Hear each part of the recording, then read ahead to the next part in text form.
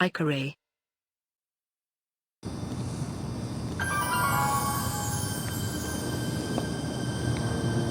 All right, I'm ready. Good evening. I'm Dr. Emmett Brown. I'm standing on the parking lot at Twin Pines Mall. It's Saturday morning, October 26, 1985, 1:18 a.m. And this is temporal experiment number 1. Come on, Einie. Hey, boy, get in there. That a boy. In you go. Get down. Get your seatbelt on. That's it. Whoa. Okay. Please note that Einstein's clock is in precise synchronization with my control watch. Got it? Right, check, Doc. Good. Have a good trip, Einstein. Watch your head.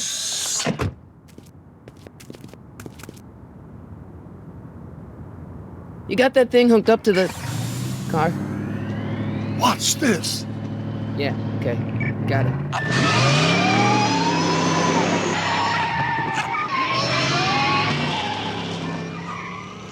Not me. The car. The car.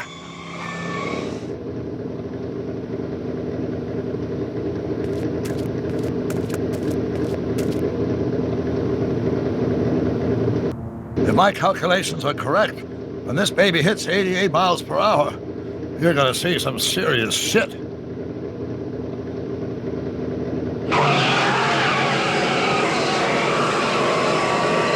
Watch this, watch this.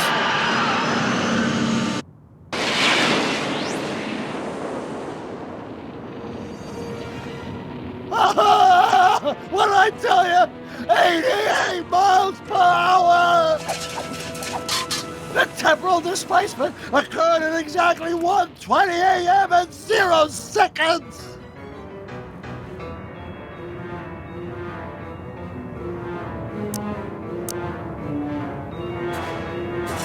Jesus Christ!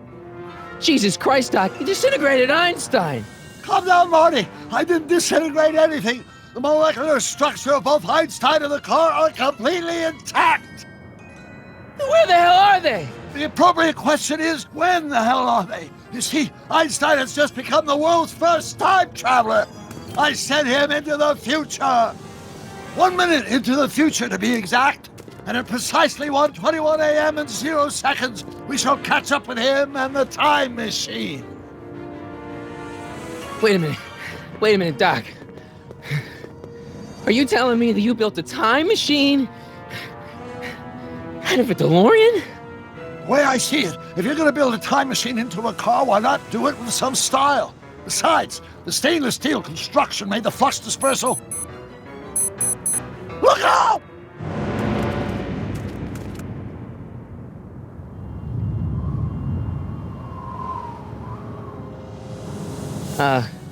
Doc? Huh, that's peculiar. Where's the car, Doc? It should have caught up with us 27 seconds ago. Doc, what happened to Einstein? No need for concern. It's probably just a minor miscalibration of the time circuits. Marty, could you get my notebook? It should be in the toolbox.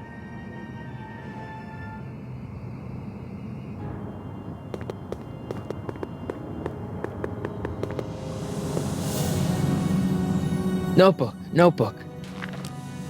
Got it. Flux capacitor? That's it! What the heck's a flux capacitor? My latest invention. The thing that makes time travel possible. In this notebook, I've detailed the nearly 3 decades of scientific breakthroughs necessary to build a working time machine. If it ever fell into the wrong hands, the consequences could be catastrophic. Let's see. It's mass equals I times Z, and E equals the square root of Z times C squared, and the flux dispersal rate is inversely proportional to the 4th root of N, carry the 9, then...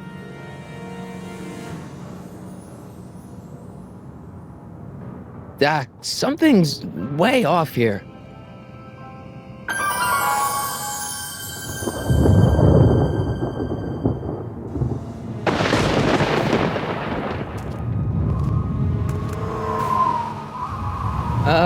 Doc?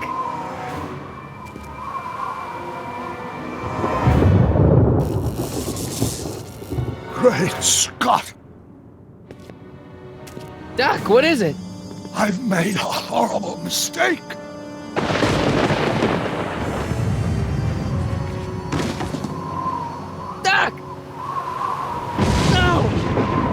I'm sorry, Marty. Doc, come back! Doc!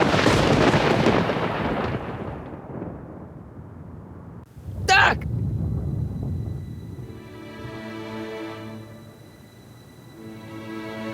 Marty, is everything okay? Yeah, Mom, it was just a nightmare. I was in the past, and Doc was there. Well, you're safe and sound now, back in good old 1986. But you'd better get up. Your father's waiting for you. Huh? Weren't you going to meet him over at Doc's? Holy crap, I'm late!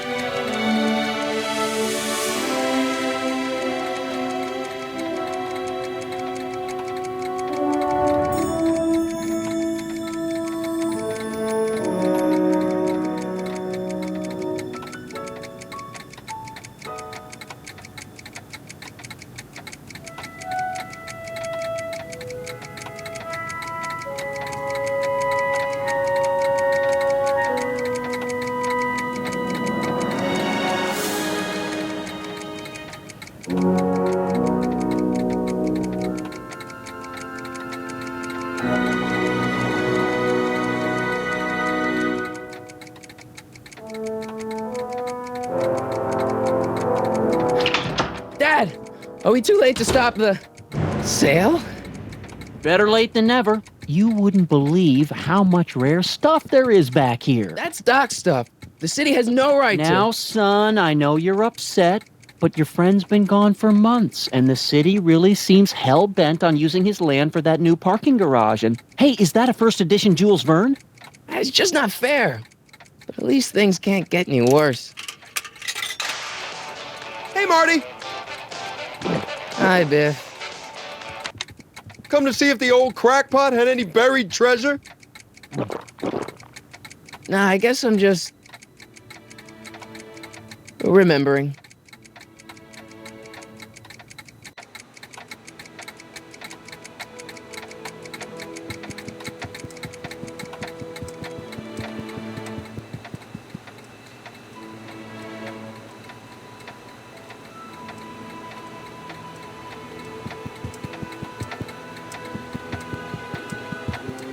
Doc built this model of downtown Hill Valley way back in 1955.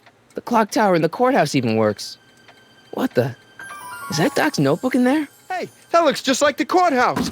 You gotta hand it to the old coot. He was good with his hands. Biff, can I see that a minute?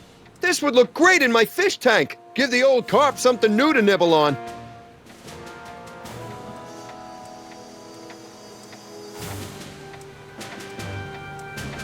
You know, you and my folks go way back.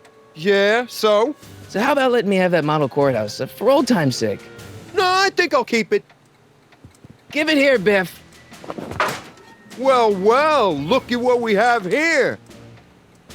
Looks like plans for something. What's a flux catheter? It's none of your business. Doc asked me Brown's worm food, kid. But this looks like it might be worth something. Ha!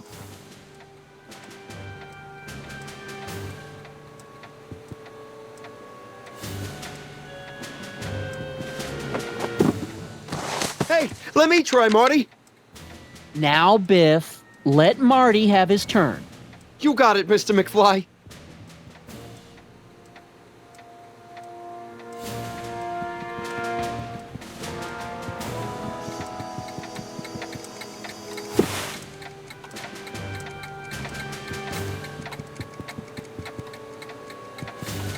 Let's make some noise.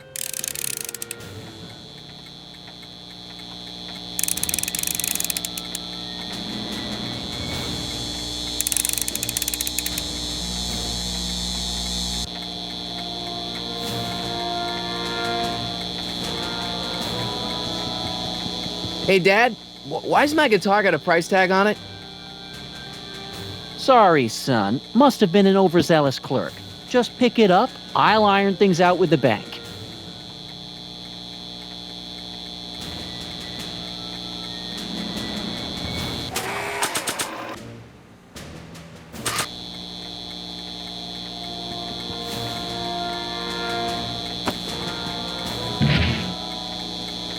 Here's an oldie, but a goodie. 1, 2, 3.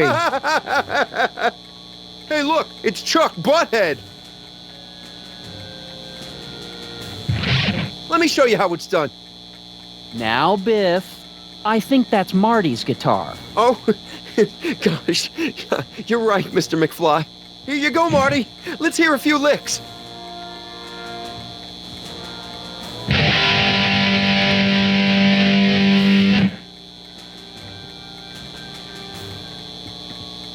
Man, you kids have ruined rock and roll.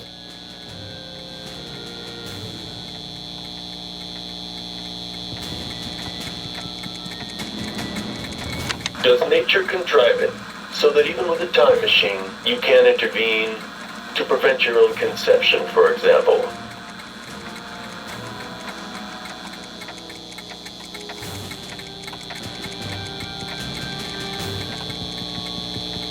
Hey, Dad. About Biff. Dad, I know you're trying to help. He talks a big game, son, but he's not so tough. I've been dealing with him a long time. Believe me, I can handle him. So can I. I guess you can. Okay, son, I'll stay out of your way, but you know where to find me.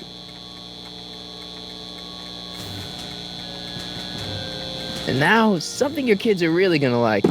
Thanks for warming them up for me, butthead.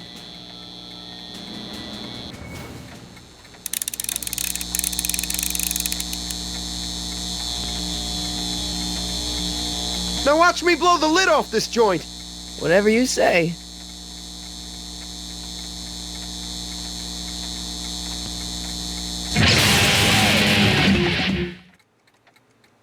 Rock on, Biff. Oh, shit.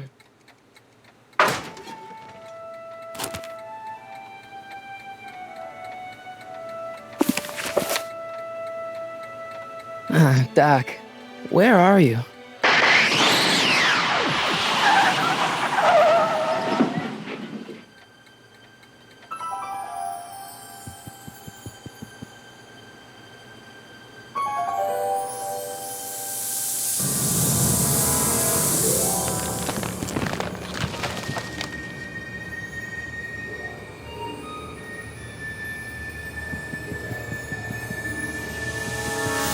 Doc?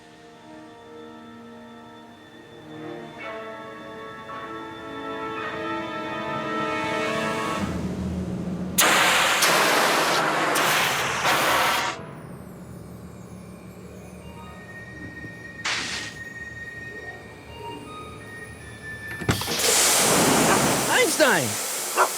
Where do you come from, boy? Didn't you bring Doc with you?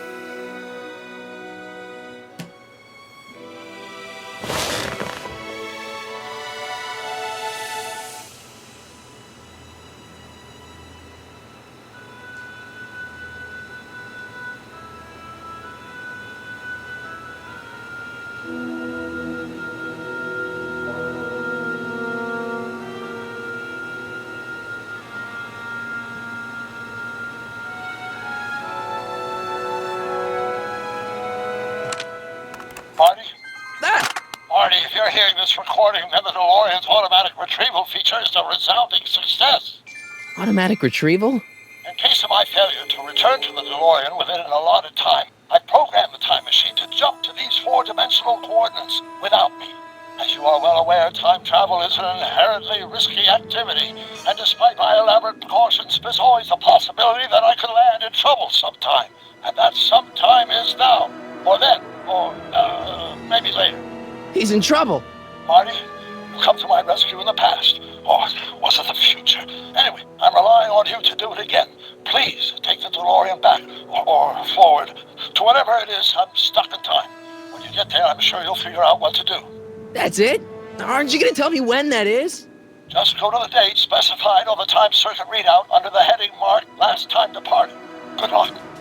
Right. Last time departed. Oh, jeez. Come on. Crap! Oh, great. How am I supposed to find him now? Okay, Doc, I know I haven't seen you in a few months, but I'm pretty sure this isn't your shoe.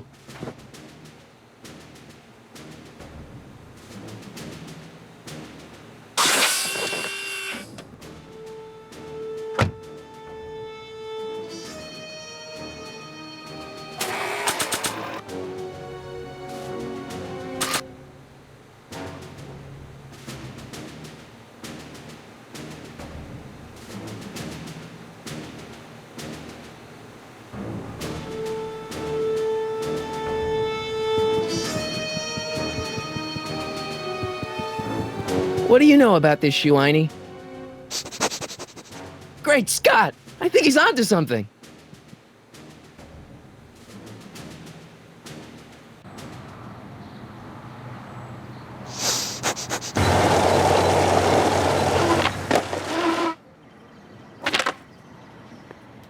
Okay, now we're getting somewhere. How's this supposed to lead me to Doc, Einie?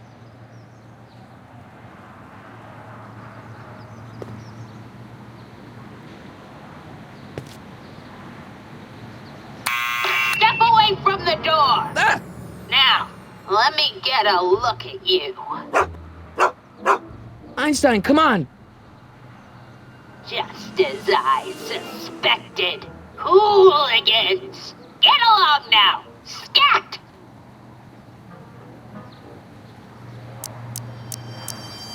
Can you let me in? I've got something to show you. What is it? Let me see.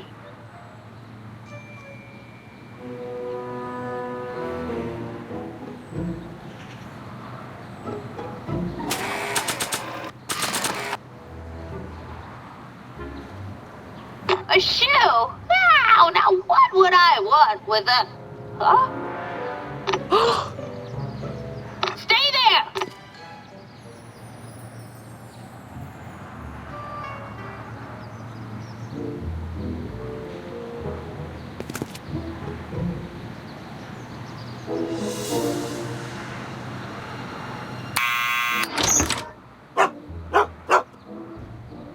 Leave that creature outside!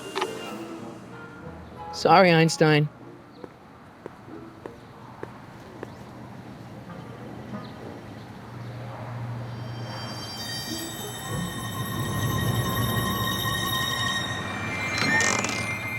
Well, took you long enough. There's a lot of stairs. To return the shoe, I mean. I lost it ages ago. You can put it down next to the other one. Much better. So neat and orderly. I suppose you'll be wanting some sort of reward now. No, All I've got is tea and candy. But... I'm sorry I called you a hooligan. I try not to jump to conclusions, but after all, 9 out of 10 people in this city are hooligans. It's a fact. Look it up.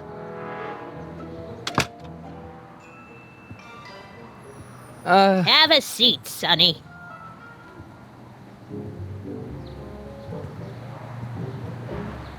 Hey! You kids!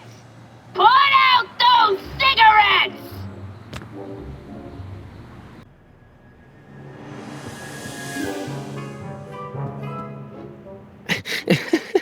Is that Vice Principal Strickland? Mother never could keep little Gerald out of her clothes.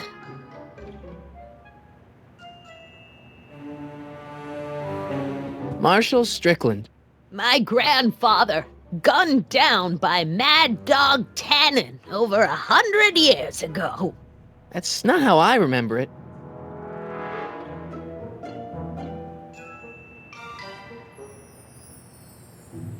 Jeez, they all look like they've got sticks up there. What's that? Nothing.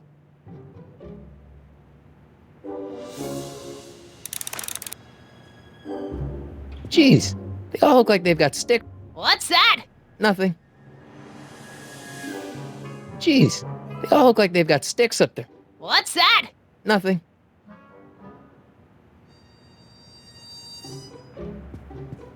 What are these? My editorial trophies. Cat Lovers Quarterly. It's legitimate journalism.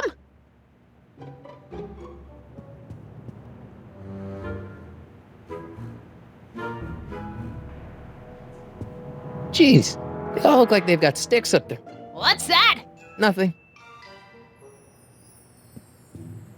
Man, she keeps it hot in here. That's the kettle. I'll be right back with some tea. Then don't touch anything.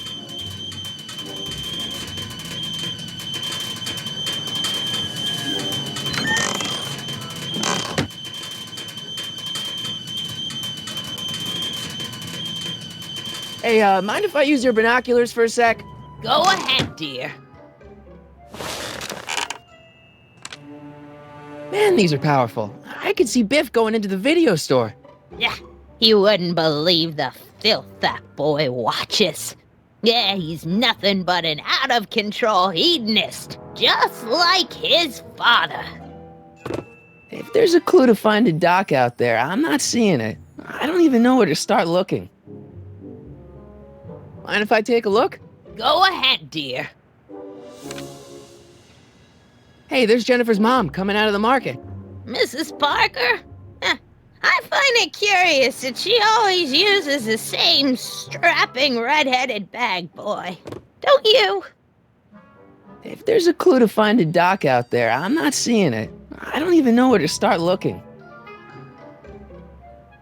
Miss Strickland? Jack! Diane! I know what you're doing behind that tree! Yes? Do you remember when you lost your shoe? Shoe? That shoe over there. Oh, that shoe! Huh. Aye, what a nosy Nelly! No one likes a busybody, you know. But Oh, fine, let me think about it. Yes, I remember. I lost it in a scuffle with a dog. Oh, when was it? Oh, yes, the day that speakeasy burned down. a speakeasy in Hill Valley? Don't act so surprised, young man. Your generation doesn't hold a copyright on moral depravity, you know. Sin has been on the prowl in Hill Valley since the day it was founded. Wow, a speakeasy. That must have been wild. Is it true they used to drink gin out of slippers like my grandma said? Don't romanticize the past, young man. Prohibition was a time when gangsters ruled the town while honest citizens quaked in their beds. So where was it? That speakeasy that burned down, I mean. That was ages ago. If you're looking for bootleg hooch. No, I'm just curious, that's all. I'm a student of history. Student of history, my Aunt Fanny. Yeah, your generation of hooligans and slackers could give two ripe figs about history. Miss Strickland? Oh, video store! Huh? The speakeasy used to be hidden in plain sight down there in the town square. Right where that disgusting videotape rental store squats today. So the video store building must have gone up after the speakeasy burned down. The following year, as I recall. Don't let me keep you from your business. You there! Don't even think about tossing that Kleenex on the ground!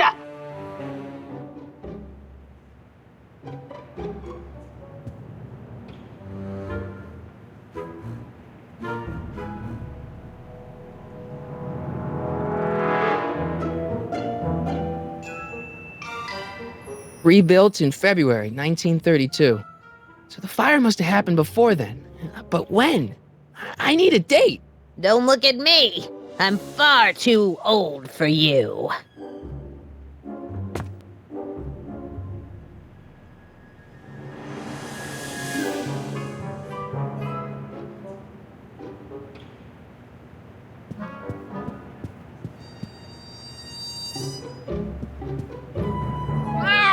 Oh, I wouldn't do that if I were you. Ms. Pretty Whiskers is very particular about who handles her food.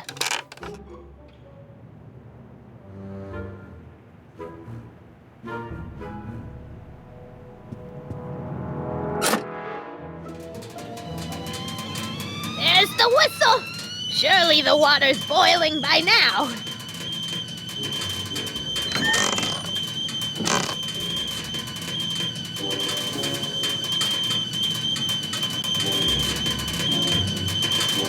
Jeez. What's that, dear? Nothing.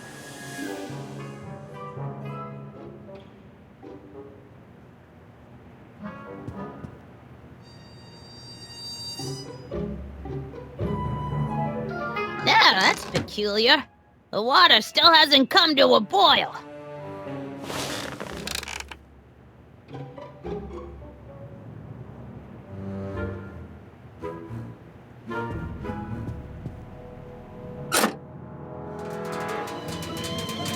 There's the whistle! Surely the water...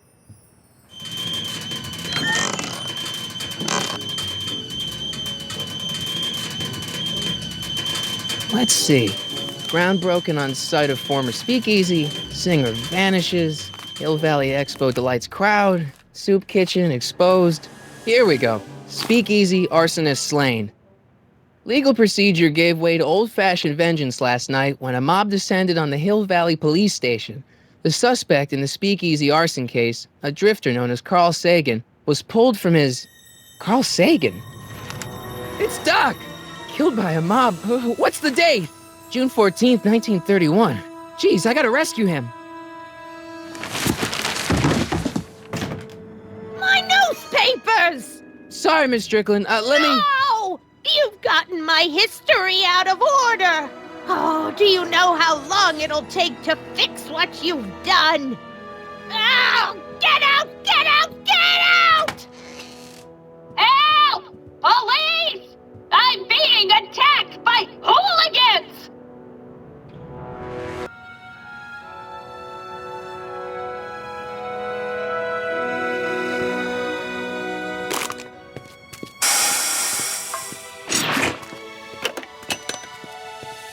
Marty! Where you been, son? And what are you doing in that getup?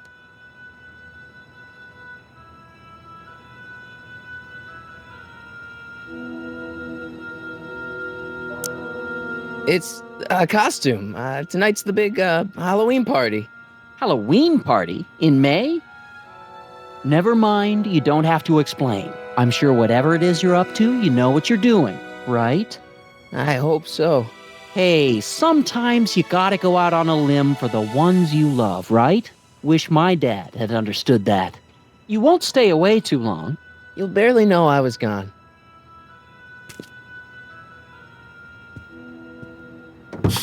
You ready to go, Einstein?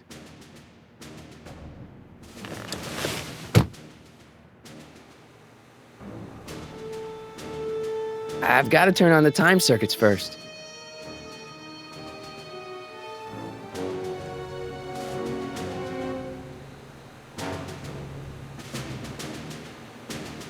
I've got to turn on the time circuits. I can't leave the DeLorean now, Doc. I can't leave. Time circuits on. Flux capacitor, Fluxy. Okay, if Doc's gonna get killed on June 14th, 1931, I'll just show up the day before and get him out. I hope you know what you're doing, Doc.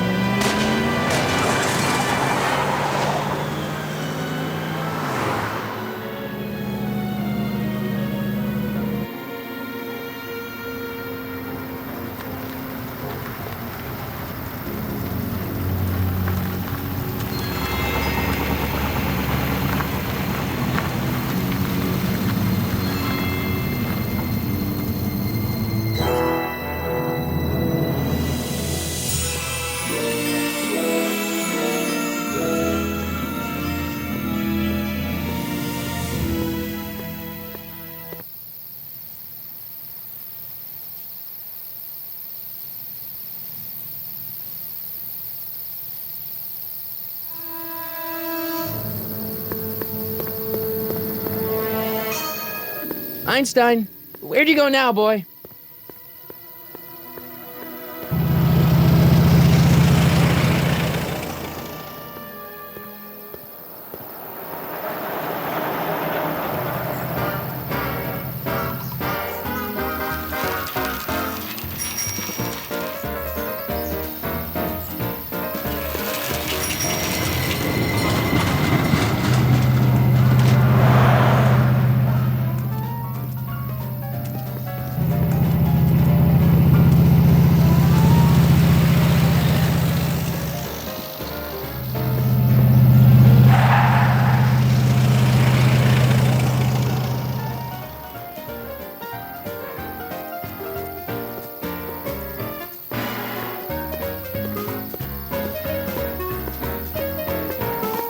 Young man! Excuse me, young man!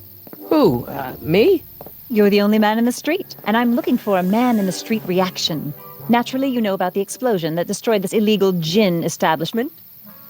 I read about it, yeah. What's your opinion of Carl Sagan, the stranger who single-handedly did what the law has been unable to do for 10 long years, namely, rid Hill Valley of the scourge of liquor?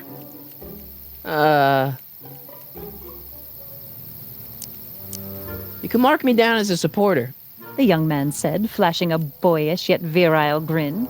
Hill Valley needs more upstanding youths like yourself. Do you have a message for the vicious gangsters who still roam these streets, no doubt plotting to corrupt our citizens with another den of booze, sin, and debauchery?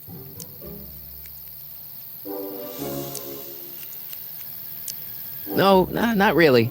That's the spirit. Destroy them with indifference. If we refuse to patronize their establishments and glorify their wicked exploits, they'll soon be exposed for the pathetic wretches they are. May I get your name?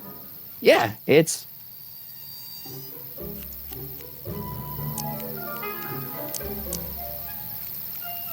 Sonny Crockett. Thank you for sharing your candid opinions, Mr. Crockett. Edna Strickland, Hill Valley Herald. I know. I met you back. I'm familiar with your work. You read my column? How sweet! I know it's just an etiquette column, but I believe it'll lead to bigger and better... Oh! Einstein, no. Down, boy. Is this wretched creature yours? He assaulted me once before. What's got into you? Aggressive dogs must be kept on leash at all times. It's the law. Look it up. Doc. I gotta find Doc.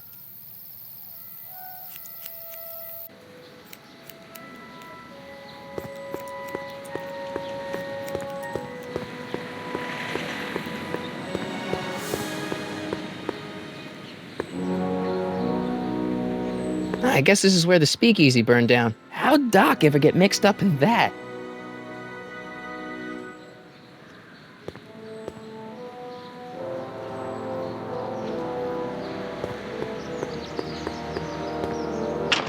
Hello? No solicitors!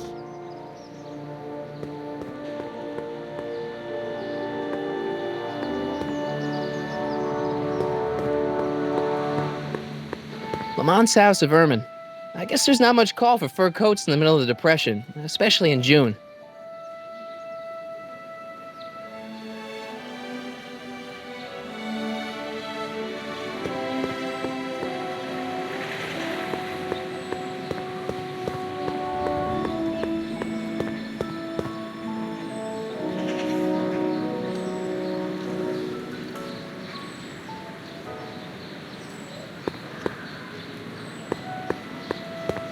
Gale, Zemeckis, and Fine.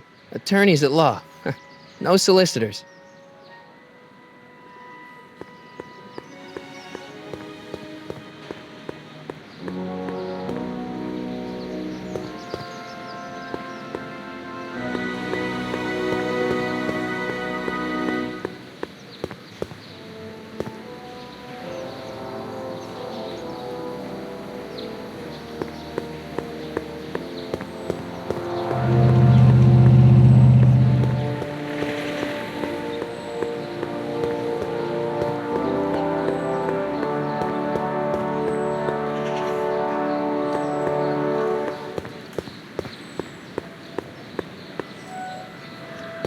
Doc! Marty! Doc! What are you doing here? You sent for me, Doc. I did? When? May 14th, 1986. 1980? The automatic retrieval system. Of course. I'd almost forgotten about that. So what's our plan for getting you out of here? Plan? We don't need a plan. We don't. Not in the slightest. The police picked me up for that speakeasy fire a couple of weeks ago, but the DA hasn't got a case. They're releasing me tomorrow morning. So basically, I traveled 50 years into the past to deliver your car?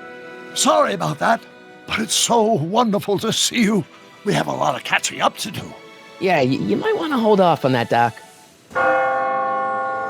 Great Scott! I'm going to be gunned down by gangsters on the steps of the courthouse. Why would they do that? Guess they didn't approve of my burning down their speakeasy. Very funny, Doc. Maybe now we should come up with a plan? A plan? Right. But what? Why don't I take the DeLorean, go back in time before you were arrested, and stop you from getting caught in the first place? Don't even think about it. Without my unjust incarceration, the events that sent you into the past might never happen, resulting in a paradox of continuum-shattering proportions. Jeez, we've been back together for 5 minutes, Doc, and you're already talking about the end of the universe. I've missed that. Don't be ridiculous, Marty. I was only referring to the end of the universe as we know it.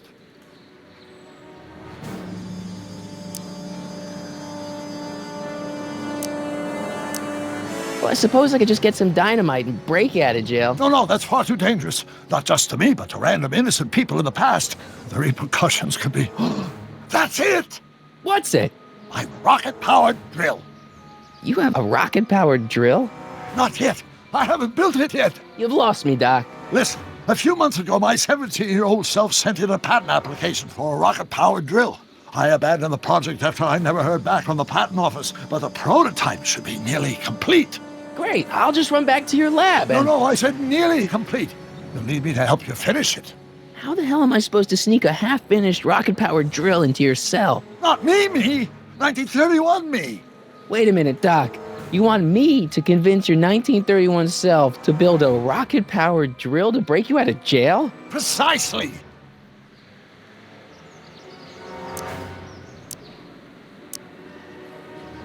Okay, let's say I go along with this crazy idea. Where can I find you? I mean, the other you. How should I know? It was over 50 years ago. Why don't you go over to the soup kitchen next door and give my house a call? They'll know where to find me. Soup kitchen. Got it. Just stay away from the soup. It'll cause irreparable damage to your digestive system.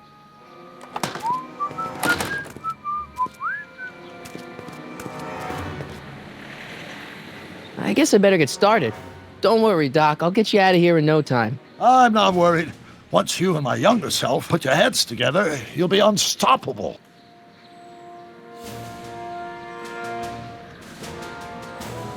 Psst, Doc! Marty, have you found my younger self yet? Where have you been all this time? I missed you. I've missed you too, Marty.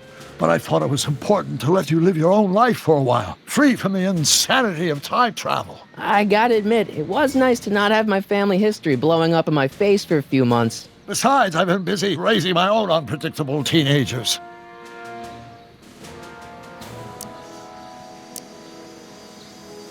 So how are Clara and the kids? They're fine.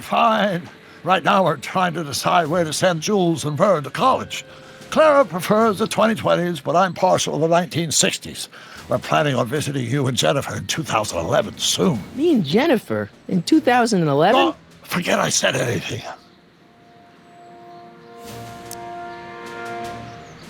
Where'd the DeLorean come from? The last time I saw it had been smashed to pieces by a train. It's a fantastic story. Do you remember when the DeLorean got struck by lightning in 1955? Yeah? Unbeknownst to either of us, the lightning produced a temporal duplicate of the time machine, one that was tossed 70 years into the future. What?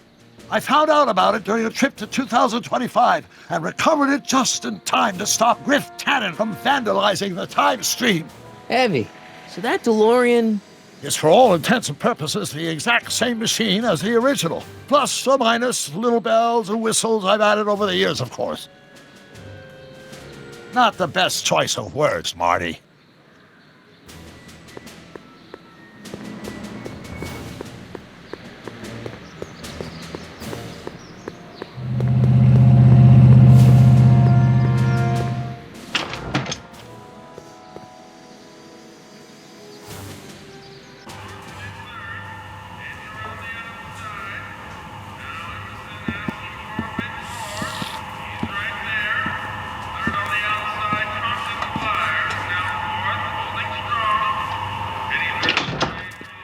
McFly! Biff? Kid! Grandpa? That's Mr. Tannen to you, Artie. What are you doing out here? Well, I was getting kind of hungry, so I figured I'd come down here for some free soup. Just thought I'd come down for some soup.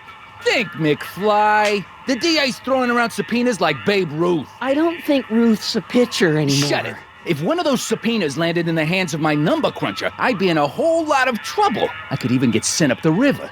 You wouldn't want that, would you? Would you? No, of course not, kid. All right, that's better. What are you looking at, punk? Keep your eyes on the soup, kid.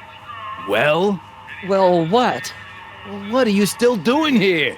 Sorry, kid. I'll just run back to the safe house. You do that. And McFly, Yes? that hat's too flashy. You better let me hold on to it. Now scram! You got it, boss. And don't come out until I give you the all clear. I swear, if even one of you mooks could add 2 + 2 without your fingers, I'd dump that wimp into the lake. Hey! Anyway, I'm off to make myself irresistible. Don't let anyone burn down the shop while I'm gone.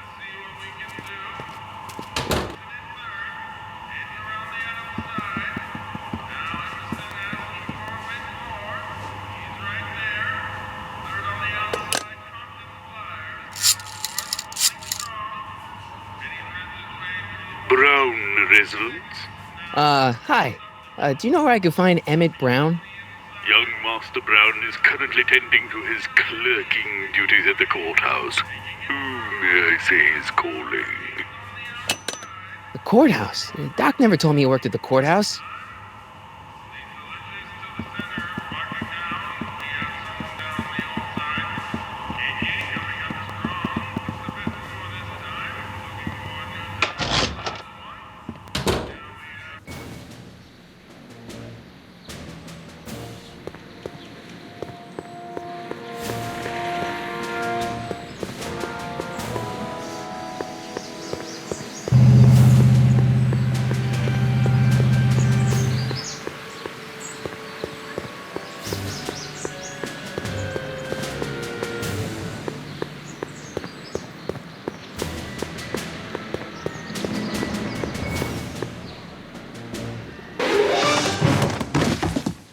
Touch those. These are very sensitive legal documents. Nobody is supposed to handle them but sworn officers of the court. Judge Brown says so. Judge Brown? Doc. Nice to meet you. I'm, Sonny Crockett. Emmett Brown. But I am a law clerk, not a doctor. Now please get out of my way. I have important business to transact. Naturally, h2 of a multiplied by the inversion of h has to come out less than expectation value of a, right? No, what am I missing here? Or do we take h to stand for the emitting a line operator? But in that case, h to the a multiplied by the inverse of a might well be equal to... Listen, Emmett, you don't know me, but I'm your friend. I'm not big on friends. They get in the way of work.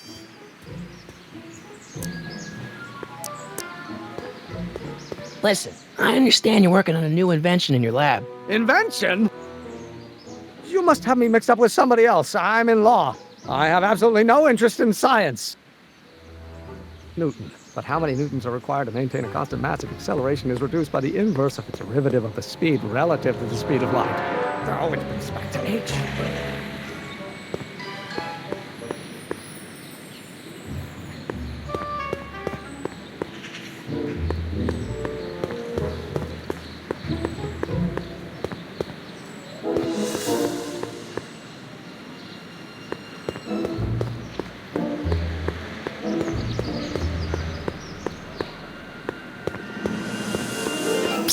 Doc!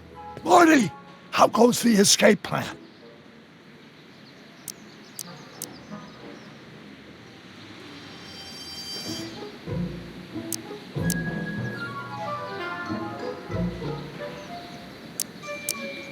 Well, I met your younger self. Great. And I gotta say, you're kind of uptight. What?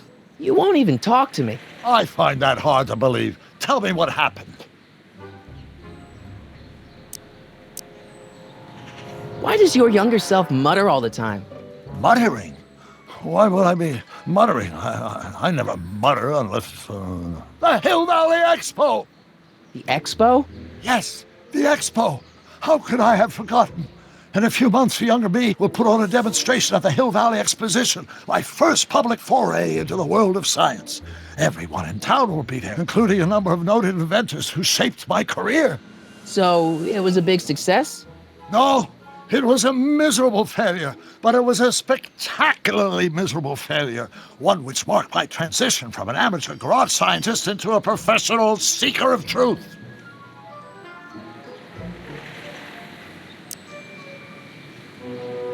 What does this expo have to do with you muttering all the time? When I was younger, I used to relieve stress by working on complex mathematical conundrums. No doubt my younger self is working on some impossible problem in an attempt to work off cerebral steam in the weeks before the exposition.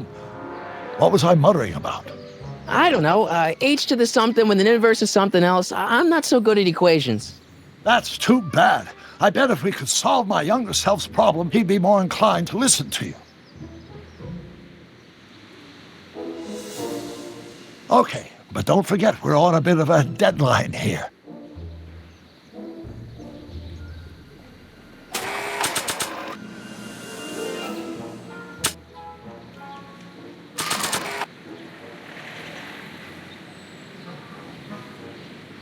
Nah.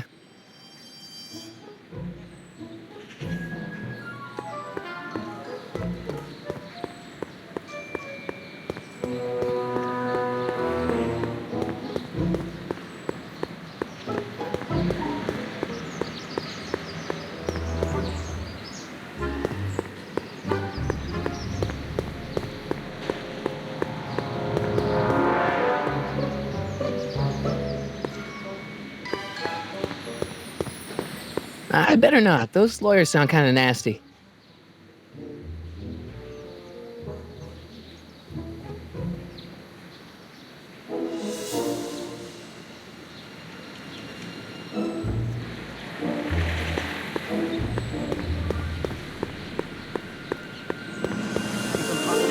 Oh, let's start over. Force equals mass times acceleration. Oh, think, Emmett, think. H to the A multiplied by the inverse of A. H to the A multiplied by the inverse of A.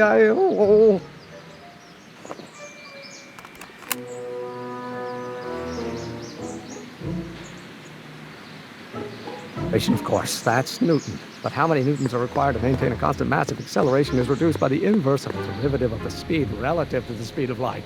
Oh,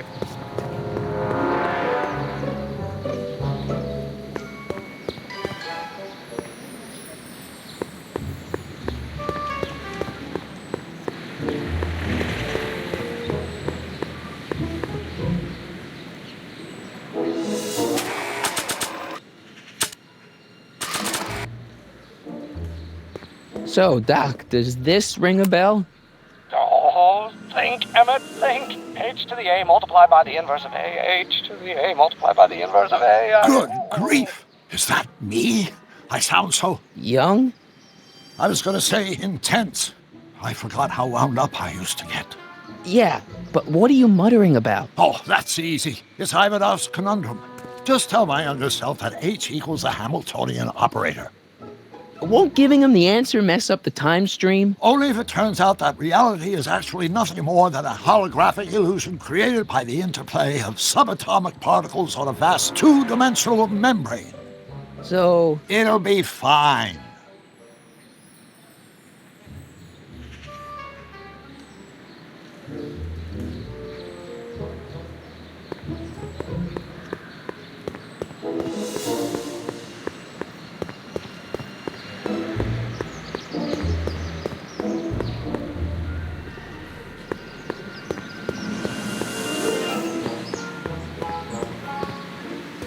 Expectation value, but only if the coefficient of friction remains constant and the gravitational constant is variable. Come on, wait up a minute.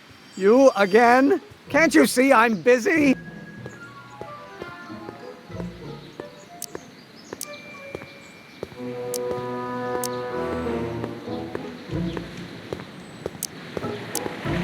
Maybe H equals the Hamiltonian operator. What did you just say? I said maybe H equals the... Hamiltonian operator. Yeah. Great Scott! If H is the Hamiltonian, then H to the A multiplied by the inverse of H can only be the same as the expectation value for A. That's it! That's the solution to Ivanov's conundrum, the problem I've been wrestling with in my head all week! I'm sure you would have figured it out by yourself in a day or two. The way you figured out how to build that rocket-powered drill. Where did you learn so much about science?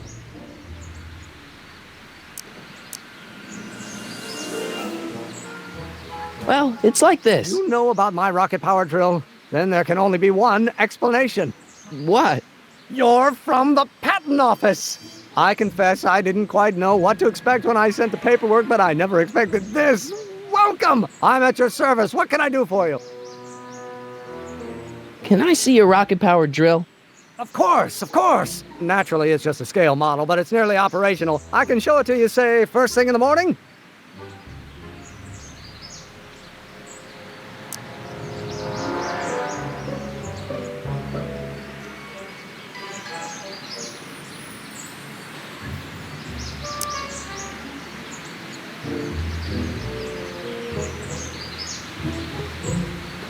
Nah, that's no good. I need to see a full-size model. That's fully operational. Tonight. Otherwise, we'll have to award the patent to a competing inventor, Dr. McCoy. It can't be done! I mean, it might be possible to construct a full-size working model in that time frame, but I haven't got the main ingredient for the fuel. I'll get it for you. What is it? 190 proof grain alcohol. And you know how difficult it is to get a hold of alcohol these days. Especially now that someone's blown up the speakeasy. And besides, there's no way I can get off work until I've delivered the subpoena. It's part of the investigation into the business affairs of Kid Tannen. Is it vitally important you see that rocket-powered drill today? Yes. Is it vitally important you deliver that subpoena today? Yes! Listen, I'll help you deliver it, and I'll see to it you get the alcohol you need. It'll help you get that drill finished by tonight. Deal? Deal. Here's the subpoena. I've got to subpoena my grandpa? It's Kid Tannen. Hey, I just saw him at the soup kitchen yelling at Arthur McFly. I'm not surprised. Arthur does the books for his business. What kind of business? That's what the DA is trying to find out. Let's go talk to him. No! Why not? Kid Tannen can tell us where Arthur's hiding. Yeah, well, he can also have us fitted for a Chicago overcoat.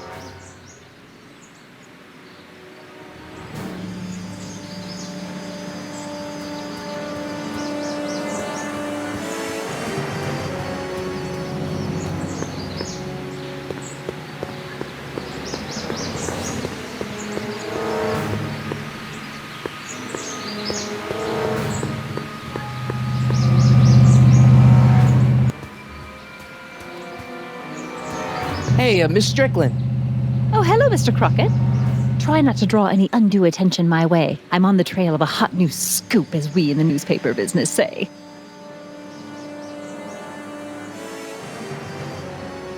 What's the scoop? I've heard rumors that something shady is going on at the Sisters of Mercy soup kitchen. It's under new management, you know. And, we mustn't jump to any conclusions, not till the facts are in. I hope to heaven it is just a rumor. That soup kitchen is the front line in the good fight. If it goes bad, what will happen to the Stay Sober Society? Not to mention all the charitable institutions that depend on me for soup deliveries. You make hot soup deliveries? It's one of my many small contributions to the good cause. Healthy bodies, healthy souls, or so one hopes. I pick up barrels of hot soup at the kitchen, and I deliver them hither and thither. Hill Valley Orphanage, the St. Francis Xavier Ranch for Unwanted Children, Foggy Mountain Home for the Incurably Insane, Shady Acres Rest Home. Oh, I can barely keep track of them all. It's a very big job.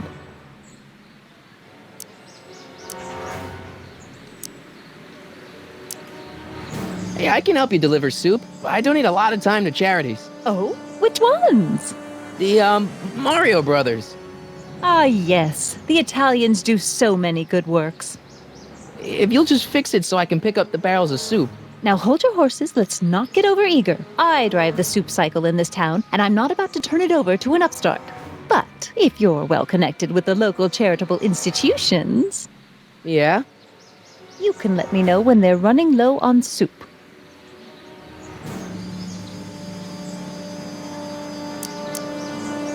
What's the Stay Sober Society?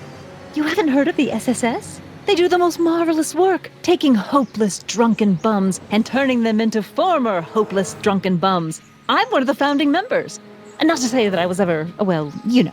Anyway, we've always met in the cellar of the Sisters of Mercy soup kitchen, but for some reason the new managers don't want us down there, so we're stuck. We've got nowhere to meet.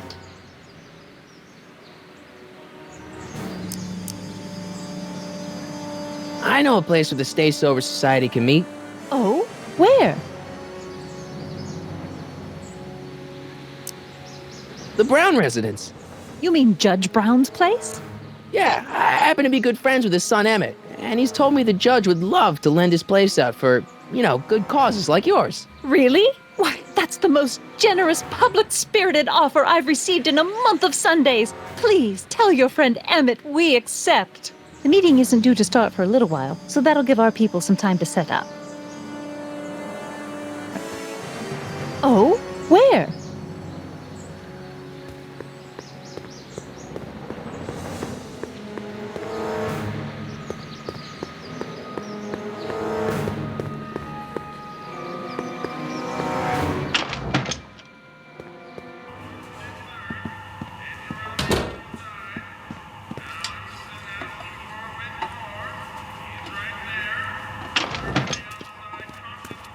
Hey, cue ball.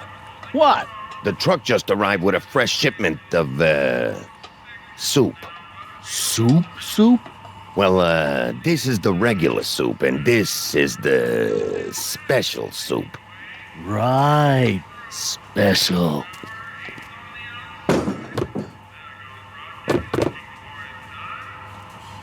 Hey, what are you doing? I'm spicing up the soup. It's my secret recipe. Listen, this ain't the Savoy, and we ain't here to feed these bozos no fancy soup. The boss has got a business to rebuild, so knock off the goofing and mind your post. All right. Just try the soup.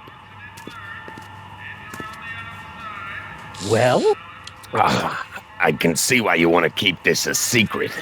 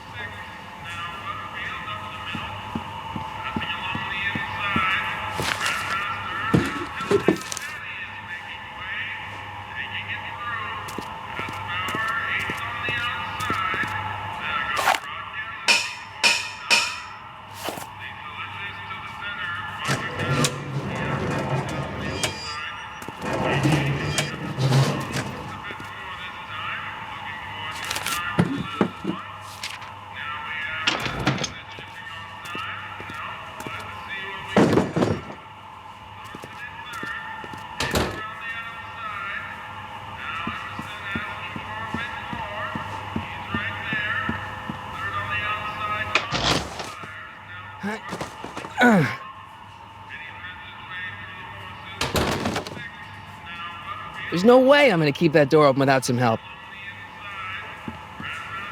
Huddle up, Emmett. Huddle? Just listen up for a second.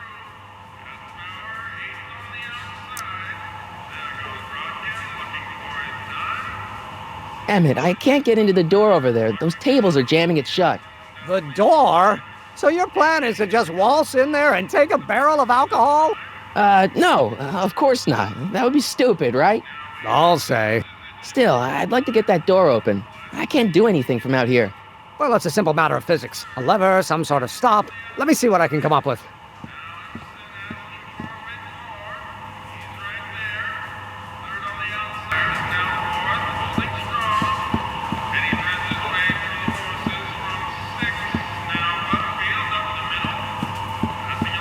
Eureka!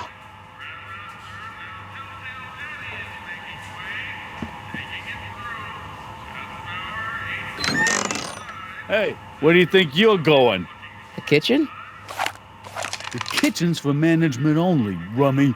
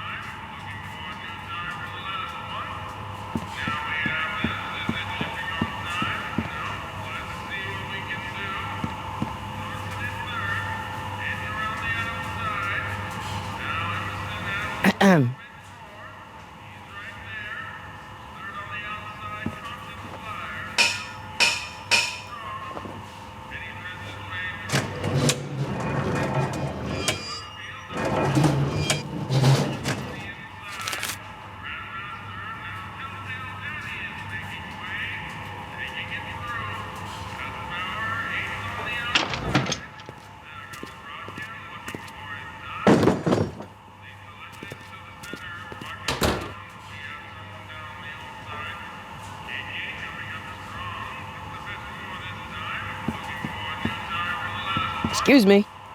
You talking to me? Could I have a bowl of soup? You're a soup kitchen. What do you think?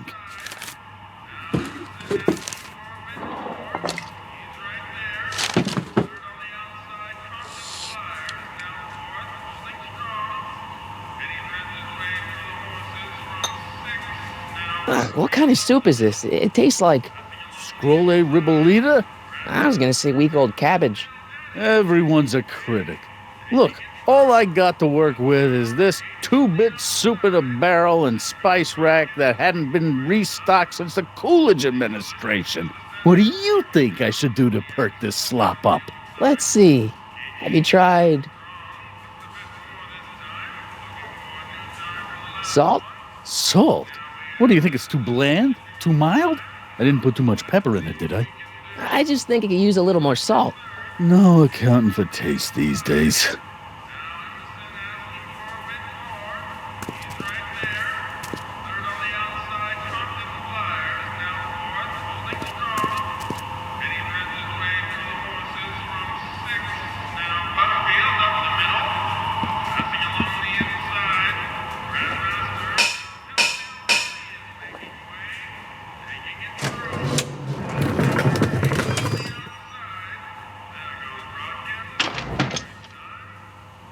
Ah, Miss Strickland. Come for some more soup? Come now, Mr. Donnelly. You know I wouldn't set one foot in this mockery of all that is good and decent if the poor of Hill Valley weren't so dependent on Mr. Tannen's overblown show of generosity. Was that a yes? Just give me the soup before I gag on the hypocrisy.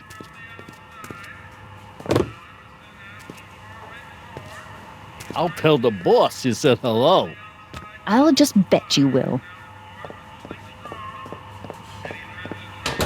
Edna picked up the barrel of hooch. Now all I have to do is to get it from her somehow.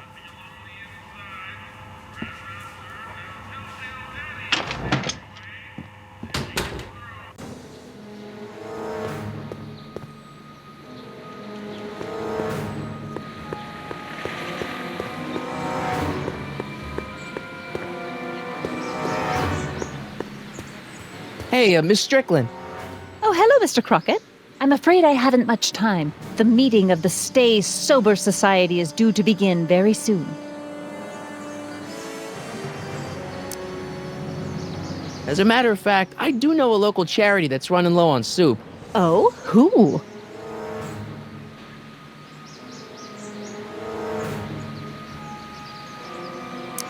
The Stay Sober Society. That's right. They'll soon be gathering at the Brown estate, and we haven't provided refreshments. I can't get over the generosity of your friend Emmett volunteering his father's house for our meeting. Huh? Wait there!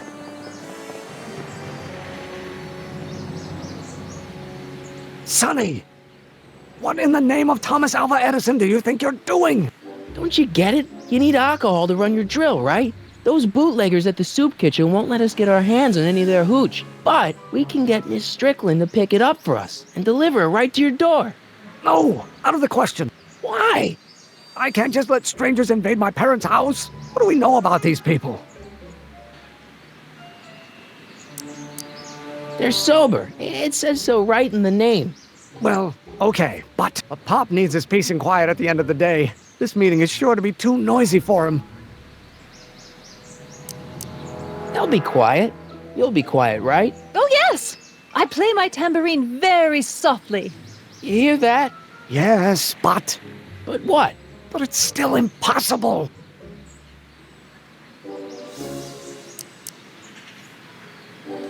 Okay, forget the whole thing. We don't have to test your rocket-powered drill tonight. We don't? No. I'll take the train back to Washington and I'll tell the folks at the office to give the patent to Dr. McCoy. Wait!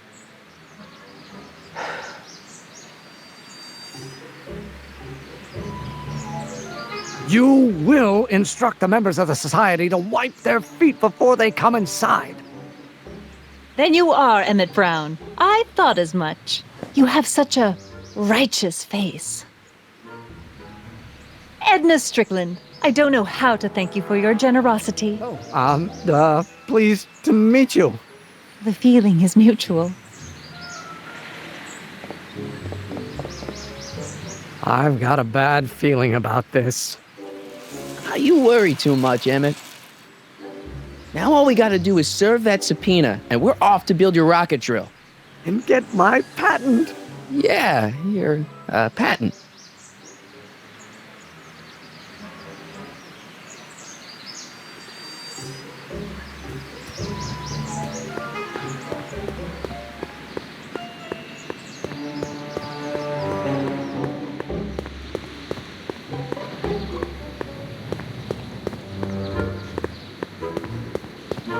Sorry, boss. Get out of here. How about you? Huh? I'm sitting at a shoe shine booth. You walk up. Either you're here to shine my shoes, or you got a death wish. Which is it?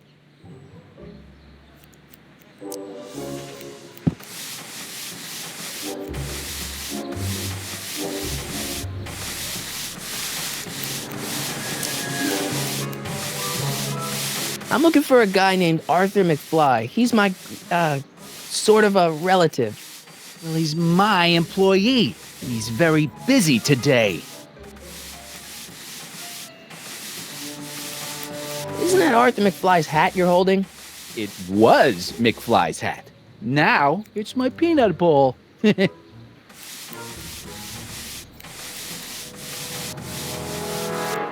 I have some peanuts? Why not? I'm a magnanimous kind of guy. Go ahead, knock yourself out. Hey, kid! Yeah? What the hell is that? Hey!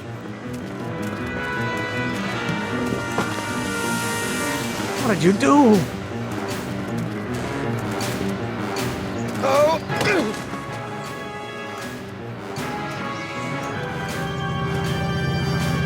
Give me that hat, you lousy crook! Emmett!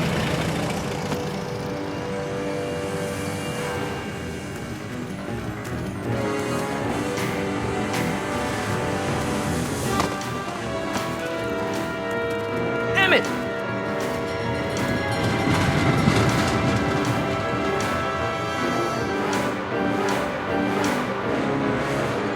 Nobody makes a monkey out of Kid Tannen!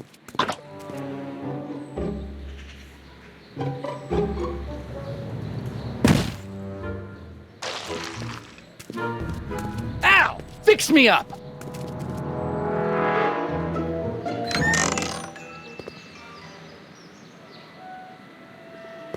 Where'd you learn how to move like that?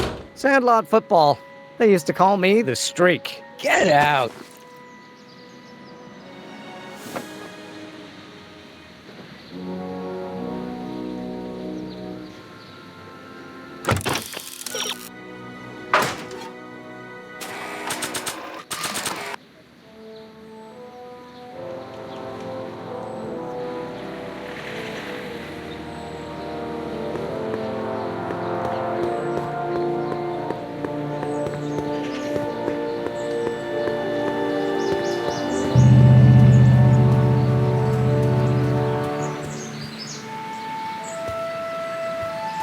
Hey, how you doing, Einie? Einie? It's short for Einstein. Einstein, of course, because he was a patent officer just like you.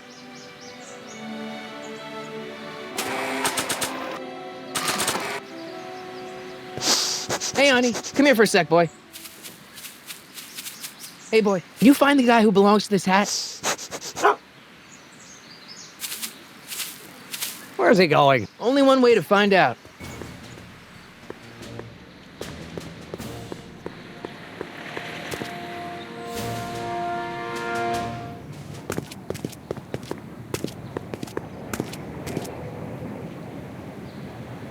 Huh, deja vu.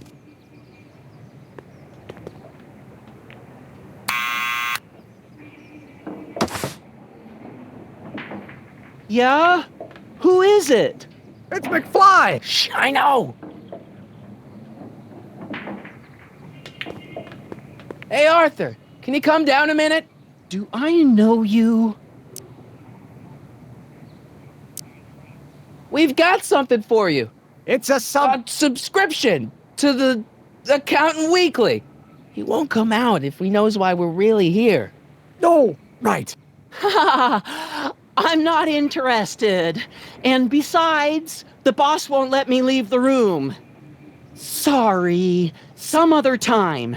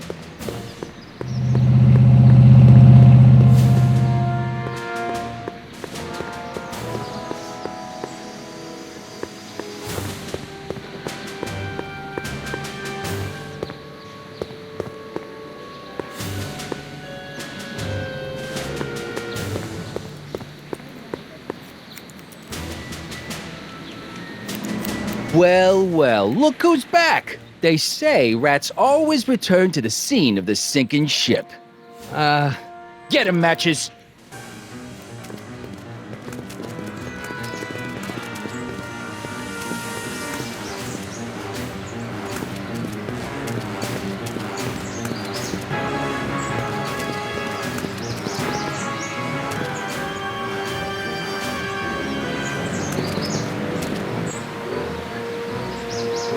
Come down from there, you son of a bitch!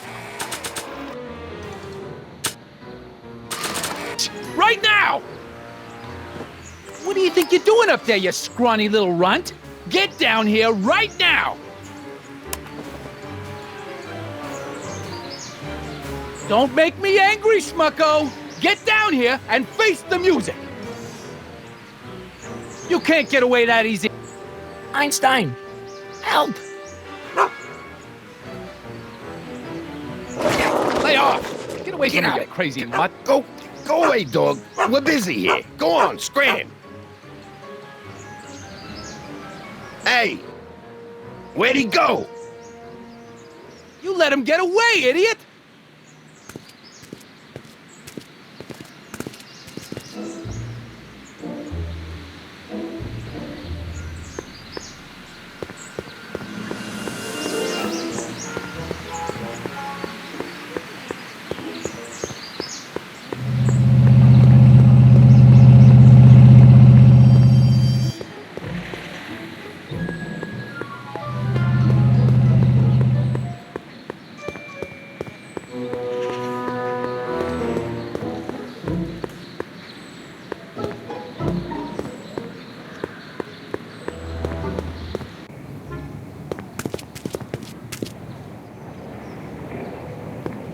Thanks for bringing us here, boy. We'll take it from here.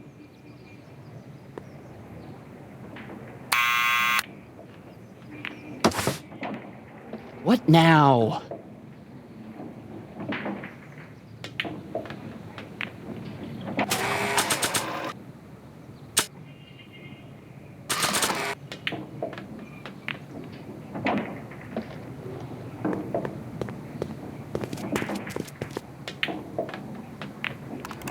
What do you think you're doing up there, you scrawny little runt?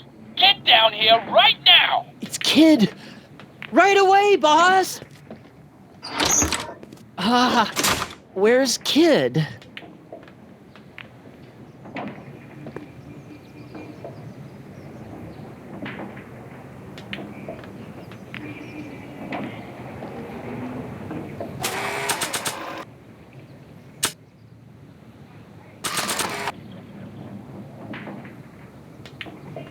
I was sure that was Kid's voice.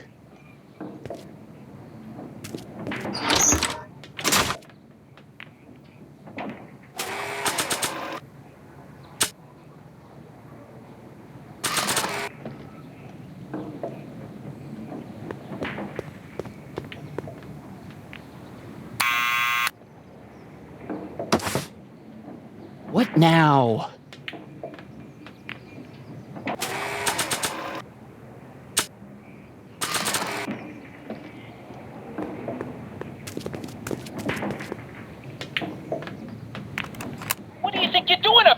scrawny little runt.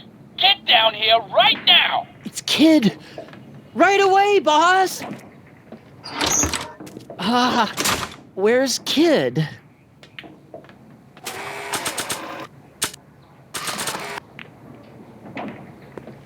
Arthur McFly, Yeah? got something for you. Thanks. A subpoena! Ordering you to appear in court and provide evidence in the investigation into... Kid Tannen? Take it back! You can't get rid of it, Mr. McFly. Once you've been served, it's your duty to report to the court at the earliest possible time. Failure to do so could lead to a warrant for your arrest. Arrest! But Kid'll kill me. Stupid Artie. Holy cats, what am I gonna do? I suggest you avail yourself to the protection of the court. Oh gosh.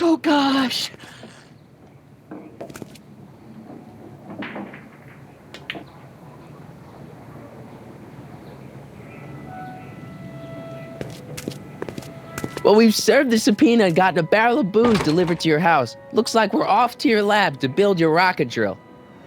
You do have a lab, right? What kind of future patent holder would I be without a lab? Come on.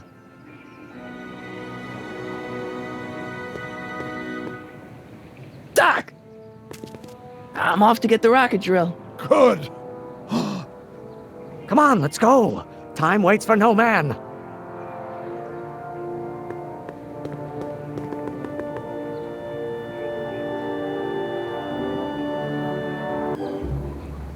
Are you sure this is gonna work, Emmett?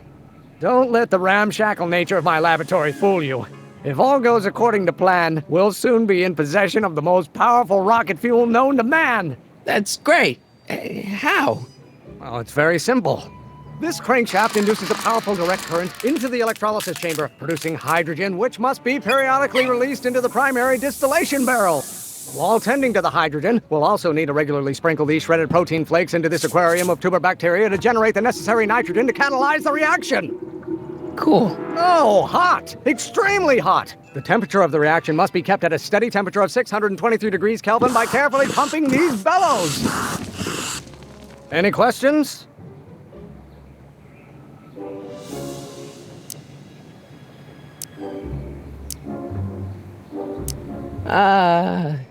Emmett?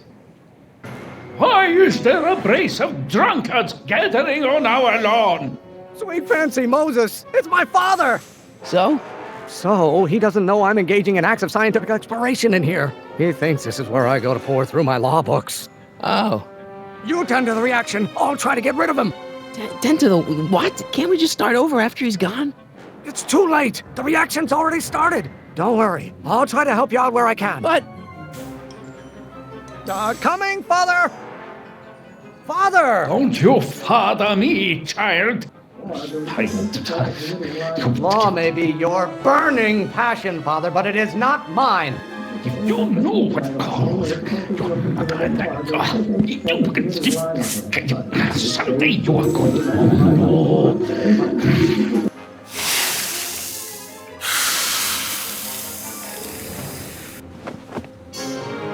Listen to the words I'm emphasizing. Don't you turn your back on me. Why won't you release me from your unattainable expectations? If you know what calls, someday you are going to know.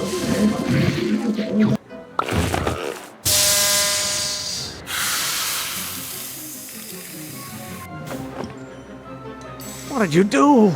Emmett, who are you talking to in there? No one, Father.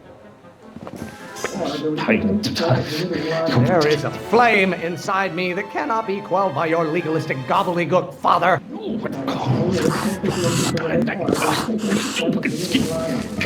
Someday you are going to know. I don't know what's eating you, Father, but I wish you would go on a diet. People don't look.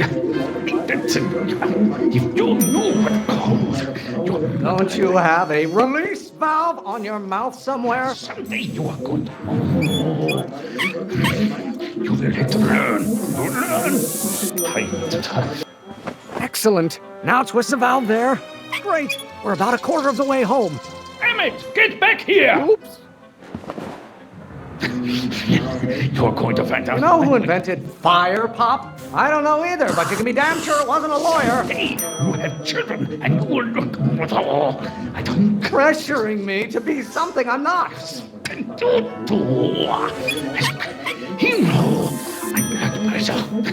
The hotter you get, the more I know I'm right. Hope someday you have no idea what kind of pressure I'm under. What do you call a room full of lawyers trapped in a burning building? A good start. You're going to find out that when you get older. Halfway there. Emmett! Keep up the good work. Law may be your burning passion, Father, but it is not mine. Why do you keep bellowing like that? Someday... By Galileo's rotations, do you ever listen to yourself? Are you trying to spin this argument around to my failings? Can't you see this is eating me up inside? Pressure? You're a child. You don't know anything about pressure. Pressuring me to be something I'm not. Your mother and I are shocked at your behavior, young man. You know who invented fire, Pop? I don't know either, but you can be damn sure it wasn't a lawyer. What will it take to light a fire under your unappreciative hindquarters? You have no idea what kind of pressure I'm under. Your ancestors are spinning in the... Almost there. Emmett! Coming, Father! Don't you have a release valve on your mouth somewhere? I'm not just another one of your staffers who spins around you like a top. Why should I honor your wishes? You treat me like common bacteria. You have no idea what kind of pressure I'm under. Lawyers are nothing but a bunch of hot air. There, I said it. Stop being such a crank. Lawyers are nothing but overblown bags of gas. Do I get a turn to talk, or is this going to be another monologue? In my head. Law may be your burning passion, Father, but it is not mine. You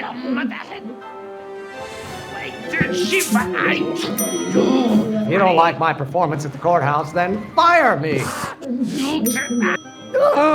I'm afraid we'll have to take this up later, Pop. My soup's about to boil over. What? This isn't over, young man. Whew. Are you okay? You and your dad sounded... It was an argument we should have had a long time ago.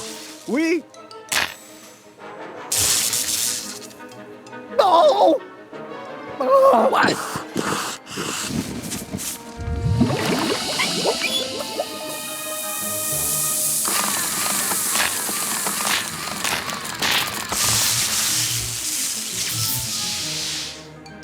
Eureka! Now all we gotta do is fuel up the old rocket power drill and you and I can take it and go. But don't you want to test it first? No time. The last train for DC leaves in just a few minutes. All right. You've got to get this baby to the U.S. Patent Office. Exactly. So tell me, Sonny, when can I expect to hear back from the Patent Office?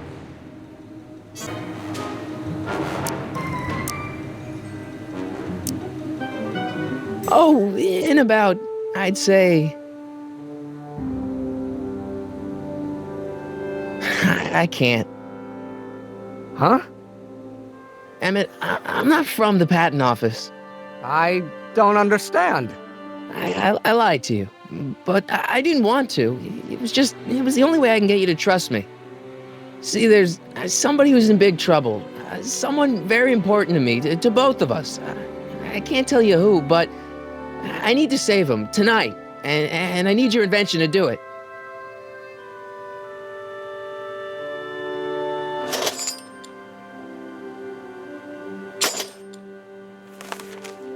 I'll get it back to you, I promise.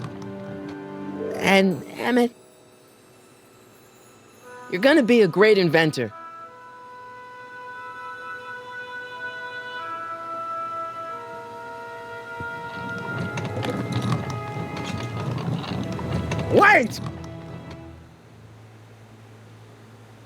Keep the throttle at about 8.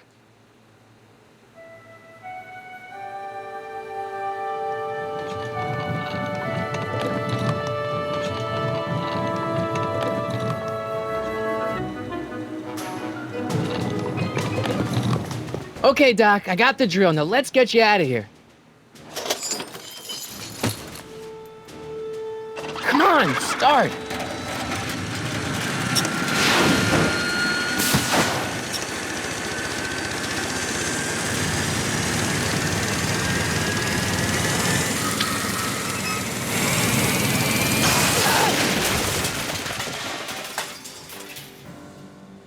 Sonny! You're too late! Too late? But Doc's not supposed to be... Doc! They're moving him to another facility for safekeeping! Oh, I better go get a quote from the police chief.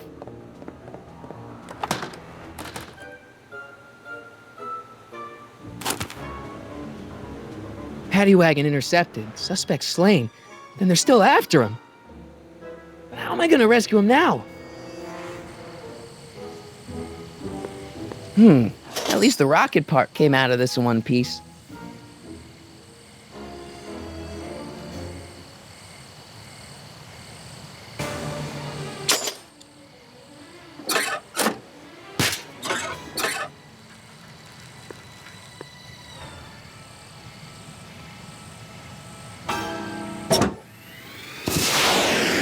All right, I'm coming, Doc.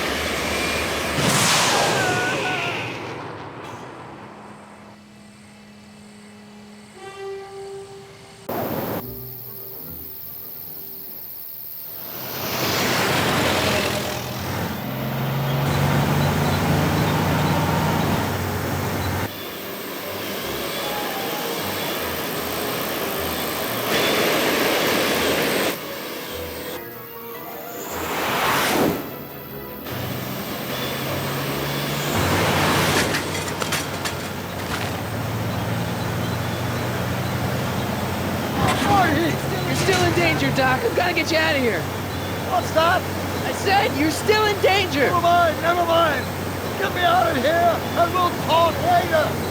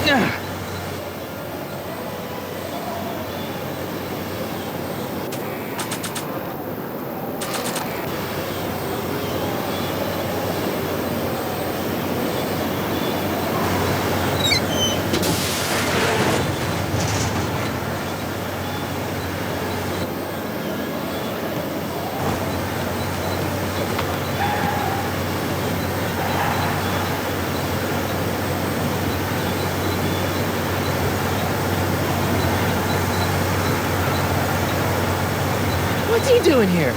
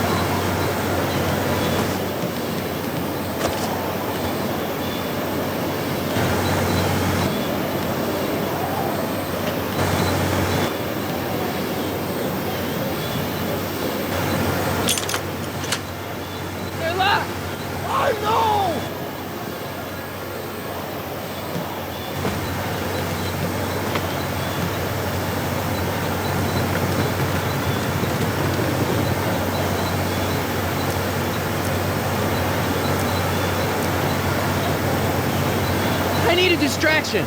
Leave it to me! Hey, driver!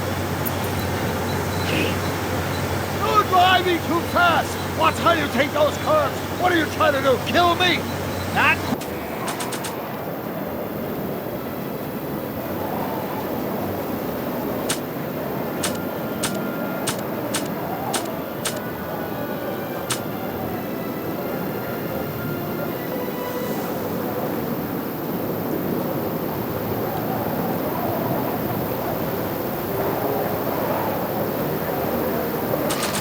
Not quick enough.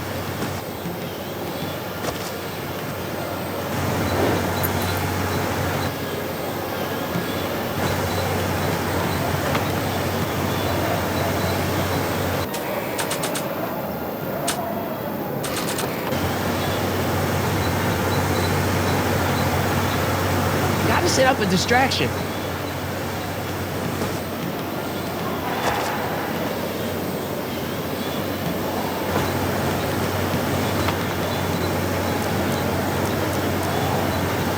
Can you distract him again?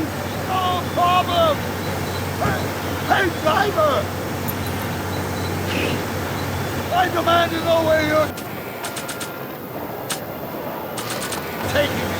And how long is it going to be till I object to your tone of voice? And I find this seat distinctly uncomfortable. Do you have a pillow I can sit on? Hey, I'm talking to you, driver. Don't ignore me. You! Thanks, Doc. I guess that's why they call you the Streak. How did you know that? I have my sources.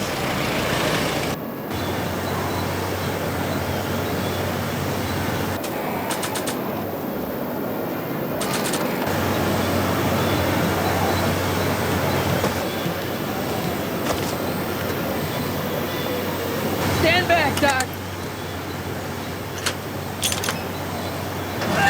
Marty! Oh!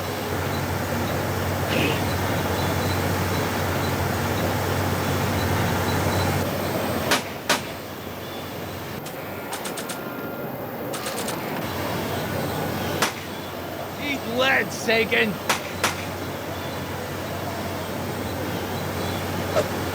Ow! Son of a bitch!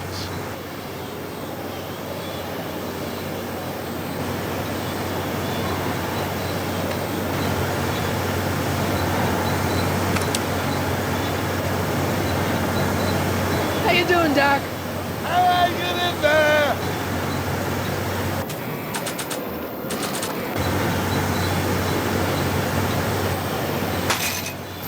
Oh! This is a rescue! That's the idea. Doc! Ah! Doc! The throttle! Why? Oh!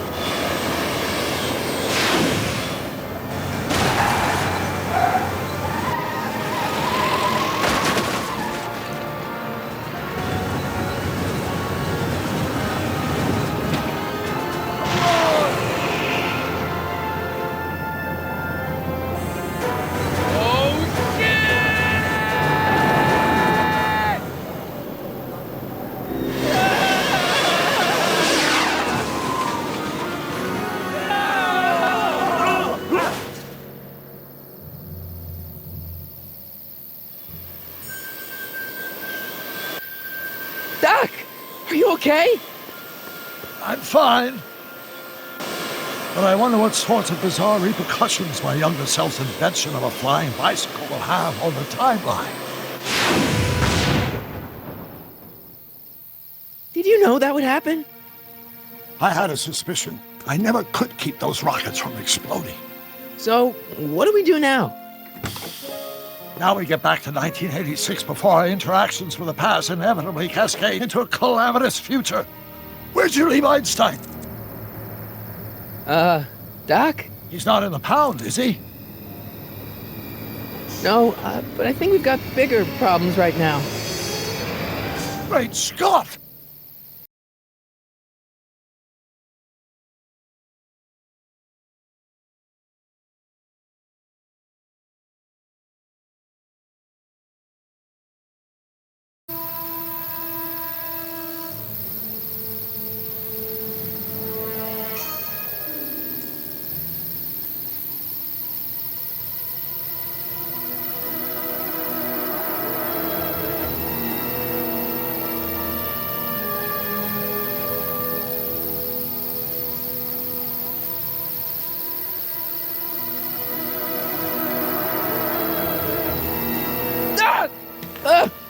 What's happening? I don't know. Unless...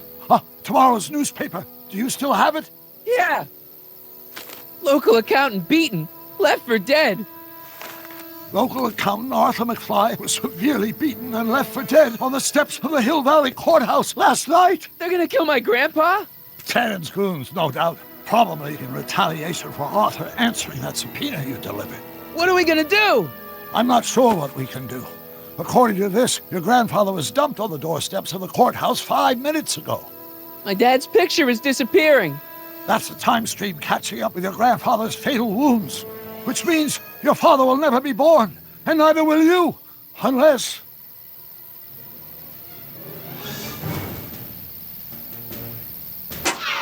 When did you last see your grandfather? 4 o'clock, in the town square. Let's give him enough time to make his deposition. Right. We'll have to be careful not to run into ourselves. That shouldn't be a problem in your case. I mean, you were in jail. All right, let's get moving before the police find us. Freeze! Step out of the car with your hands up.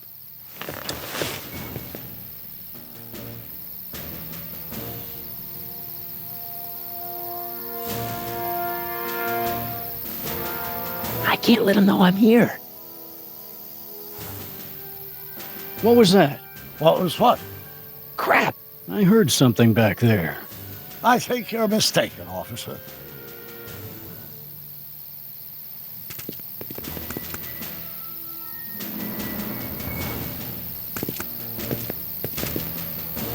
Well, looks like I caught me a fugitive. Carl Sagan, the speakeasy arsonist. Alleged speakeasy arsonist, if you don't mind.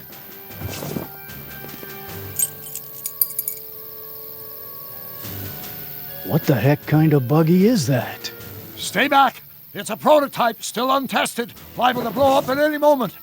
Or suddenly take off without warning. Is that so?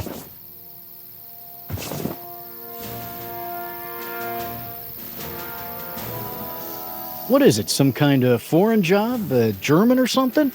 Not at all. This is solid American workmanship. Where are the keys?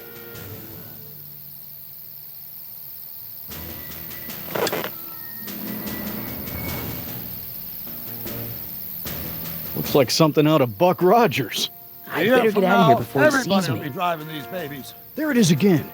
I think the night air is playing tricks on you, officer.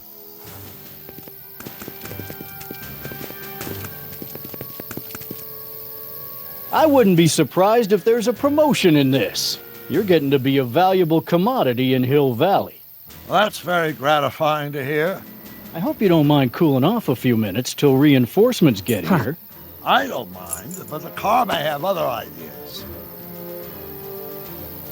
Now I'm sure something's back there.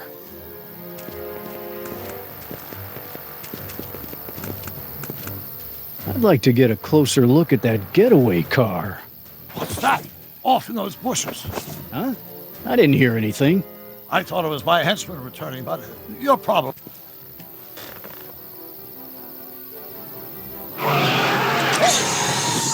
Stop! Doc! No! Save your grandfather! I'll be fine until you get back. You got it, Doc.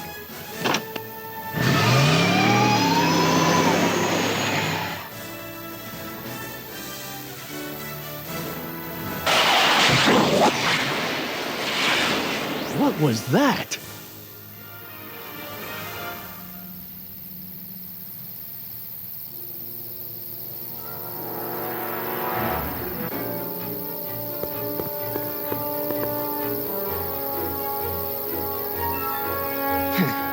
.455. Artie's got to be in there somewhere, spilling his guts to the DA. There he is. All I got to do is get to him before... Mr. Crockett! I was wondering if I could do a little follow-up interview with you about the plight of poor Mr. Sagan. My sources indicate that Judge Brown will be setting him free tomorrow. I wouldn't bet on that. What's that? Nothing. Listen, can we talk later? I've really got to get to the courthouse right now. Really? Why? My grandpa's being sued for alimony by his niece. It's complicated. Well then, carry on. And do put that vicious dog of yours on a leash, will you? We have laws about that sort of thing, you know. Sure, no problem. Ah! Ah! Oh, come on, yesterday, Marty. Stop talking and get moving.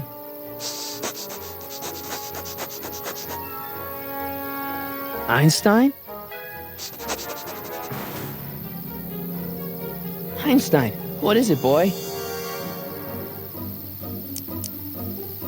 Go away, boy! Crap!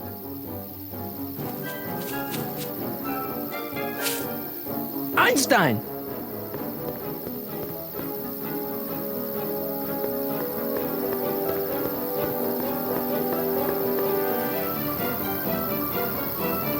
Is it a squirrel, Einie?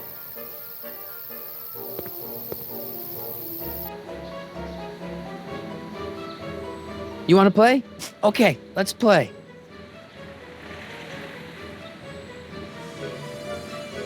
Go get it, boy. Where are you going, boy?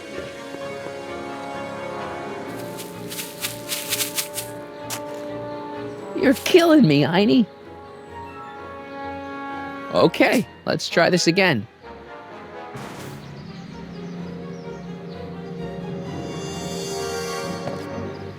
Go get her, Einie. You! Oh! Get this mangy animal away from me! Oh, come on, Einstein. Get away from the nice lady. My shoes! Einstein, no. Oh! Way to go, Einie. Now to get into that courthouse and grab Artie before Tannen's guys. Ah! Ah!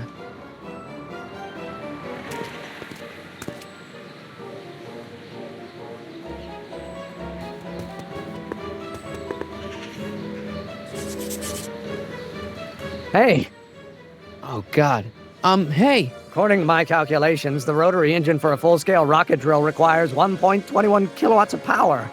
Can you check over my work to make sure? Are you all right? Yeah. But I need to get to Arthur. Why?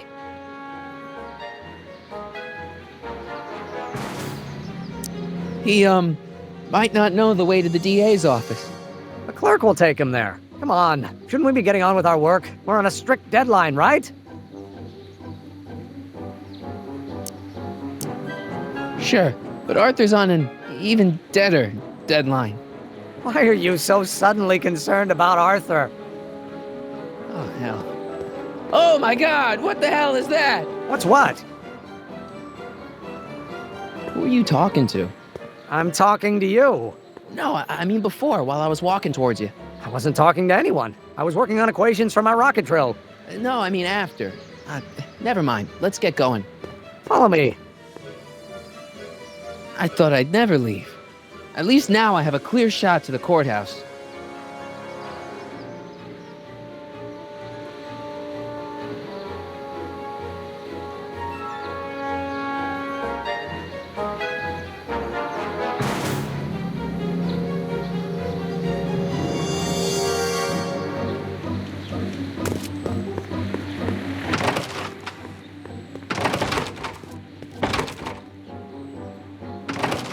You gotta come with me. Look, you're in a lot of danger. What do you mean I'm in danger? No time to explain, Gran. No, Artie, just promise me you'll stay at the police station until... Marty McFly.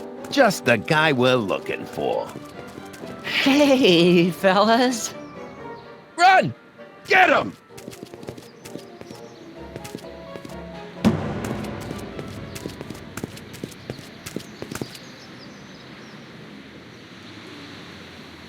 Artie?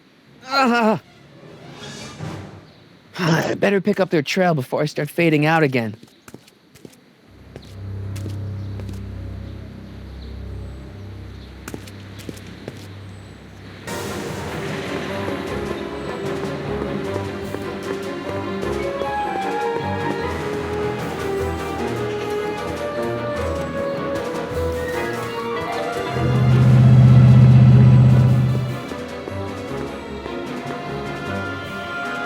Looks clear.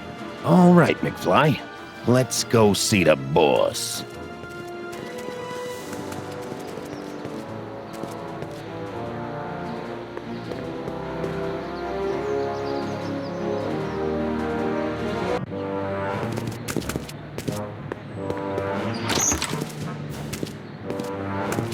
Artie, how's my favorite accountant doing? Oh, I've been better. Oh, I'm so sorry to hear that, McFly. Trixie, take a powder, doll. We got business to discuss. KO, you boys play nice now. Mwah! Nice to see you again, Audie. You too, Miss Trotter. Yeah, we're all happy as clams. Now scram.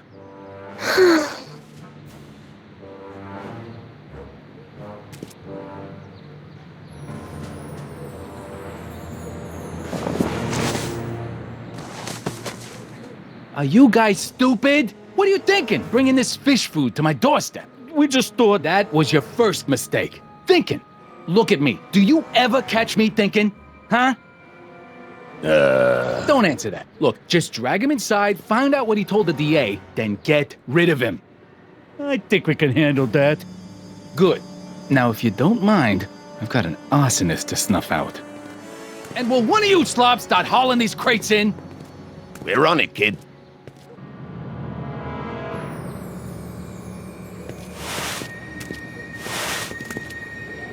So far, so good. Huh!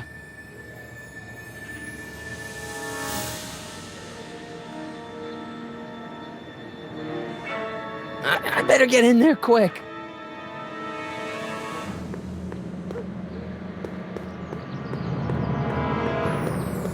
Contents. One winged goddess. Oops.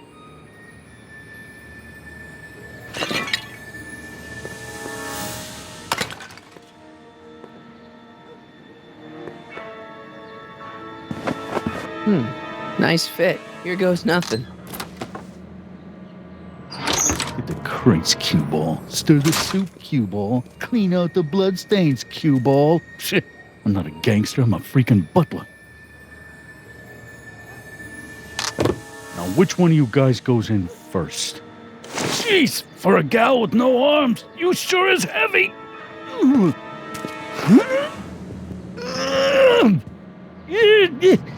Whoops.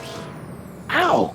Do you mind? I'm trying to conduct a professional interrogation over here. Where should I put this? Just shove it behind the bar. I'll just shove you behind the bar.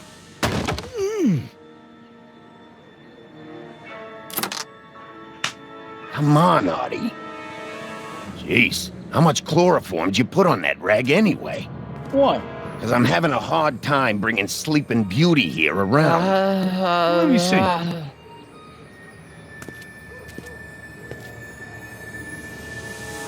Hey, Artie! We got a few questions about you and the DA. DA, D. You see what I'm working with here? Seems to be catching. Zane, wake up! Oh, sorry, boss. This stupid cold got me wiped out. Well, try to stay awake long enough to finish that poster, will you? We got a club to open in a few days. And turn off that sign, would you?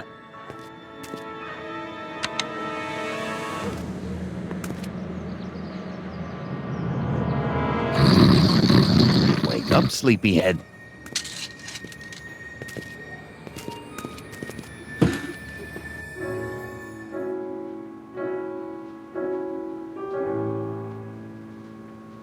$7, 23, 30. A combination to a lock? Shouldn't Kid be back by now? How long does it take to stroll next door and... Whew, no wonder Artie's so out of it. L. Kid.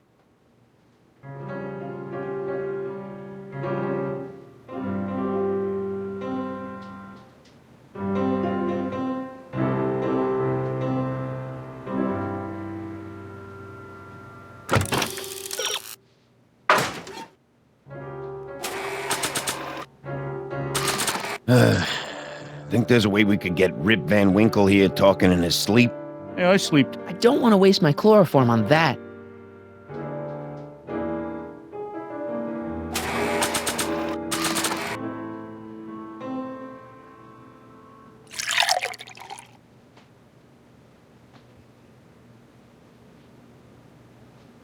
Hey, guys. I don't feel so... Say, wake up, you lazy bum. Must have been the cold. Cold my eye. He's been dipping into the inventory. The inventory? One more on down. 2 to go. I figure we put kids...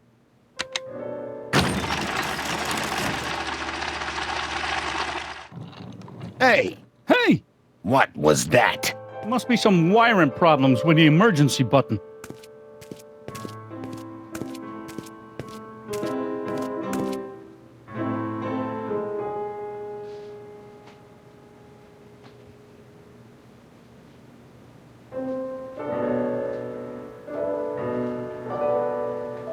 I hope the Sisters of Mercy approve of our redecorating. Oh, God.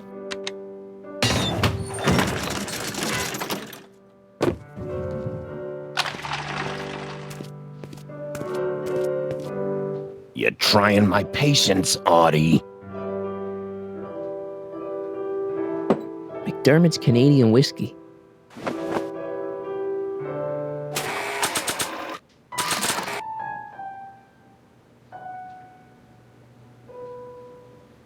I hope the Sisters of Mercy approve of our redecorating.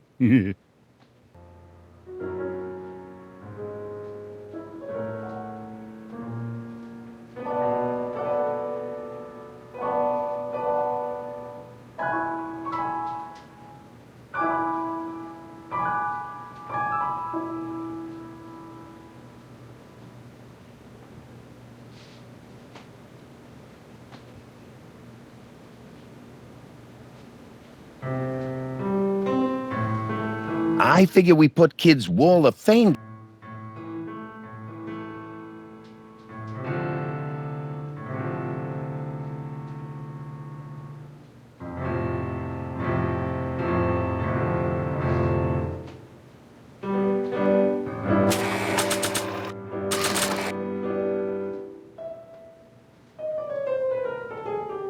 Nah.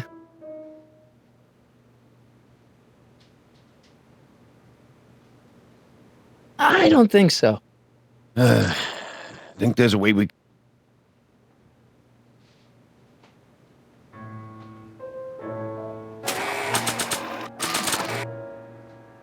He's too far away.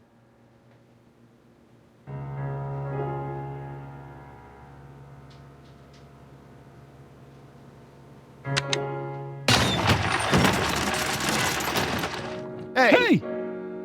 You hear something?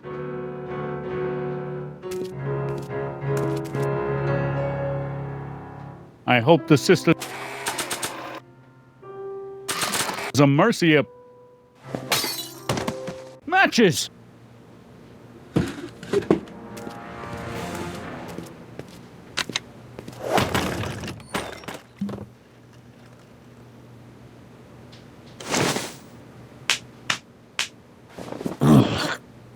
What happened? You got knocked out.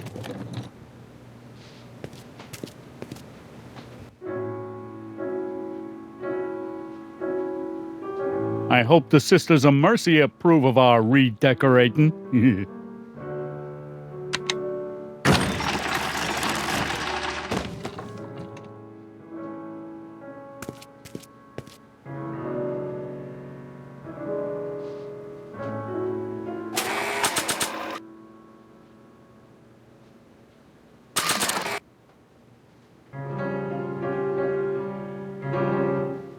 Oh, God.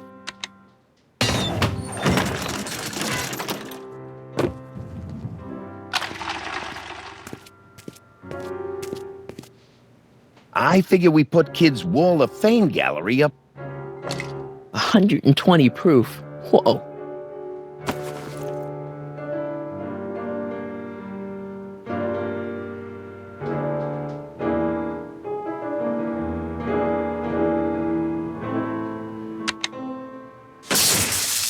Ow. What the? I think we blew a fuse. Well, go up to the soup kitchen and get a new one. Why me?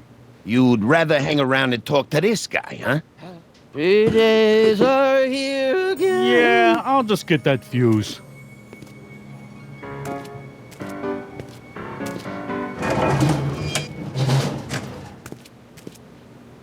Wake up, sleepyhead.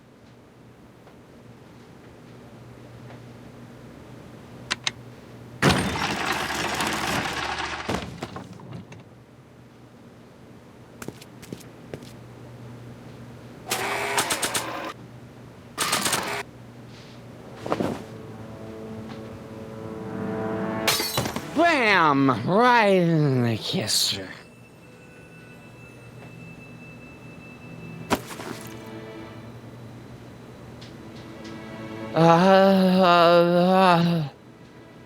Hey, you. Wait, do I know you? Not for about 40 years. Is anyone down there? Everything's spinning. Come on, Artie. Let's get out of here before these jerks get a chance to kill you. Wait a minute. They were gonna kill me? Great.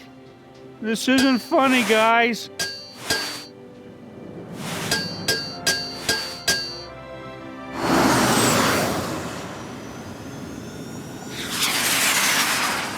Perfect timing. Hang on, Grandpa. We've got a pickup to make.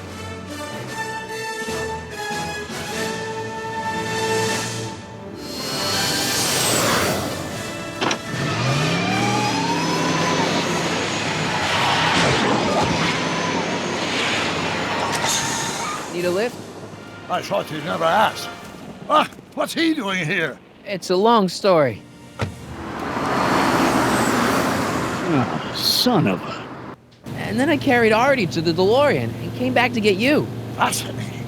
So we can go home now, right? Not yet. We still have this loose end to tie up. No, don't tie me up again. He's coming around.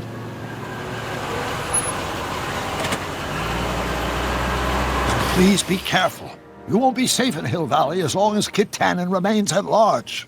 Don't worry, I'm going far away from Hill Valley, and I'm never coming back. No!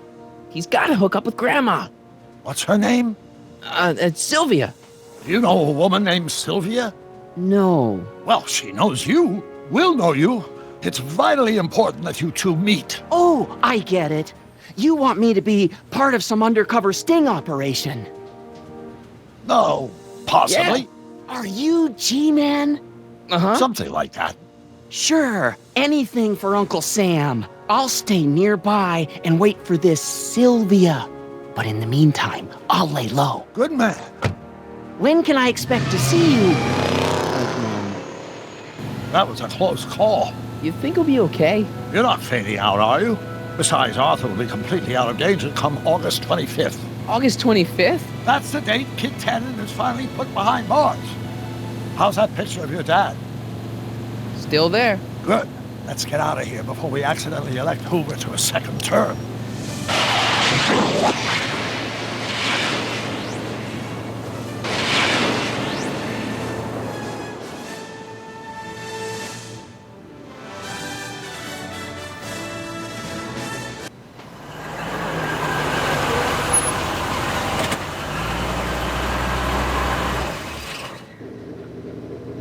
Well, everything looks okay. Are you sure? See, McFly residence. So, want to come in? Maybe hang out a while? I want my dad to see for himself that you're still around. I'd love to, Marty, but... You've got to go. I understand, Doc. You've got a life to lead, kids to raise and all that. No, I've got to go to the bank and stop that estate sale you told me about. Oh. You go find your pop. I'll be back within the hour. See you soon, Doc.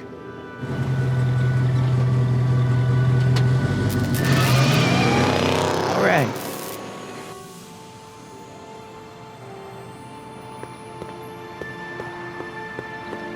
When did we get a bug zapper?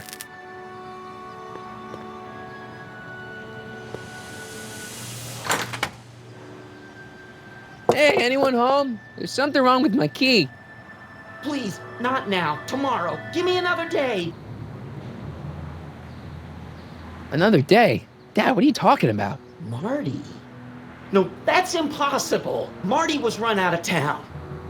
I've got a bad feeling about this. Run out of town? What are you talking about, Dad? Let me in. This is a trick. Go away. Leave us alone! Haven't we suffered enough? Mom.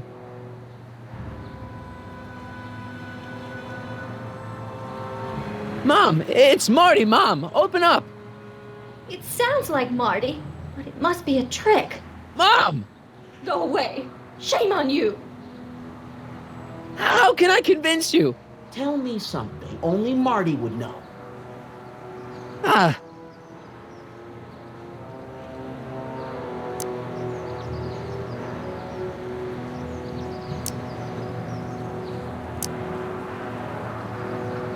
When I was 8 years old, I set fire to the living room rug. That's right. Oh my lord! What are you waiting for, George? Let him in! Stupid locks. Marty! Oh my God, Dad. What happened to you? What do you think happened, butthead? Biff. I thought we told you to stay out of town, shrimp. Biff, whatever's going on, I'm sure we can handle it. Reasonably. Who were they? Like you don't know Cliff and Riff. What do you think we should do with them, baby bro? What we should have done years ago, big bro. I'm gonna enjoy this, McFly. Wait, I'm trying to process here. Where do these other Tannens come from? From a mommy Tannen and a daddy Tannen. It's called the birds and the bugs, butthead. Ooh. I got a question.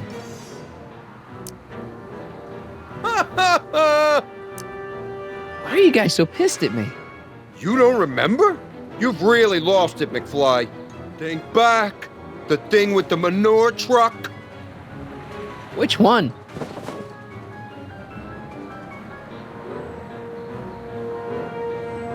Oh! Hey! And another thing. When did I get run out of town? 2 years ago. Don't you remember? We made a deal that we'd go easier on your old man if you left. But now you're back, so the kid gloves can come off.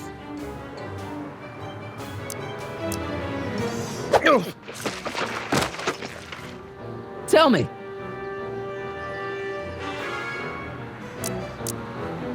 What about my mom? I mean, how did she end up with my dad? Beats us. Guess she has a thing for losers. She could have had any one of us, but she went for old Gimpy McFly.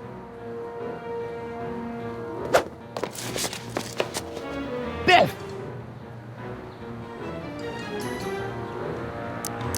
Wait, does all this have something to do with Kid Tannen? Pop? What about him? He was supposed to end up in jail. Jail? Pop's never spent a day in jail in his life. The Tannen gang's the 5th most dangerous crime family in California. We got connections all over the place. No way. You don't believe me? Biff, no! Bang! Ha ha! Check it out. To your family from mine, in gratitude for your continued service, J.J. Valenti. That's Don Valenti, godfather of the Sacramento mob. The 3rd most dangerous crime family in California. Ooh. Okay, but... what the hell did you do to my dad? Your dad's been in that wheelchair since before you were born, butthead. And you better hope he has a spare, because you're gonna need one in like 3 seconds. Ooh. One more question. Biff, what happened to you? When I left here, you were kind of afraid of my dad. Afraid? No Tannen ain't never been afraid of no McFly. Ooh. Okay, tell me this. No more questions. Ooh. And another thing. What are you guys doing here anyway? It's that time of the month. Time for Georgie to pay up. We usually take the payment in cash, but this month we can take it out of your hide. Ooh, and another thing. Look, can't we bury the hatchet already? Even better idea. I bury this 9-iron up your backside.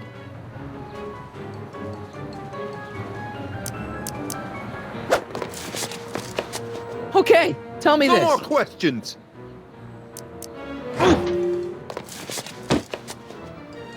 Here's what I still don't understand. How long have you been coming down on my dad like this? Ever since that school dance, when Georgie laid Biff out in the parking lot. Shut up, it's not funny. Someone messes with the Tannen family never lets him forget about it.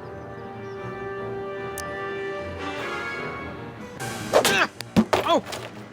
Here's what I still don't understand. Why can't you pick on somebody else? We do! We pick on lots of guys. It's kind of our thing.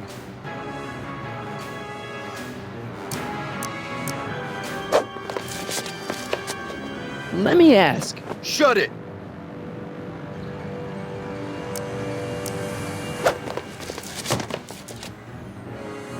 Okay, tell me this. No more questions.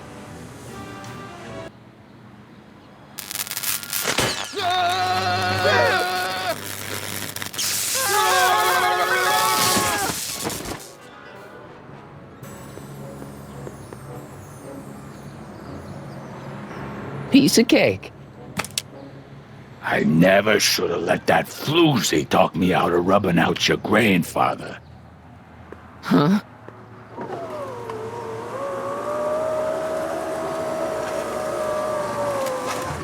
Kid? No one in Hill Valley messes with the Tannen family.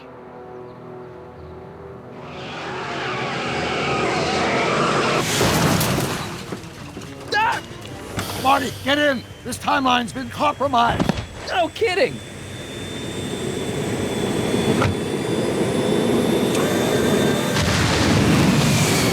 Somehow, something we did in 1931 allowed Kid Tannen to escape his fate with justice. As a consequence, the Tannens have been unchecked in Hill Valley for over 50 years. Ah, jeez, they robbed the arcade? We've got to go back to the day Kid Tannen was supposed to be arrested. Figure out what went wrong and fix it. Otherwise, you could be forever stuck in a town owned by the Tannens. Not an option, Doc. Punch it.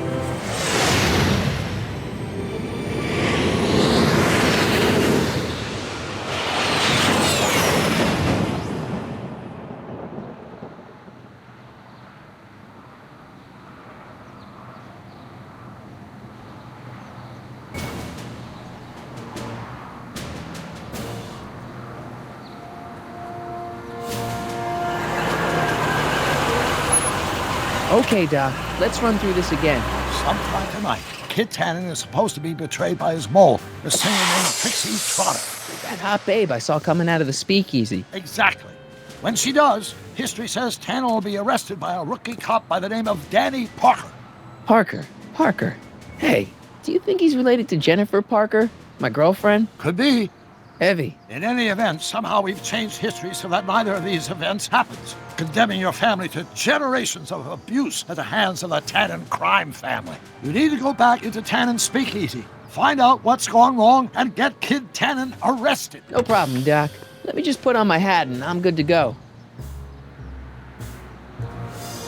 Is the mustache really necessary? It's essential. You can't let Kid know that you're the same troublemaker that foiled his attempt to kill me. Are you sure you can't come in with me? It's far too dangerous. You may be easy to disguise with your nondescript features, but ever since my daring escape from the police and the mob, my distinctive face has been plastered over every paper from here to Reno. Nondescript? I'll find a safe place to hunker down. That flop house ought to fit the bill. You can find me there if you need me.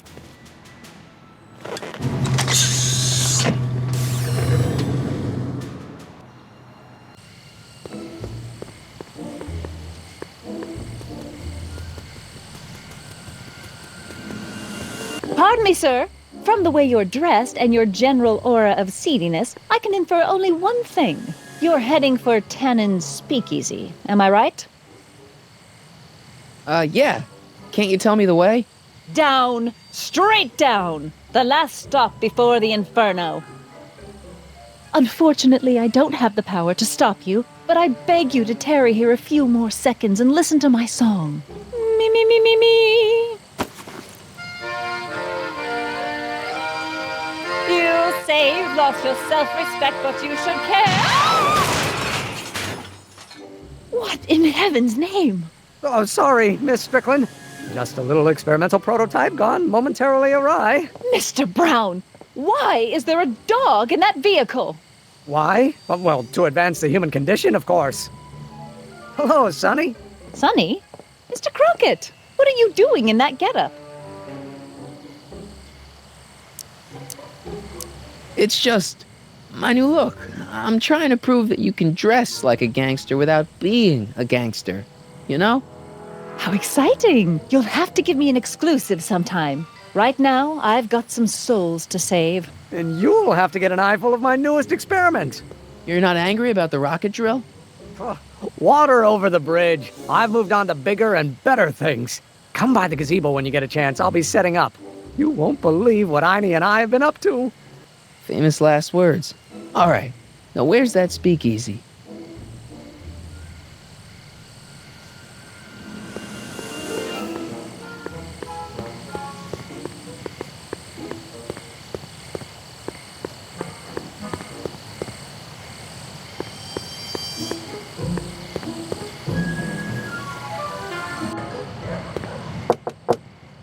Who sent you? Ulysses S. Grant. What did you bring me? Meat and potatoes. What's the word? Words are for wimps.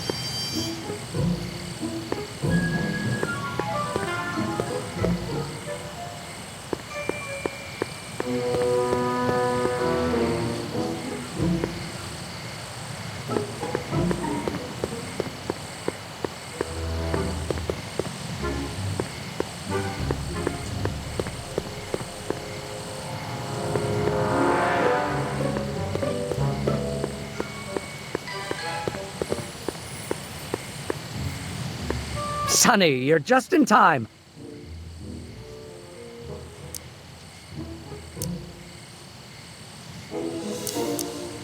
How have you been, Emmett? I know I haven't seen you in a couple of months. I'm great, and I owe it all to you. Really? Yes. That argument I had with my father during our jet drill experiment gave me the incentive to finally quit that dreary court job. I've committed myself full-time to a life of science. So, thanks for watching Einstein while I've been away. It's been a pleasure. He's proven to be a surprisingly willing test subject. It's almost as if he's been working with me for years. More like decades. What's the story with the little car and all this equipment? Einstein and I are conducting a few experiments with this 1/4 scale model to work out a few hitches in my planned demonstration at the Hill Valley Expo in a couple of months. A radio-controlled car? No. Well, yes, but there'll be so much more than that. It will amaze the world. Aha! Got it! Got what? I'll show you. Ready to go, Einstein?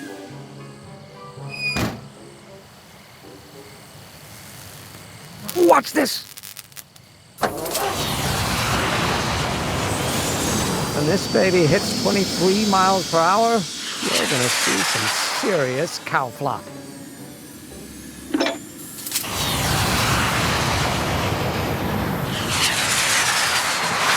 Einstein! No! Get him out of there! Not to worry. I've got a fail-safe eject mechanism around here someplace. See? Nothing to worry about. Nothing.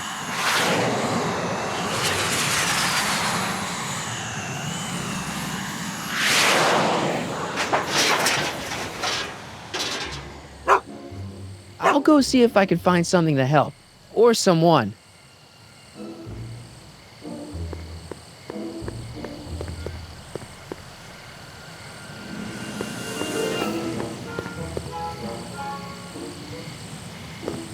Well, they don't get more transient than me and Doc.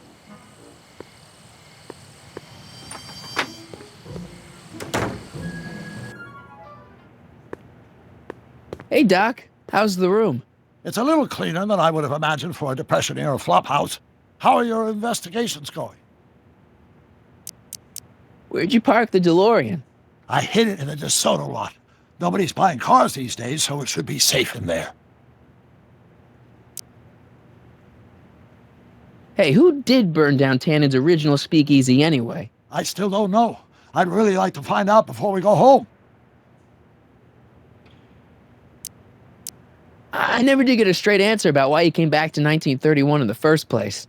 It's, personal. When this is over, I'll tell you all about it. I'm gonna hold you to that, you know. Can you explain all this? I'm confused. It's very simple. In the original timeline, Timeline A, the speakeasy arsonist was never caught, creating one of Hill Valley's enduring historical mysteries. Okay. When I traveled back to 1931, I created Timeline B, in which I was misidentified as the arsonist and subsequently killed by Kid Tannen's goons. Einstein came with me, and somehow he ended up in the DeLorean when its failsafe mechanism triggered, sending it back to 1986. Which is where I came in. Precisely. You traveled back to June 14th, 1931, creating Timeline C, a world in which Carl Sagan wasn't rubbed out by Kid Tannen. But Arthur McFly was served with a subpoena. And shot by Kid Tannen's goons. Yes. So you jumped back in time 6 hours, creating Timeline D, saving your grandfather's life, but somehow preventing Kid Tannen from meeting his date with justice. Which is why the Tannens were so powerful when we jumped back to 86. Uh-huh. So now we've returned to August of 1931, creating Timeline E, in which, fingers crossed, we'll send Tannen to prison where he belongs. Got it? Sure. Good. One question. What? Can you explain all this? I'm confused. Why didn't you tell me I'd run into your younger self tonight? Because I don't remember being out here tonight. Clearly, your interactions with my younger self 2 months ago have slightly altered my personal timeline. I never had the nerve to perform public experiments like he's doing. No matter. Those experiments will be forgotten once I've seen Frankenstein. Frankenstein? Yes. Right now, my younger self is fiddling around down there with rocket propulsion systems for his demonstration at the expo. The thing that'll kick off your scientific career. Exactly. Now, the rockets are a horrible idea, and I'll soon realize that they'll never work. But eventually, I'll wander into that movie theater and see Frankenstein and clear my mind. I've kept the ticket stub from that movie in my wallet ever since. See? Why? Because it's during this movie that I'll have the inspiration for my breakthrough at the expo. It doesn't have anything to do with reanimating the dead, does it? Not the way you're thinking, no. But during that famous scene when Colin and Clive turned the wheel that raised that shrouded figure into the tower and that bolt of lightning struck, well, let's just say more than one brain was reanimated that night. Emmett's not having much luck getting Einstein off the courthouse. I'm not surprised. Einstein's a smart dog, but heights give him the willies. What can we do? I've got it. What? Just get my younger self distracted and I'll handle the rest. I'll keep an eye out for your grandfather.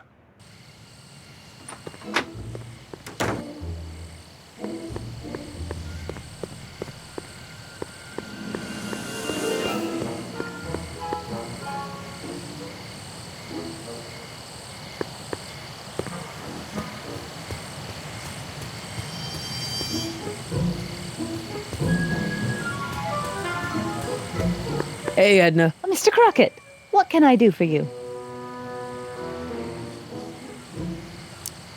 Hey, I got a hot lead for you. Oh? What is it?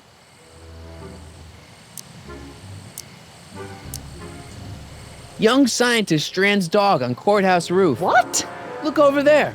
Oh, for goodness sake. Mr. Brown. Please, Miss Strickland, not now. Can't you see I've got a rather delicate situation on my hands at the moment? My trial run... Trial run? Public hazard, I call it. And I'm sure my editor will agree. This scientific enterprise of yours represents a clear and present danger to public safety. You know what represents a clear and present danger to public safety? Your singing voice. There's no need to get personal, Mr. Brown. Believe me, I have no intention of getting personal with you. I'm relieved to hear it. Flying cars, of all the ridiculous juvenile You mock me, notions. but just imagine a world in which traffic jams and car crashes are a thing of the past. I might be more inclined to listen to you if your maiden voyage hadn't ended in a crash on one roof and a stranded dog on another. I'm working on getting him down. Heine, how'd you get down? Clever dog. Well, fortune favors you tonight, but I warn you to be more careful in the future. Now, how to get that rocket car back down?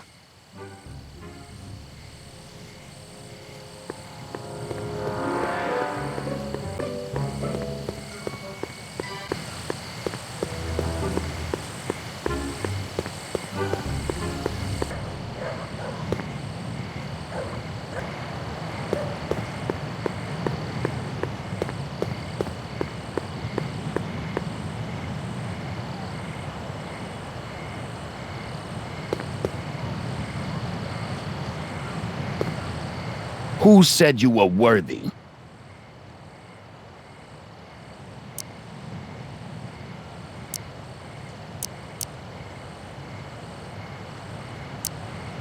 Am I? Take a hike, Squirt.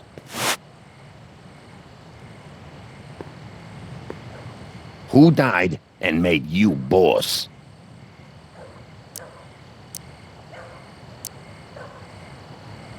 Boss Hog? What will you do if there's a raid?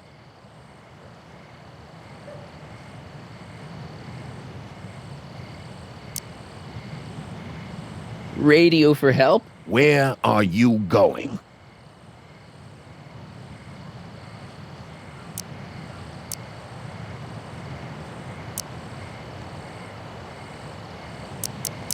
Inglewood. Welcome to L Kid, sir.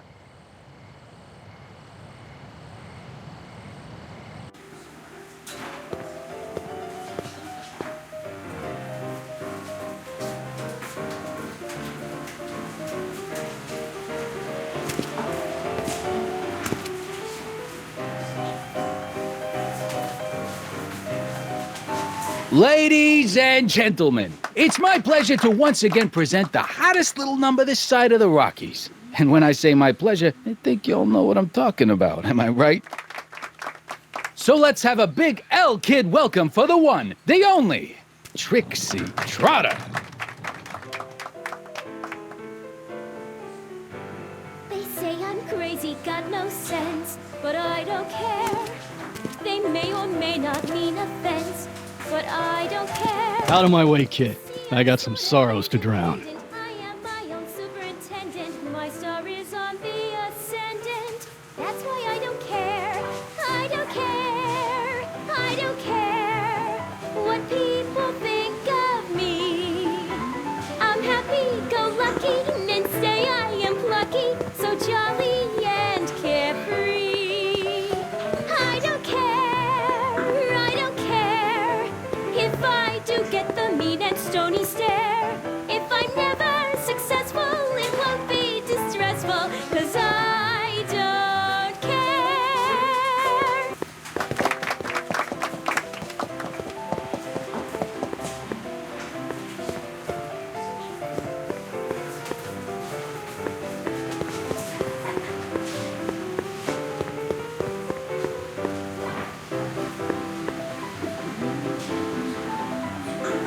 Hey, bartender. What'll it be?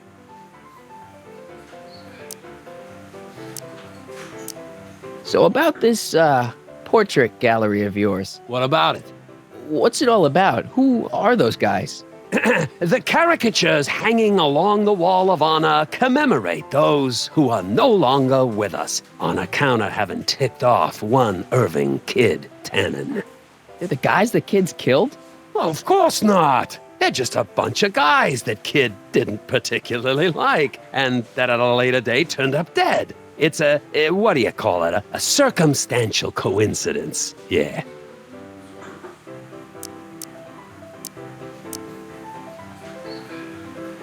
Next time, order a drink. This ain't no library, you know.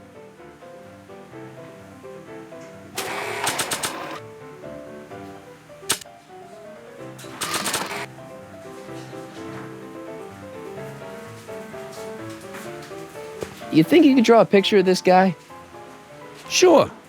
Hey, that looks like that Marty McFly think. I never noticed that before. Hey, can you give him a hat like Artie wears? Should I come back for it? Suit yourself.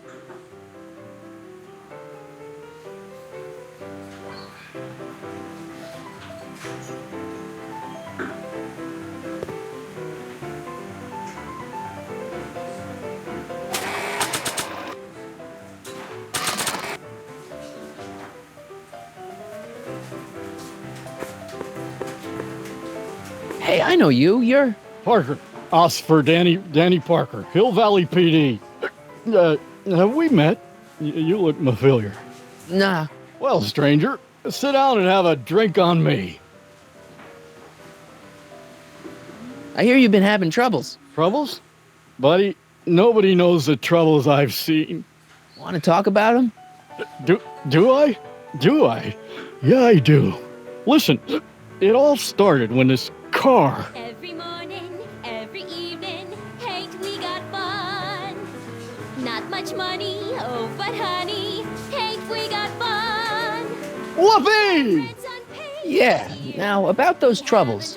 I don't want to wallow in misery. I came here to get happy. Hallelujah! In the winter, in the summer, don't we have fun? I'll be here. I'm supposed to get this guy to arrest Kid Tannen tonight? There's nothing surer. The rich get rich and the poor get children. In the meantime, in between time, ain't we got fun?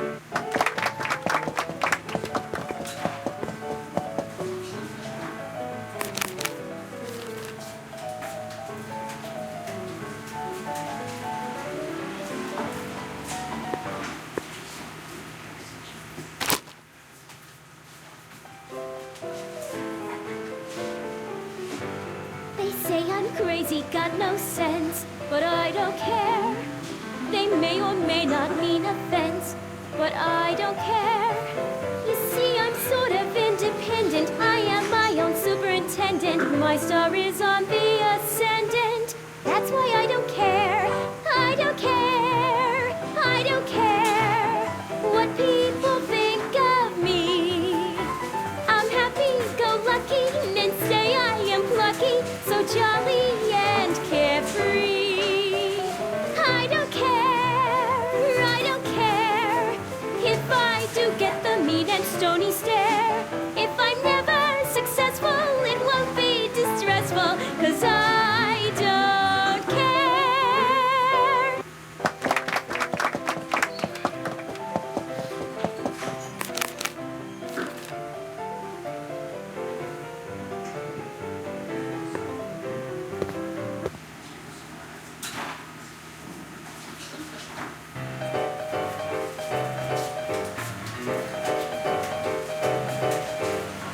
What is this feeling that has me in its grip? What has me on the edge and curling my lip? Worse in the blues or the front page news, it's rage. I'm overflowing. I've asked my doctor and psychiatrist too. They tell me that there's not a thing I can do. There's no consoling and there's no controlling this rage. I'm overflowing with rage. Daytime, nighttime, anytime at all, I'm hotter than a radiator gauge. Summertime, wintertime, spring or fall, it's rage. That's got me steaming. Volcanoes blow the tops and tidal waves crest. But there's a force in nature worse than the rest. There's something that I've got to get off my chest. It's rage. I'm overflowing with rage. I'm like a villain on a stage or a lion in a cage full of rage. I'm overflowing with rage.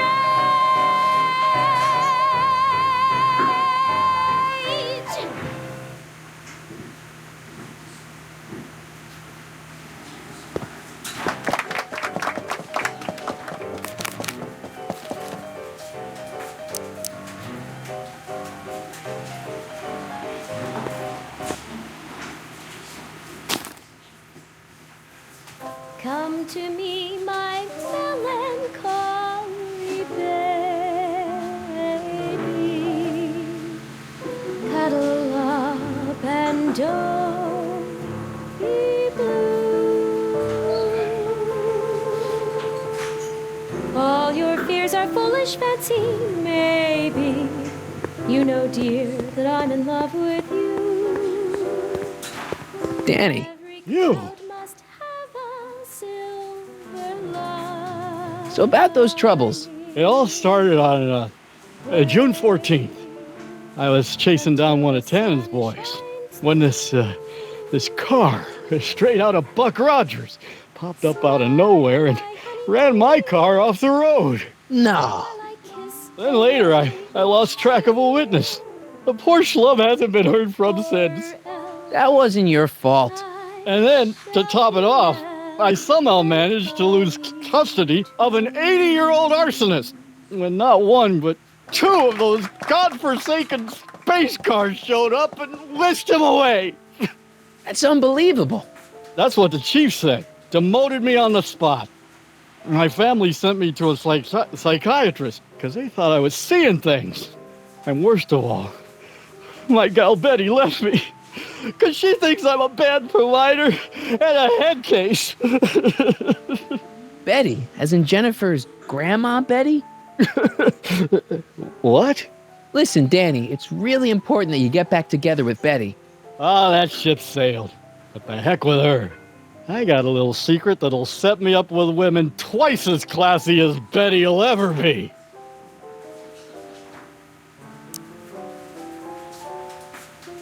I'll be here.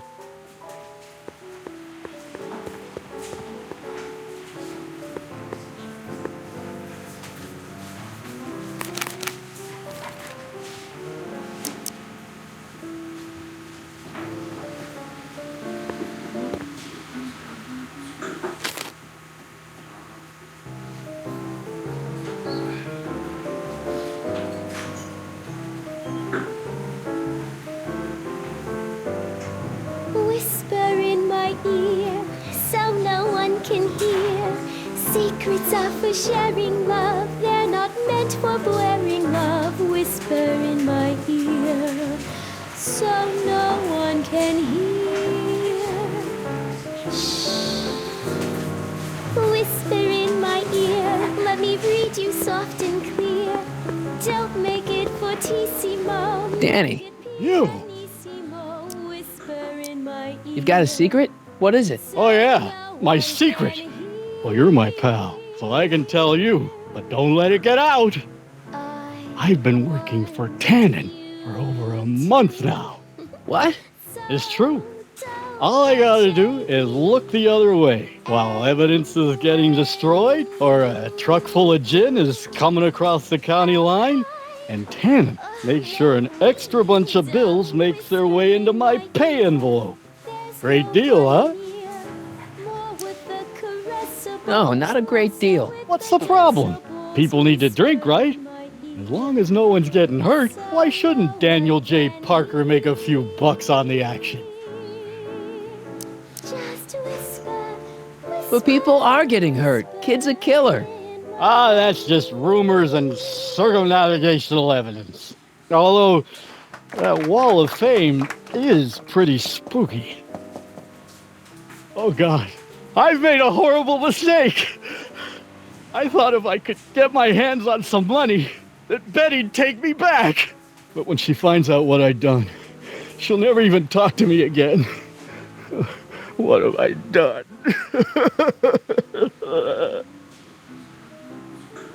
Come on, Danny, pull yourself together. It's not so bad. Not so bad? I'm a corrupt cop who's lost his only chance at true love. How's that not so bad?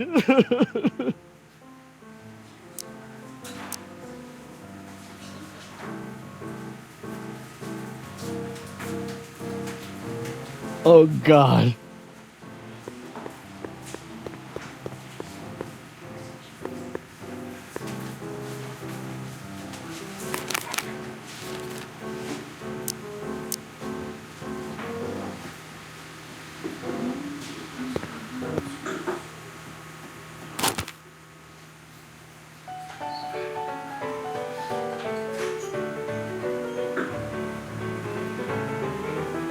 Every morning, every evening, ain't we got fun? Not much money, oh, but honey, ain't we got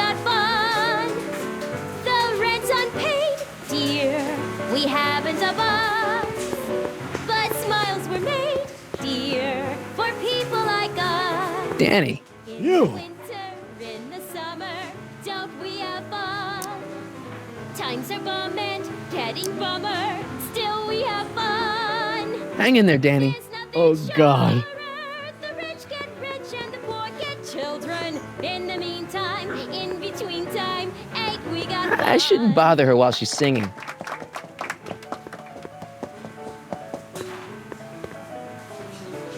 Excuse me, are you Trixie Trotter? That's what it says on my dressing room door.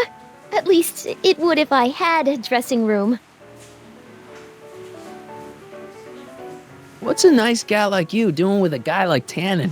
Oh, kid ain't so bad. He just takes some... Hey, Toots, any chance you could sing that can number? The guys really love the way it shows off your, assets.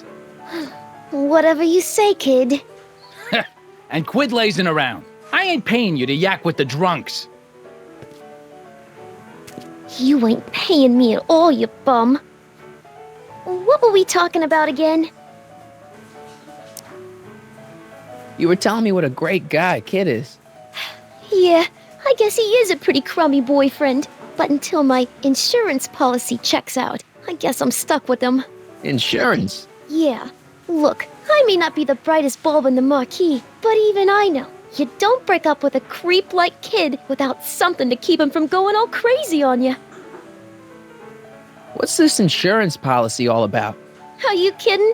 There's only one person I trust with my secrets. But I ain't seen him in weeks. You don't mean... Marty McFly. Artie McFly. You know him? Not as well as I thought. Before he took a powder, Artie was tutoring me in all sorts of stuff. Etiquette, philosophy, accounting. He's a regular Renaissance man. He even had one of those smart guy professor's pipes, see? Can I borrow this? Sure. I've been secretly working on my Get Out of Kid card for weeks now. But Artie's the only one I trust to check my work. You can't be too careful when you're dealing with a maniac like Kid, you know.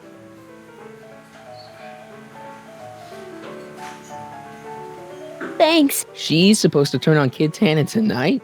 Okay, Doc, if you say so.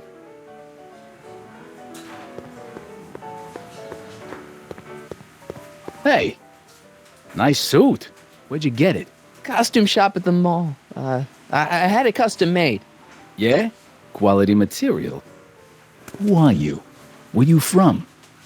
The name's, Sonny Crockett. Nobody. I mean, you don't know me. I come from a very different place. Come on, what's the dope? Spill it, or I'll... Go easy, kid. From the cut of the suit, I'm thinking he might be with the Valenti gang. Is that so?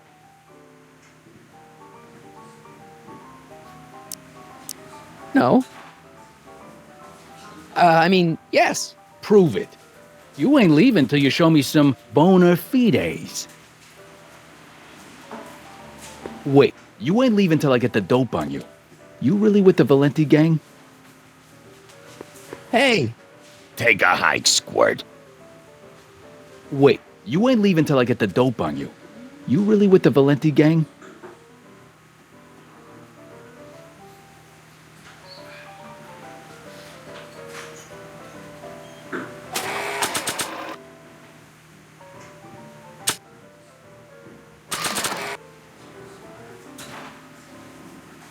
I've got a little something here that might convince you. Don't even blink. It's not a real gun. It's not a real gun, I swear. It's a gift from Don Valenti. See? To your family from mine, in gratitude for your continued service, J.J. Valenti. Looks like little Sonny Crockett here really is with the Sacramento boys. You got stones, Pee-wee. I like that. Have yourself a drink on the house. Matches, put down your gun. You look like a moron.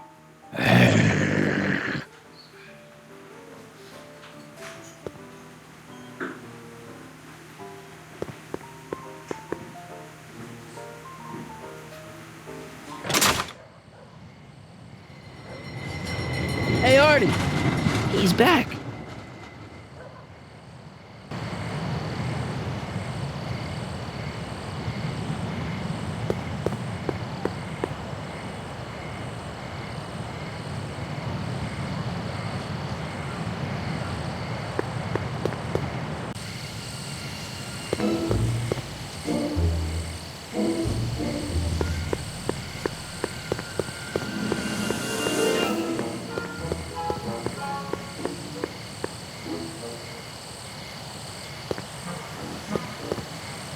Edna, What? what was that song you were singing earlier? Do you like it? I wrote it myself. It really gets the toes tapping at the Stay Sober Society meetings. Although I suppose that could be the Shakes. Would you like to hear it again? Maybe later. I'll be here all night.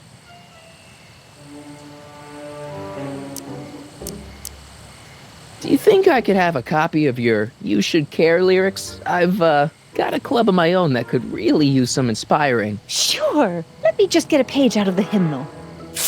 There you are. Hey, thanks. Keep fighting the good fight.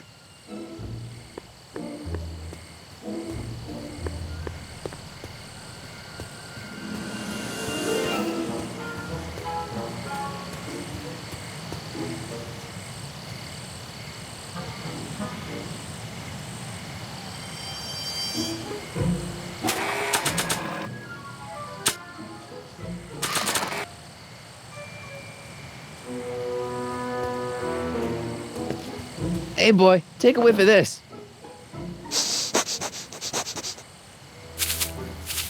Gotta love that nose.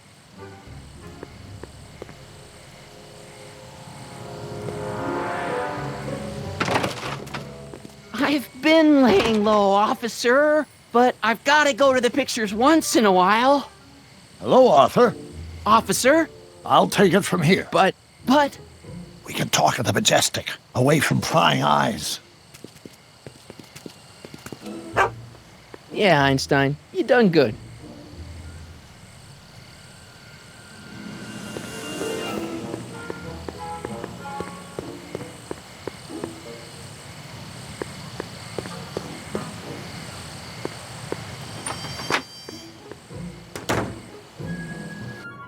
Hey, Doc, I could use a little help. What's the problem?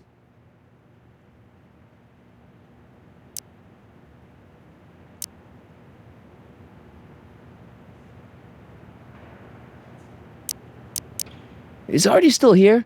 He's in the bathroom. Hey, Artie, open up. You've got a gangster to bring down. Is it time for me to meet this Sylvia? No, it's time for you to meet Trixie. Trixie says she's got something that might be able to send Kid up the river, but that you're the only one she trusts to check it out. Me? What is she... Oh, I know what she's done. Clever. Care to let us in on the secret? Sorry, guys, but if Trixie's keeping it a secret, then so am I. That's all well and good, Mr. McFly, but if you and Trixie are going to collaborate on this evidence, we'll need to arrange a rendezvous. Well, Trixie's chained to Kid's speakeasy. So we'll have to bring Arthur to Trixie. No way am I getting anywhere near that place again. I don't know how you talked me into this. Just stay back here in the shadows and don't come out until you see Trixie. You're sure I'll be safe here? Perfectly safe. We'd never make you take any unnecessary... Sagan. Where's Kid? Don't worry.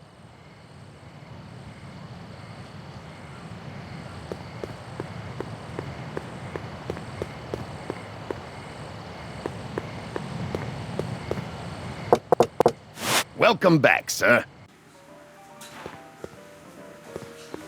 What's it gonna take to get Trixie to squeal on Kid?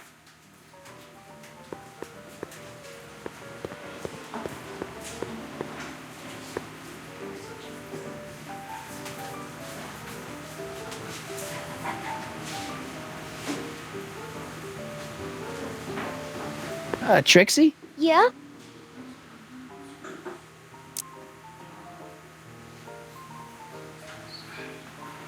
Guess who's waiting in the alley to talk with you? Artie? The one and only. It wasn't easy to track him down. I had to... Cover for me, cue ball. I'm taking a smoke break. Atta girl.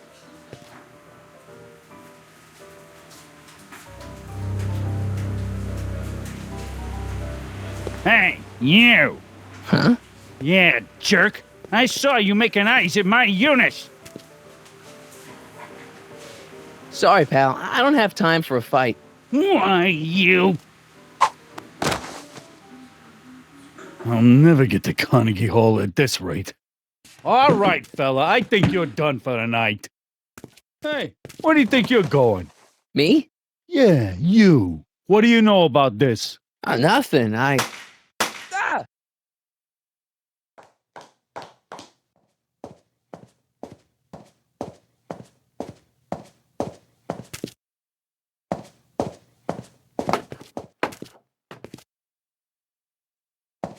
Trixie?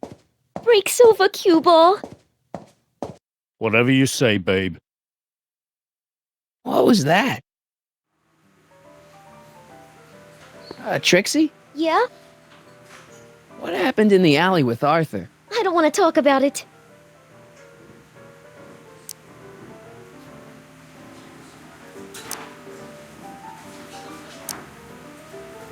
What about your insurance policy? There ain't no insurance policy. After tonight, I'm tossing it in the furnace and burning it up. Come on, Trixie, can't you tell me what happened out there? No! Then at least give me the evidence you got on Kid. No, I made a deal with myself. As soon as tonight's set is over, the evidence goes up in smoke.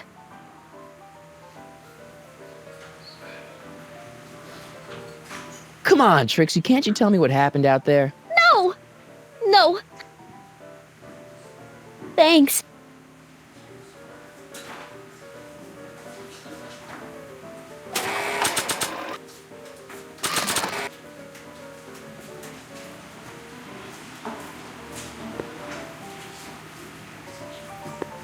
Hey, Trixie, look over there! Why? Didn't you see it? No. Ah, never mind.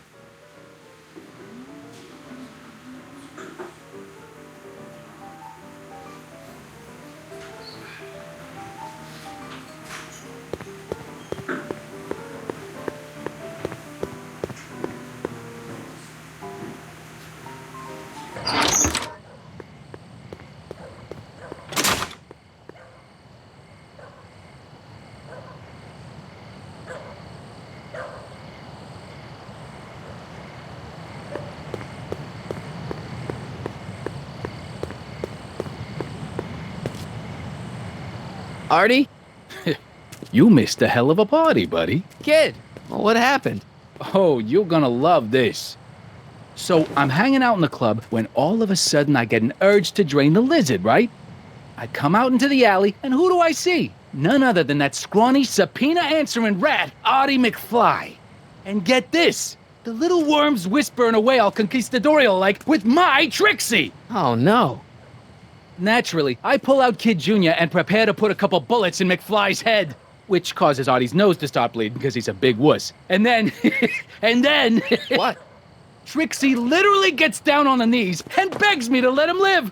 Huh? Seriously, down on her knees crying and begging for McFly's life.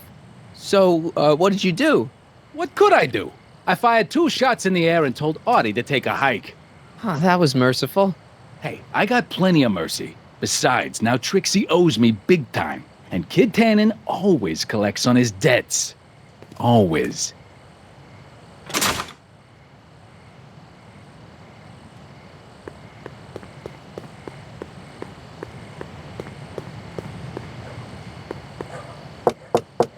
Welcome back, sir. Voila! Nice job. Now go tell them chumps at the New Yorker.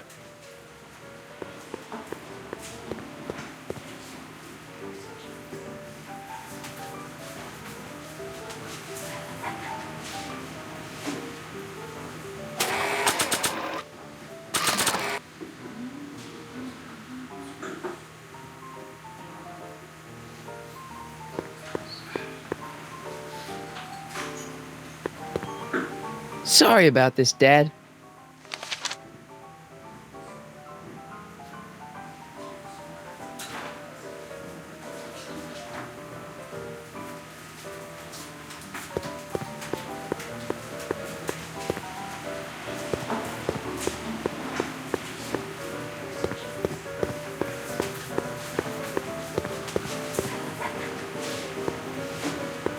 Trixie? Yeah?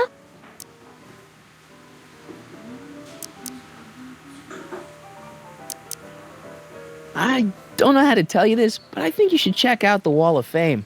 Why? What is it? Artie! I don't believe it! We had a deal! Artie was supposed to be safe! I don't know what to say. Well, I do. Felony tax evasion. What? Before he died, Artie was teaching me about all sorts of stuff. Literature, history, accounting. And I made a big discovery while I was copying all of Kid's books. This establishment ain't entirely on the up and up. Really? Oh, I knew about all the gangster stuff. That kind of thing you expect from tough guys like Kid. But when I found out he ain't been paying taxes on his speakeasy profits, well, cheating Uncle Sam is one step over the line. Once I turn this over to the police, they'll throw the book at him.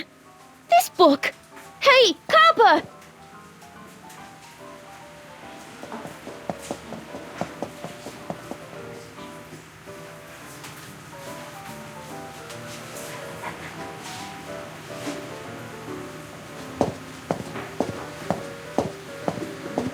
He's not interested.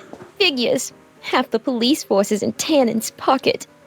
Give me a few minutes to work on him. I've got a hunch he'll come around.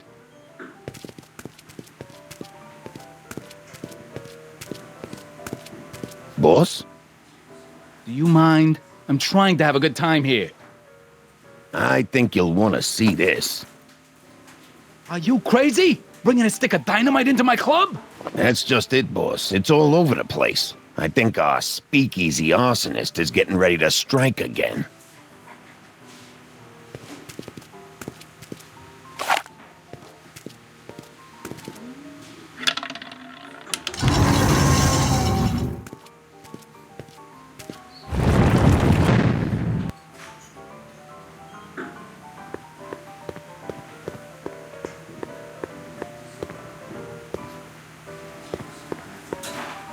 You in? Why not?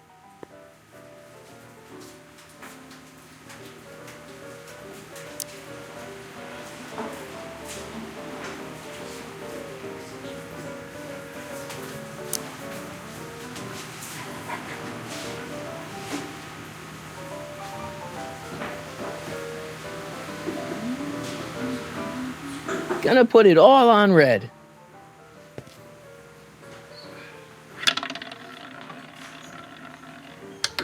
Two.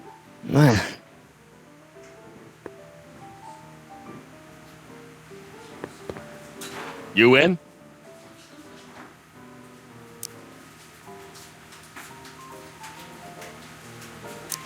I'm gonna play 7, 23, and 30.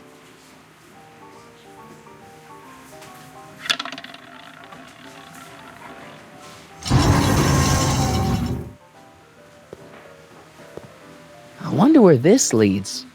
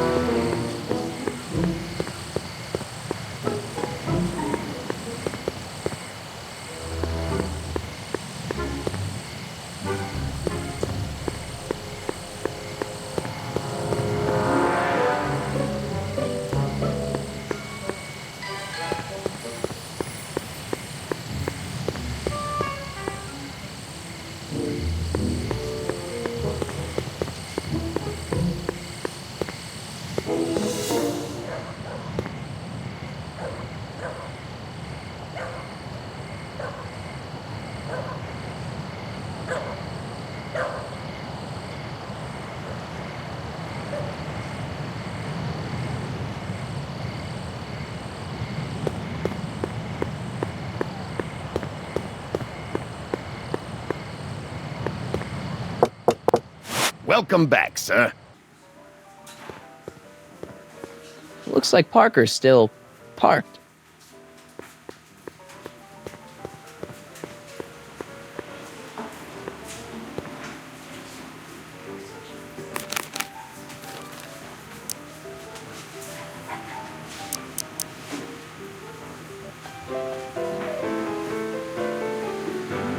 You should care. You should care what people think of you. She's right.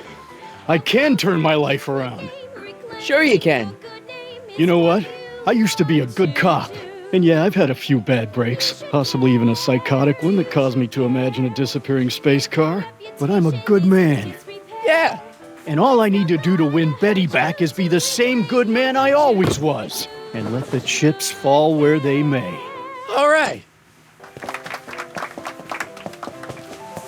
Hey, Miss Trotter, you wanted to speak with me?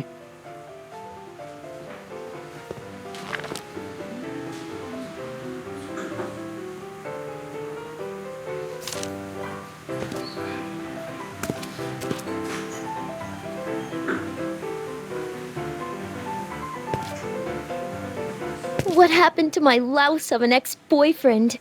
I don't know. Rats. I told the chief we need a team of bloodhounds like they got over in Placerville. Yeah, but in the meantime...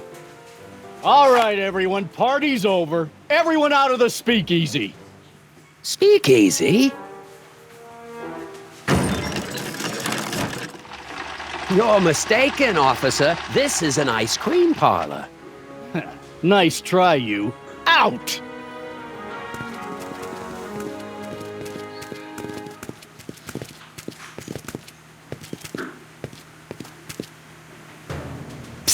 Crockett. Would the Valenti mob be willing to help, defuse this little situation? Sure, no problem. I'll bring it up in the next company meeting. Hey, we ain't begging here. Kid just thought JJ might like a piece of the action, especially now that he's just caught the speakeasy arsonist. Wait, you mean Doc? Doc? You ain't with the Valenti gang at all, are you? What do you know about the arsonist? Come on, you. Off to the station house. Kid's gonna get you, rat. He's gonna get all of you. Yeah.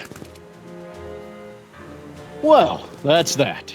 Thanks to Miss Trotter's evidence, the entire Hill Valley police force is out looking for Kid and his goons. You don't understand. We've got to find him now. He's captured a friend of mine. Who?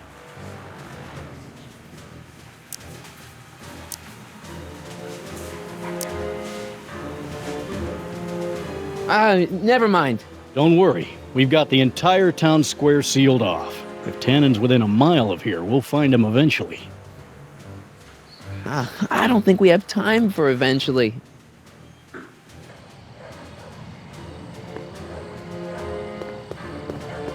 Ew.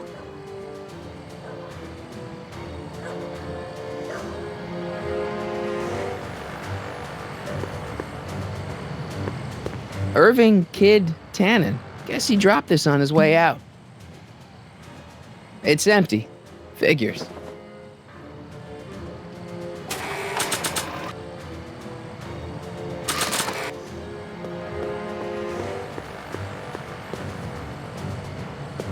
Hey, Einie, get your nose over here. All right. I really don't think Tannen and Doc are with Herbert Hoover, Einie. Okay, I'll check it out.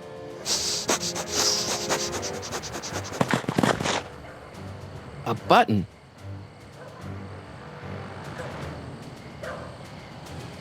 All right, Doc, here I come.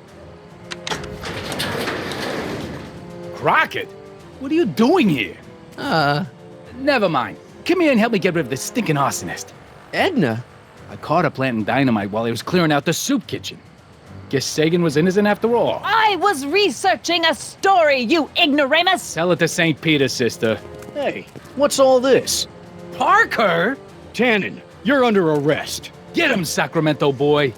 I can't do that, kid. What? Oh, I get it. Why don't you let go of Miss Strickland and call it a night? Hey, look over there. Watch out!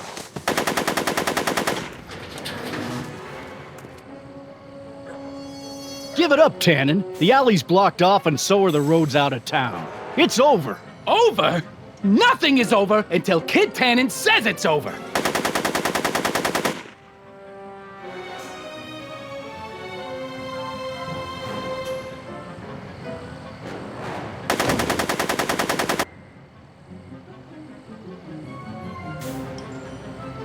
Make it easy on yourself, Tannen.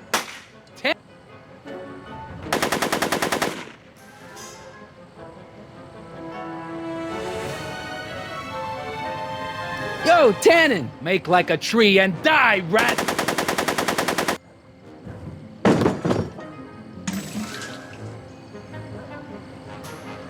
Whoa!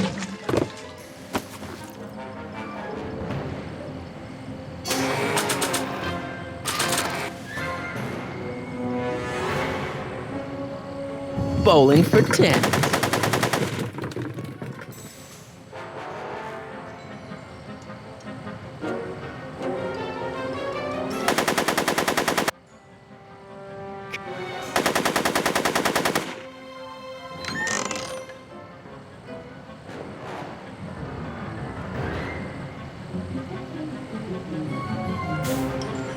Hey, kid! Eat lead, phony!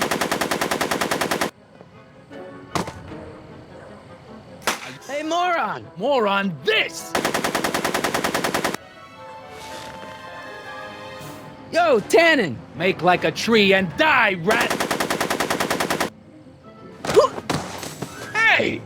Atta girl.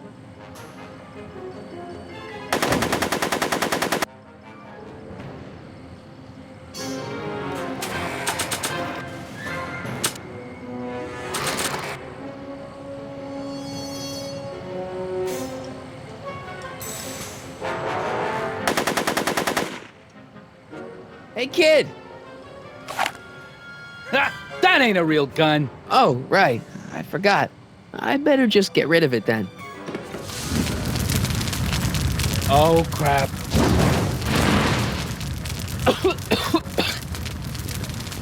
Hey, he's getting away! Oh no.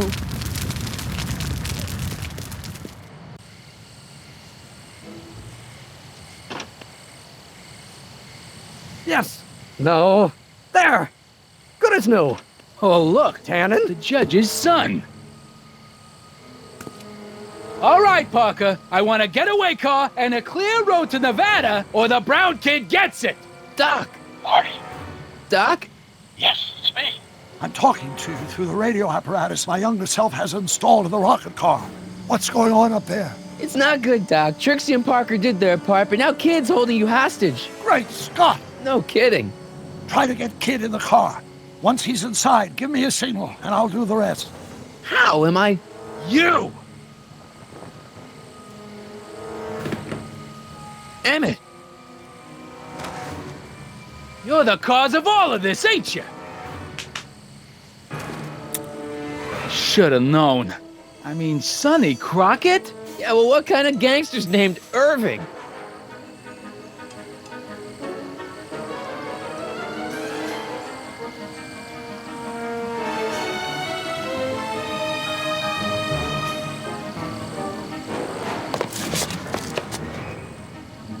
No one makes a fool out of me, you backstabbing twerp! I guess I'm no one then.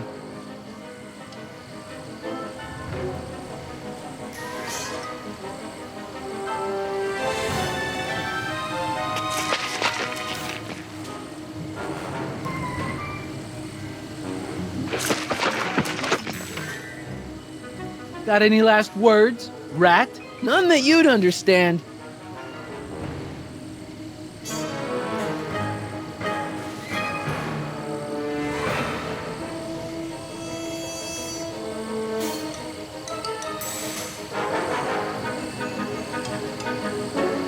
Get ready to be Tannen I!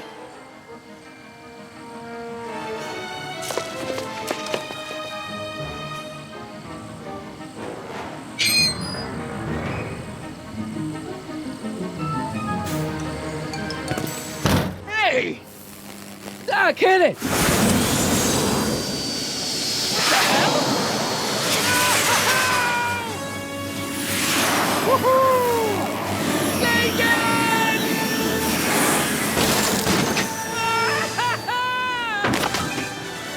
right. That's what you get for messing with Carl Sagan. Irving Tannen, I'm placing you under arrest for kidnapping, attempted murder, tax evasion, and smelling like a piece of crap. Tax evasion?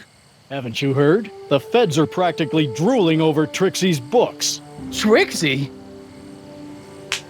That's what you get for killing Artie, you bastard! What? I didn't... Trixie? Artie?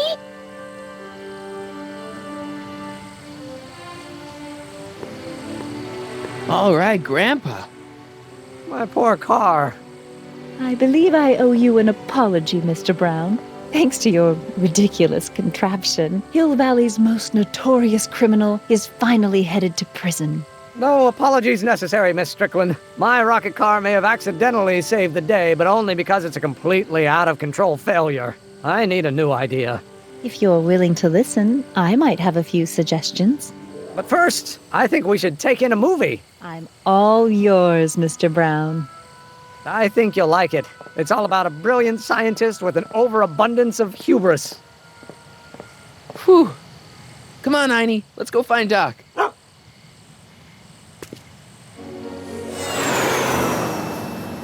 Thanks for letting me fly the DeLorean, Doc. This thing's a blast. Are you absolutely sure that everything's back to normal? Totally. Kid's going to jail, Emmett's going to see Frankenstein, and there's no such thing as a Tannen crime family in 1986. And we remembered Einstein this time, too. Hill Valley crime rate at all-time low. Well, except for Grandpa necking with Trixie, I think we're ready to go back to 1986. Do you feel yourself fading out of existence? No. Then as long as your father's still born in 7 years, I say, let your grandfather sow his oats. Sowing oats? Is that what's going on with you and Edna? What are you talking about? Emmett and Edna. They're gonna go see Frankenstein together. That's odd.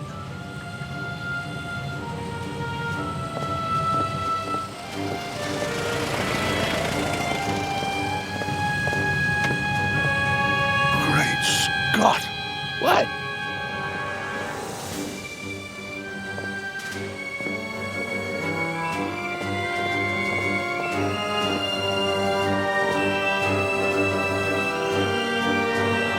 We've got to get back in. Oh, this could be disastrous. Stop!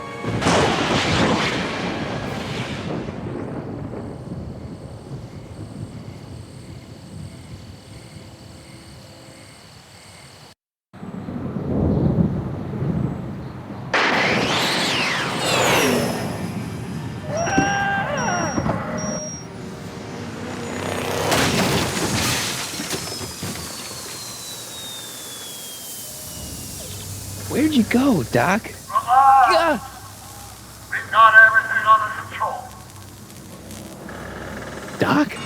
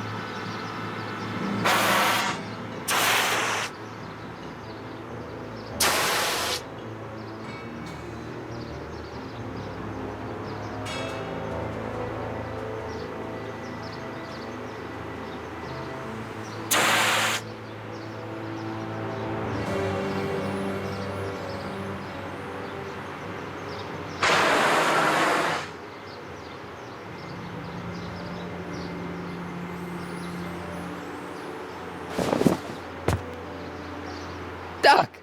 Relax! We've got everything under control.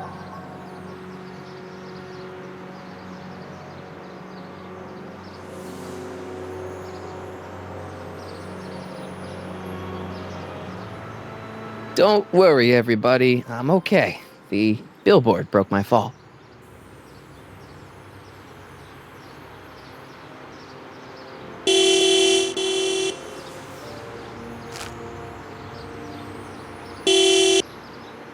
What the hell? Hey, could you give me a... Jennifer?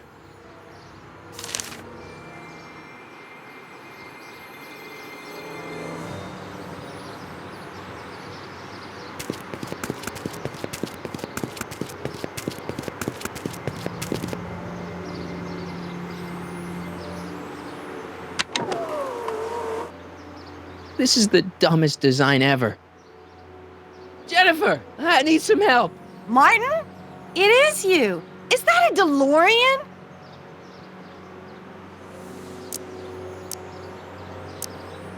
Well, yeah, it's a DeLorean. What else would it be? How the hell did it get into the billboard like that? Never mind that. Just give me a hand, okay?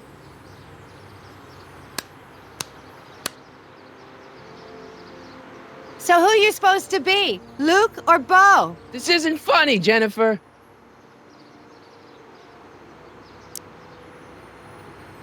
Can you help me down? Why don't you just jump? I'll break my neck. And?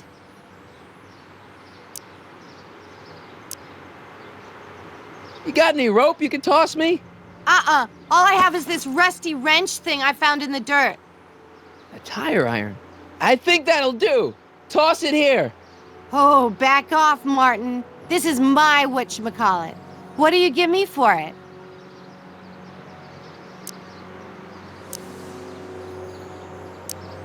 May I please have the tire iron? The tire who? The big metal thing you're holding. Oh, right. As soon as you offer up a decent trade. Ugh.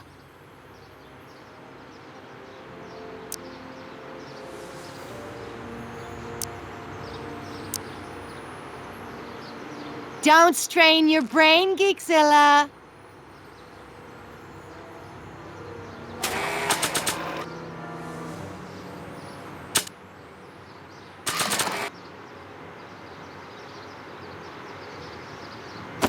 Jennifer!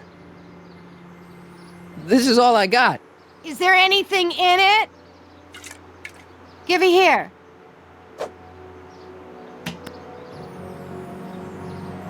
It smells like armpits and booze. Irving Kid Tannen, the gangster? Where the hell did you get this? It's a long story. Can I just have the tire iron now? Heads up! Thanks. Oh, great. Now what? Oops. Oh.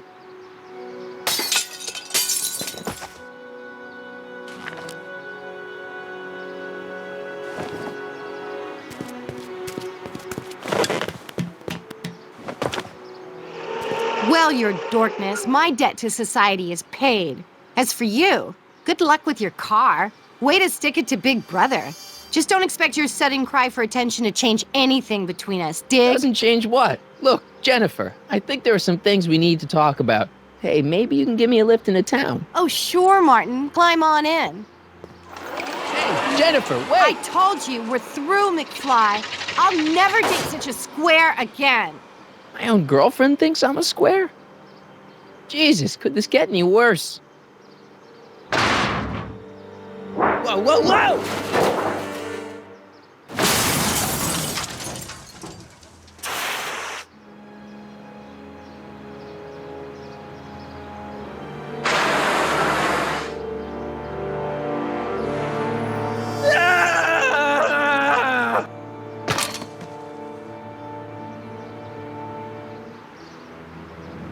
Doc, I could really use your help right about now. Relax. We've got everything under control.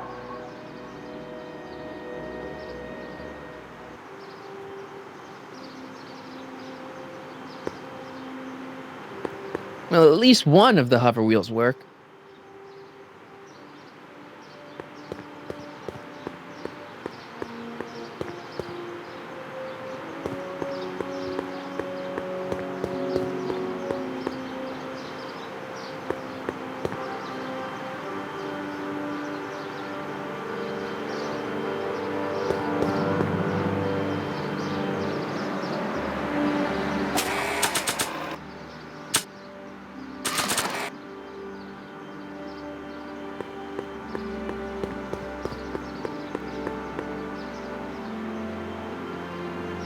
Don't even think about it.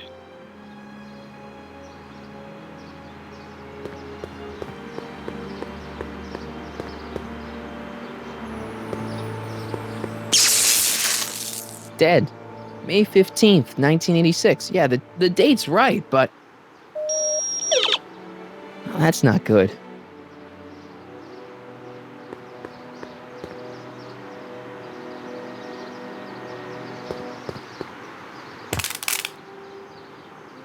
$12 volts. Wait, this is the car battery?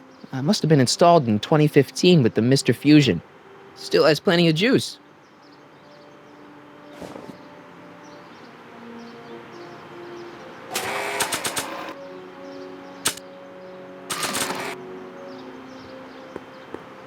I've wrecked it enough already. The wheel must have been running off the battery.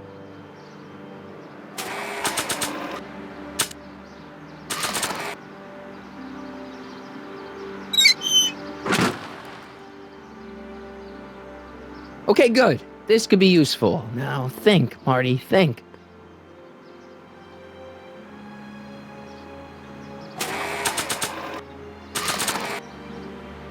Let's see here. Red to positive, black to negative. Whoa! Oh. Far out. Okay, Doc, let's see what kind of nightmare alternate timeline I've landed in this time.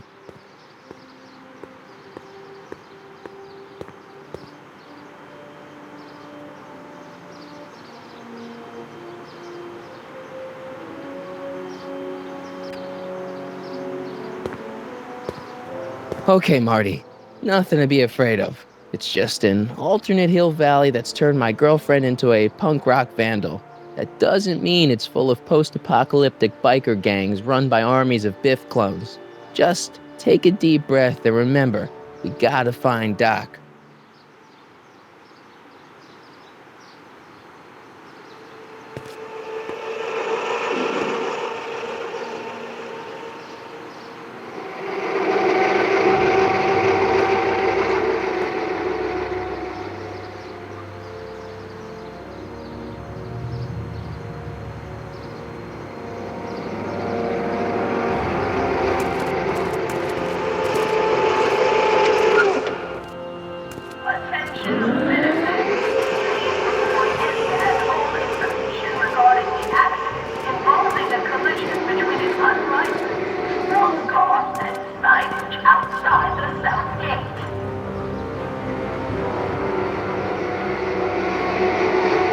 It's so clean.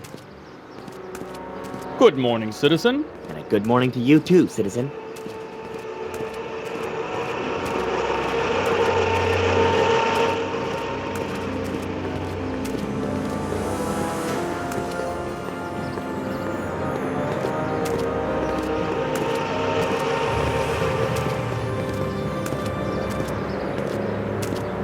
What's going on here, Doc?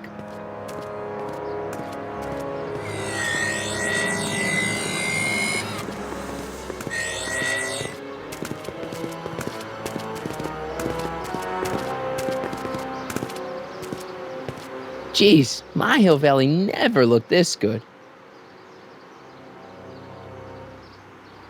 Watch where you're going, citizen. Sorry. Mr. Parker. That's Officer Parker to you, Martin. Now what's with the outfit? It's Thursday. Yeah? Polo shirt Thursday. You're out of uniform. That's a violation of Civic Ordinance 9EEE. And you're not wearing an ID, in direct violation of Ordinance WB 714. What are you up to, citizen? Polo shirt. Are you on the pot, citizen? Put your arms up. Spread your legs. Hey, what are you doing? Quiet. Hold still. Nothing. What's your deal today, McFly? Can you tell me where I can find Doc, Citizen Brown? Are you sure you're an honor student? Where do you think he is at this time of day? At work? That's right. Working at the courthouse.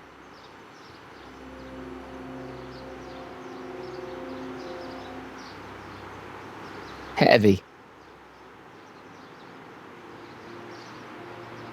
No. No what? No, sir. That's right, citizen.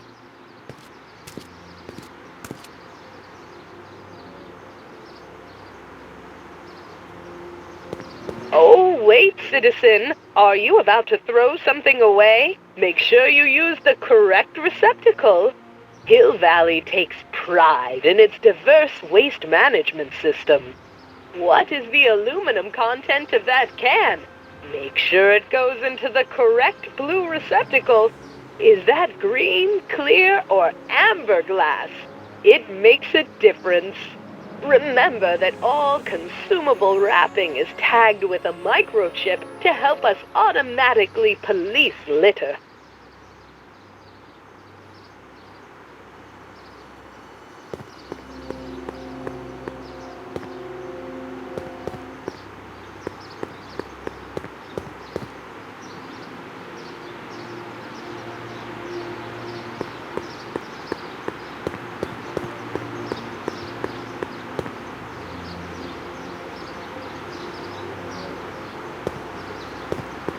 Attention citizens. Citizen Brown encourages all citizens to set their watches to the clock tower on a weekly basis. Citywide tardiness levels have increased by 1% in the last 3 months. Remember, punctuality is the virtue of kings.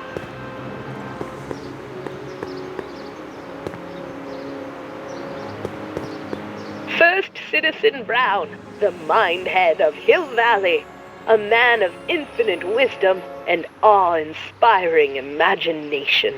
Emmett Lathrop Brown had been raised by a family legacy steeped in law, but hadn't set his sights on his destiny until he single-handedly thwarted the nefarious gangster Irving Kid Tannen and his bootlegging syndicate. After this heroic event, immortalized by the grand statue on the courthouse lawn, First Citizen Brown devoted his life to civil and social engineering, using Hill Valley as a prototype for tomorrow's cities today.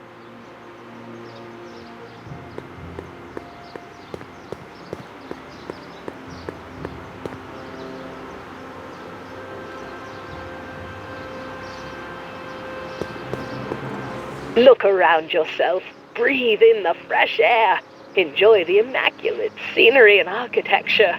You are standing among the denizens of the most sociologically advanced city in the world, Hill Valley, a perfect place to live.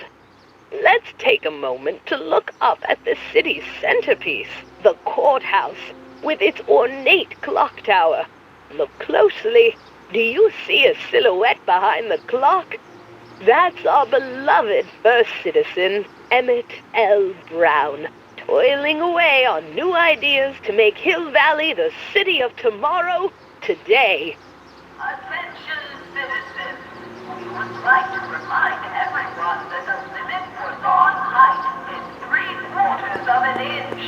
Landscaping inspections are scheduled for sectors E through H next week.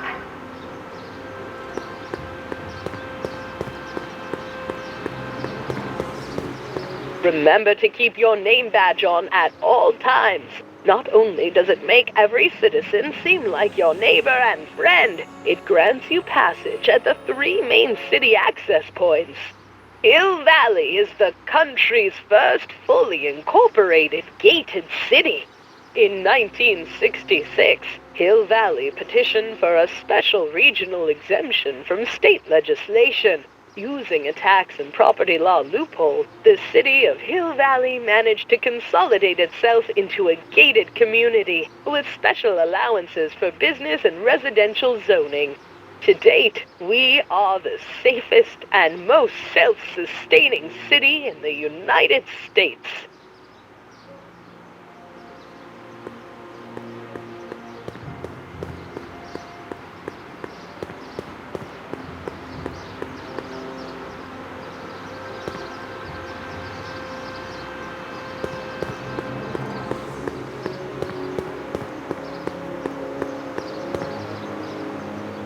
Attention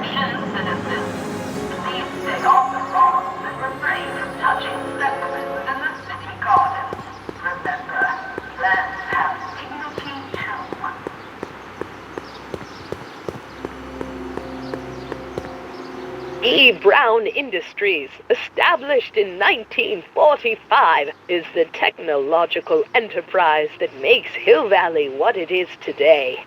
Whether it is electric cars running off the city power grid or motion-sensing fence deployment, the radical civil innovations under development at E. Brown Industries are changing the ways cities operate. Efficient pedestrian travel, vigilant citizen monitoring, and space-age technologies that preserve the clean and modern appearance of the city. All these amazing advancements are not only making Hill Valley a wonder of the modern civilization, E. Brown Industries also exports its ideas and technology to cities around the world.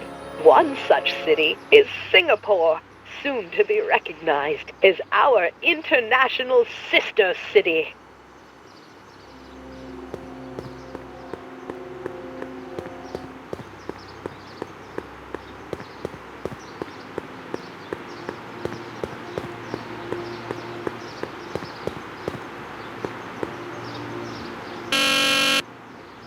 Hill Valley Courthouse. How may I help you, citizen? I need to see Doc, or Citizen Brown. Do you have an appointment? No, but... Then I'm afraid you'll have to wait your turn. Citizen Brown's a very busy man. That voice sounds familiar.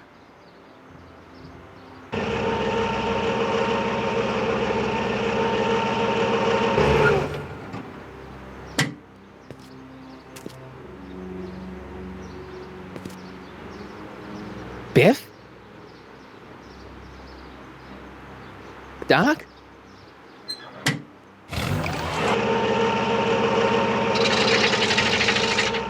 Wait! I need to talk to you.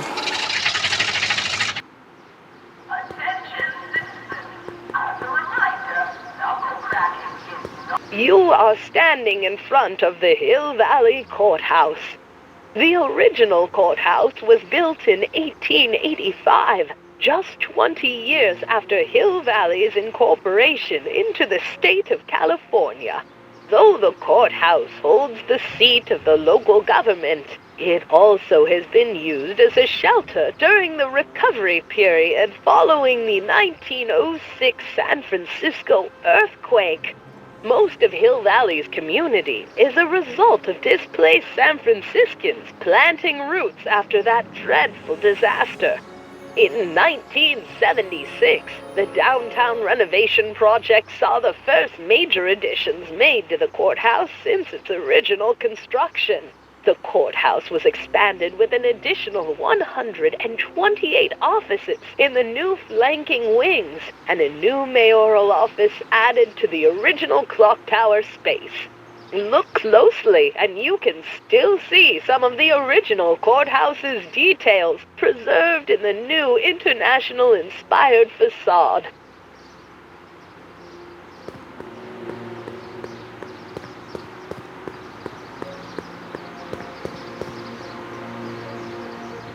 The original clock tower was dedicated in 1885, with the motion first started at 8 p.m. on September 5th that same year.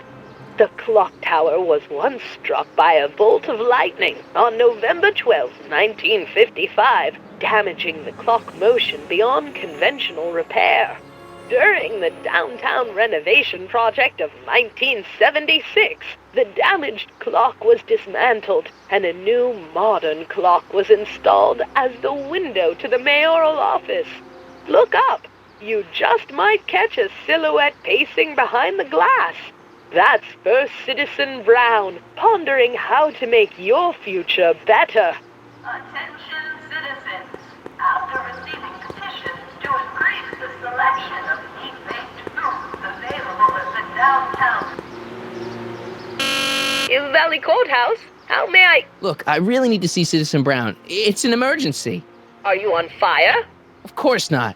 Are you bleeding profusely on the pavement? No, but it's a... Then it's no emergency that couldn't wait for a scheduled appointment. Good day.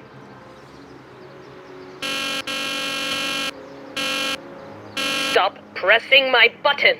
Hey, let me in!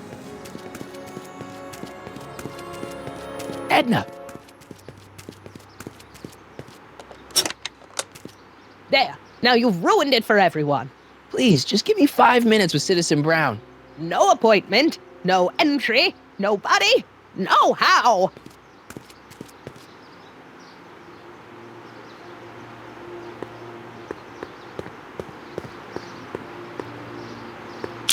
Hey, what do you think you're doing? Nothing. I'm just standing here. Loitering, huh? What is this? It's a demerit. No loitering. So get a move on, citizen. You gotta be kidding.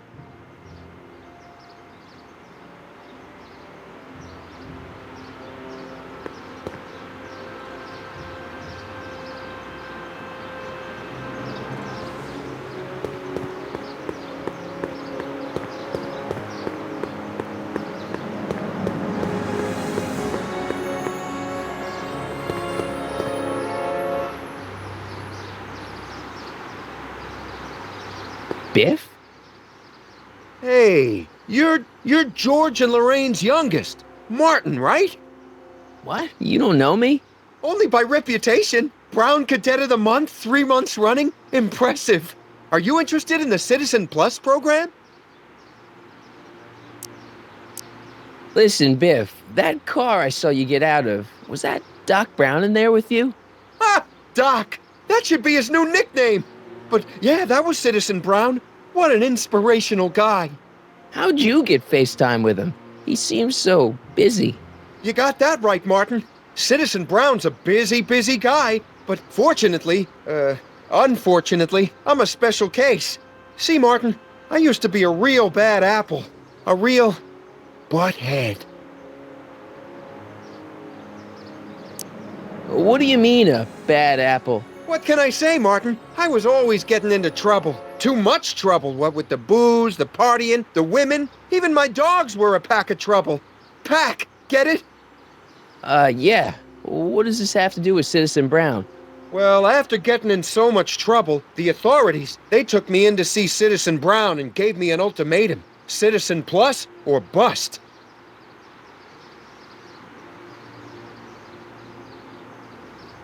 So, about all the bad things you used to do. Gosh, Martin, I really don't like dredging up the past. But, alright, if it'll help you make a decision about Citizen Plus.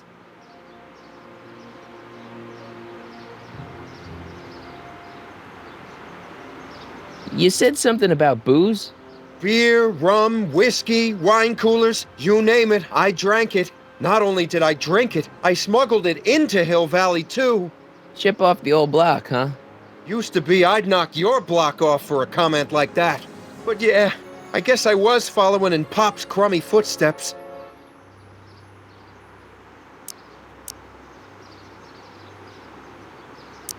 Why'd your dogs get you in trouble? You weren't running dog fights, were you?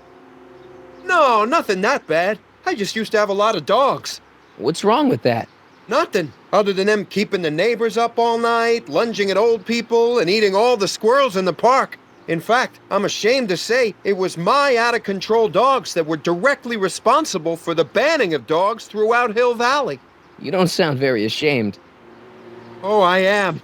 Very, very ashamed. What kind of trouble did you get into with women?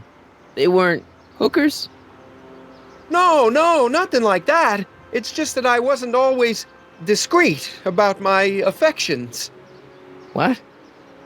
Public displays of affection, Martin. You know, necking and such. That's illegal?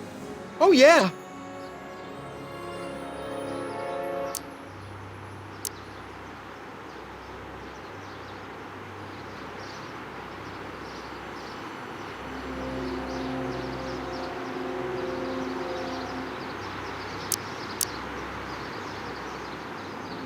Let's change the subject.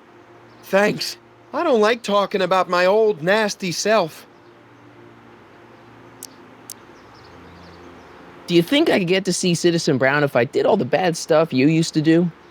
I guess, but why would you want to act like that?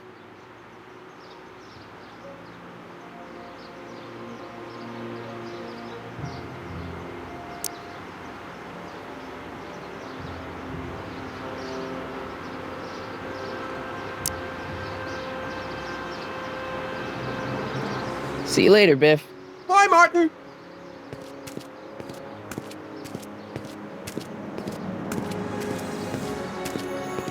What's Jen up to now? Attention citizens. Please report any and all information regarding the accident involving a collision between an unlicensed sports car and signage outside the south gate.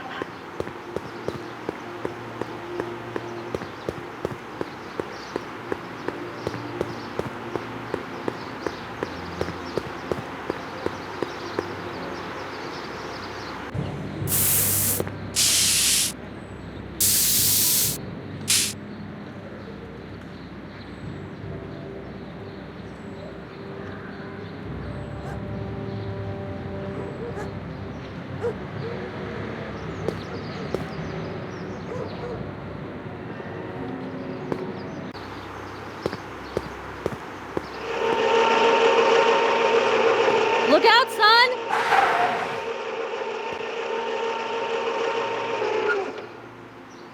Mom?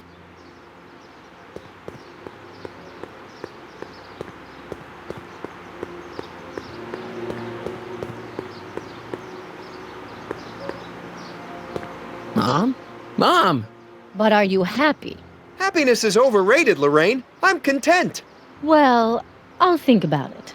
Mom? Hi there, Martin. I saw you as I was driving in. Did you hear me honking? Mom, that can't be you. Martin, are you all right? I'm fine. It's just that you're so gray. Well, isn't that an uplifting way to greet your mother? Sorry, I just don't... I guess you're right, though. I am going a little gray. No thanks to your father.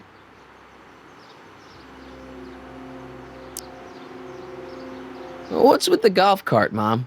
Now, Martin, I know you're embarrassed to be driving around in last year's model, but we really can't afford the 86s yet. What about my truck? No one owns a truck in Hill Valley. Martin, are you sure you're feeling okay?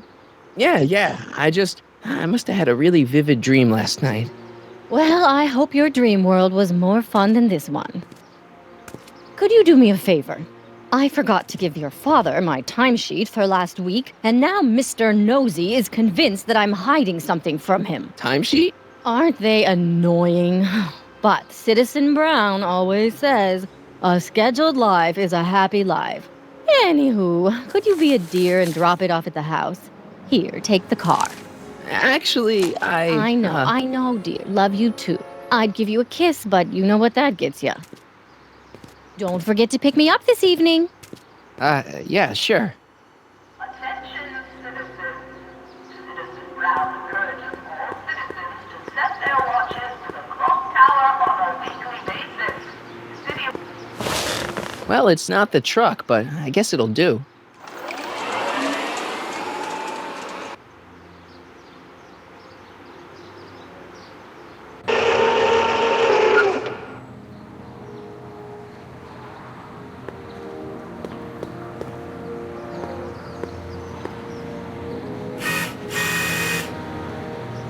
I don't know, John. Isn't this illegal? What isn't illegal in Hill Valley? What if Citizen Brown's watching? Don't worry, nobody can see us here. He's a peeping Tom. Ah! Dad. Try to warn your old man the next time, okay? Hey, demerit? Hey, what for? Insufficiently polished shoes. Good day, citizen.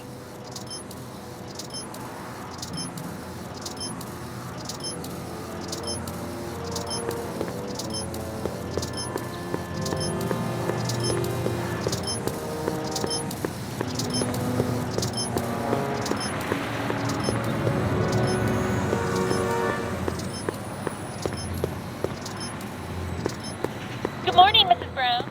Please address me as Mrs. Citizen Brown. I'm sorry, Mrs. Citizen Brown. It's just a thing. I worked so hard to get that title.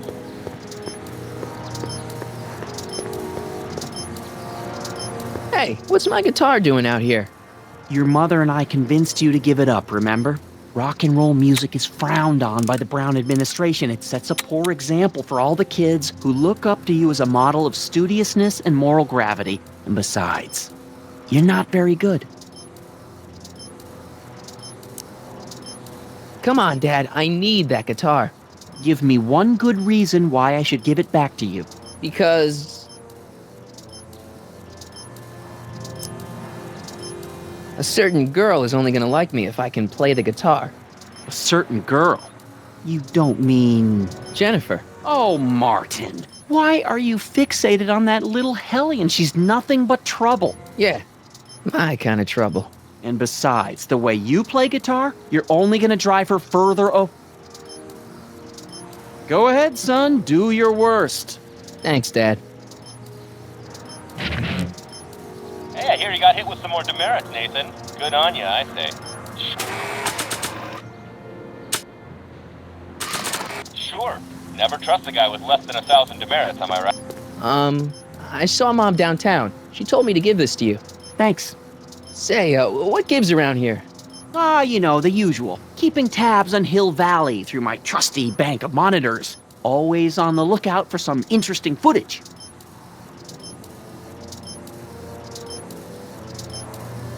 Interesting. What do you mean, interesting? What kind of silly question is that? I've been gathering candid documentary footage for Citizen Brown's promotional videos for over a year now. I know your mother doesn't approve of my work, but wait a minute.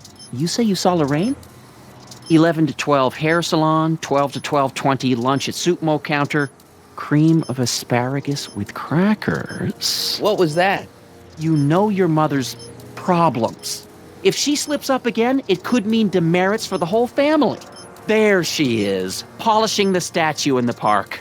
Just like the schedule dictates. Oh, then everything's fine. Good. Unless... How was she when you spoke to her? Lucid? Sober? Dad, you are way off here. Mom isn't a... Shh. I don't know for sure that your mother has relapsed into her old ways, but she's been acting very odd lately, almost as if she didn't like my constant supervision. Confidentially, I suspect she's got a flask hidden somewhere, probably very near the spot where she's working right now. Do me a favor, son, will you? See if you can worm the truth out of her. She won't confide in me, but she may be less guarded with you. Double rations this week if you help your old man out. What do you say? That's a good boy. Okay, Dad, we need to talk.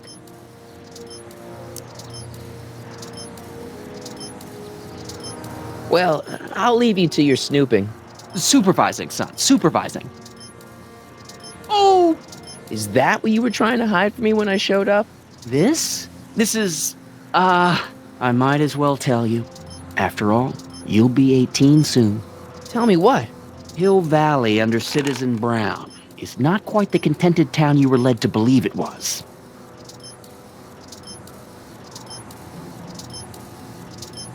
You're kidding. This isn't a criticism of the great man himself, of course, or his sainted wife, Edna. No one's worked harder than they to apply the most advanced social planning techniques to our municipality. But...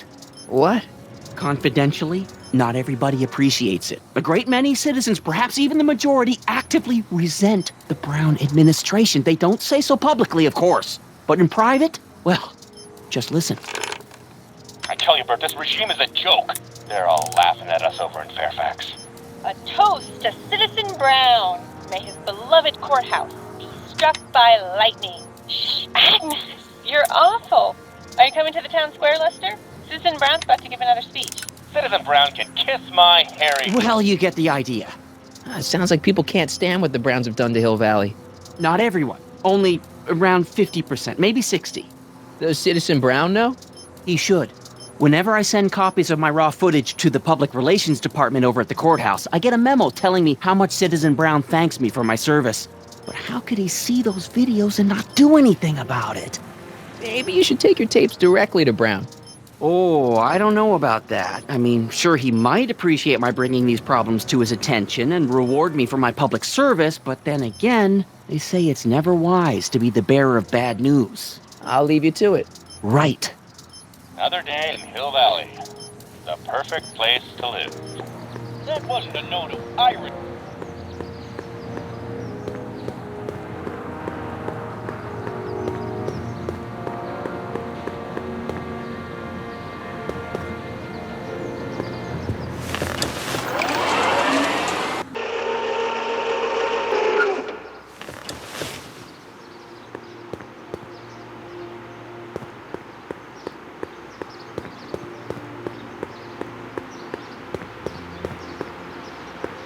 Mom?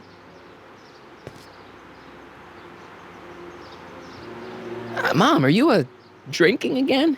Don't be silly, dear. Booze is illegal, you know. Yeah, Mom. It's just that Dad mentioned... Your father.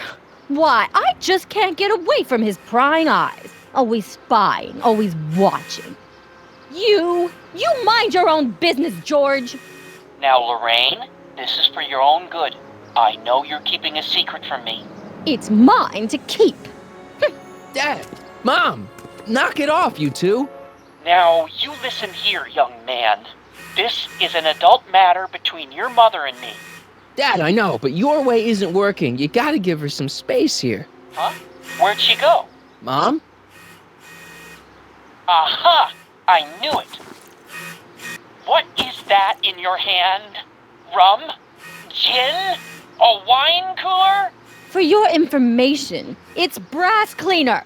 I have a job to do here, you know. Lorraine. No. Lorraine, I'm just trying to look out for you. You know the kind of trouble we can get into if you're drinking again. George, I wouldn't be so on edge if you weren't suffocating me all the time. Was that an admission? An admission of how smothered I am by you. Attention, citizens. Please report any and all information regarding the accident involving a collision.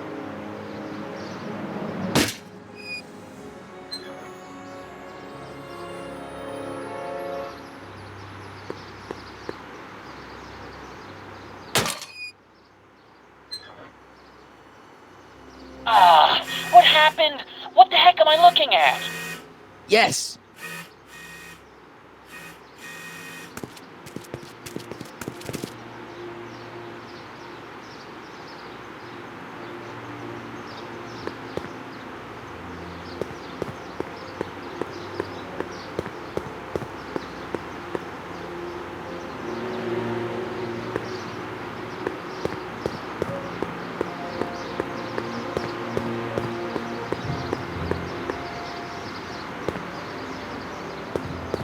Commemorating on the 25th day of August this year of our Lord, 1931, the capture and incarceration of Irving Kid Tannen and the disbanding of his criminal syndicate by the heroic efforts and ingenious mind of our beloved first citizen, Emmett Lathrop Brown, by virtue of his experimental rocket car. Edna must have written that.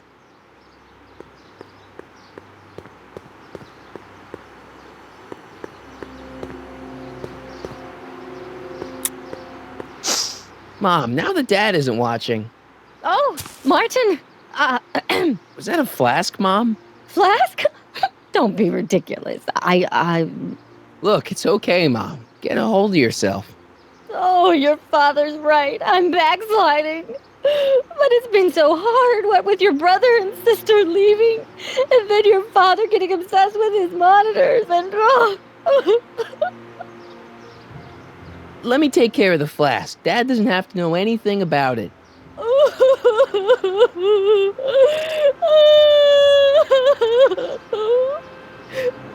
Oh, thank you, sweetheart. I couldn't bear the thought of facing your father over this.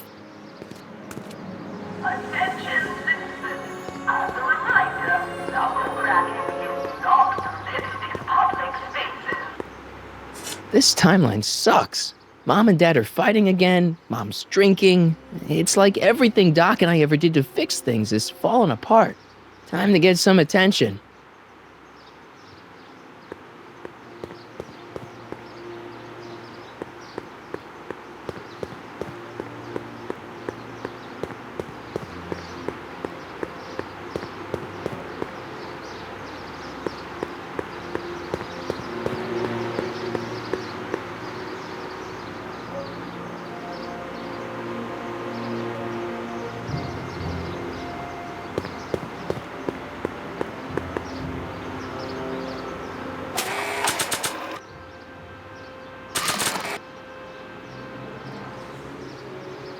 Hands up, citizen. Assume the position.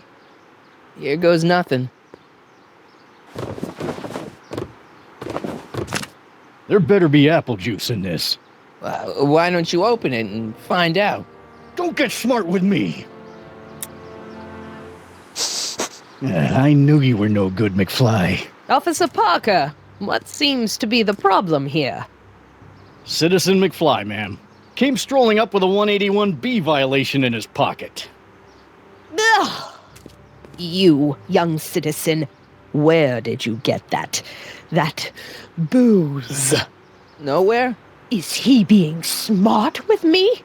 Yeah, he played that attitude on me as well. Could we just fast forward the lecture and just get this over with already? No! Officer, demerit him severely. And as for the alcohol, drop it into the recycling bin. With pleasure, ma'am.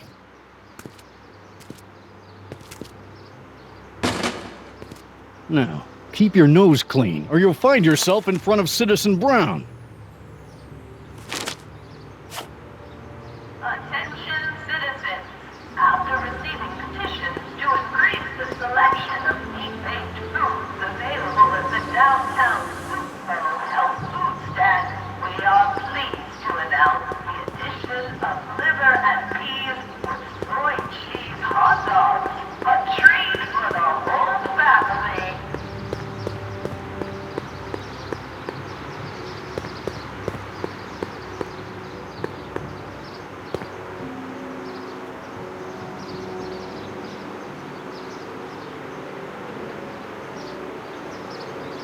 Free soy dog samples. Take one. I guess they ran out.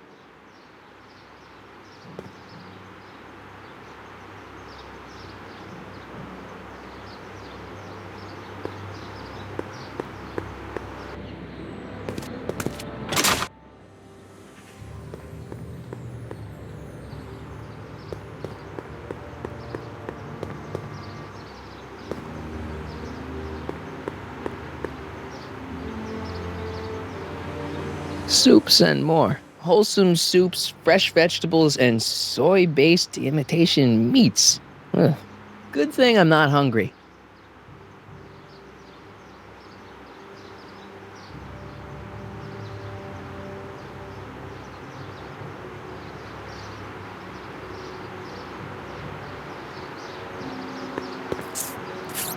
Okay. Welcome to Soup Mo, where soup is just... Oh, it's you. This better be important, McFly. Leech, was that Jennifer? Well, A, it's none of your business, and B, seeing as she ain't your chick no more, yeah. Okay, now this timeline is really pissing me off. Where are the free samples? Here, I keep them behind the counter. Oh, God.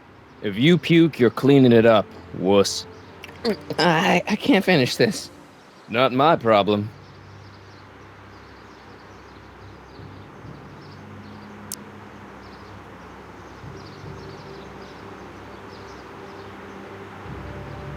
See ya. Smell you later.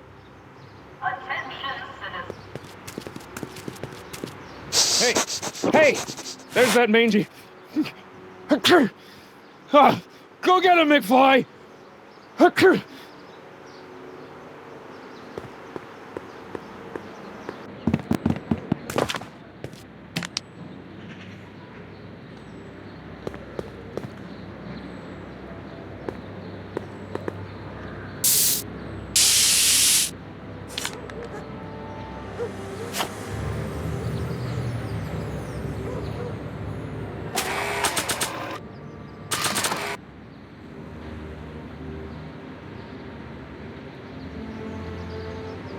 Don't even think about it.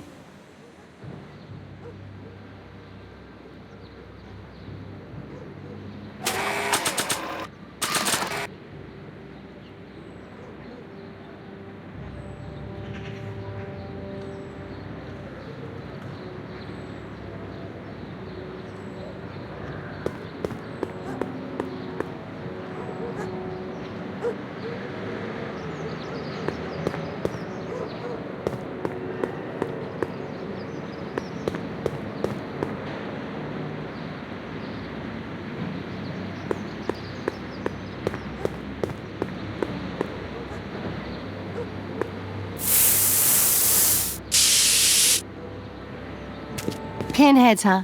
Figures? Give me that.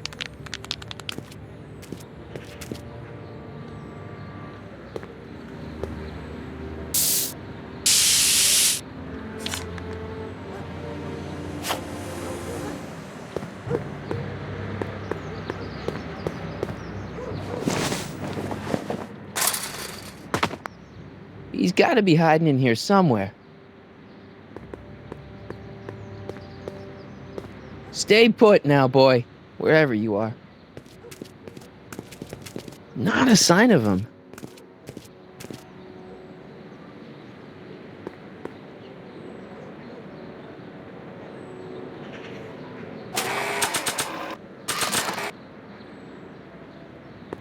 It would look better blue.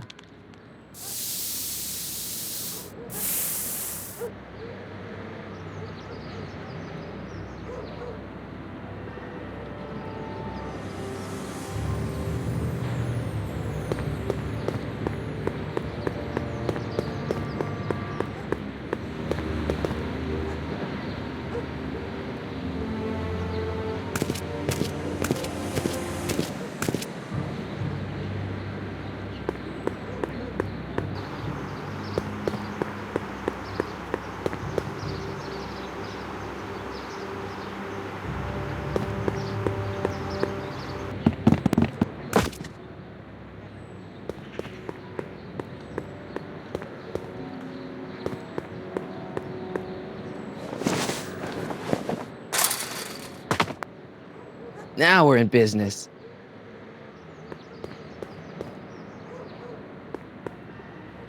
I outsmarted you, didn't I? Oh, don't be like that, Einie.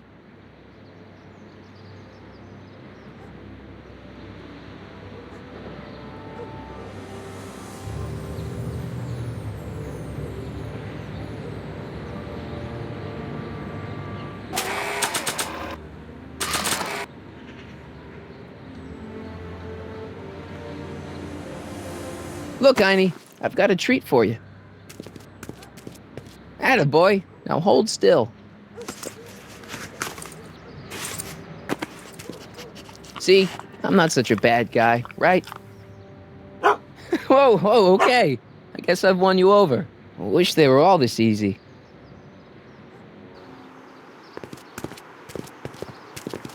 Huh? What is it, boy?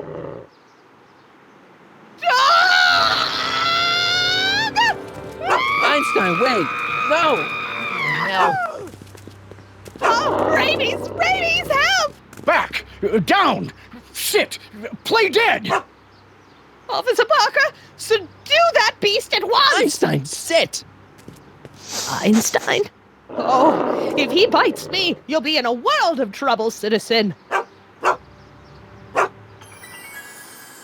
Wait, I know that creature. Officer Parker, that's the stray that keeps escaping the kennel. I thought he was muzzled. I took the muzzle off. You what? That's right, he's my dog now.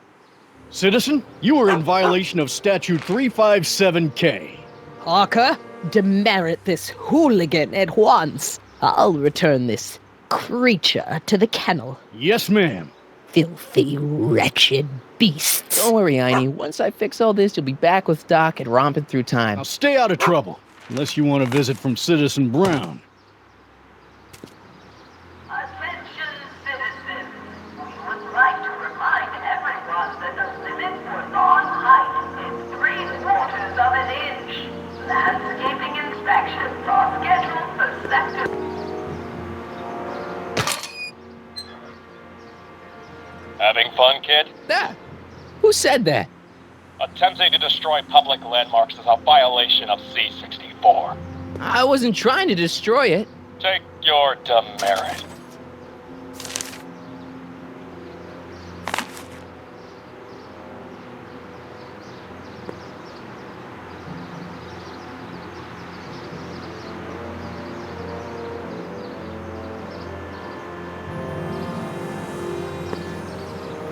What's the problem, citizen? Oops, wrong number. What's the problem, citizen? Everything's perfectly all right now. We're fine. We're all fine now, thank you. how are you? What's the problem, citizen? Yeah, I'll have a double animal style with fries and a diet. That's it. It's called an emergency intercom for a reason. I'm wrapping you for an SCR 300. Take your demerit printout before you go. I don't want to annoy whoever's on the other end of that thing.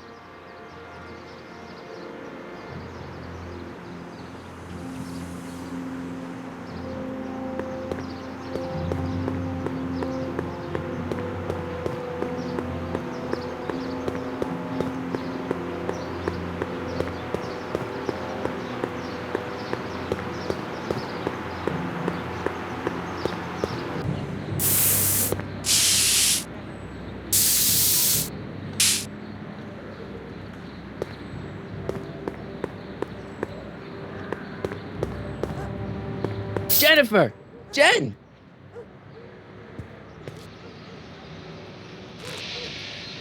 You got a problem? You and Leech, Jennifer? Hey, don't badmouth Leech. There's a lot more to him than soup, you know. Like what? For one thing, he wields an axe like nobody's business. So you got yourself a new guitar player. What can I say? I'm a girl who appreciates a hot lick. Yeah, I remember. Come on, Jennifer. Nobody in town plays guitar like me. I'm talking electric guitar, Martin. I'm gonna be honest, the ukulele has to go. I can outplay your loser boyfriend any day of the week. You're that desperate to get to first base. Did you say first or fourth? I'd give you 2.5. But first you gotta prove you've got better fingers than Leech. You ready to throw down? I was born ready. You got a guitar? Never leave home without it. Hold on. You can knock on my door anytime. Hold it, we got company. McFly, what's that was doing here? He says he can outplay you. I told him, there's no one in Hill Valley better than you. You wanna go prove it? The Ring of Rock? Don't crush him too bad. Just teach him a lesson.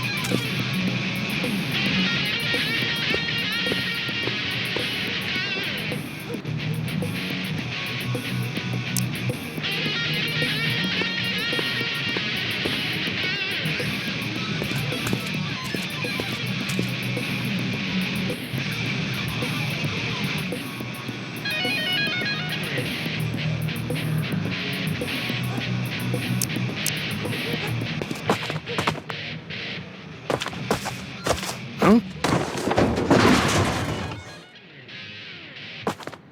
Martin McFly, that was totally awesome. What can I say? Some guys got it and some guys don't. You broke my headstock. I think I've got a new idol. Come here. Wait, I got a better idea. What was it you called me? A square?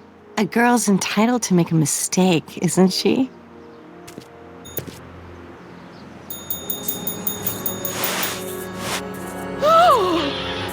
Hooliganism! Delinquency! Officer Parker! I just caught these two degenerates violating statute number... Jennifer? Daddy!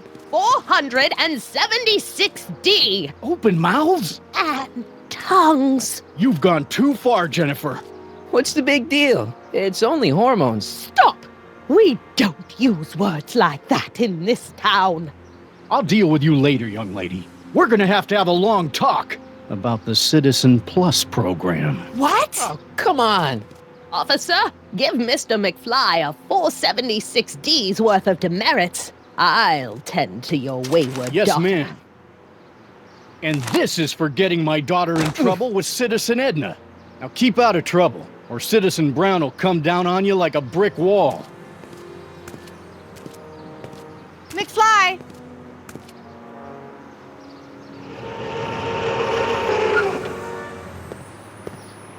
Hey, Jennifer. Are you still angry with me? Angry? Nah. The threat of being Citizen Plus was worth it just to see my dad's veins go all purple like that. Great, because I gotta go. Jeez, Martin, what's gotten into you? Booze, dogs, necking in public? It's like you're a different guy today. A way cooler guy. I know this is gonna be hard to believe, but I'm the same guy I've always been. It's everyone else who's messed up. And stop calling me Martin. It's Marty. Well, Marty, what's next on the agenda? Knocking over banks? Maybe. What's a guy gotta do to get in trouble around here? I think you're about to find out. You, citizen. Get out of here, Jen. Not a problem. Are you Martin Seamus McFly? Yes? We have a warrant for your detention. Detention? You've accrued over 15,000 demerits in the past 24 hours. Cool. Is it, young Mr. McFly? Is being branded as a criminal of weak moral character cool? I'm not weak. But you are in a heap of trouble. Trouble? Oh my, yes. But don't worry, we're here to take care of you. Like your Citizen Plus program took care of Biff? Perhaps. The program is in need of new volunteers. But let's not get ahead of ourselves. First, let's see what Citizen Brown has to say about your particular strain of antisocial behavior. You're taking me to Citizen Brown? Immediately. Officers, away with him. Yes, ma'am. It's about time. I always knew your goody two-shoes A+ student act was too good to be true.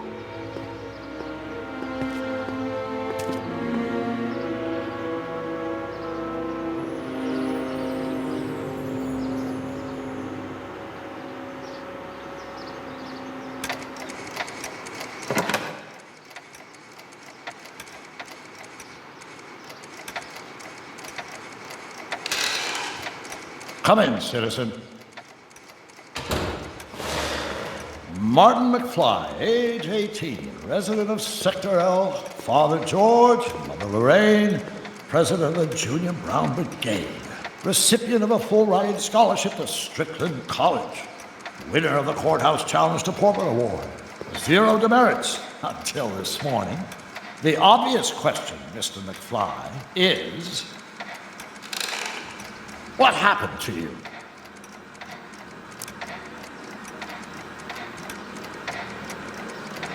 Jesus Christ, Doc, what happened to you? Doc. Interesting. You regard me as a doctor, indicating awareness that you're suffering from some variety of mental disorder. That's a hopeful sign, Martin. Of course, I'm not actually a doctor, but I do have the tools to turn you around and put you back on the road to societal normalization. Shall we begin with a few questions to establish a baseline? Whatever. Let's get through this nonsense so I can set you straight. You'll set me straight? Explain.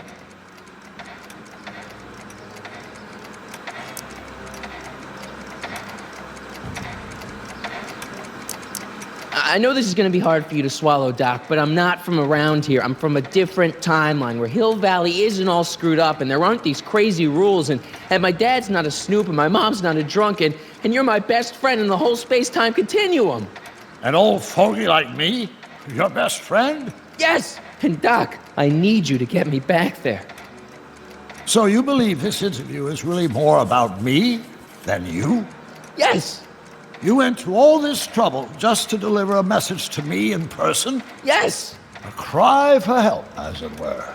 Yes! No, wait. Tell me, Martin, is your mother on the sauce again? Not where I come from. When I left here, both my parents were happy and well-adjusted. Okay, they didn't start out that way, but that's where your time machine comes in. Time machine? Yeah, Doc, listen to me. You don't remember it, but you built a time machine out of a DeLorean. Why?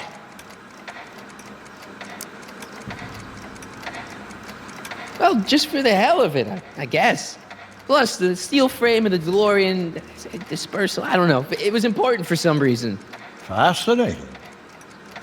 Yes, it is fascinating. It's amazing. It's incredible. But you don't know it because you've never invented it. You're not the real Doc Brown. You gotta believe me.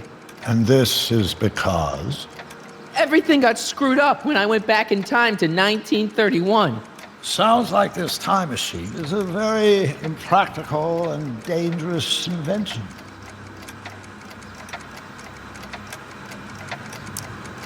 No, I mean, yes. What I mean is it's messed up a lot of things, but first, it made a lot of things better. Like my mom and my dad. It was only thanks to your time machine that they ever became successful and happy.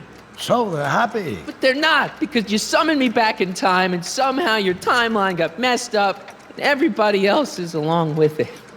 I see. No, you don't. Think back. Don't you remember me? We knew each other when you were 18. I'm Sonny Crockett. Incredible. This case is more serious than I'd imagined. The boy has fabricated an alternate reality.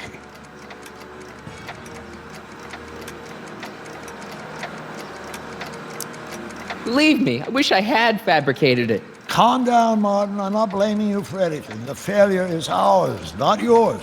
Obviously, there was a drastic flaw in your social conditioning. God, you don't understand. No, I don't understand yet, but I want to. I want to get at the root of your problem. Keep talking.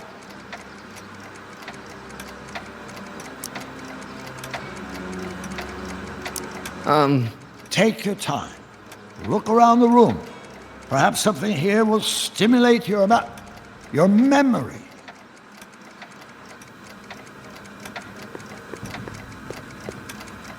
Hey, this is your fish tank. Yes, that is my fish tank. It looks much better without all the bacteria. What? Edna just had it cleaned. Yeah, but in 1931 it was full of bacteria that we used to make rocket fuel. Remember? An impressively detailed illusion. Keep talking. So that's what Judge Brown looked like. I never actually saw him. Of course not. He died before you were born. He was my biggest supporter, after my wife, of course.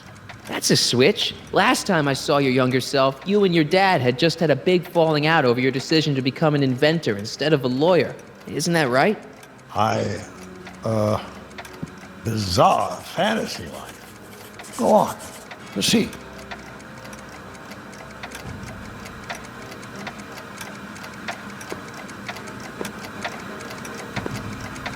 Okay, take a look at this picture of Einstein here. The dog. Harboring dangerous animals is a municipal offense.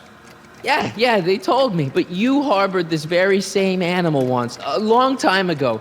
Remember the test run of your rocket car? Einstein landed on the roof of the courthouse. I do recall something of the sort, but naturally it couldn't have been the same dog. There wasn't anything natural about it. Einstein's a time traveler too, thanks to your invention. Stop trying to confuse me! My whole life has been dedicated to the practical use of technology to shape a more efficient, orderly society. Ask anyone. It's a fact. You can look it up. But you know better, right? Emmett? Wrong. Do you see this picture? I keep it close by me to remind me of the moment when my life's course became clear. August 25th, 1931. The day I single-handedly captured Kid Tannen, the scourge of Hill Valley. Single-handedly? And not, incidentally, the day I caught the eye of Edna Strickland, my scientific muse and the love of my life. Take a look. What you see there is a young man who understands his destiny. That's not what I see. What do you see?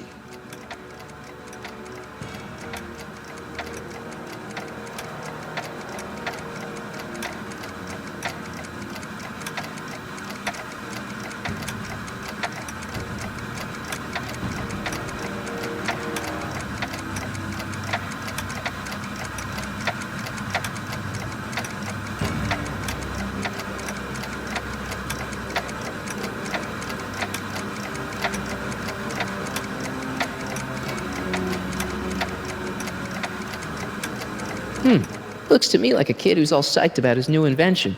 That's where you're wrong. Although my rocket car had accidentally captured Kid Tannen, it was also a widely impractical and dangerous idea that would have triggered unimaginable consequences had I pursued it further. Luckily, Edna came along and channeled my newfound fame into more practical pursuits.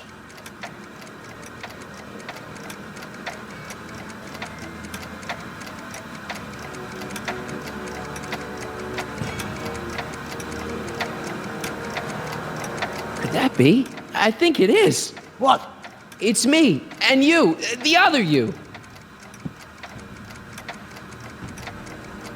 It is me. And you. But how? Sonny? It's impossible. No, it's science. Your science, Doc. In this other world, the one you say you come from, am I happy there? Very happy. You've got 2 great sons. Sons? Yes, and a fantastic wife. Not Edna? Not even remotely. And your invention. Jeez, Doc, you can go anywhere you want to. Anywhere in time. You're the luckiest guy in the universe. And what about Hill Valley? Hill Valley? You know it's got problems. A little bit of urban decay here, a little bit of crime there. It's a normal city. People are happy, mostly. And even when they're miserable, they're not miserable like they are in your Hill Valley. Stop! There are no miserable people in my Hill Valley. Give me a break. You don't really believe. My citizens lead lives of order and peace. Nobody worries. Nobody complains. Only because they were afraid to. Jeez, open your eyes, will you? You and Edna have got them all terrorized. That's Mrs. Brown to you, Sonny. Doc. Kindly address me as Your Honor. We worked for over 50 years, my wife and I. Every waking moment devoted to ridding Hill Valley of vice and disorder. And you dare to claim that our citizens are unhappy? Yeah, I do. I've seen it. They're just too afraid to speak up. Afraid? Afraid of what? Afraid of the consequences of their actions, Doc. You run this place like it's a police state. Nonsense. I can prove it. All right then, time travel boy. You do that. And until you do, I'm going to treat your wild story as just that. A story told by a madman. And I've determined that the best treatment is simply to let the insanity run its course. So, is the interview over? Should I leave? Please do. I'm very busy. I've got a city to run. Fine, but I'll be back with proof.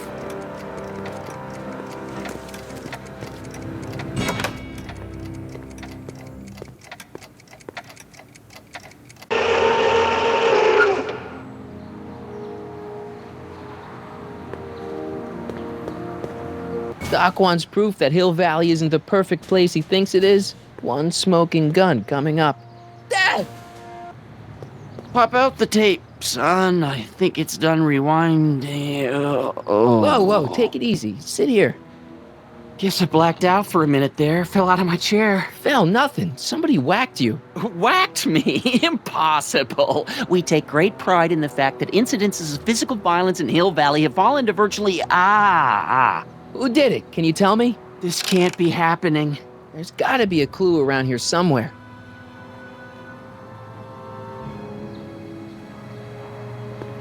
Dad, that's not one of our bats, is it? No. McFlys never use aluminum bats. Curious. Oh, wait, don't touch it. It's evidence. Of what? Oh, why would anyone do a thing like that to a nice Sector L citizen like me? What's the last thing you remember? I was sitting right here, copying another incriminating scene onto my tapes. My tapes! What happened to my tapes? Stay calm, Dad. Are they on the floor? Do you see them? They're in a box marked raw footage.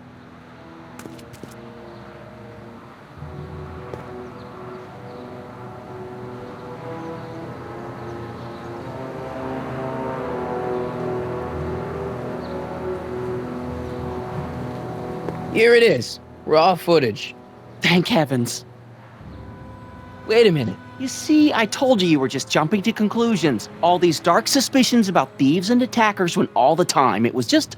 Empty. What? There's no tapes. But I'm sure they were in there before.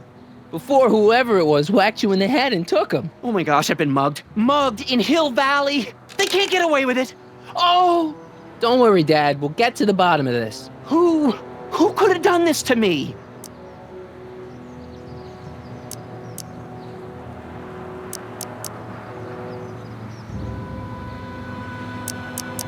Who wouldn't want Doc to get the straight dope on Hill Valley? Edna! Are you saying I was mugged by the mayor's elderly wife? Not exactly, no. Oh, it's no use. The tapes are gone. All I can do is hope against hope they don't surface and land me in trouble. Come on, Dad, we can't just give up.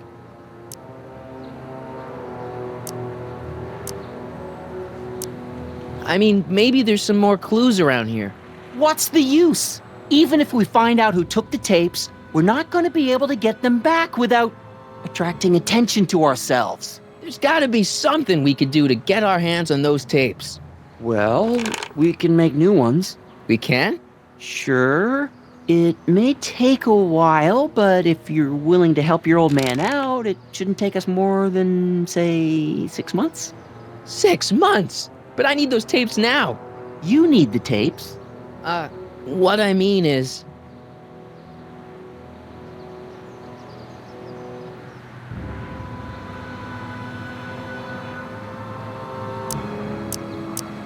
I gotta give it to Citizen Brown. I told him I was gonna furnish him with proof that Hill Valley isn't as happy as he thinks it is when I was in his office, just before I came here. You had an interview with Citizen Brown? It wasn't easy to get, believe me. I had to break all kinds of rules. You've been breaking rules? Harboring stray dogs, kissing girls in public, getting caught with Mom's flask. That is the most far-fetched story I've ever heard. It's true. You forget I'm your father. I know your history. Yeah, well, history's changed. Prove it.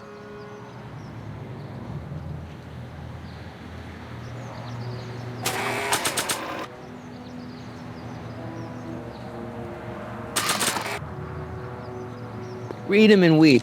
Demerits, but... It was the only way. I don't understand. Dad, listen to me. I mean, really listen. You and I both know that things aren't right here. Citizen Brown might have started with good intentions, but his Hill Valley's just made everybody miserable. Shh! You said that to him? Basically, yeah. Oh, there go our privileges. No, wait, I got him to listen, Dad, and he's gonna make things right for you and Mom and all of us. I can't explain how. You're just gonna have to trust me on this. Okay. But first I have to show him your tapes, to prove my point. Oh, no. No. Dad. This scheme of yours, maybe you know what you're doing, I can't say. But leave me out of Dad. it. I don't like trouble. I can't handle it. It's not in my genes. But... do it for your father. My father? Yeah, Arthur McFly. I know his name. Didn't he have something to do with putting away Kid Tannen, you know, way back when? Yes. Yes, he did. Where'd you hear about that? It was way back before Citizen Brown cleaned up the town, before I was even born. Everyone lived in terror of Kid Tannen and his goons. But Dad stood up to him. He had evidence of Kid's guilt, see, and he risked his life to deliver it to the authorities. Never be afraid to do the right thing. That's what he always used to tell me. And what are you doing? Trying to remember which is the right feed.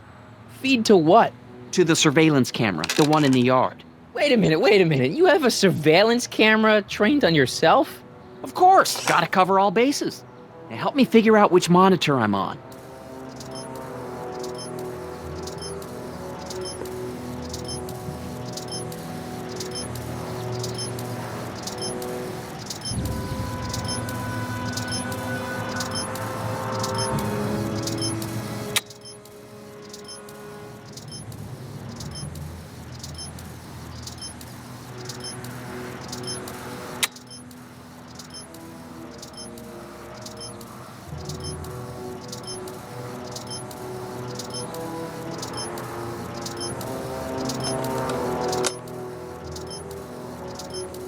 There, that looks like us. So the surveillance tape must be on this VCR. This must be before the attack. Let's see. I remember cleaning the playback heads at 5:30. The attack couldn't have been very long after. Oh, it's Biff! But it can't be him. The Citizens Plus program has rendered him as gentle as a kitten. Huh? I can't understand it. That's not the way he's supposed to behave. Why, even the old Biff would never... Wait, what's that weird flashing on his wrist? Let's find out. I knew this zoom and enhance feature would come in handy someday. Cost me a bundle at the hobby shop. It's his digital watch. I wonder why it's doing that. Hey, wait, stop the picture. Can you zoom in anymore? X11. You know what that means? Not yet. Lorraine! Don't lay into me, George. I've got something very important to say, and then I'm going to be leaving again. I've got something important to say, too. I was attacked and robbed. It's always about you, isn't it? You can't just wait and listen to my news. Oh, no, you have to go and beat me to the punch. Pull yourself together. That's right. You two sort things out. I've got some business to attend to. I'm not together. I'm more together than I've been in months, George. For your information, I haven't had a drink all day.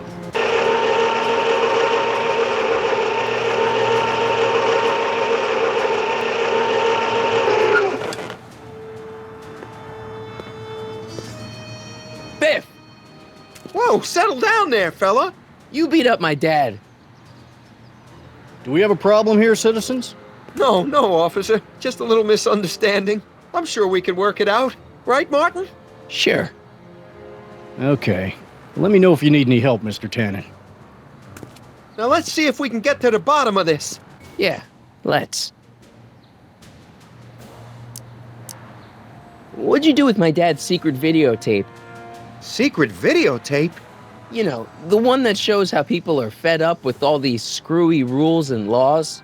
You lost me, Martin. But that tape sounds dangerous. It should probably be dumped in the recycling bin. So you really don't know anything about my dad's secret tape? Oh, no. I'd never walk around with subversive material like that.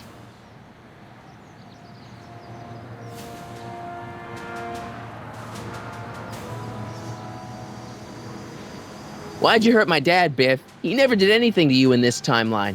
Timeline? What are you talking about? Don't play dumb. I saw you on camera. But I can't hurt anybody. Thanks to Citizen Plus, I blow chunks whenever I even think about doing bad stuff.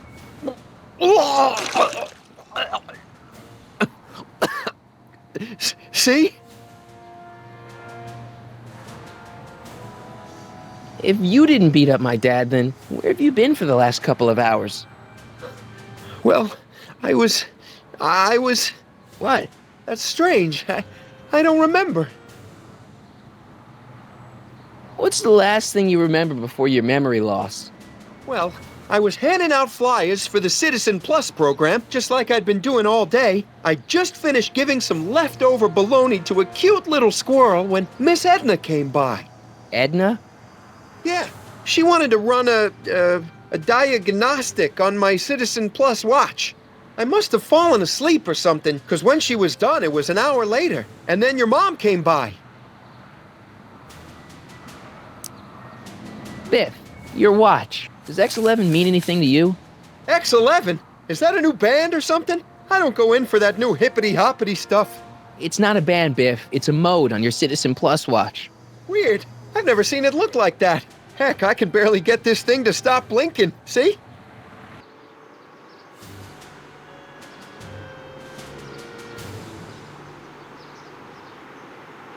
Cool! Hey, I didn't know you could do that. My wrist's getting a little sore, Martin.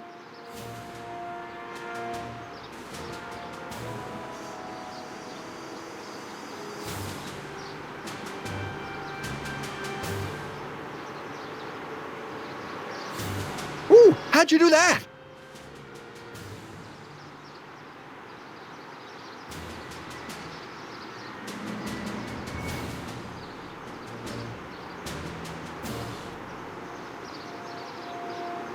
Biff? Okay, that's weird.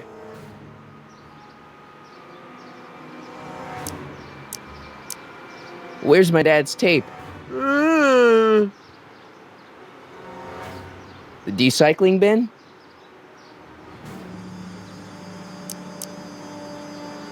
Could you do me a favor and go get my dad's tape?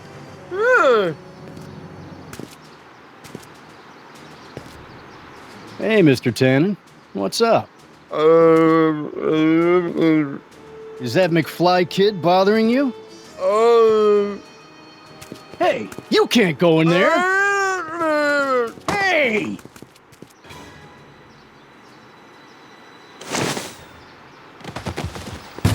Whoa! Holy smokes. What happened to him? I don't know. No one's ever jumped into the decycling bin before. Well, where does it go? That information is above my pay grade. Oh, jeez. I'm in a lot of trouble now. Don't move a muscle, McFly. I gotta go tell Citizen Brown about this. Attention citizens. After receiving petitions to increase the selection of deep I've got a really bad feeling about this. Well, here goes nothing. Gosh, ma'am, did I do something wrong? Did I do something? Mr. Tannen, I put a lot of work into honing you as the first Citizen Plus. What on earth possessed you to assault a police officer and dive headfirst into the decycling bin? Did I do all that? Lord, I thought your father was dim. No, really, I don't remember doing anything like that. The last thing I remember, I was showing that nice McFly kid my watch. Then, blam, I'm down here and you're yelling at me. McFly? McFly. Strickland. Oh, hi, Martin. Give me the tapes, Edna. Mr. Tannen, please restrain our guest. Biff, stop! Stop! Oh, no.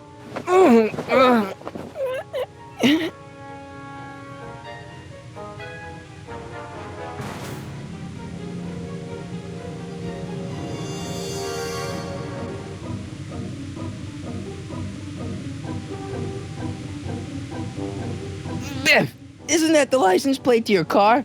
Sheila? Huh? Tannen, focus.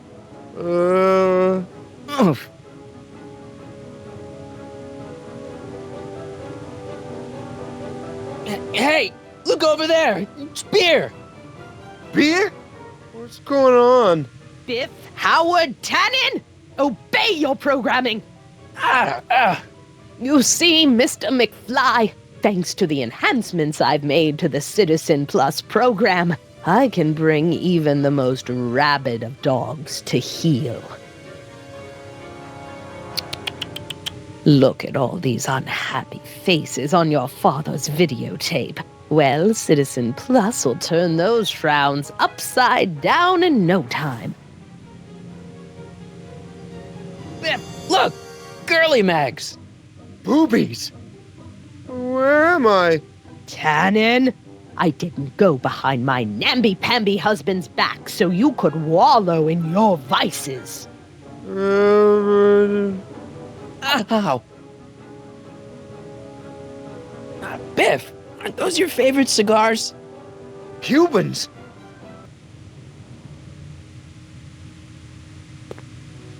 Tannen, listen to me. Babes. Booze!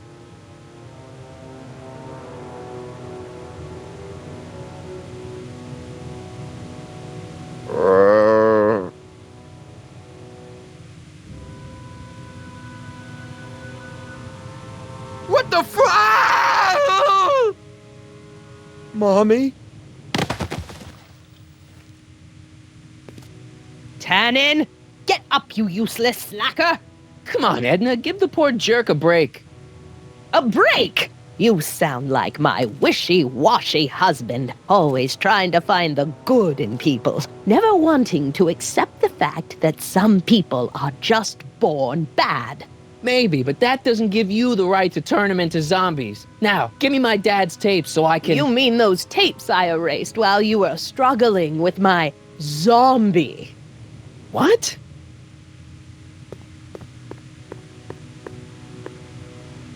Come on. Utopias are fragile things, Mr. McFly, especially when overseen by minds as distractible as my husband's. No. Edna! Doc? Emmett, what are you doing here? I came down here to investigate a troubling report involving Mr. Tannen. Doc, you gotta stop her. Silence! Okay. I was concerned there might be a flaw in my Citizen Plus program. Imagine my surprise when I found my wife perverting my life's work. Is this what it's all been about, Edna? All those years? All our struggles to cure society's illnesses? Just to create a world where free will can be turned off with a flick of a switch? Oh, please, Emmett. You wanted this just as much as I did. Remember? If only we could tell someone to stay off the grass, and so help us, they would never tread foot on a well-manicured lawn again. That's what Citizen Plus does. It makes rules unbreakable. I only gave it the slightest of changes. Enough! We will not have this discussion here. But... Go home and wait for me. Fine.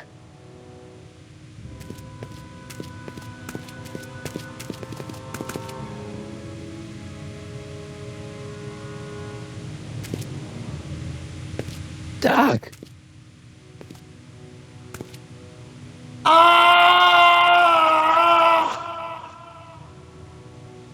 Father, what have I done?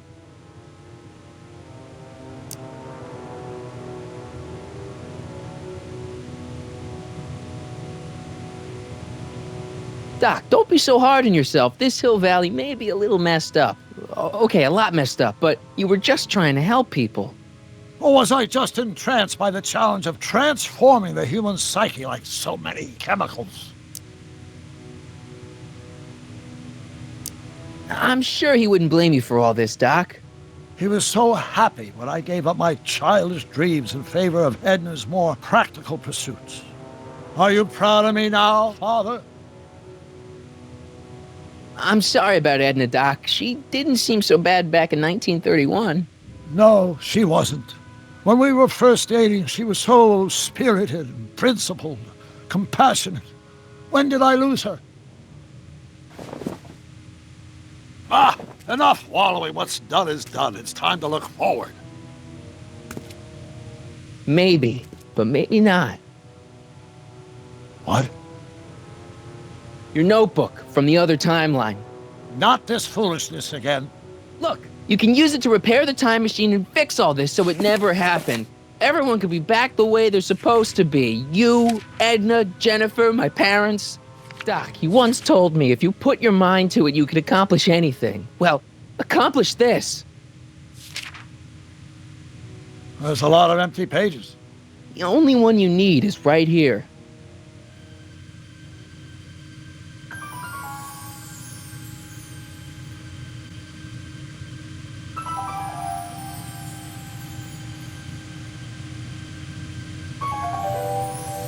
Great Scott.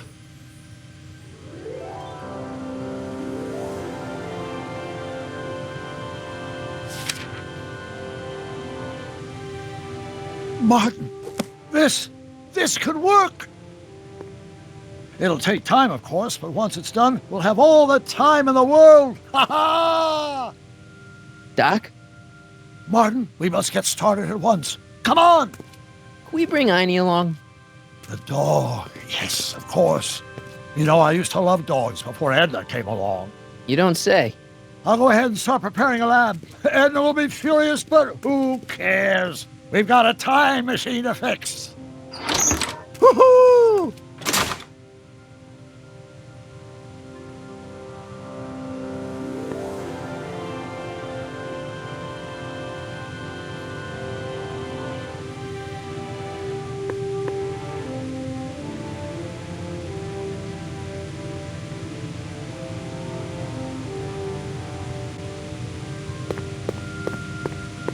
Beer. Maybe I could... nah.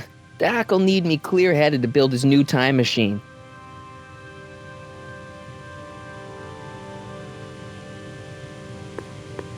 I wonder how many times Biff's parked under manure in this timeline.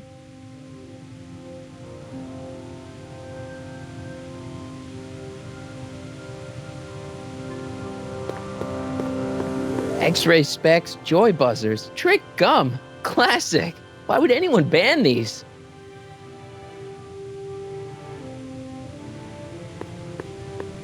Wild gunman.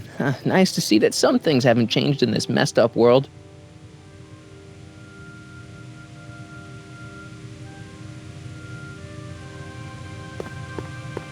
I don't smoke, and I should really go get Einstein.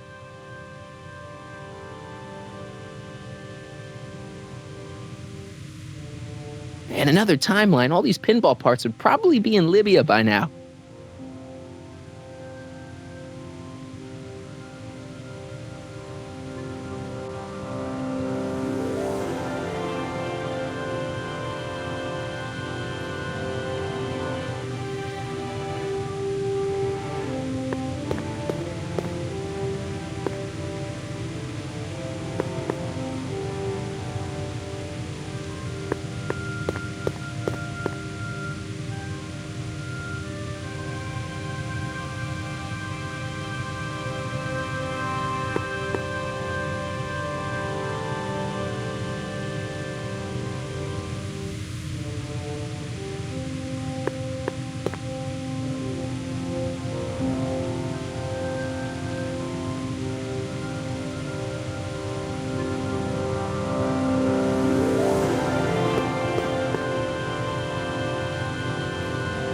Whoa!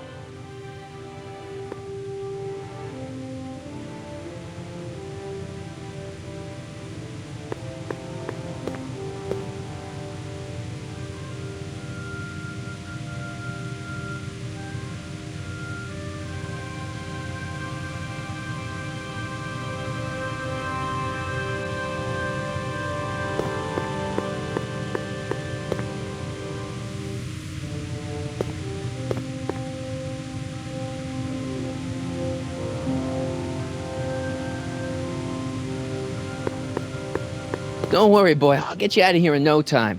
What is it, Einie? McFly.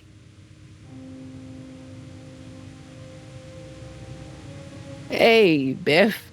You okay? Yeah, I'm okay. Better than I've been in a long time, you know? So you remember... that witch making me do stuff? Yeah, she'll get what's coming to her. No one tells Biff Tannen what to do. No one. Hey, I'm the guy who snapped you out of it. Really? 'Cause all I remember is a punk kid who thought it'd be funny to make me jump down a hole. Ah.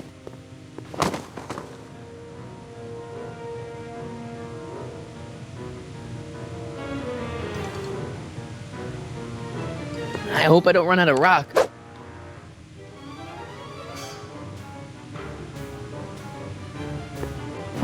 Down, Biff. Stay. All right. McFly. Oh, crap.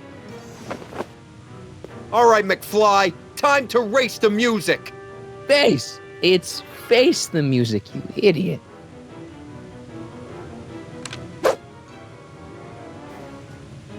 Einie, sick him. Whoa!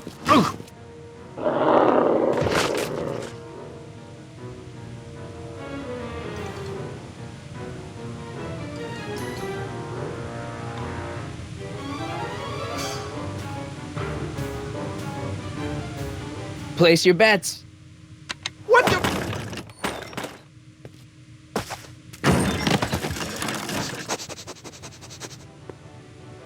Let's get out of here, Einie.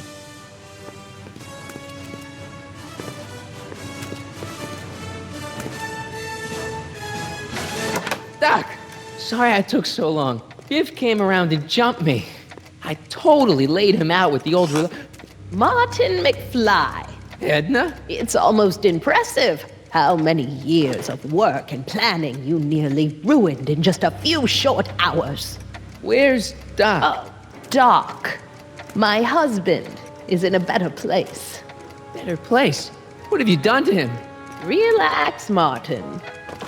We've got everything under control. Doc! No! Doc!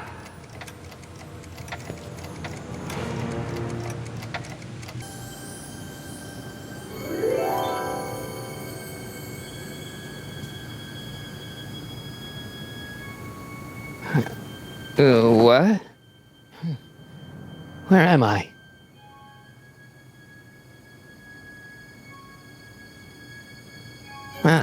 Citizen Plus? Citizen Plus! Ah!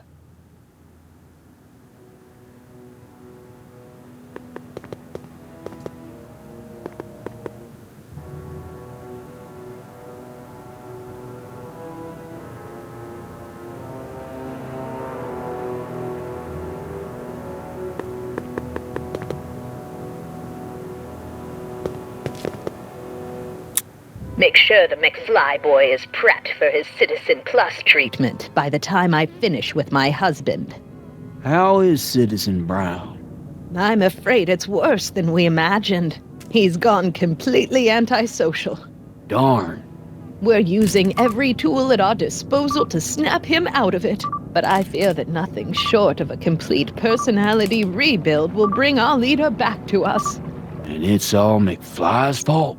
Unbelievable, isn't it? One teenage hooligan has brought Hill Valley to the brink of ruin. Ah, well. Let me know when he's ready. I'll be tending to Citizen Brown. I gotta get out of here and rescue Doc.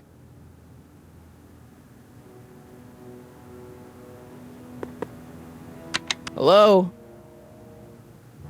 What? Why is all my stuff locked in a cage? In order to ensure that Citizen Plus patients don't injure themselves, their belongings are placed in a locked box until the completion of their Citizen Plus treatment. Injure themselves? It's a very intensive process. Some people can't handle it. Can I take a look at my stuff for a second? Why? I want to make sure my guitar neck isn't getting bent. What? Come on, man. My parents spent a fortune on that thing. Fine. Back away from the door, sir.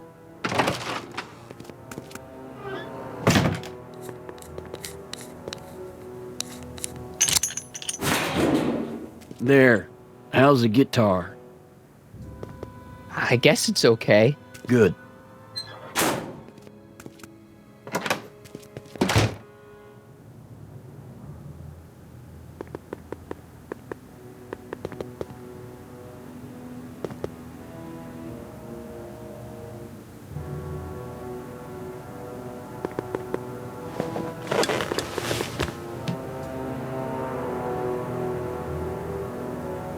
Jen?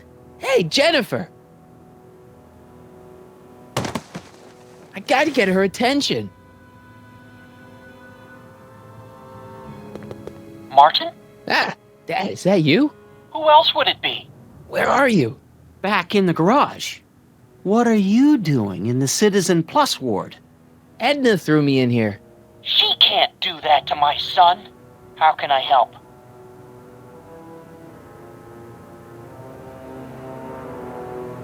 Could you let me talk to Jennifer? Jennifer Parker? Yeah, she's in the room next door. Let's see, that'd be waiting room beta. Got it. You're all patched in, son. Jennifer. Martin, is that you? Where are you? I'm over here, in the camera. Oh, Martin, aren't you in enough trouble already? Trouble? Jen, what are you talking about? You know, with all the drinking and the PDAs. Jennifer, what's wrong with you? You sound strange. I used to be strange, Martin, but thanks to my first Citizen Plus treatment, I'm well on my way to becoming an average, well-adjusted teenager. Citizen Plus? Oh no, Jen, not you too.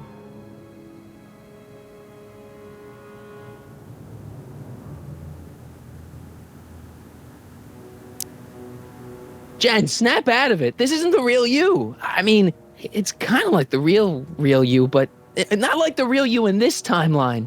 Wow, that's... I know, it sounds crazy. I'd never call you crazy, Martin. You're just sick. I should know, I used to be sick too. But now I never want to spray paint a Buick or listen to rock music ever again. Could you hang around for a few minutes? It's nice to have someone to talk to. I'll be here until the guard comes for me. Then I'll really have to tell him about how you're hijacking the cameras. Oh, come on, don't be a narc. I'm not a narc. I'm a good citizen. Dad. How can I help, son? I tried to peek over the guard's shoulder to get the combination, but he's too tall. Over his shoulder? Hold on. What? I may have it on tape. Zoom, enhance, zoom, enhance. Ha! What? The camera was high enough to see over his shoulder. Nice work, Dad. The combination is 2 left, 8 right, 18 left, 32 right. Right. Hey, your guitar. I'm sorry I tried to throw it out. Yeah, the guitar's pretty cool, but this is what I care about. No fair making your dad all misty, son.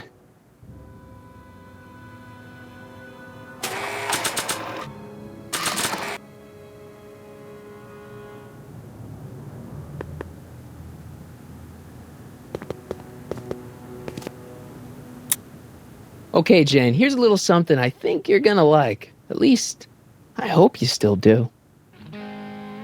Martin? Jennifer. Oh, Martin. Martin?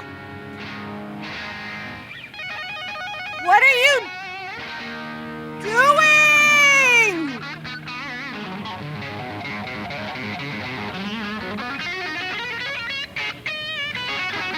What's going on here? I have no idea, sir. I was minding my own business when all of a sudden a horrible noise started coming out of that camera. Well, that's not right. Yeah, well, neither is this. No one scrambles my brain. You hear me? No one. I'm Jennifer Parker, rock and roller. Jen? Oh, yeah, right.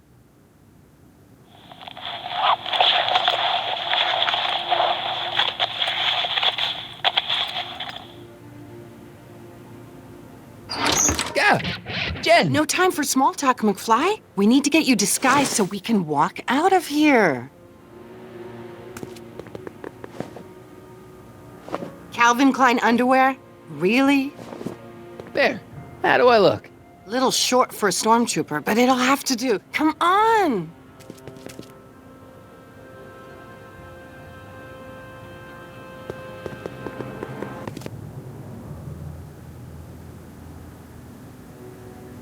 Okay, hotshot, what's next? Now we rescue Citizen Brown, get the hell out of here, and get things back to the way they're supposed to be. Whatever, just as long as I get to break some stuff. I've got a lot of pent-up hostility right now, you know? Miss Parker. What the? Yeah. I'm here to escort you to the lobby. Your father's waiting for you. Can he wait? I was hoping that this attractive young man could take me on a tour of the facilities. I'm afraid I really must insist, miss. Relax, Jennifer. I've got everything under control. Really? Really. Okay then. But first... Mwah! What was that for? For saving me, dummy. Let's go, officer. You know, I'm probably gonna have to write you up for a PDA violation. Oh, bite me. What? Rock and roll.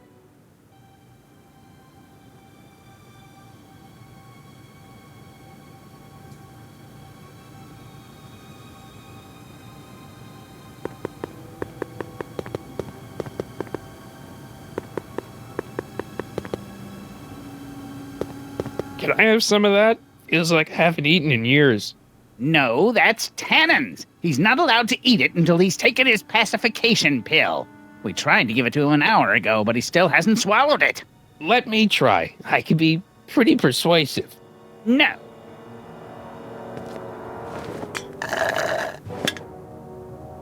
No improvement, Citizen Edna. Shall I recycle the treatment? Very well. Increase the overall stimulation levels by a factor of 1.21 kilocarls and start again.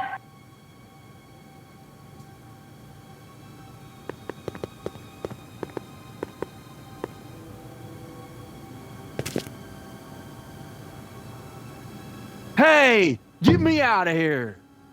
Sorry, can't hear you in this thing, but thanks for the duds, though.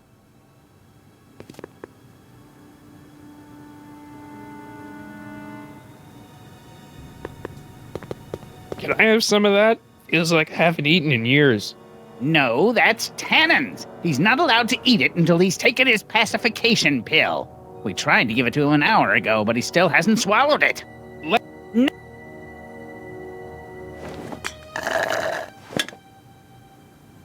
Oh. Oh.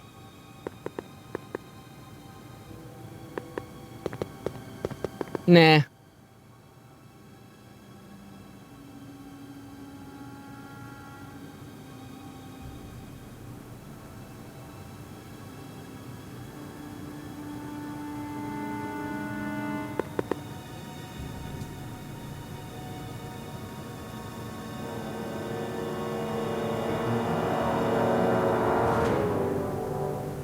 Disengage occipital overrides.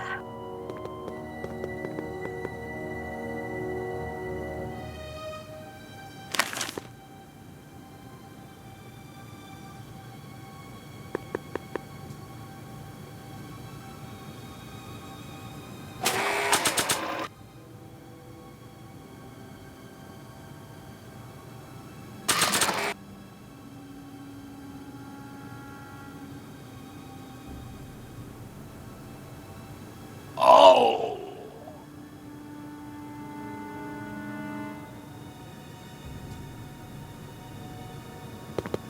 Wow, they've really got this door locked up tight. I wonder what sick freak they've got in here. Ah! I should have known.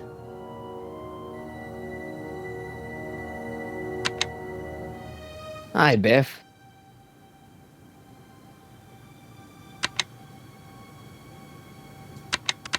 Looks like your intercom's busted.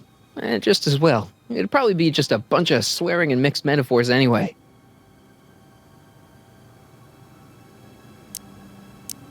The guard says I'm not supposed to give you any food until you swallow your pill.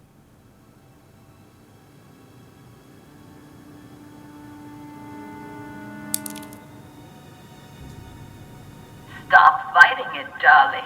You're only hurt. Oh, Biff spit.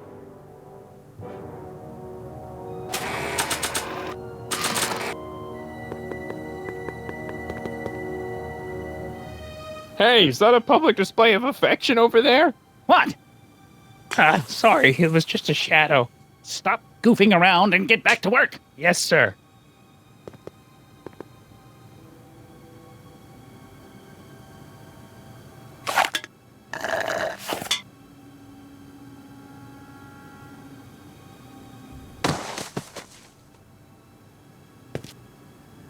Jeez, what have they been feeding Biff? Horse tranquilizers? You, God! Who, me? I mean, me? Yes, you. As you can see, that slacker of a technician is sleeping on the job again. Please be a dear and tend to the Citizen Plus control panel, will you? Sure. Okay, Doc, I'm in. Now, how do I get you out of here without turning you into a vegetable? Jeez, where's the off button on this thing? Hey, an equalizer. At least, I think it's an equalizer.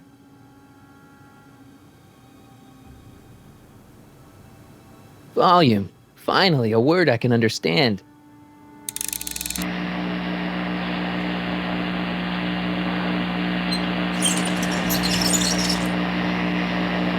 Okay, that moved him a few inches. Maybe I can blast him right out the door. Just let it go, Emmett.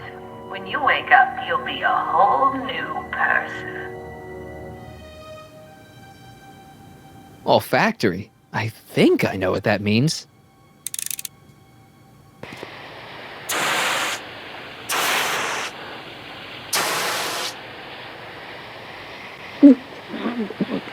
What the? Looks like the aroma tanks have clogged themselves again. Oh, thank you. I hadn't noticed that. Come on, make yourself useful.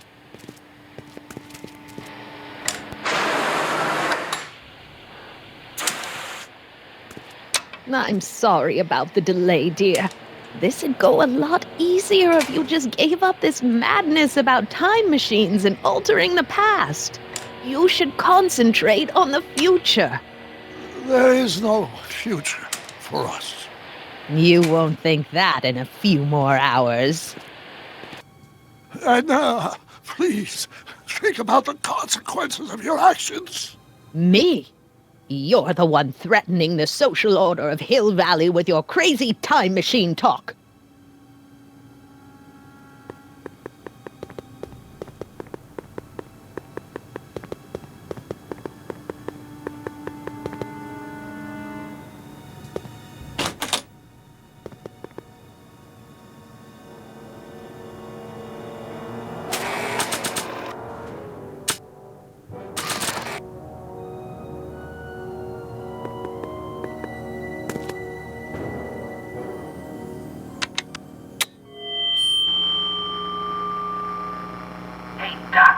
Let's get ready to blow this joint. What was that? You! What are you doing? Getting my friend out of here, you nutcase. Okay, that was a little less dramatic than I had expected. Whoa!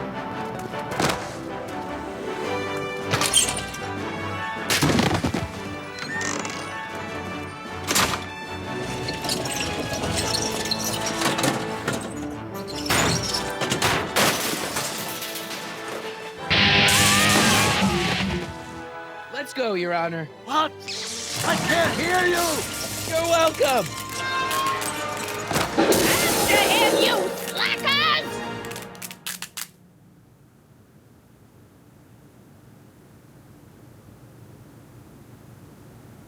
Attention citizens. This is an Omega-1 priority alert. Potentially disruptive nonconformists are loose in the courthouse. Please return to your homes until the situation has been resolved. Have a nice day.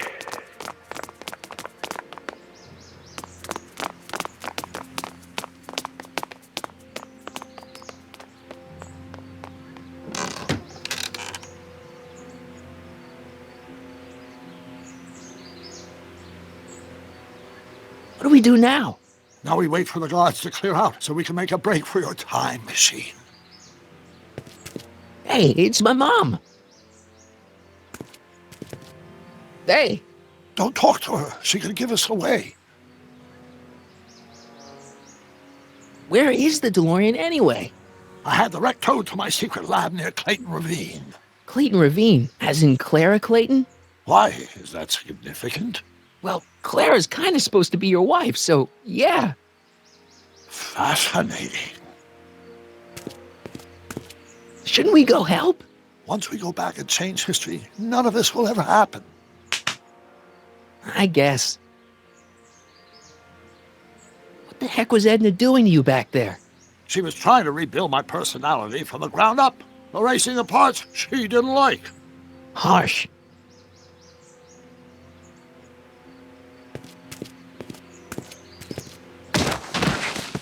All right, Dad. No offense, Your Honor, but why'd you marry Edna anyway? She's kind of crazy. Yes, now. But back when we were first dating, her madness was tempered by an ironclad sense of right and wrong. At least, that's how it seemed to me at the time.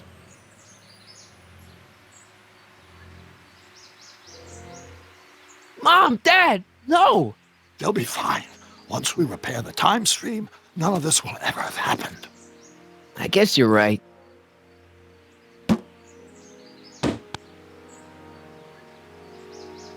Looks like the coast is clear. Great. Let's go fix the DeLorean. I'm afraid I'll have to do that without you, Martin. What? Why? Well, from what little I understand of time travel, if you help me rebuild the time machine, your presence in the repair efforts could cause some sort of temporal paradox after we return to 1931.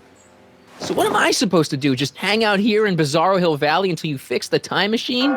Exactly. But don't worry, if things work out according to plan, you won't even notice I'm gone. You know, for a second there, you sounded almost as confusing as the real Doc. See? We're making progress already. See you soon, Martin. Good luck, Your Honor.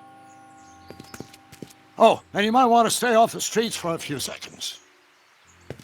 Stay off the street? Citizen Brown? Emmett? He's not coming back, you know. What are you talking about? Emmett, without me to guide him, he's almost useless. Before I found him, he was a miserable failure who never finished anything. But with me to inspire him, look at what we've built!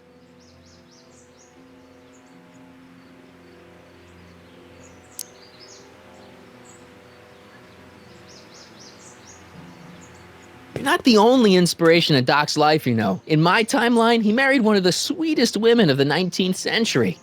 Sweetness. Blech.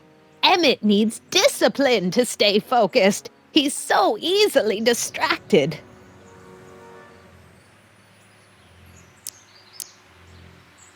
You think you've inspired Doc? I'll have you know that without you, Emmett Brown is destined to build a time-traveling DeLorean and a flying time train.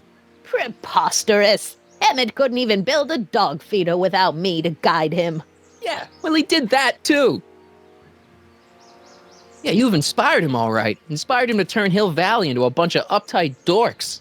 I wouldn't expect a delinquent like you to understand. Okay, Your Honor. Starting to get a little concerned here.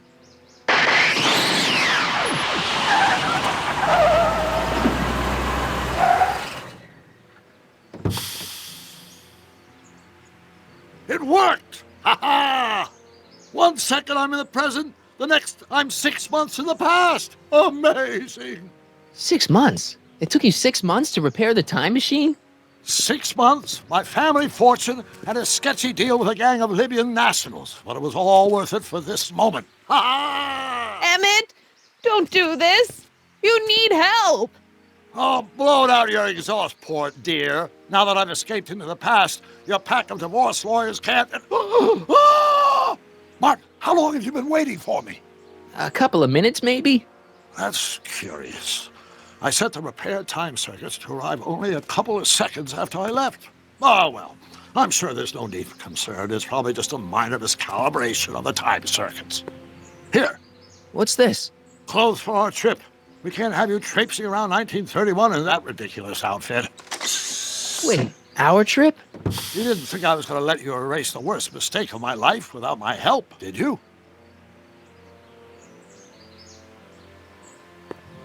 Fine, leave!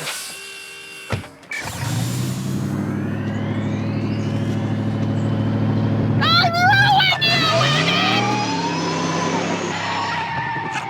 I run this town!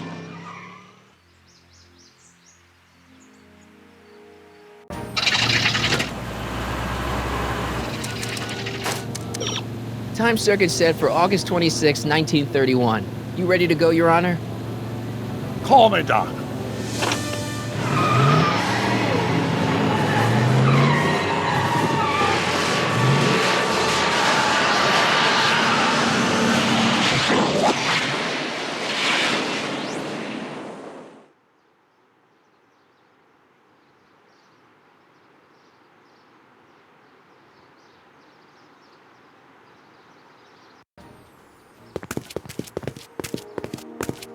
This is where I last saw him. You, teenage you. You were headed this way, arm in arm with Edna.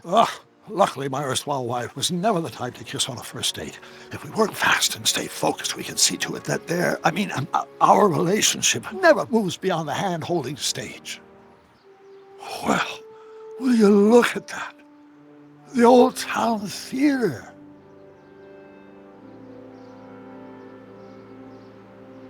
Uh-huh. I haven't thought about this place in years.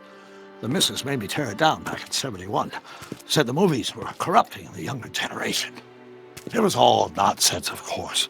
I spent countless evenings here in my youth, and it never turned me into a hoodlum. Say, remember Public Enemy? Why, you dirty rat, no good yellow-bellied stool? I never did manage to see Frankenstein, though. That's what we're here for. We've got to get young you to see Frankenstein. Right, of course. The film that was supposed to set off a chain reaction in my imagination, inspiring with a notion that would launch my scientific career. You've still got no memory of what that notion was? Well, how could I? It happened in the brain of a different Emmett Brown. An Emmett Brown now erased by the shifting sands of time. Luckily for us, I do know something about my own brain, having lived in it for the past 70-plus years. Once we get my younger self re-inspired by that movie, nothing will distract him from his proper... Great Scott, will you look at that? The town square? It's just like I remember it, only dirtier. Oh, the old courthouse. Come on now, Doc, you need to go inside and check it out. First rule of time travel, Doc, never allow your other self to catch sight of you. It could cause reality to collapse or something. You mean? Right behind you. Don't peek. Go on. I'll let you know when you're gone. And don't forget, you're Carl Sagan. The billions and billions guy? The suspected arsonist. Huh? Just go with it.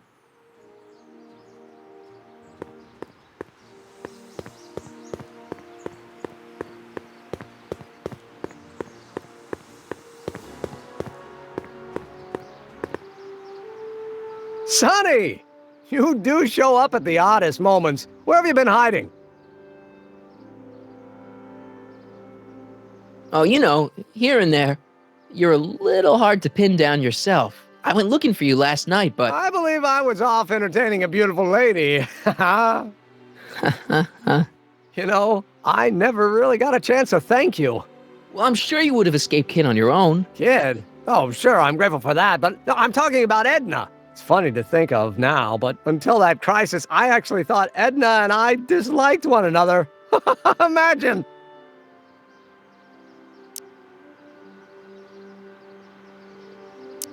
Yeah, well, we make a lot of mistakes when we're not seeing straight. The thing is, you shouldn't let Edna distract you from, you know, the business at hand. Finishing your project for the expo and going to see Frankenstein. Oh, pshaw. I'm far too busy for movies these days. But, And as for my project, it's practically done. The rocket car? The rocket car? Boy, are you out of date. I've junked the rocket car. But... more trouble than it's worth. I'll never figure out a propulsion system that does what I want it to do.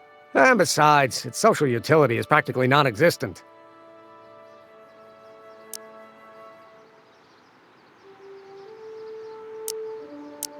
No, you were really onto something with the rocket car. You've just gotta... The mental alignment meter is a much more worthy project. The what? It was Edna's idea, and she's really been cracking the whip to get me to complete it in time for the expo.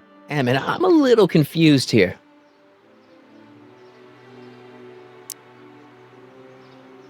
What day is it? Why, it's opening day. The opening day of the expo. Which reminds me, I'd better skedaddle back to the lab. If Edna catches me dawdling, there'll be heck to pay. Catch you around, Crockett.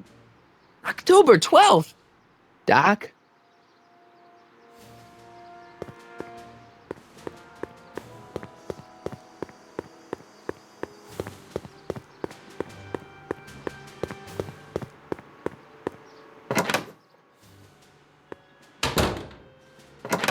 Come to think of it, it is a bit brisk for August. Oh, we're 2 months late. The expo's about to start and teenage you is already in over his head with Edna. I always did have a tendency to plunge into things. Let's plunge into the DeLorean and get to the right date. No, it's far too risky. Remember how I was late picking you up in '86? Yeah? That should have been a tip-off. Something is horribly wrong with the time circuits, and the problem appears to be getting worse. If we try to jump now, we could find ourselves stranded in the Cenozoic age. Oh, worse, the Mesozoic. Then we're stuck? for the time being. I'll look into the problem and see what I can do. In the meantime, you can go to work on the other problem. Right. I'll go to the lab and see if I can talk teenage you out of... Impossible. If young me is already as infatuated as you say, you're not going to be able to talk him out of anything. Believe me, I remember. Better to focus on the more clear-headed half of the couple. Edna? Where can I find her? Where do you think? I'll drive. The DeLorean should still function adequately as a means of conveyance in the first 3 dimensions.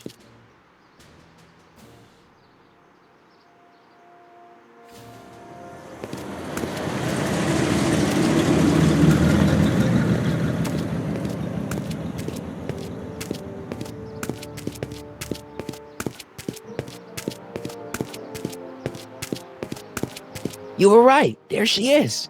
My soon-to-be ex-future wife is nothing if not predictable. Do I really have to talk to her? I mean, couldn't I just hang out until you fix the time circuits and... I'll talk to her. You'd better get the DeLorean out of sight before someone... Hey, you! Quit blocking the drive! All Car of the Future contestants need to report to the North Tent!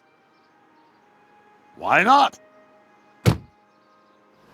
Good luck!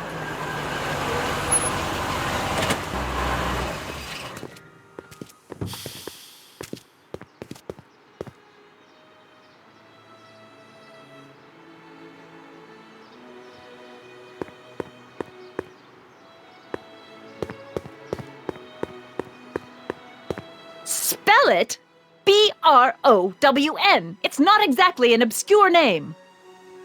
I still don't see it on the list. I'm sorry. Oh, for the love... Let me try this one more time. This is the Hill Valley Science Expo, right? First annual. Indeed. The purpose of our fair is to showcase cutting-edge technology. That's right. And to burnish Hill Valley's reputation as a forward-thinking community. And yet, you want to exclude the maker of the most revolutionary breakthrough of all. It's not that I want to, but... oh, dear. Mr. Crockett! You do pop up at the oddest times. What are you doing here? I need to... Whatever it is, I hope you don't have to deal with Mr. Stonewall here. His sole function seems to be preventing people from accomplishing their business. Honestly, with him keeping the books, it's a wonder the Tannen gang got as far as they did. Have you seen Emmett? Yeah, just now, in the town square. Oh, then you've heard all about his big breakthrough, the mental alignment meter. Isn't it exciting? And to think, he didn't even realize the import of his discovery until I pointed it out to him. I've never known anyone like him, so oblivious to his own potential. I kind of wanted to talk to you about Emmett and his potential. Funny, I didn't spot it myself at first. In fact, for the longest time, I thought I didn't even like him. Yeah. Well, you know, those gut instincts are important. If you disliked him right off the bat. Oh, but I didn't know him then. Now I know him inside and out. Yeah, but... I appreciate your concerns, Mr. Crockett, but I can take care of myself. I know what I'm looking for in a man, and it so happens Emmett fits the bill to a T.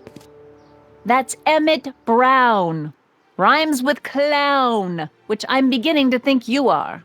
Just a simple mix-up, I'm sure. I've no doubt of that.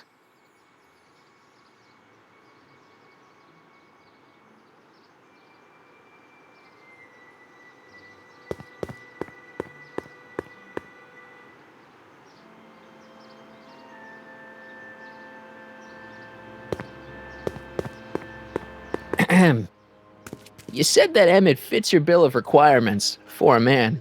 Yes? What would that list be exactly? You'd make a good reporter, Mr. Crockett. You know that? Well, his physical appearance for one thing. Emmett may not be Clark Gable, but he cleans up surprisingly well. I gave him my grandfather's white suit to wear at the expo. Oh, you should see him in it. He looks positively radiant. Looks good in a suit. Got it. And he's completely devoted to me. That's important. I've got no time or tolerance for playboys. Faithful as a Labrador. Check. Thirdly, and most important... Yes? Well, his mind, of course. It's brilliant, and it's virtuous through and through. His own mind map shows him to be a model citizen. Good brain, I see. And if it turned out that you were mistaken about any of these qualities... Say, what's your game? Just curious, just trying to understand the female mind. Well, understand this. I'm not some faint-hearted girl who'd run away at the first hint of trouble. I've made a big investment in Emmett. Not money, but I've sunk all my ambitions into him. I'd have to be thoroughly disillusioned before I'd call it quits with Emmett. Got it? Uh-huh. Now, Mr. Cub Reporter, is there anything else?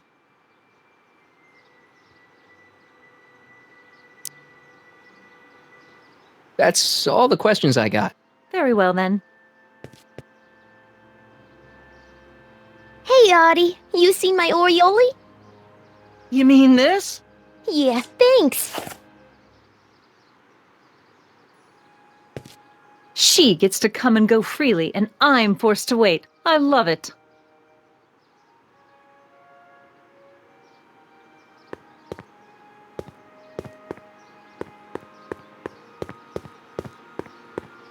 Have you figured out what's wrong with the time circuits? Not sure. Possibly. It seems to me to be a simple wiring issue, but I'm double-checking to make sure. All the basic equipment appears to be functional. Any chance I could borrow the DeLorean? I want to drop in on young you at the lab. Well, I don't know. The time circuits... Listen, I promise I won't take it to 88.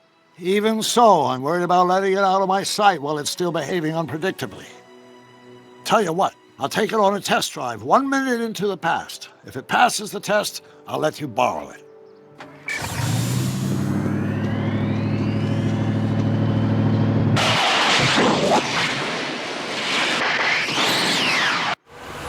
It worked. Didn't it? I'm afraid not. In fact, the discrepancy appears to be getting worse. I arrived 6 hours ago.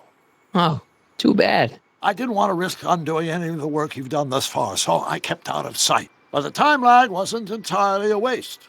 I stopped by the hardware store and bought the parts for a chronometric analyzer. A what? A diagnostic device. See, I plug it into the time circuits and set them to cycle. When the green light goes off, I should have the data I'll need to understand the scope of the problem. Hey, no driving the exhibits off the lot! Looks like you'll have to find another set of wheels if you want to get to the lab.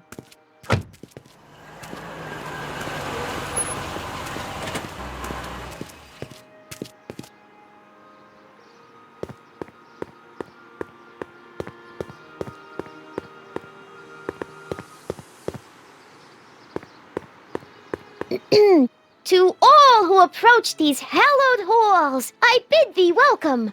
To all who approach these hallowed halls, I bid thee welcome. To all who... Oh, hiya, kid. Say, aren't you the fellow who... Got you to turn on Kid Tannen? You bet. You look younger without your mustache. That was a dirty trick, you know, making me think Kid had gone and iced Audie. I'm sorry, but it was the only way I could... Forget about it. I'm trying to. Yesterday's in the past. That's my motto. You gotta live for today. Right. So what are you doing down here anyway? Do you wish to pull the levers that control the future? At the expo, silly. Technology for a better tomorrow and all that. Oh, yeah, that's actually why I'm here.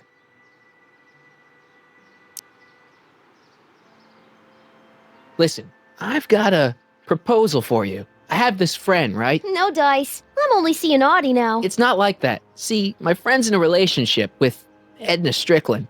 Oh, poor schmuck. I wouldn't wish her on anyone. Then you see where I'm coming from. He won't listen to reason, but I thought she might call it off if she thought he and you were, you know. Ah, you are an evil imp, ain't ya? Sometimes a guy's got to resort to underhanded tricks. What do you say? Sorry. Ah. Edna might be a pill, but if I play dirty tricks on every dame who disapproves of me, well, I'd play a lot of dirty tricks. Besides, such stunts are beneath the dignity of Techne, Muse of Progress. From this chamber of wonders, we bid you a fond adieu.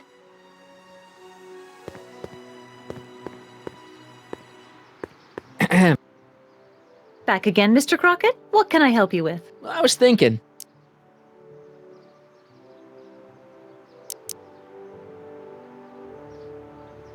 I found out about Trixie Trotter. Yes? Apparently they made her some sort of queen of the festival. Techne, the muse of progress. They didn't. Well, they said this expo would give Hill Valley a reputation. I didn't realize this is what they meant. What have you got against Trixie?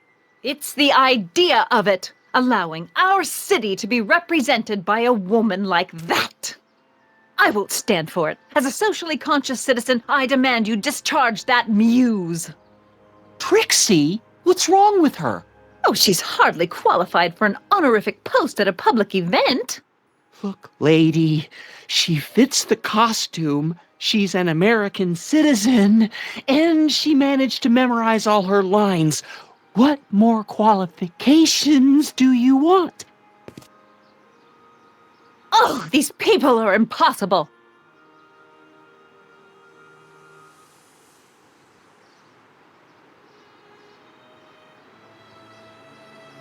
Very well, then. How about you? Have you got any questions for me? No. Then kindly let me pass. I'm afraid I can't until I've located your registration form. Oh, this is absurd!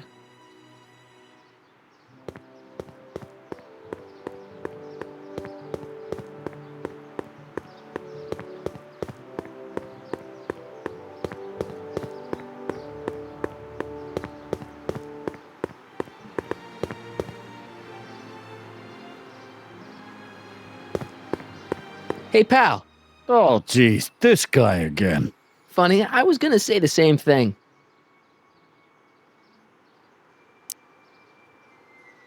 Will you be playing piano for Trixie later? Nah. Why not? 'Cause little Miss Goody Two-Shoes thinks she's too respectable for cue ball these days. You seem kind of angry about Trixie.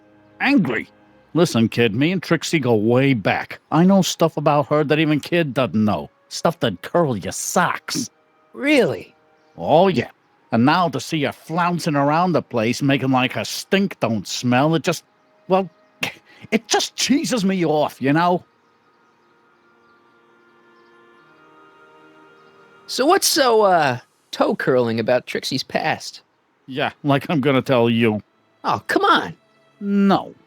Tell you what, I'll tell you something embarrassing about me first. Like what?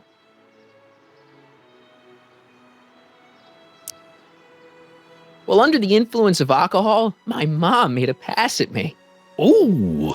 All right, Junior, you win. That was pretty embarrassing. Almost as embarrassing as this. Is that Trixie? Yep. She's not wearing much. No kidding.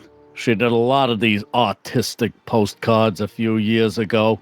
I got a whole set of them. Can I, have one? I don't know. You ain't gonna do nothing bad with it, are you? Hey, I promise. I'll only use it for the greater good. Well, okay.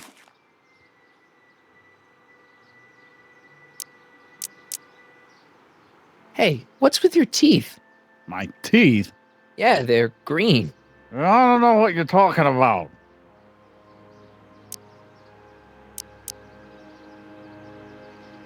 Seriously, man, what's going on with your teeth? There's nothing. Nothing. Oh, crap. What's wrong?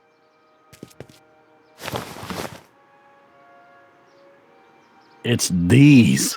Dr. Frinkle's algae cakes? A crate of them fell off the truck while I was unloading it, and I just can't stop eating them. How was I to know they'd turn my teeth green? Well, the algae part might have been a clue. Please don't rat me out to Artie, okay? I really need this job. No problem, but you better let me keep the cakes. Sure thing, pal. You talk funny, mister.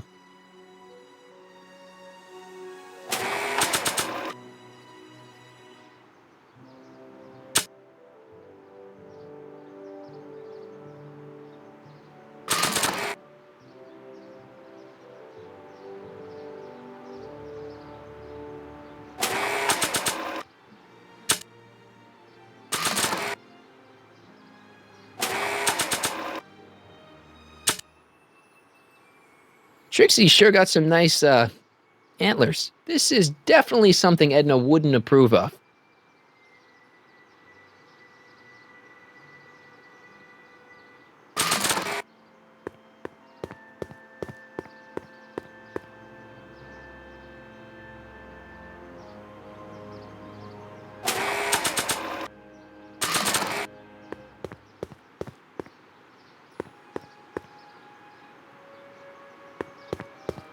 How about an algae cake? No thanks. I'm trying to cut down.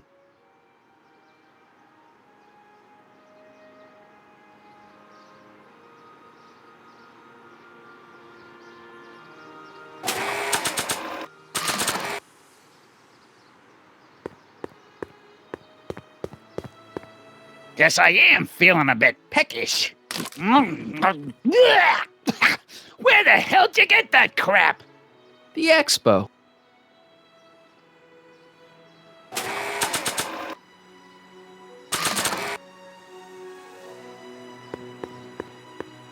How about an algae cake? Don't mind if I do. Not bad. Algae, you say? I'm going to suggest that they add that to the menu at the orphanage.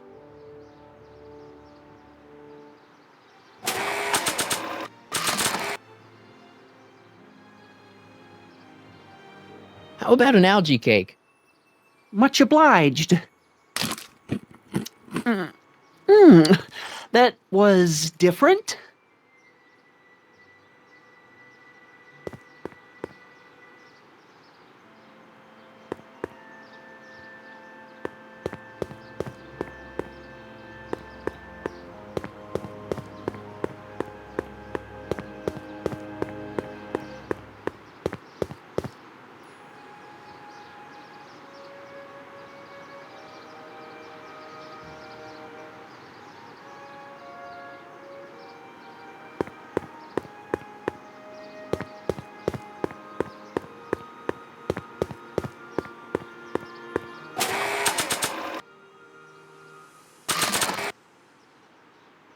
How about an algae cake? One doesn't normally think of algae as a dessert item, but, what the hell? Well, it's got a very, unique flavor.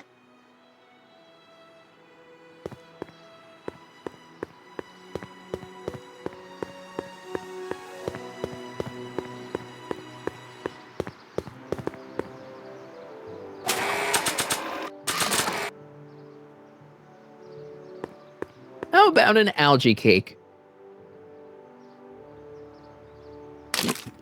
Ugh, that tastes exactly like the sludge that Edna was pumping into me back in the Citizen Plus ward.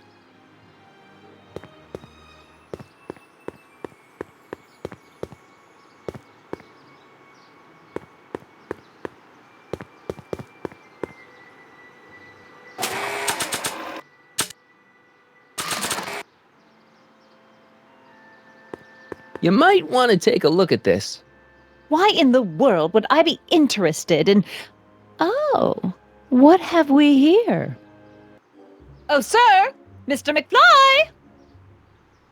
It appears your muse has been inspiring more than progress.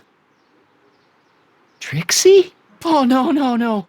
What are you doing with a dirty postcard? What is she doing in a dirty postcard? I swear, Mr. McFly, if that doesn't convince you that Trixie Trotter is unfit to represent Hill Valley... I don't need you to lecture me about who I can or can't hire, Miss Strickland. Trixie's darn good at what she does. I don't care if she was once the winsome wench of Winnipeg. Her past doesn't matter to... Trixie? What is it, Audie? You know I don't like to pry, but what state did you grow up in? Province, Manitoba. Why? Not even an American. See, darling, the charter specifically states that the Expo's hostess must be a U.S. citizen, so if you're really a Canadian... I'm being fired? You're firing me? I don't want to. Here, take it back. Well, I'm glad somebody's listening to reason.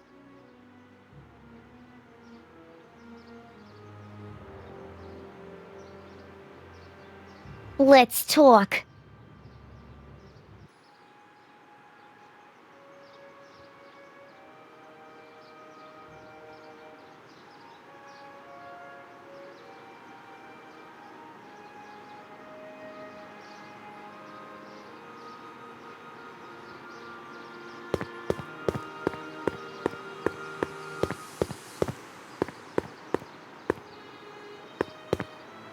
Trixie? I'll do it!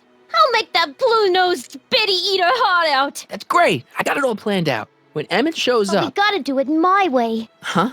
I'm no good with improvising, and I ain't gonna memorize no lines. But I was in this play once. The Parlourmaid's Predicament. I figure I could lift a scene from that. Okay. Only, I need a few props. Why am I not surprised? Some furs, a big diamond. It doesn't have to be real, understand? That makes it easier. And something from this friend of yours, Emmett. Has he got a photo album? I don't know. Probably. Better bring it to me. Furs, a diamond, and Emmett's photo album. And then? Sit back and watch the fur fly.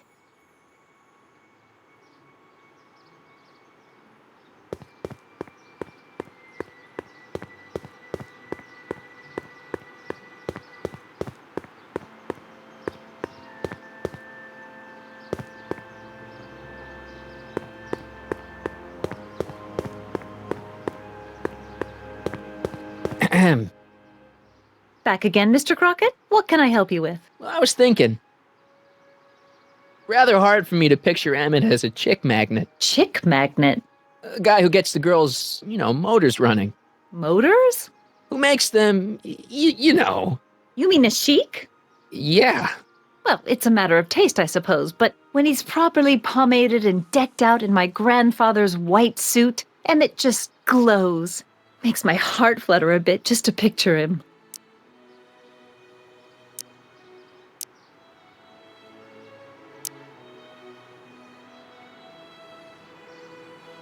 That's very well then.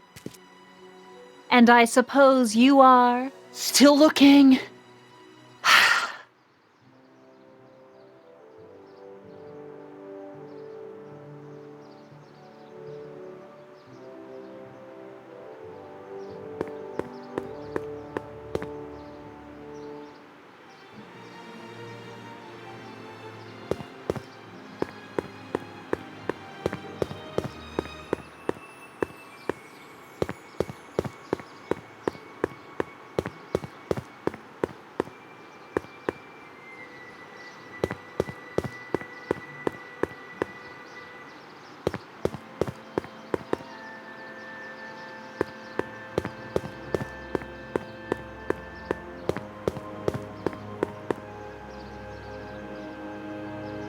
My future wouldn't be built so shoddily. Hi, Miss Strickland. I was just... Break what you like, Mr. Crockett. It's no skin off my nose. Just keep away from Emmett's booth. Speaking of whom, I better go see what's keeping him. I'll go check on him for you. I was just heading there anyway. No, you weren't. The last thing he needs is another distraction at the 11th hour. But... Tut tut. Not another word. I've got the rest of the day all mapped out. Miss Strickland! I'm sorry, I don't recognize you. Heavens, you shaved off your hair, but... Carl Sagan? I'd like a word with you, if I may. I'm not sure it would be seemly for me to be seen in the company of an alleged arsonist. I think it may be in your best interest. You see, I know what you're up to. Let's go somewhere where we can talk privately. Go. I'll keep her occupied till you get back.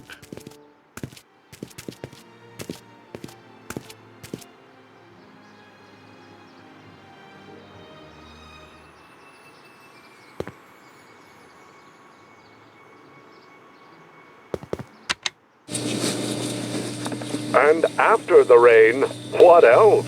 An artificial rainbow, reassuring all the good people of Hill Valley that their needs are taken care of, and life is sweet. Agricultural advances will make it a breeze to feed our burgeoning population. Tired of waiting for Mother Nature to do her job? Just press a button. Presto! An artificial rainstorm drenches the valley's thirsty crops.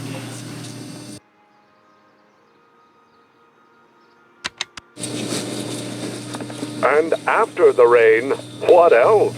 An artificial rainbow, reassuring all the good people of Hill Valley that their needs are taken care of, and life is sweet.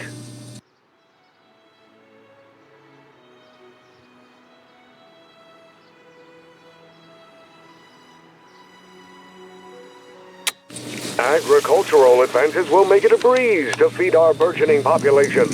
Tired of waiting for Mother Nature to do her job? Just press a button.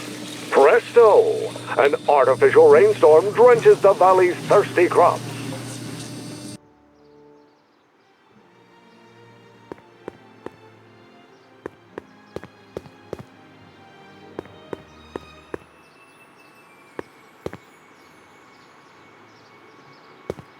Just borrowing it.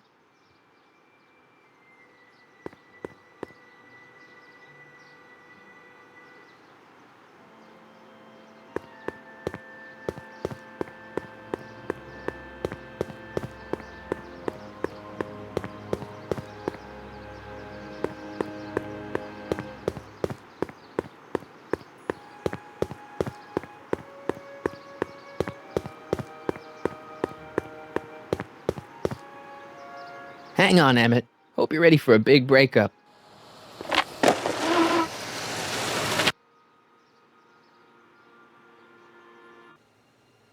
Emmett? Thanks again for your assistance, Detective Parker. Detective? What the hell is Kid doing here?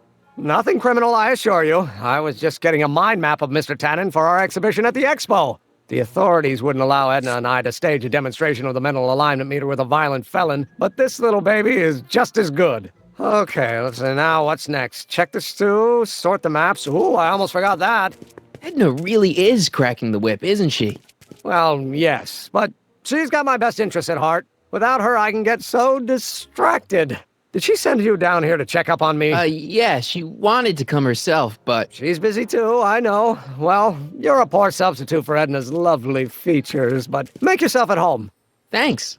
No thanks are necessary. Without you, I'd never be where I am now, in love with the woman of my dreams, and a mere 6 hours from my first public triumph as a scientist. Wait a minute. 6 hours? Jumping Jehoshaphat, I'm running out of time!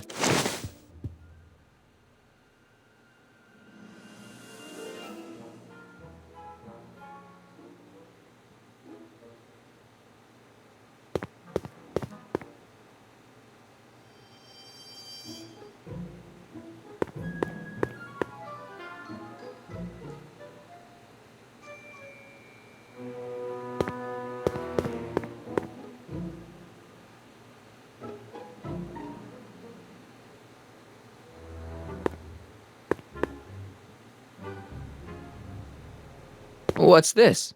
That's a can of used motor oil, rocket fuel waste, and assorted chemical sludge left over from my abandoned rocket car. Gross. Accounting doesn't enter into it, but it is disgusting. Would you mind disposing of it on your way out? Sure.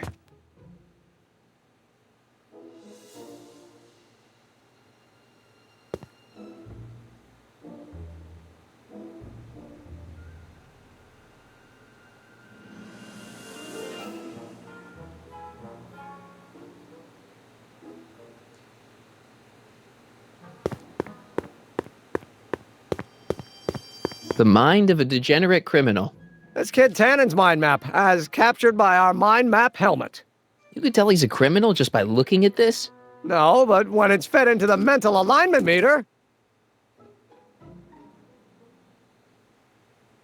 Weird. Weird nothing. It's science.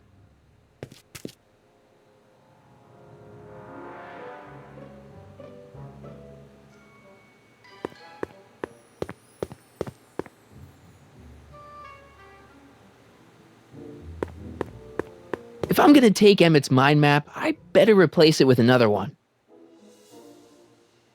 Tannen's mind map. If Emmett's map looked like this, I bet Edna wouldn't think he's such a model citizen.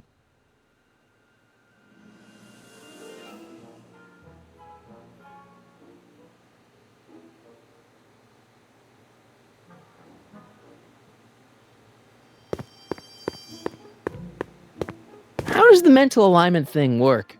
Here, I'll show you. Hey! The test subject wears this mind mapping helmet, which probes the brain by measuring fluctuations in skin conductance and electrical resistance on the surface of the parietal lobe. Uh-huh. When I turn on the mind mapping helmet with this radio switch, the subject is exposed to a series of visual stimuli intended to provoke a series of positive or negative responses, as indicated by these lights on the helmet. Hey, is that? As the responses are recorded, they're relayed to this special typewriter, which prints out a punch card that represents the subject's mind map. All I see is a bunch of holes. Well, to you, maybe. But to our mental alignment meter, this mind map is nothing less than a peek into your subconscious. Observe as I place your mind map into the MAM.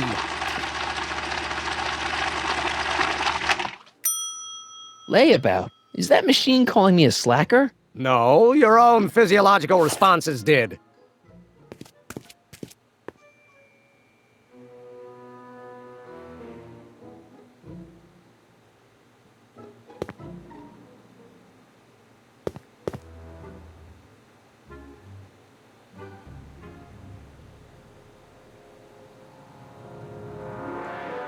What's this typewriter do again?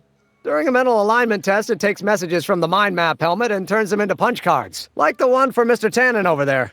Seems complicated. Actually, it was all rather easy to put together, once Edna gave me the idea. Sounds to me like you should be working on harder problems then. What? Sorry, I've got to get back to work.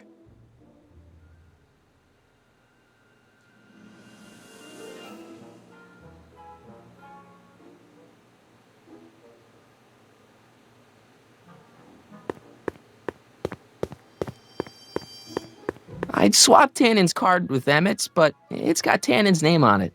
I'll just have to generate a new mind map for Emmett.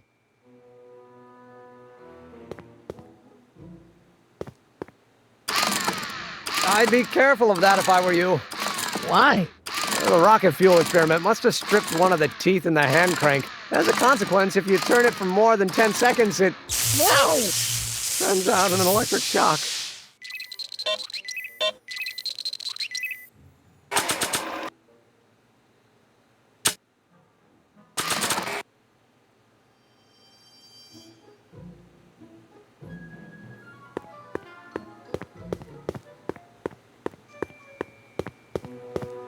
Hey, Emmett, need a snack?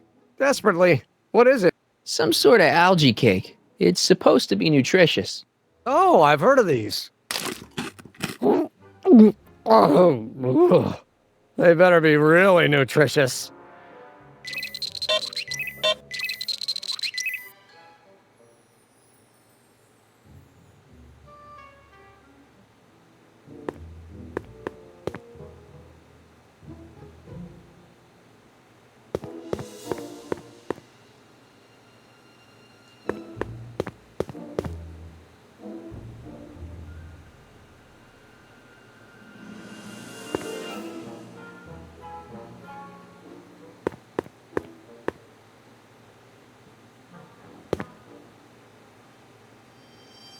What's this? The mind map cards from the dozens of subjects I've tested during the last few weeks. I've got to get them sorted before the expo begins. Why? Edna's got this grand scheme to catalog all of Hill Valley citizens by their mental alignment. Isn't that cute? Not really. Mind if I... Go ahead.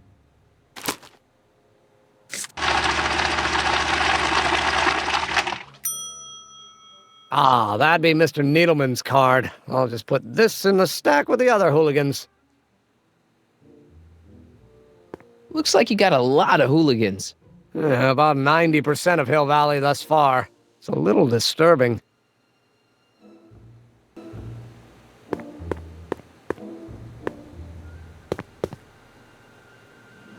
What's this? It's the placard we'll be putting in front of our booth at the expo. The scientist that caught Kid Tannen? A small exaggeration, but Edna says it'll attract investors. What do you think of the picture? You look a little... constipated. What? Edna said I looked intense. Yeah, intensely focused on taking it. I get the picture. I I'll have to find a better one. Unfortunately, there's a lot to choose from. Heavy. Extremely. Mother has been rather obsessive about photographically cataloging my life.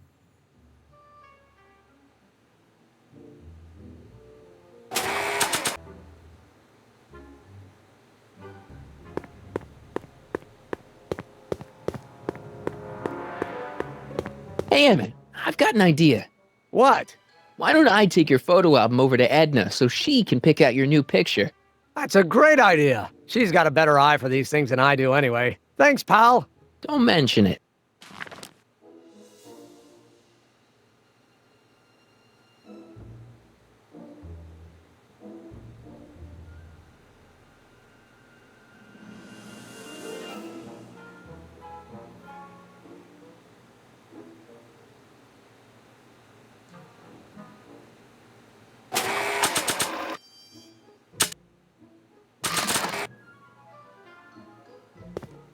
Hey, Emmett, I've got a... Whoa! Whoops. What the heck? Oh, jeez, I'm sorry. Your suit's ruined. Edna's gonna be royally PO'd. Wrong. What? When Edna gave me this suit, I realized that the probability of me keeping it clean was infinitesimally remote, so I spent a few hours whipping up this. Whoa! What was that? A chemical compound capable of wiping the grime off any surface. Emmett, you'll make a fortune. Not anytime soon, I'm afraid. Due to an inherent instability in its molecular makeup, after 12 hours, the cleanser's component chemicals break down into a series of cloth-shredding enzymes, rendering it unsuitable for commercial use. Wait a minute, does that mean your suit's gonna dissolve in 12 hours? Hey, gods, no. The solution dissipates into the air after it's applied. But it does mean that after this batch of cleanser ages another 11 hours and 53 minutes, it would eat away this suit faster than 1,000 starving moths. And that would be a crisis of unimaginable proportions. Why? Because this suit belongs to Edna's grandfather, who wore it on his wedding day. Poor guy was gunned down just a few years later. Emmett? Well, enough wool gathering. Back to work. That cleanser doesn't seem very portable. It isn't, but this is. A perfume bottle? Yes. No. I mean, yes, it's a perfume bottle, but inside is a concentrated dose of my all-purpose cleanser. With a little luck, this should last me through the next 12 hours before its component chemicals break down into a series of cloth-destroying enzymes. Clever.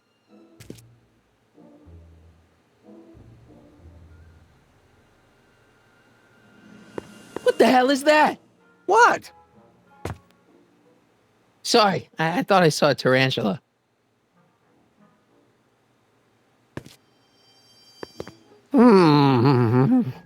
What?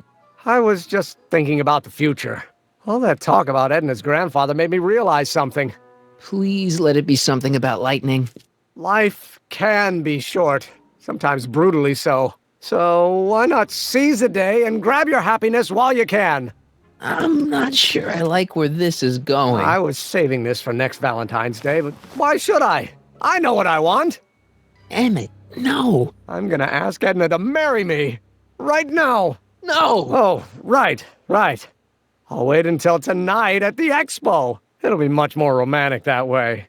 Just think. By this time tomorrow, Edna and I will be engaged and will be the toast of the scientific community. And I owe it all to you.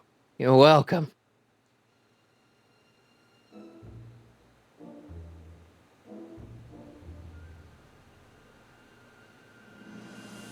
Hey, Emmett, got a sec? Why, yes. In fact, I've got several. Hey, how'd my mind map test get activated?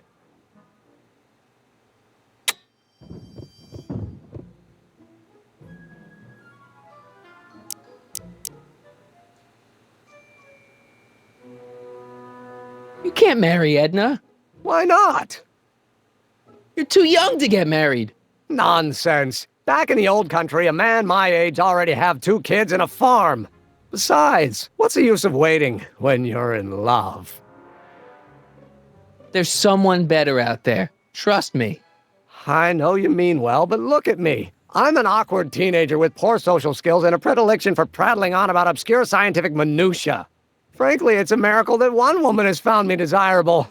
It could be decades before another one comes along. Let's just drop it. Fine. Sure thing. Hey, Emmett, I've got to go out for a while. I thought Edna sent you to make sure I wasn't getting distracted. Oh, you'll be fine.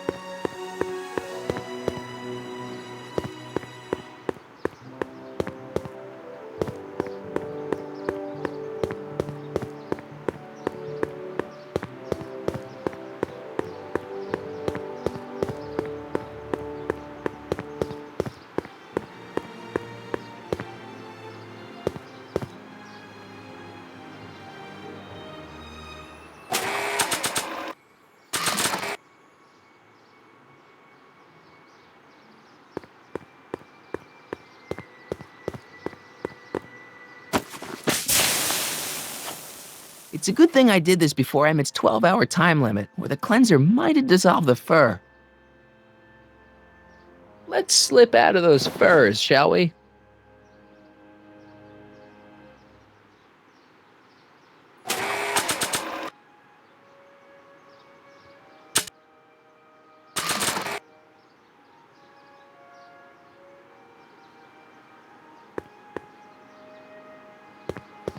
I brought Emmett's photo album like you asked. Let's see.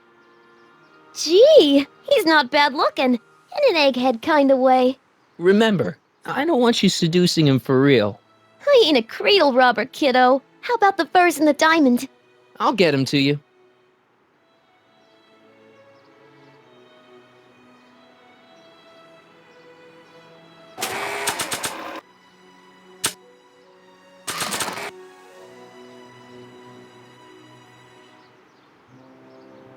Voila! Say, pretty snazzy for a phony rock. Gimme. Keep that up and I may take a real shine to ya. I'd rather you take a fake shine to Emmett. I'm working on it.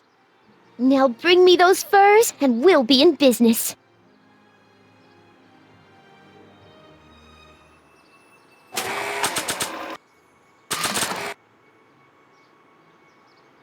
Hey, Trixie.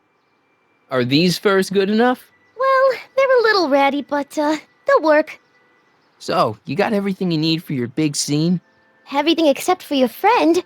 Emmett Brown, redheaded guy about yay high. He'll be the one with Edna Strickland. Not for long, he won't. Great.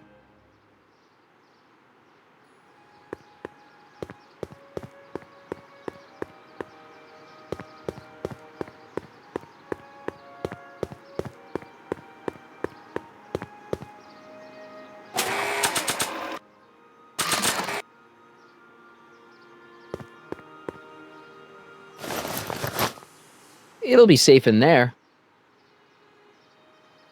Doc said to tell him when the light on his diagnostic thingy went green. Hey, the light's green. That means Doc could take the DeLorean out again.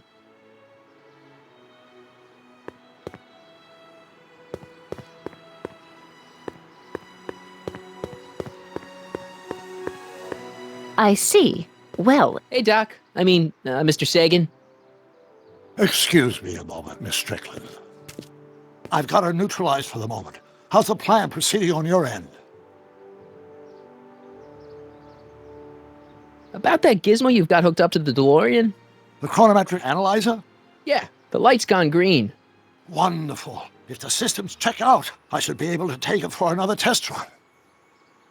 I've got to run a short errand, Miss Strickland. I suggest you think about what I've been saying. Oh, I will.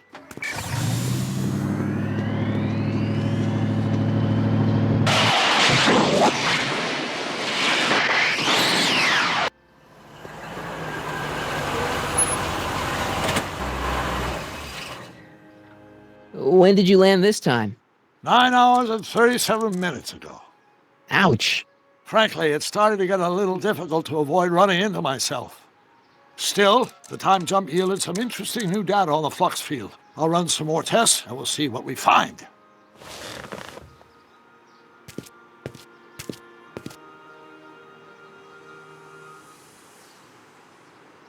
Nope, no green light yet. Nope, no green light yet.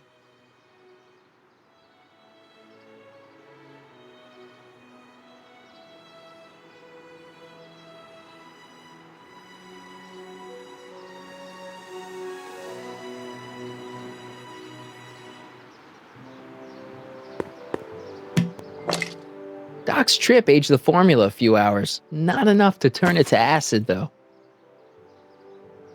Nope, no green light yet.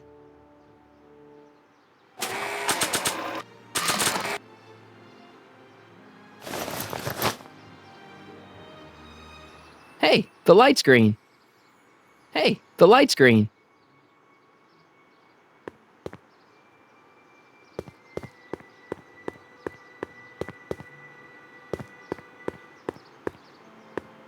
I need to talk to you.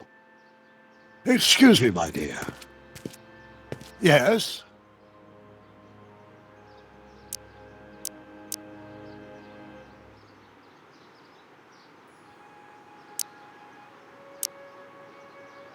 Your chronometer's gone green again. Excellent. Let's hope this time my test run is a success. I'm sorry to desert you again. Yes, well, you've left me with plenty to think about.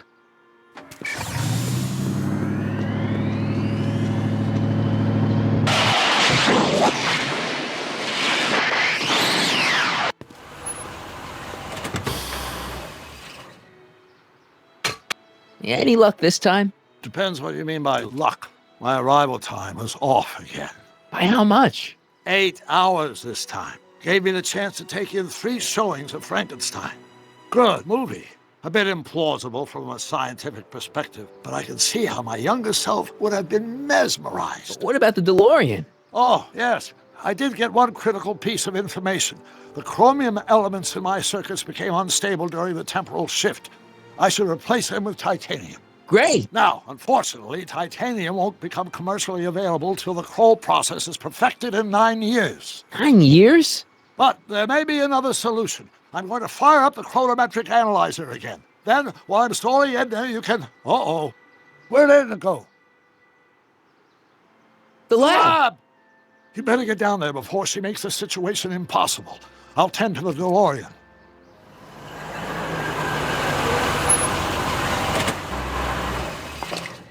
Age to perfection.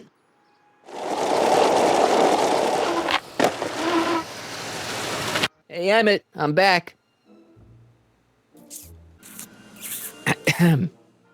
Oh my! You know, I thought you were coming down here to keep Emmett focused on his invention.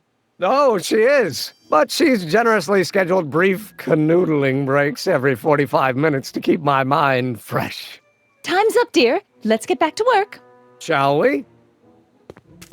Now, Mr. Crockett, what can I do for you?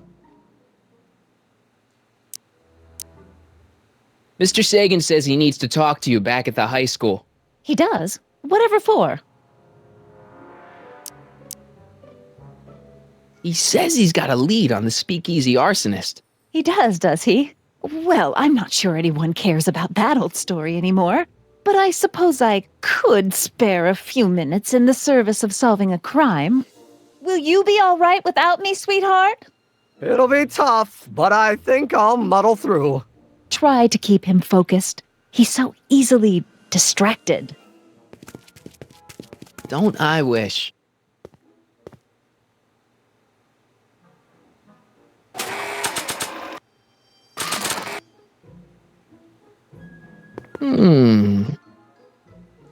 There it is. I've been looking all over for my portable anti-stick, anti-stain formula. Where'd you find it? Out by the trash. That's strange. I haven't been out there for hours.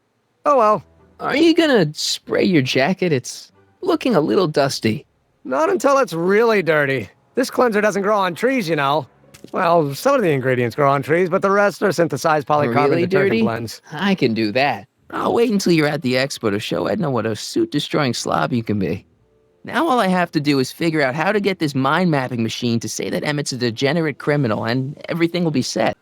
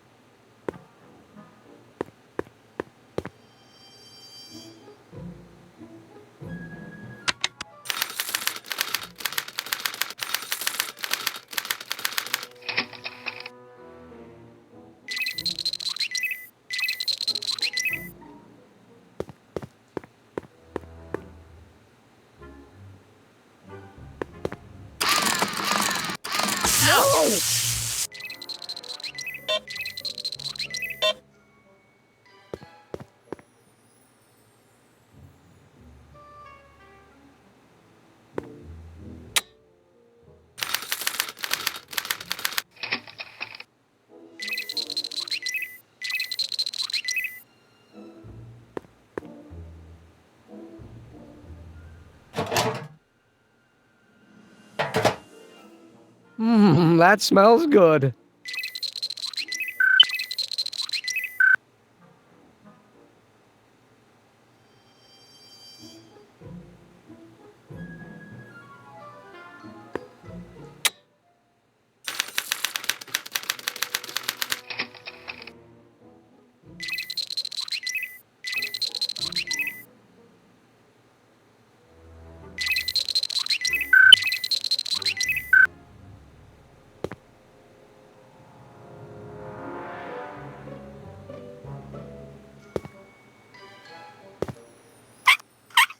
Ew.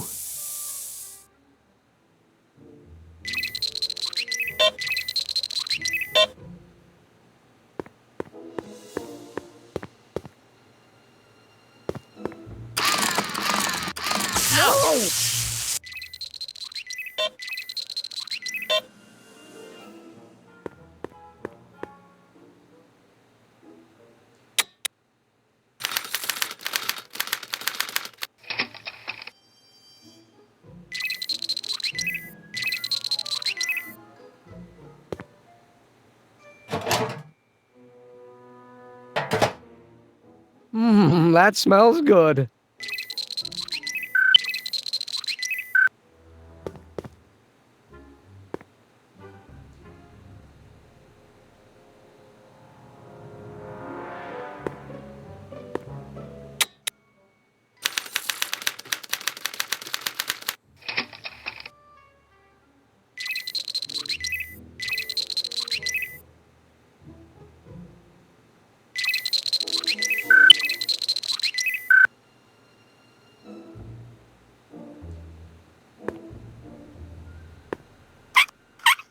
Ew.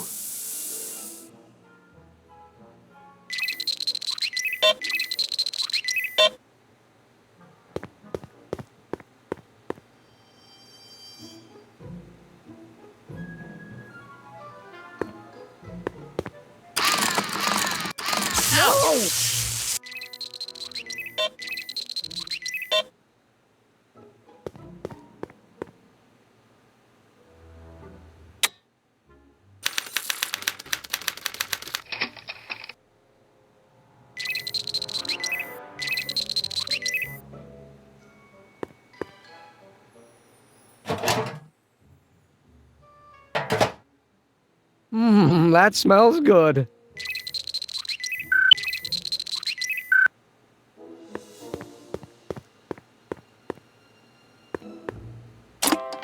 Oh. They say I'm crazy, got no sense, but I don't care. They may or may not mean offense, but I don't care. You see, I'm sort of independent. I am my own superintendent. My star is on the ascendant. That's why I don't care.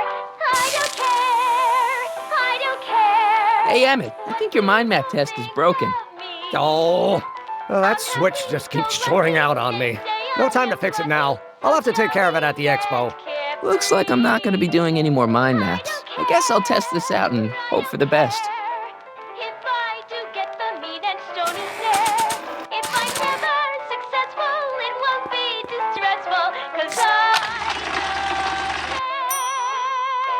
Bingo! Now Emmett's mind map is as bad as Tannen's. Now all I have to do is swap this out with Emmett's original mind map, and Emmett's own machine will do him in.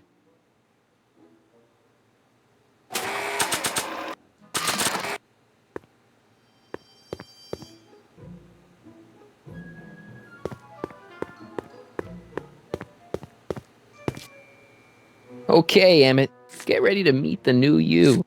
Hey! What? I almost left behind my mind map card. We're gonna show it off at the expo as a rare example of a model citizen. Edna kill me if I forgot that. She might kill you anyway when she gets a look at that mind map. Once Emmett gets to the expo, I'll try to figure out how to get him to put his card in the mental alignment meter. Well, that's about it. It is? Yep. As soon as I get all this stuff loaded into the truck, I'll be ready for the expo. Want to lend me a hand? How about I go tell Edna you're coming? I'll, get her ready for you to pop the question. Good thinking. Go on ahead. I'll meet you there. I really hope this works.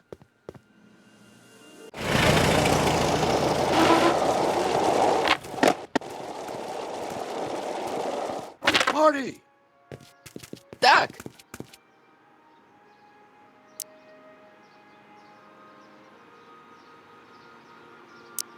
What's all the hustle and bustle? It's almost time for the opening ceremony. Holy jeez, I better work fast. I think I got it all worked out. When it all comes together, Edna will think you're the worst guy in town. I just need a couple more pieces. Well, don't go to too much trouble. What do you mean? Oh. You got the time circuits fixed. Not exactly. You see, I've been mulling things over, and in the timeline you're from... The right timeline? Yes, I've got a wife. A great wife. Clara, and kids, and a dog, and a bitchin' time train, and... And Edna? How does her story turn out? How does she end up? Oh, well, Edna ends up...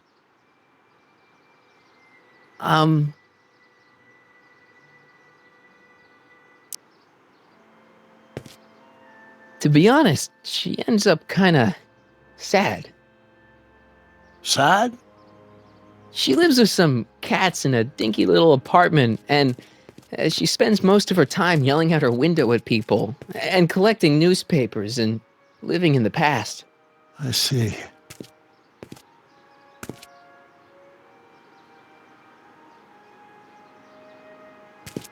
Perhaps we've been going about this problem the wrong way. Do we really have to completely obliterate my timeline so we can restore yours? Doc? Maybe we could have the best of both worlds. I could be with Edna, but it could be a little bit, more healthy. Can you hear yourself? Do you know what you're saying?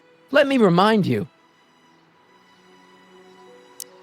She took over your life. She kept you from doing what you were meant to do, till there was nothing left of you but this hollow shell. Maybe, but she only did it because she cared. I don't believe this. All I'm saying is, let's stop and take a breath. This elaborate plan to derail my younger self's love life, is the short-term misery worth the long-term gain? Maybe we can find a third way, one where everybody wins. What do you think?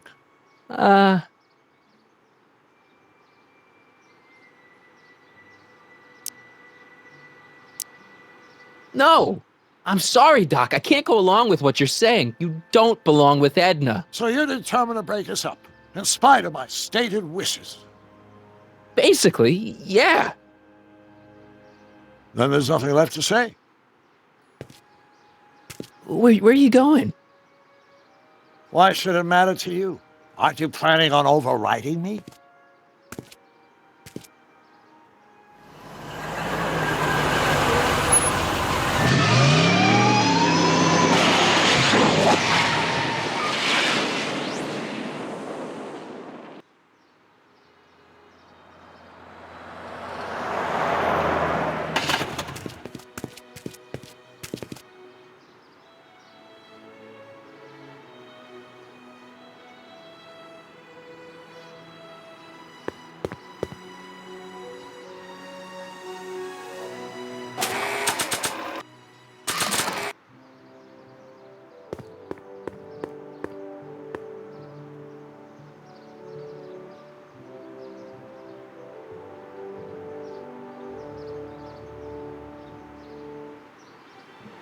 Hey, Emmett, what's keeping you?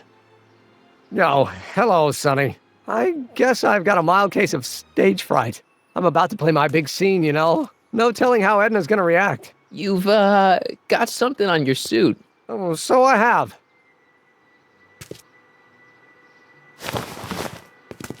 Anti-stain formula, work your magic. Emmett! Just in the nick of time. Step back now. We're gonna need a little space here. Oh, aren't you a vision? Like something that descended from the heavens. Yes, I'm feeling a bit elevated at the moment. There's something I've just gotta ask you. Wait, your tie's a bit crooked. I've been holding it inside for weeks now, and I've simply gotta get it off my chest. Oh. Uh-oh. My grandfather's suit! My formula! Oh. Don't look! Turn your head! I'll be right back, and we can try this all over again. It's Lathrop Brown! Huh? Trixie Trotter! How do you know this woman? I don't! I mean, I listened to some of her records, and I may have taken a picture or two of her, but I... Go on! Deny to the world that you know me.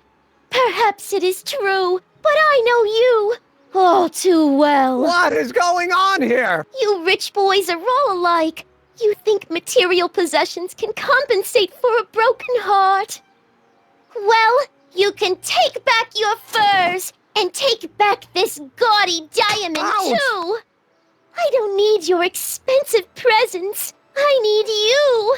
And more importantly, little Emmett Jr. needs you. Well, Edna, Don't Edna me. Apparently you are not the man I took you for. But I am, see?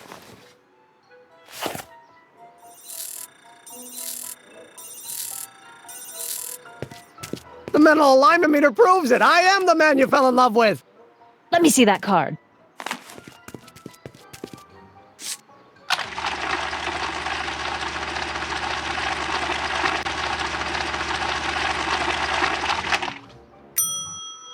I should have known. A degenerate criminal. What? Get out of my sight! I never want to see you again! That was rough, Emmett. I'm sorry you had to go through it, but things are gonna be okay. You and me can... Emmett? That went off great, huh? Yeah, maybe too great.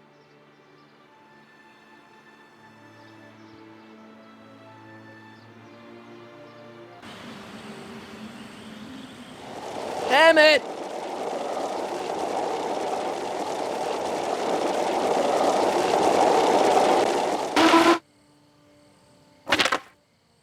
Emmett! Go away. Come on! Where are you? I'm sorry you had to go through that scene at the expo. Things didn't work out the way you expected, but everything's gonna turn out okay. See, I know how this story turns out, and... The story is over.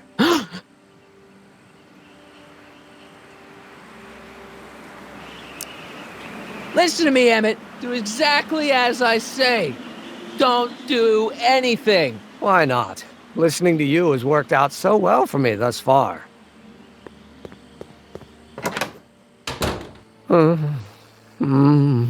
They say I'm crazy, got no sense, but I don't care. They may or may not mean offense, but I don't care. Stop! What are you doing up here? Don't jump! I wasn't gonna jump. Then what do you... This is where I come when I want to think. Oh. When I want to be alone. Oh. What are you thinking about? Can't you take a hint? I don't want you here. I don't need you. You don't know what you need. And you do? As a matter of fact, yeah. You need...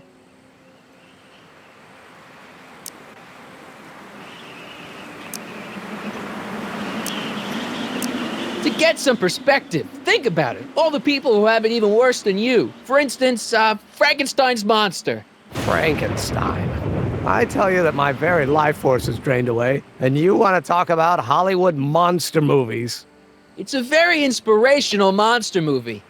Especially the scene where they bring the monster to life. There's this big gurney that lifts him up into the air, and And see, there's this wild storm going on, and lightning crashing everywhere. It's amazing. And you just gotta see it, Emmett. It'll change your life. Look at my helmet. Which light is flashing? Yellow. Apathy. I don't care about movies. I don't care about anything anymore. And I never will. Don't give me that. You care. You still care about inventing things. Inventing is overrated. 99% hype, 10% fraud. Name one invention that ever did anybody any good. How about...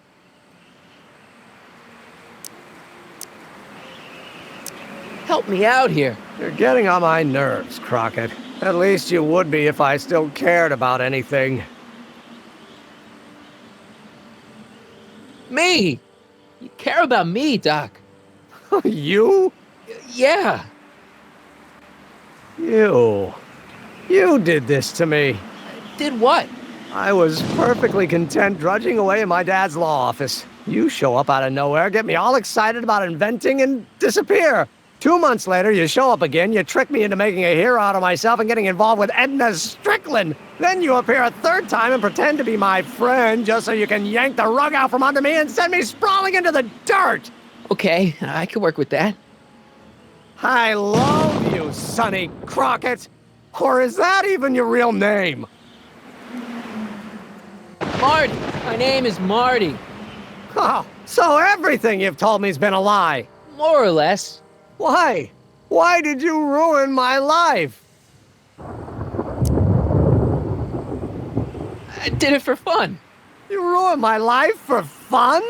Yeah, that's how I get my kicks. You bastard. And all that time you spent building up my dreams, telling me I was going to be a great scientist. Yeah, what a laugh. Dreams are only for people with guts enough to follow them. You're saying I don't have guts? You? Look at you. What do you know? A person like you? You don't know the first thing about me. I have more dreams in my little finger than you'll ever have. Hey, daydreams don't count. Daydreams? That's what they said to Edison. That's what they said to Einstein. That's what they said to Dr. Frankenstein? Yeah, and look what they accomplished. I'm sick of people telling me what I can and can't do. First my father, then Edna, now you. Listen to me, good. From now on, I'm living my life my way. I'm taking my own advice and I'm following my own ideas. My ideas. Do you hear me? My ideas. Great Scott. I've got it. Got what? The solution. My invention. I know how to make it work. The mental alignment meter? No, my airborne personal transport device. The rocket car? Not rockets at all. That was my mistake. The basic idea was sound, but the propulsion system was unworkable. But the lightning. Suddenly the answer is clear. It came to me all at once, like a bolt of lightning? Exactly. Static electricity. Super ionized static electricity powering the asynchronous oscillation of frictionless plates inside the... What's this stupid thing doing on my head? Emmett, you're you again. Here I've been wasting my time with silly mind-reading tricks when there's serious science to be done. And the expo begins at 8. Let's get the hell out of here before anything else happens. What? I said, let's get out of here before anything...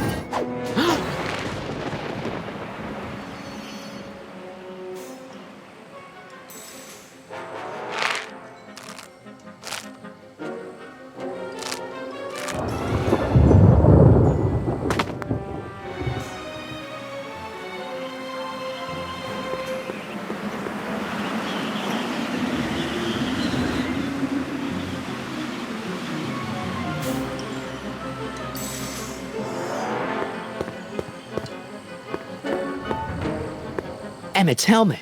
I don't think he needs it now.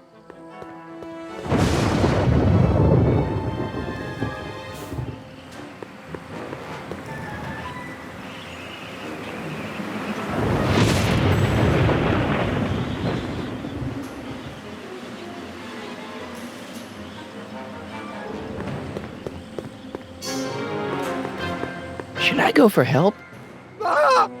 Better not leave him.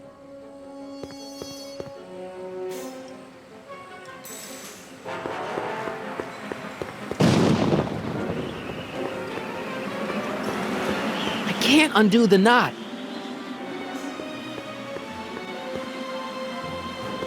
Hey, Emmett! What? I guess he can't hear me from down here.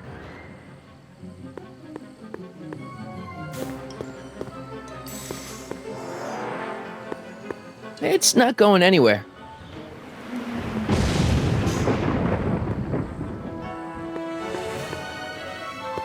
This rope is made of solid hemp. I can't tear it loose.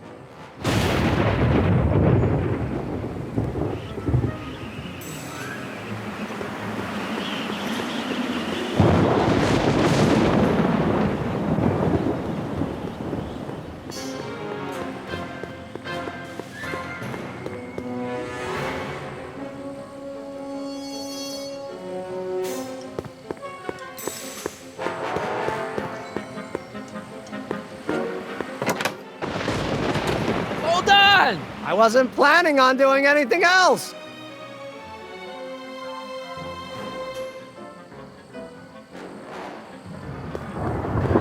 Emmett! What?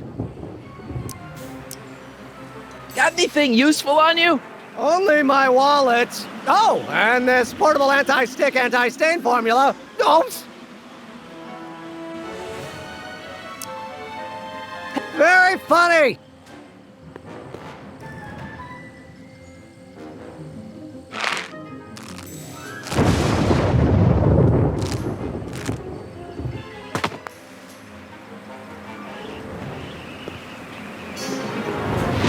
Emmett's solution. This stuff's dangerous.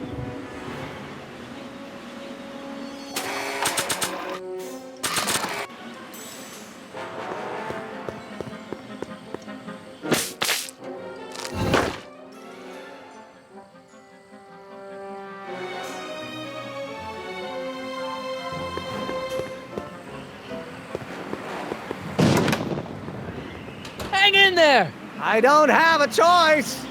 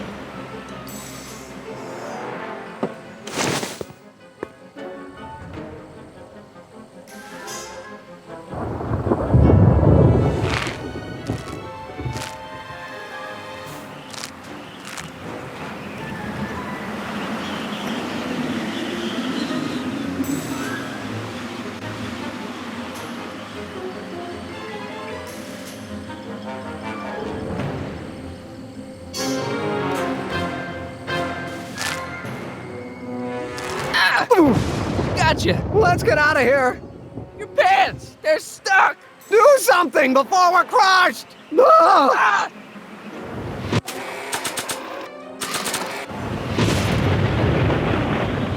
What are you doing? Trust me! Hold on! What did you say your name was again? Marty! Marty? Thanks. Don't mention it. Tungsten.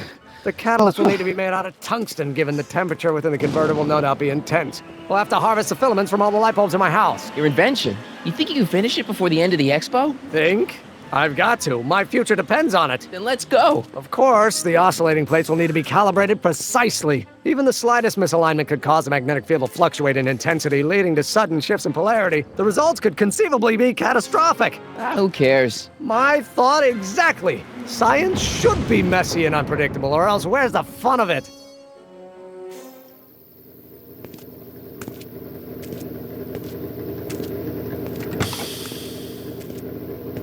Need a lift? Mr. Sagan, Got the kinks worked out of your car of the future? Not all of them, but at least the DeLorean's mundane terrestrial functionality remains intact. As usual, I have not the slightest idea what you're talking about. In fact, you remind me of someone I used to... There, my dear, don't worry. I'm sure it will all turn out well in the end. Maybe for everyone else, but I suddenly feel very much like someone who's going to be alone and unloved for a very long time. Maybe I should get a cat. Nonsense. I can state with nearly 100% certainty that you're going to have a long and fulfilling life. How can you know that? I think you'll find I know almost everything worth knowing about you and young Emmett and his friends. Tell me, how much do you know about Sonny Crockett?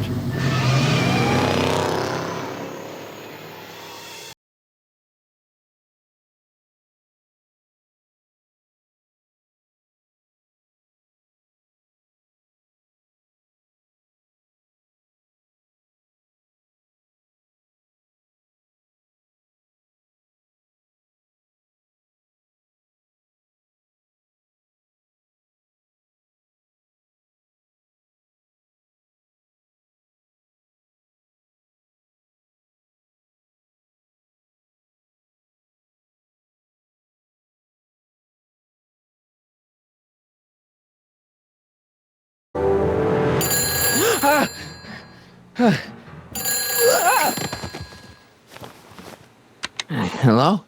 Marty! You're awake! Good! Emmett, where are you? I'm down at the expo. I snuck out early to avoid my pop. If he knew I was about to make a publicly scientific spectacle of myself, he'd hit the roof.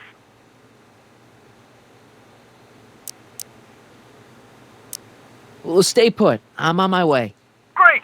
But first, I need you to perform an important mission. On the table next to my law books, there's a device plugged into the wall. I think I see it. Is it glowing? Yeah. Is that good? Good? It's fantastic! Glowing means my static accumulator is charged up and ready for action. Bring it down to the high school and we'll... Damn! What? It's Edna! But... Okay, Emmett. One static accumulator coming up.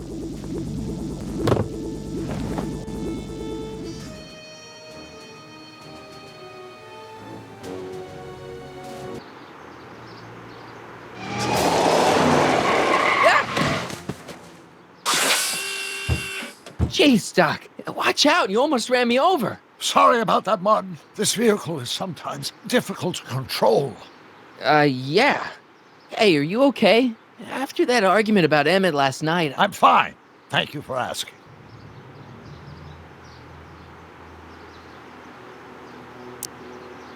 So, how are the time circuits? Still broken. I've got a few ideas, but I'm occupied with other problems today. So is that what I'm destined to build for the expo? Yeah, it's a static accumulator. Emmett spent all night building it. Turned out he didn't really need to see Frankenstein after all. He just needed a little push. And some lightning. Fascinating. I also had an epiphany last night. Doc? I realized that it wasn't Edna that made my life miserable. Doc! It was science. You can't give up science. You love science. Correction. My younger self loves science. But if Emmett doesn't go through with a demonstration at the expo, his dreams of being a scientist will dim just enough for Edna to step back into his life and steer him down another path.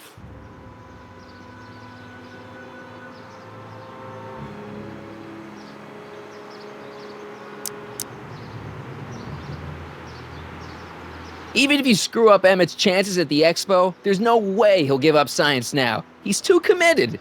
You don't know me like I do. After he fails at the expo, he'll be in need of comfort. And Edna's already arranged a romantic little trip up to the lake.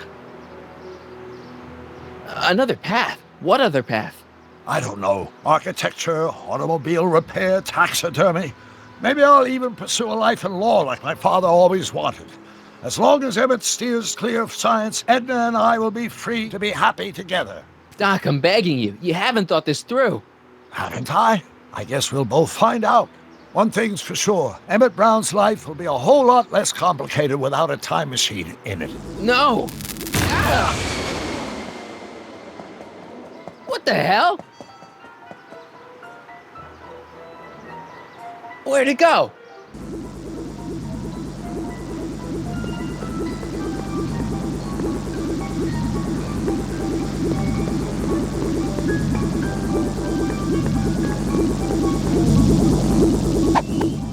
Oh, come on. Here, little static thingy.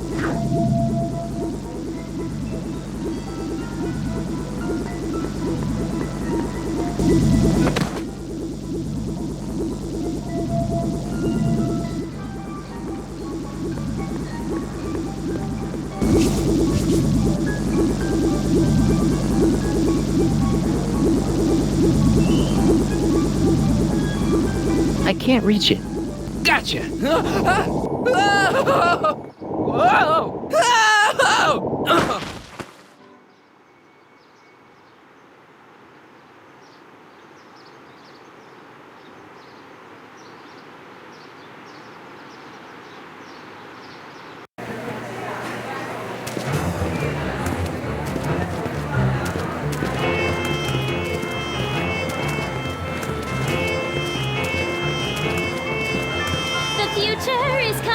Today, there's a shiny new tomorrow on the way. A day of invention is at hand. It's a mystic, futuristic wonderland. Just around the bend, my friend, you'll see a dream or two. If you care to dream and dare to dream, your dreams can all come true. Algae cakes! Miracle food from the swampland! Get your algae cakes! Coming today. Not bad, eh? Not bad at all, but I thought you fired her. I found a loophole. What kind of loophole? Just a loophole. You're not the only one who's allowed to have secrets, you know. All right. Say, don't you have to get that whatchamacallit to Emmett Brown's booth? Huh? Oh, yeah, right.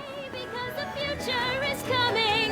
It's almost here now. The future is coming. It's getting clear now. The future is coming today.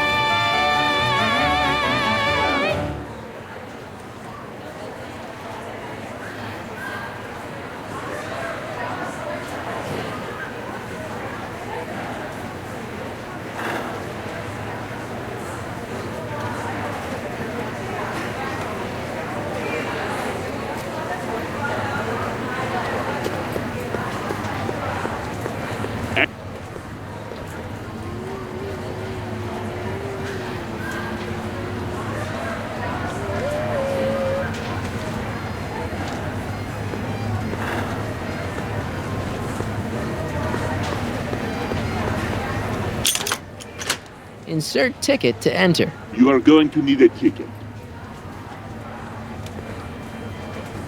Enlightenment awaits you under... Excuse me, Mr. Duto, Jacques Duto, at your service. Jacques Duto, famous diver. So you're some kind of celebrity? I do not like to brag, but I have a small following, yes.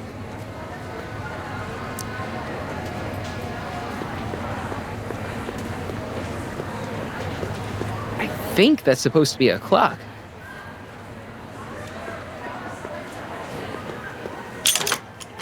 Insert ticket to enter.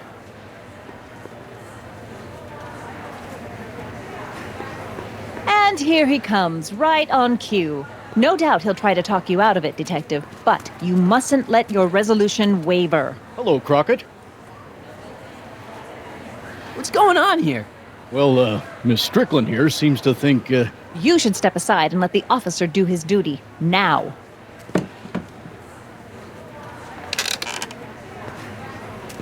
Wait a minute, that's Emmett's levitator up there. Oh, don't be so modest. I'd say you deserve at least half the credit. It was you who tricked poor Emmett into breaking up with me. It was you who manipulated him into dropping my project in favor of this clear hazard to public safety.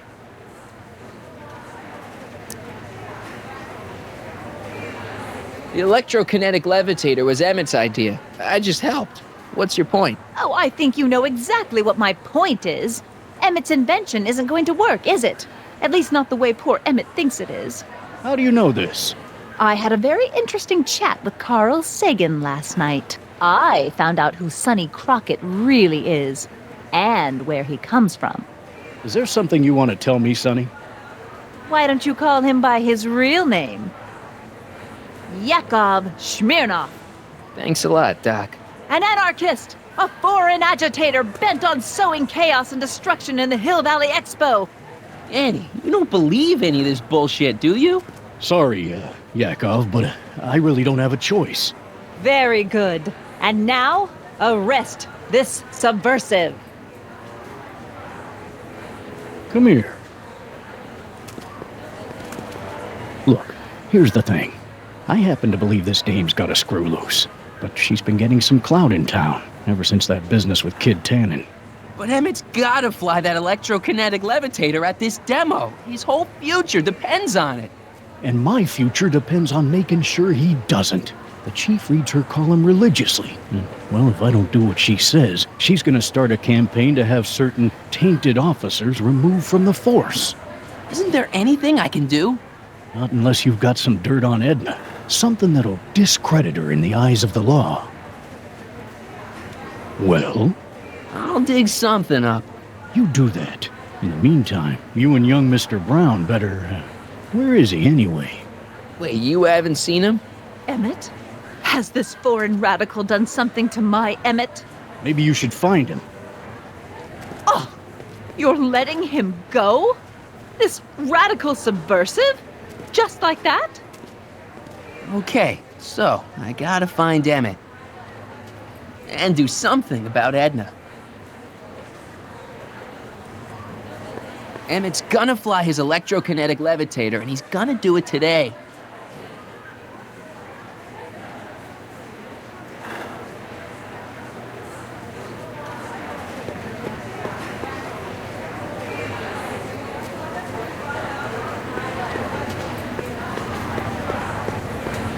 Greetings! Hi, Trixie. That's Techne to you, kiddo. Right. Congratulations on getting the old job back. Thanks. Justice triumphs in the end, you know? Now what can I do you for? So, which exhibits do you recommend? The most popular attractions are the Glass House, the Future Furnishings, and of course, Enlightenment Under the Sea. You know who that is under the diving helmet? That's Jacques Duteau himself. Of course, you need to get tickets if you want to see the main attractions. How much are tickets? Aw, put your money away. Here, you're kind of like family now, you know? Thanks. Happy to help.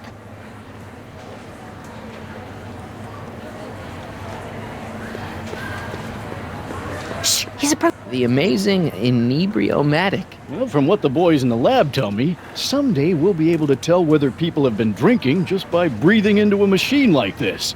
Try it out. I don't think so.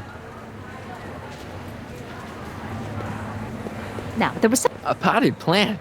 What's this got to do with law enforcement? A potted plant? What's this got to do with law enforcement? It's a bug. No, a plant. But it's got a wire recorder hidden inside, see? If we could have got one of these into Tannen's speakeasy, and if he's the kind of guy who talks to plants, we could have busted him a lot earlier.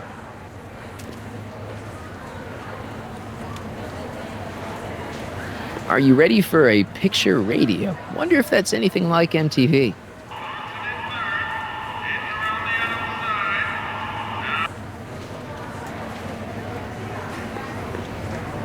Well, speak of the devil. The electro pacifier. Amazing, isn't it? They say one day we'll be able to stun fleeing criminals by shocking them at a distance. Does it work? Nah, it's just a model. Hey, Danny, could I have a word with you? Comrade Smirnov, come to turn yourself in? In private? With pleasure.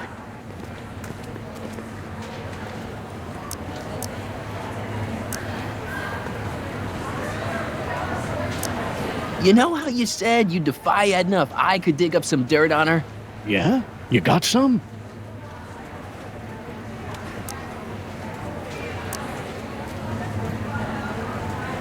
I saw her whispering about something with Carl Sagan outside the expo yesterday. Do you know what they were whispering about? No, but she looked really guilty. I need something more solid than that, I'm afraid.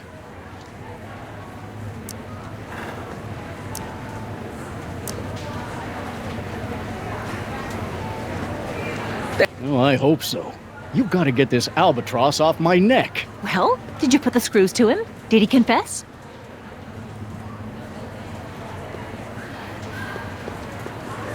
Act casual. Now, where were we?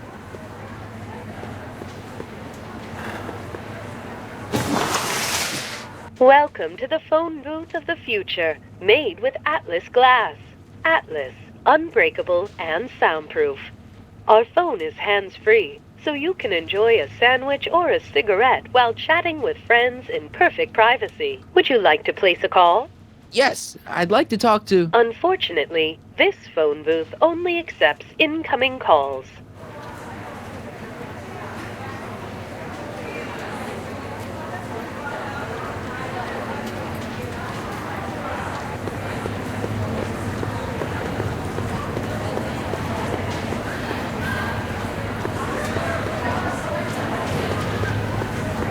Enlightenment awaits you under the sea.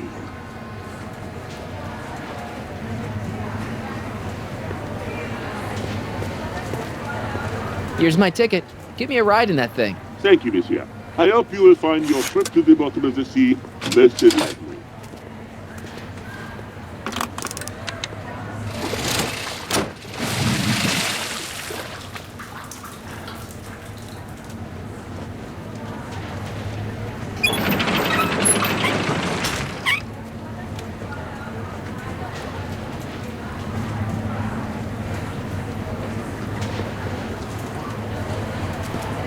Well?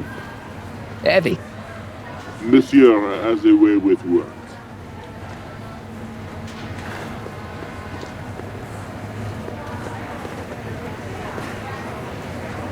I still can't tell what time it is, but I know it's getting late.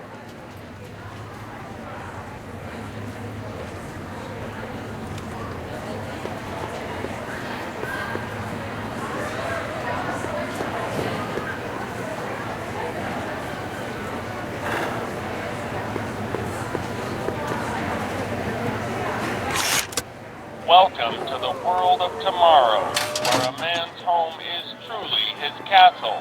Here, gratification is just always a push of a button away. This plant doesn't belong here. There's nothing futuristic about it.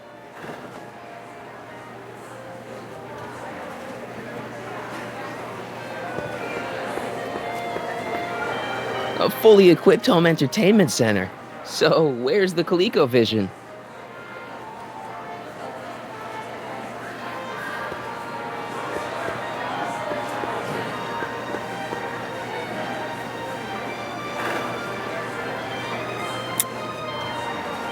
In the house of the future, fresh fruit baskets will be replenished daily by fleets of fruit-bearing helicopters.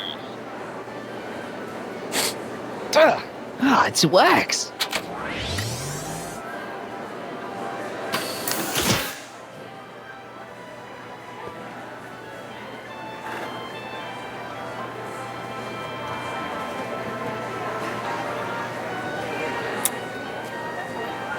In the mood for fun?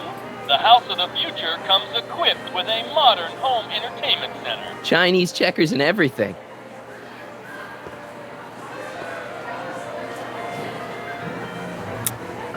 In the house of the future, phone conversations will be completed in the privacy of the personal phone helmet.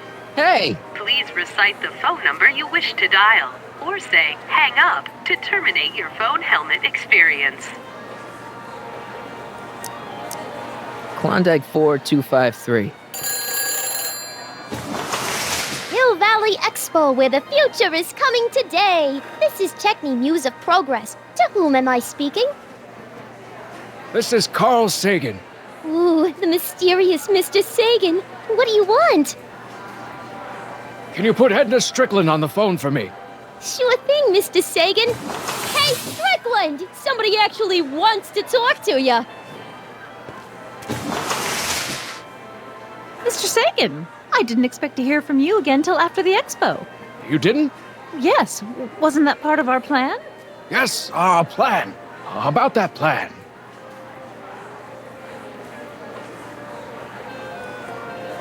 I'm a little unclear on the details of our plan. Unclear? But it's your plan. I mean, I'm worried that you're a little unclear on the details. What details? All I'm supposed to do is use my poll with Detective Parker to get Emmett's demonstration canceled while you keep Emmett distracted. You are keeping him distracted, aren't you? Oh yes, he's a very distractible young man. Oh, that's what I keep telling everyone.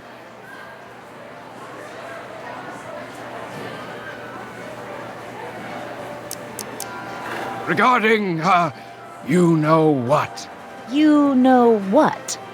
The little matter we were whispering about yesterday. Oh, that!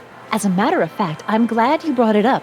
I was thinking, wouldn't it be a good idea to pin it all on Yakov Smirnov? Pin what on him exactly? You know, it! Oh, I get it. You're still sore about going to jail. That was the dog's fault. If he hadn't come galumping up to me right after I started the fire, I could have gotten clean away, and I never would have had to divert suspicion to you. She's the speakeasy arsonist. Carl, is somebody with you? No, it's just you and me. Yes, we should. Goodbye, Mr. Sagan. Goodbye. Hang up. Conversation terminated. Greetings again, mortals! This is Techni Muse of Progress. Hoping you're all having a swell time taking in all the exhibits. Don't forget, you can purchase tickets to our main attractions right here at the information booth.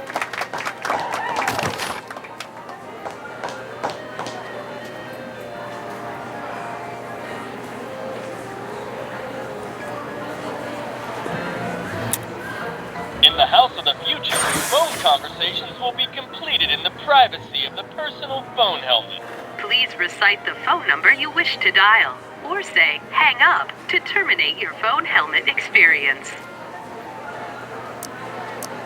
Klondike 4253. Hill Valley Expo, Techni speaking. Who's this?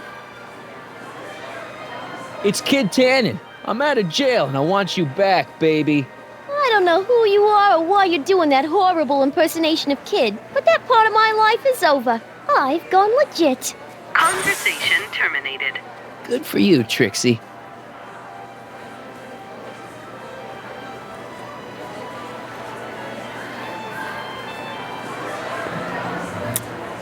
In the House of the Future, phone conversations will be completed in the privacy of the personal phone helmet. Please recite the phone number you wish to dial, or say hang up to terminate your phone helmet experience. Klondike 4253. Jeez, always with the phones. Yeah? This is Anthony. I'm looking for a friend of mine, Mr. Closeoff. Close off? Yes, first name Oliver. Oliver Closeoff? Listen, kid, I didn't just fall off the poutine truck. Who is this really? Hang up. Conversation terminated.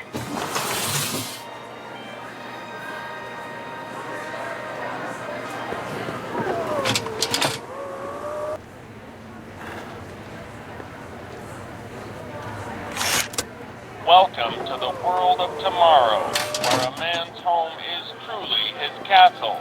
Here, gratification is just always a push of a button away.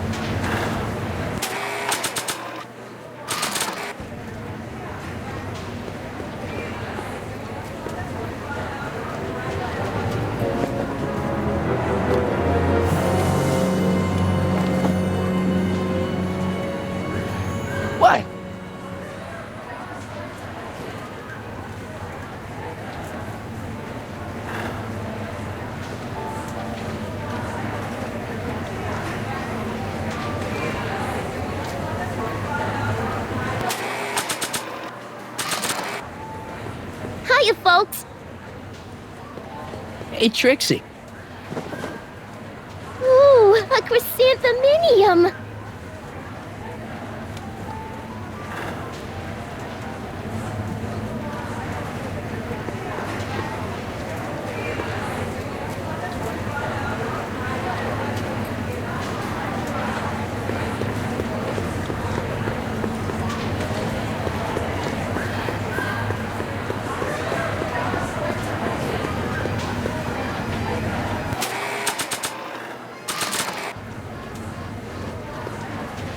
Ah, that plant reminds me of the beautiful flora found thousands of leagues under the sea.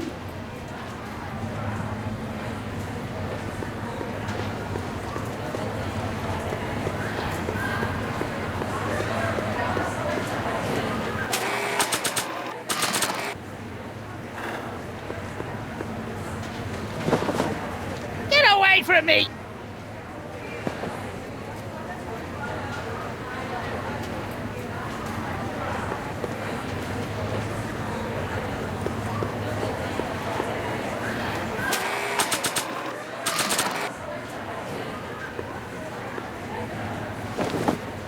What beautiful flowers.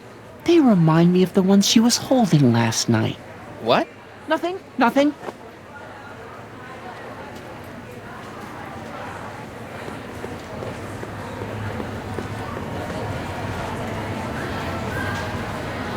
Mr. Duteau? Oui? I'm looking for a friend of mine, Emmett Brown. Tall young guy, reddish-brown hair. A distracted look? That's him. Any idea where he went? He just passed by here with an older gentleman. I think they were headed into the House of Glass. Great, thanks.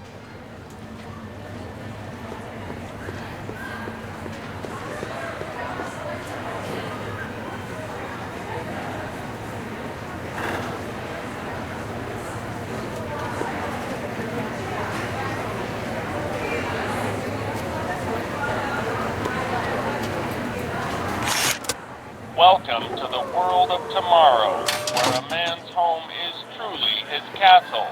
Here, gratification is just always a...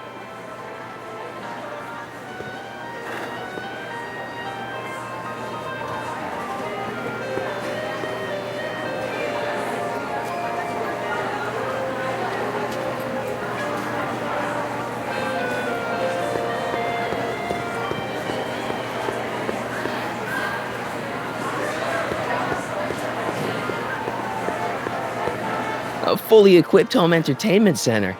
So, where's the ColecoVision?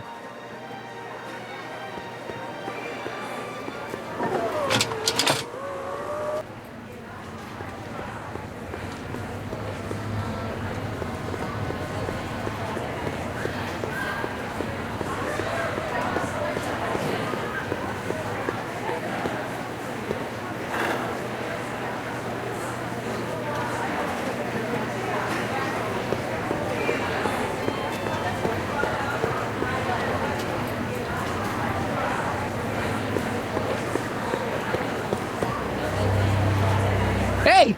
Emmett, come out of there! Don't listen to him!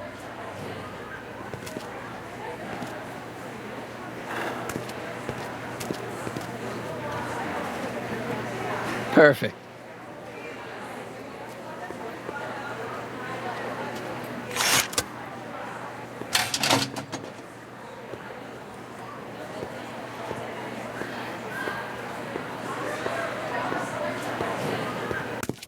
Welcome to the Atlas House of Glass, the future of domestic life. Okay, Emmett, let's get you out of here. Emmett! Emmett, don't listen to him. He's crazy. I'm still not sure about this business proposal, Mr. Sagan. Let me explain it again. Atlas Glass, unbreakable and soundproof. Soundproof glass. Great. Our living space can be configured to meet the needs of any family. Need a private study? Simply slide the walls in, or slide them out again to create a spacious banquet hall.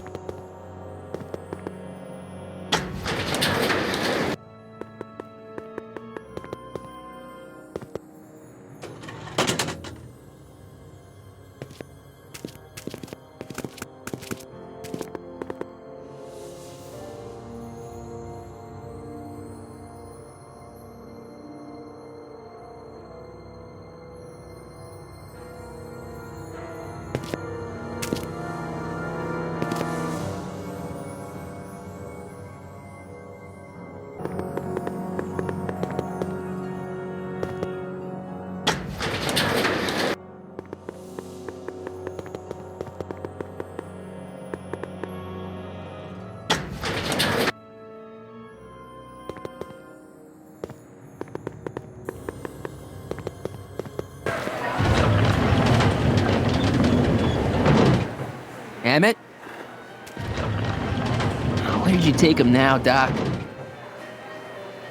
Next up on our roster, a man who saw the possibilities in pond scum. Welcome, Ernest Philpott! Thanks, Trixie, Technique. I'm truly honored to be here today among all you pointy-headed type people. Like the lady said, I labor in the field of pond scum. Algae, ladies and gentlemen, is a mysterious and little-known biological entity.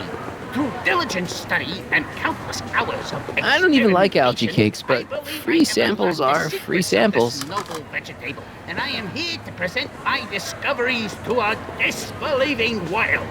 Excuse me, sir. I'm looking for a tall, thin, older gentleman. He might have been with a tall, thin, younger gentleman. I know just who you're talking about. Hey, just let about a minute ago. If you hurry, you might catch Now, that. people haven't been getting the benefit of all this nutrition on account I know of the you're in less there, than Doc. appetizing nature of the algae Doc. itself. But sweetened with Yes, corn I'm syrup a and held doctor of together in marine solid biology, lumps but through I the think miracle you of understand America. what The you're... Quit fooling around, Doc. What have you done with Stop! Emmett? Help! I'm being attacked! Sonny! What are you doing? You can't assault the exhibitors! You don't understand. He's kidnapped Emmett. The boy's obviously confusing. I'll say he is. You want us to toss him out on his ear? That won't be necessary. Do you know who that is? That's Jacques Duteau of the Oceanic Institute. No, it's not. It's... Please, keep it down. The Expo went through a lot of trouble and expense to secure Professor Duteau. We can't afford to antagonize him. But if you've got a complaint against him, we can straighten it out after the show. But if you make another scene like that, I'm afraid I'm gonna have you expelled from the hall.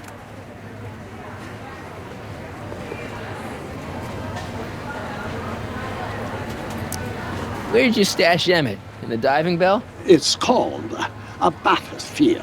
Aha! So Emmett is in the bathysphere. I don't know what you're talking about.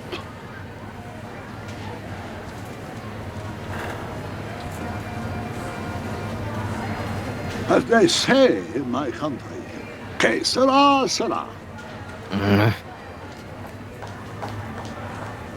Thank you, Ernest. Do be sure to drop by his booth and sample an algae cake. I have, and it was very interesting. I will be back later to highlight another of our fine exhibitors. See you soon.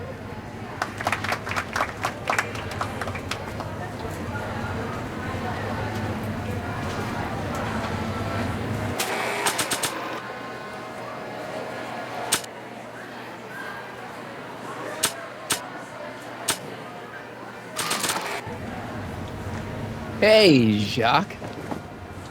Why don't you tell me who you really are? Pardon, s'il vous plaît. I do not accept flowers from strangers.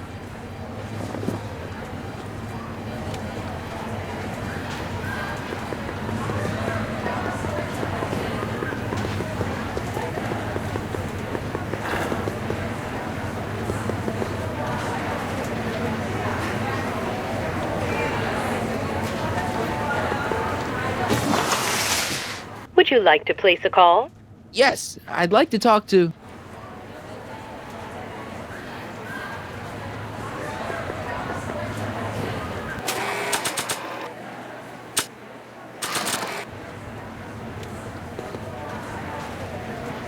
Okay, call me a snoop.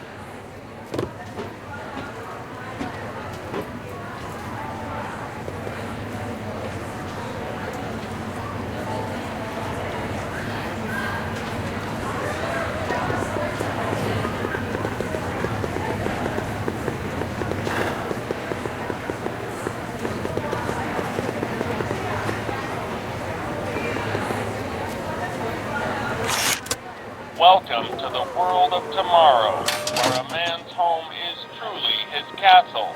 Here, gratification is just a push-up.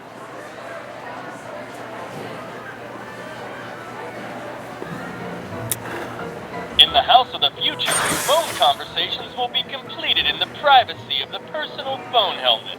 Please recite the phone number you wish to dial. or say hang up to terminate your phone helmet experience.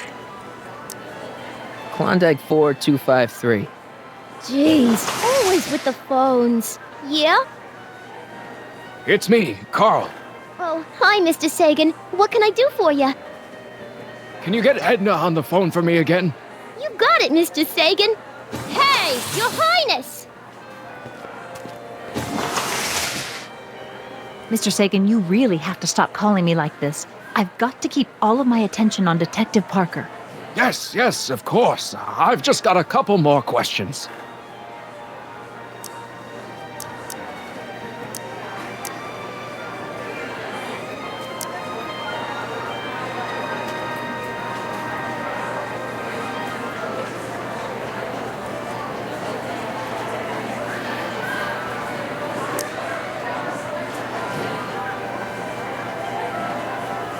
There's been a change of plan.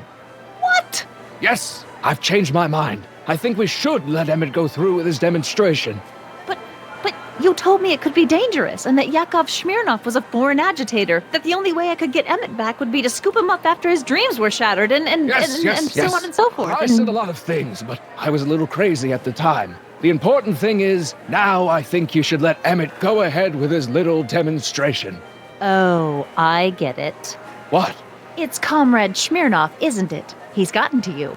No! I really want Emmett to go ahead with his demo. Don't worry, Carl. You can count on me.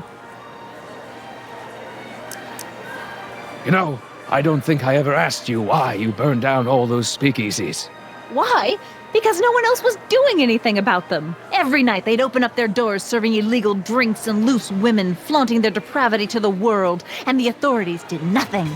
So I did what any right-thinking, rock-willed woman would do. I took action. Oh, and such a gorgeous action it was, too. The fires were so beautiful. The alcohol made them go up in such pretty blue flames. Where was I? You were explaining why you burned down the speakeasies.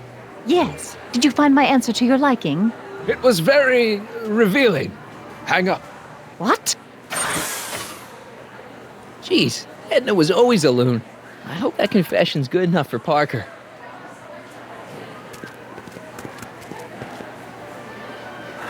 The next exhibitor on our list is Officer Danny Parker of the Hill Valley Police Force. Officer Parker is going to demonstrate a few of the many marvelous tools that our boys in blue will soon have at their disposal.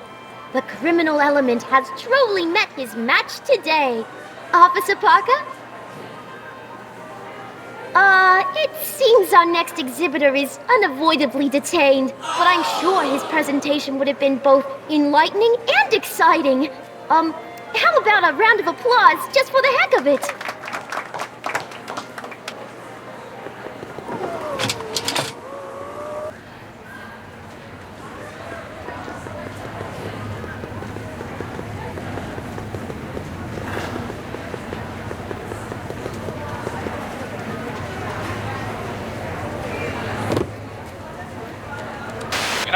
I don't think I ever asked you why you burned down all those speakeasies. I think a lot of people are going to be interested in that answer.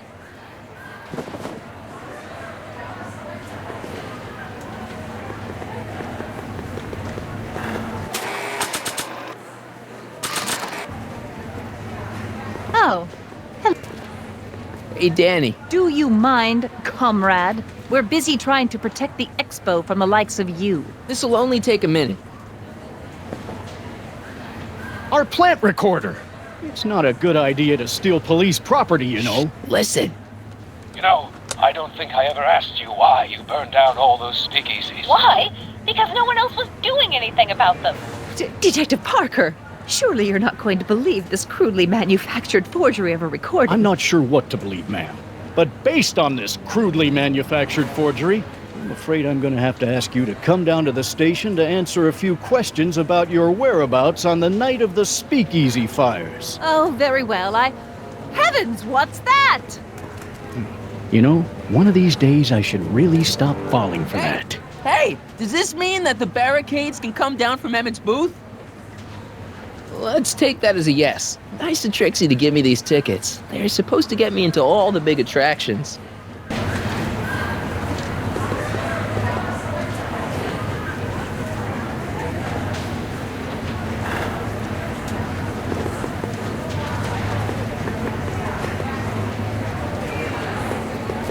Are you ready for a picture radio?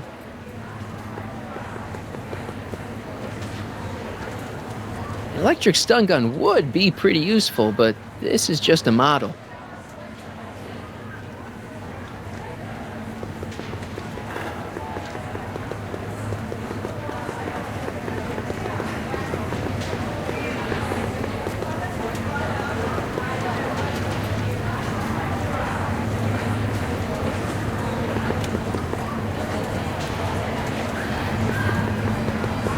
Here's my ticket. I want to see inside that bathysphere. I don't think so. What do you mean? I've got a ticket. You have to honor my ticket. It's the wrong kind of ticket. Sorry. Oh, give me a break. Algae cakes taste so good you'd swear they was bad. Hey, Artie. What do you think? Quite a setup, huh? The expo? Sure, but I was wondering. This ticket should get me into any exhibit on the floor, right? Sure, that's a P ticket. Well, the guy at the aquarium is refusing to honor it.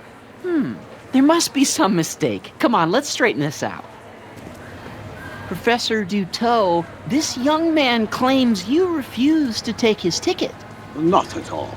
I am only too happy to take his ticket.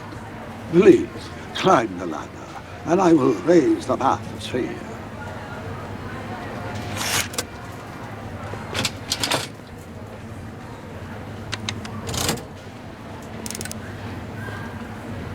Mon Dieu! What is the matter? The gears, they must have become stuck. I am afraid I cannot raise the bathysphere at this moment. What a shame. Yes, it is. Well, I will work on the problem. Perhaps if you come back later.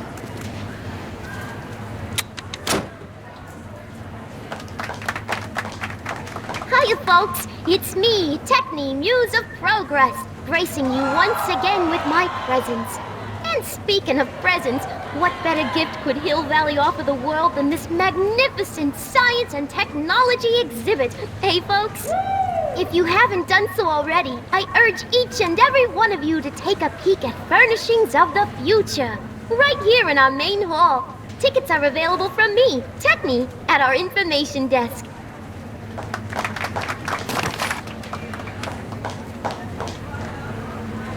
Come down, please. The bathysphere exhibit is currently closed for repairs. I'll wait. Step back! They're crimping the hose. What does it matter if there's nobody in the bathysphere? It's very bad form. Oh, sorry.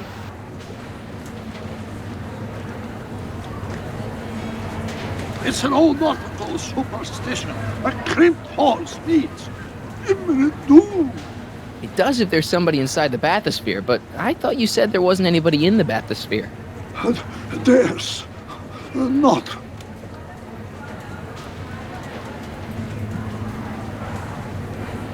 I command you uncrimp that hose.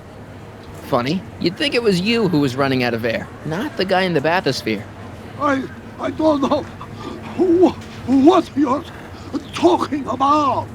It's as if you two were connected somehow.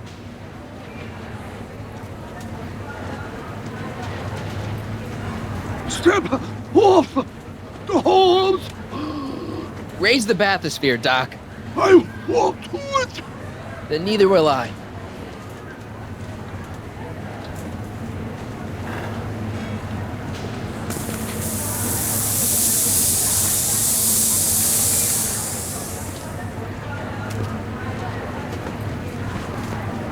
Suppose the years they have become unstuck.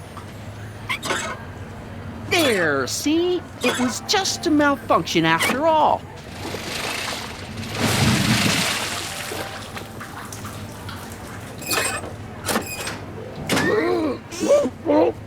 Let's get you out of there. Emmett Brown? Then it was true. Hey, you. Yeah, he just took that guy's wallet. I think he took his wallet. Oh, remind me not to become an oceanographer. I guess I must have a touch of claustrophobia. Never should have gone in there. Well, we've all got problems. Now, you'd better get back to your booth Funny before... thing is, I don't even remember going in there. Last thing I recall, I was in the glass house talking to Carl Sagan. Did you know he's really a scientist? I'd heard. What did he say to you? Oh, he had some sort of spur-of-the-moment business proposition. It was all very rush. I never got the details. It would have meant leaving before the expo was over, so I told him that... Say, where'd he go? Do you know? Carl Sagan? He had to leave. One of his experiments blew up on him. No, I know how that is. Greetings and salutations to all our honored guests. I am Techne, Muse of Progress, and it is my pleasant task once again to highlight one of the great minds who was hard at work building a better tomorrow. I think that's me. I'm next on the roster. But are you ready? So I guess No, I don't have a choice. Did you bring the static accumulator? Oh, right. Here you go. Great. Come on, let's get up there. It has been hard at work dreaming up gizmos and banging them together in his garage. And who knows? One of this kid's gizmos just might take off and change the life of everybody in town. Could it be the very thing he's brought to share with us today? It wouldn't be the first time the world was changed by a kid barely out That of ought to do it. Are the block bearings all in the raised position? Block bearings. Raised Raised position. Check. Then it looks like all systems are go. She was only 19. Wish me luck. So hold your Snickers. Don't have to. Prepare to be wowed. Ladies and gentlemen, I give you Emmett Brown. Objection! Objection, Your Honor! I hereby demand that the scientific demonstration of one Emmett Lathrop Brown be terminated and forfeit by reason of insanity. I declare him to be in contempt of me, his father. Where is he? Hand him over this instant! Emmett, are you up there? You don't think you can shelter him? Emmett's gone. You just missed him. Young man, I've been sitting on the bench of Hill Valley Criminal Court for 15 years. I can smell a dissembler a mile away. Now, are you going to turn him over, or will I have to use force? Don't antagonize him. Well, if you're not going to say anything... So he is up there with you? Thanks a lot. Son, I order you to come down from there this second.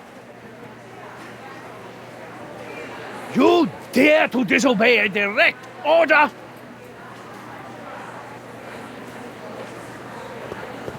Emmett. I'm not talking to him. There's no point. Maybe he'll give you a fair chance to explain yourself. He is a judge, after all.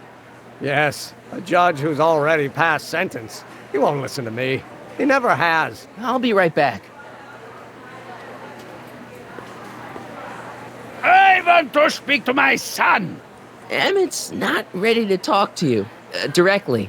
Oh, God. I suppose you're his mouthpiece? I guess so, yeah. He says it's no use talking to you. You never listen? That only shows how pig-headed he is. Of course I'll listen. If he can justify his craziness, I'll be only too happy to indulge it. Stay right there. I'm not going anywhere. Fear! Emmett. I'm not talking to him. There's no point. You heard him. He said he'll listen to you. Well... At least give it a shot. Father? Son? You've never understood the first thing about me. All you want to do is step on me, squelch my natural instincts. You don't know what it's like to be young. You don't know what it's like to have dreams, to have ambitions so great and so powerful that they've got a life of their own. And it's all you can do to hang on for dear life while they gallop on where they must. This is America, Pop. And in America, a person doesn't have to do what his father did. Isn't that why you came to America? To live where there wouldn't be so many rules? Well, we talked. Are you happy? Please, you gotta get out of Emmett's way. I have yet to hear a compelling or even coherent reason why.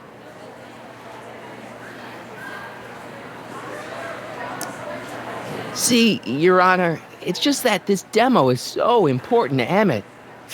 A childish kerfuffle. He'll forget all about it in 2 weeks' time. That's what I'm afraid of. Emmett's just... stubborn, willful, single-minded, incorrigible, and obsessed. Okay, but if you look at it from the right angle, those traits are kinda... good. That may be your angle, Sonny, but I'm not so sure it's the right one. Make no mistake, those are traits that lead to trouble. He gets them from his mother. Look, Your Honor, you don't see it, but there's an awful lot riding on Emmett's demonstration. All the more reason why I've got to put a stop to it. Look me in the eyes, young man. I expect you know my son pretty well by now. Do you seriously think his exhibition is going to be a success? Sure. Sure it will. Ha! You know as well as I how it'll end. Disaster! Maybe, and maybe not, but even if it does, I mean, isn't Emmett entitled to make a few mistakes? Emmett has exceeded his quota for one lifetime. It's my job as his father to see to it there are no more mistakes. Emmett's just trying to make a name for himself. Maybe things were different when you were a kid, but nowadays you gotta take chances. What do you know about taking chances? Try moving to a strange country where you don't speak the language with only $2 to your name. You? You bet your socks, me! And I made out all right, too. How'd your dad feel about it at the time? Papa? He was fit to be tied.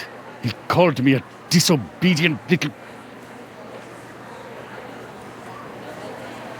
So your father didn't approve of you coming to America? Well, Papa never really understood the younger generation. He came around a bit in the end, but by then it was too late to. Tell him I'll listen to him. I want to listen to him. If he wants to talk. Emmett? Here to play peacemaker again, Pollyanna?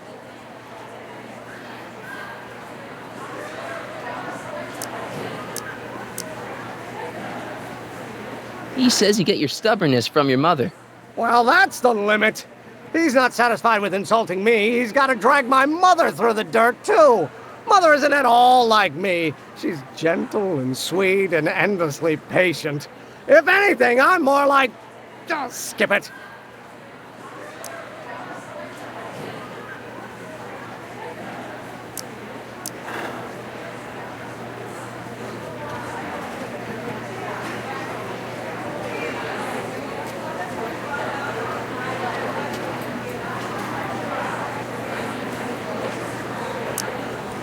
You were starting to say that you're like...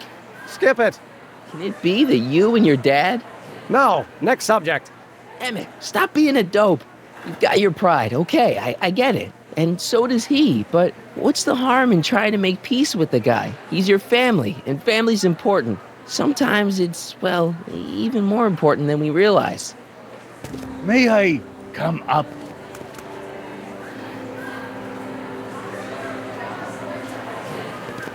So, you think my new invention is a disaster waiting to happen? Yes, I do. And I'm here to say, if any son of mine is going to make of himself a public disaster, I insist on being there to support him. Pop! You're gonna change your tune once you see this baby go airborne. You see, the force field generated by the static accumulator... Marty, give Trixie the signal. We're ready for liftoff. Oh, good. Ladies and gentlemen, thank you for bearing with us through that unavoidable delay. And now the Hill Valley Expo is pleased as punch to present Mr. Emmett Brown and his electrokinetic levitator.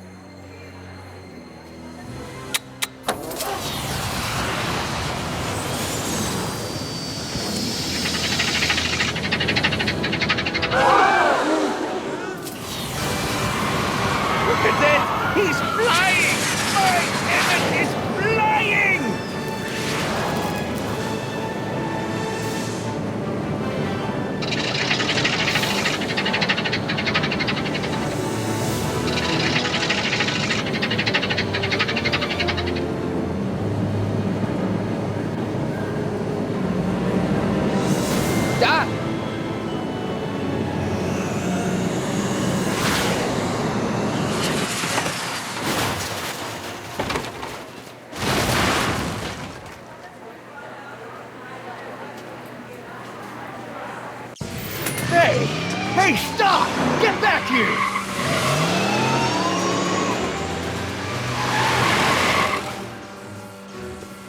Doc! Are you okay? I thought I could change her. Things could be different. Forget about it. Come on. We gotta find a way to stop her before... No, don't come any closer. Doc! Go away! But... Move! Move! Marty!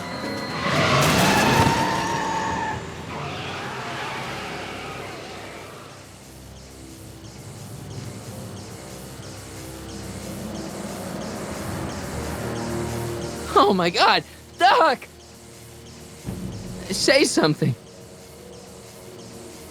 Chromium, lithium, potassium, iridium, titanium, ruthenium. I'll get help. Newspaper. What? You mean...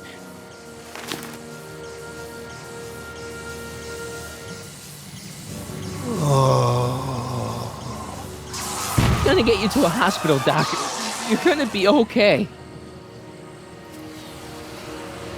Yes. Oh, I think I am going to be okay, Marty. No, come on, Doc. Doc, don't do this. Don't go.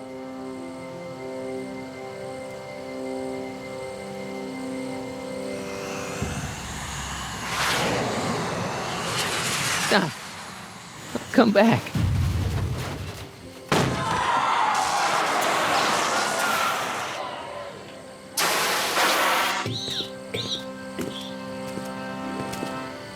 Doc?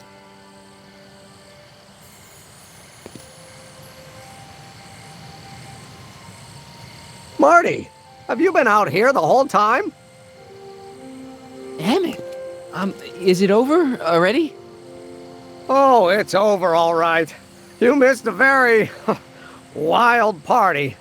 I'm afraid I've been banned from the expo for the next 50 years. And if I were you, I wouldn't go back in either. At least not until all the broken glass is swept up. Oh, what was I thinking? Naturally, the ionic wind generated by an electromagnet of that size is going to play havoc with a merely mechanical steering mechanism.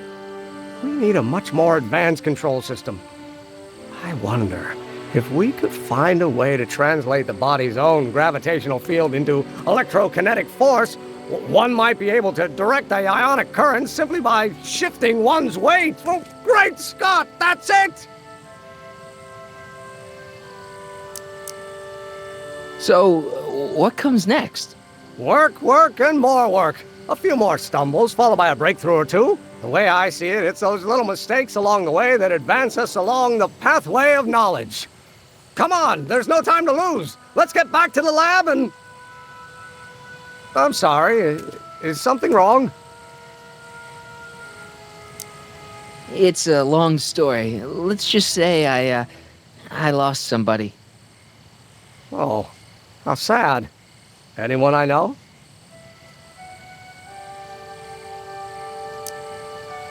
No, nobody here knew him. He was a complete stranger to this world. I know the feeling. Sounds like a man after my own heart. Then it is someone I know. Yeah, no, forget it. It's got nothing to do with you. What? You're a complete mystery to me, Marty. Where you come from, what you're doing here. But there's one thing I do know. Whatever it is, it does have something to do with me. Please, Emmett, don't ask any... What's this? Come on, let me see. I deserve an explanation.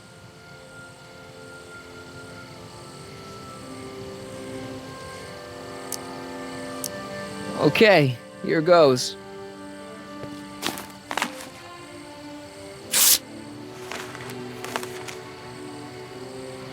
What's that? An explanation. But you've got to promise me, don't look at it until you get the key to the city. Huh? Emmett! Just promise. Emmett, where are you, my son? I'll be right there, Pop. Key to the city? I don't understand. And you can understand. Not for a long time. It would do irreparable damage to something. Just say you promise. Okay, I promise.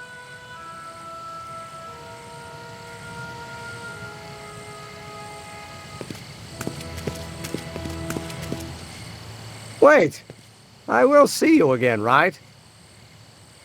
I guarantee it.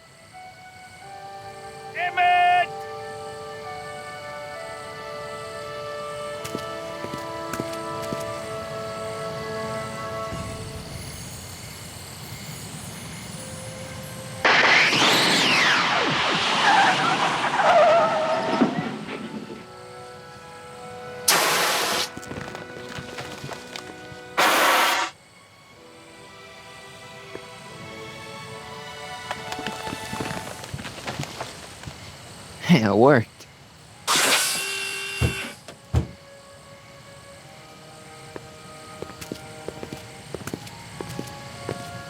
So, you were the same Marty.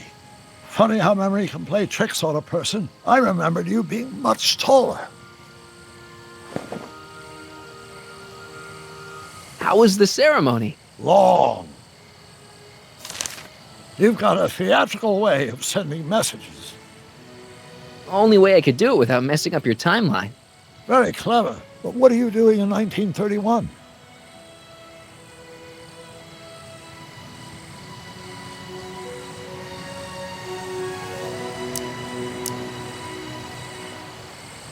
I came to rescue you. Teenage me? No, you. But then teenage you got mixed up in it. See, you were in jail and... Never mind, it's better I don't know. Let's just get back to 1986. That is, unless your presence has caused any other time anomalies. Me? Nah, no. Well, I'm still a little confused about my...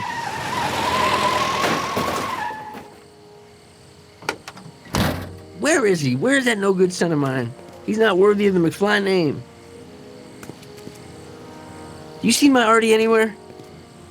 Artie McFly? That's the one. Just got a call from Melvin at the city records office. He tells me the dad-blamed fool's gone and got himself hitched to a Canadian floozy. Can you believe it? Hitched? Married. I swear, that boy's gonna put his papa in an early grave. So that's how she got her job back. Ah, he's married the wrong grandma. I mean, Trixie's not my grandma. And if she's not my grandma, I'm not me. Wait, that was Great-Grandpa Willie. I met him when he was a baby. He peed on me. Holy crap, Doc, I'm gonna disappear again. Calm down, Marty. You seem reasonably solid right now. Whatever the problem is, I'm sure we can undo it with the help of... That car! Oh, great. How the hell did she get back here? She? You? You're not Edna. What's going on here? Is this some plot to put me in the nut house? No, it's all very simple, Danny. Oh, I'm sure it is. Tell me, did I or did I not just chase Edna Strickland off in this car? Not this exact car, but a car just like it. A car with a nasty habit of disappearing into thin air? Well... Wait, Edna Strickland just disappeared in the DeLorean? If that's what you call it. It made a loud noise, and then wham! Nothing! Great Scott! Marty, do you have any notion what date she might have jumped to? None at all, Doc. See, that DeLorean's time circuits are out of whack. They could jump to any date at all. Oh, this is bad. This is very bad. Let's just hope she jumped into the future. The far future. If she's jumped into the past... You think she might mess up the time stream? Wait a minute. This is Edna. Of course she would mess up the time stream. Guys, you mind telling me what the hell you're...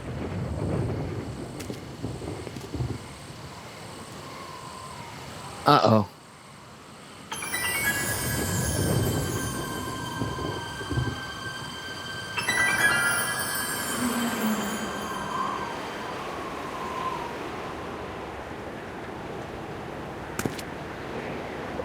Doc?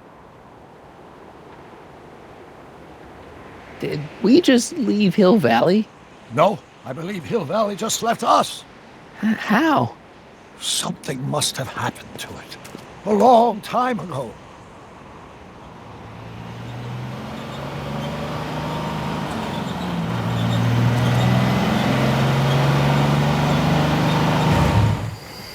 Well, now you two look mighty lost. Hey, what on earth is that thing? It's an experimental vehicle. Pay it no mind. Look, maybe you can help us.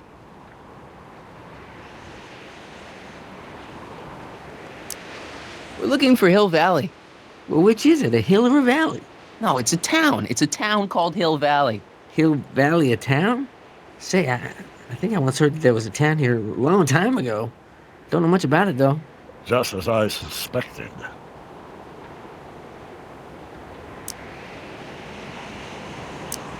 Did someone make Hill Valley disappear? Oh, heck, I don't know. That was all before I was born. Then whatever it was must have happened at least 45 years ago. Nobody much cares to settle around here nowadays. My dad tried to buy a farm in this area years ago, but he got run off by Scary Mary. Scary Mary? Well, that's what we all call her.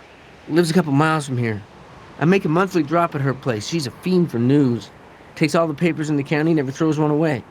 Say, if there's anybody who can tell you what happened to Hill Valley, it's her. Can you direct us to her? It's imperative that we talk to her. Sorry, fellas, but I'm pretty sure she won't talk to you.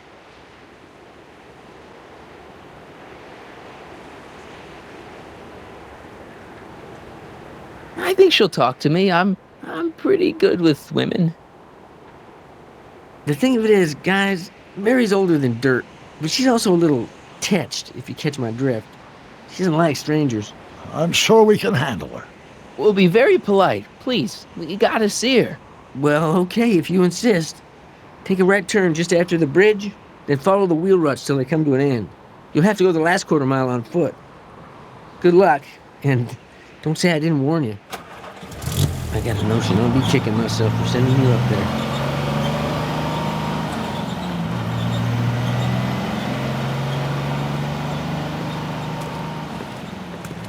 Can I drive?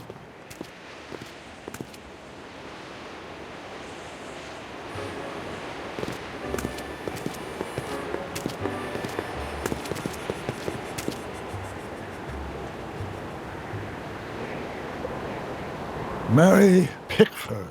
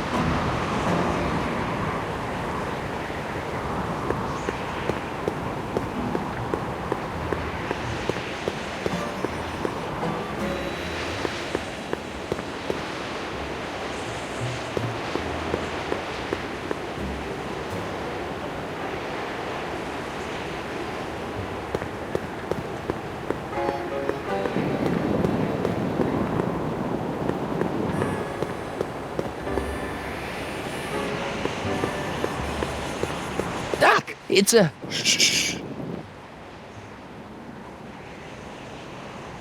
Look! Shh.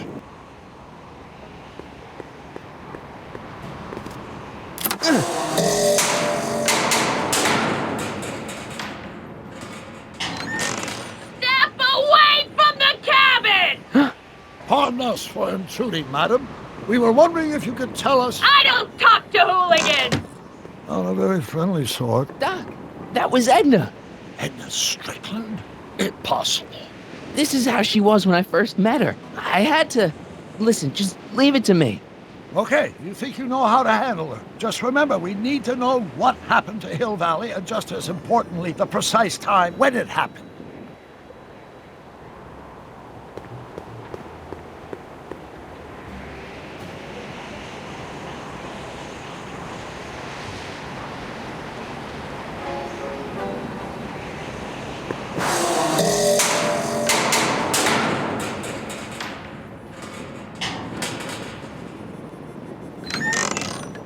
Hey, Miss Strick. Who are you?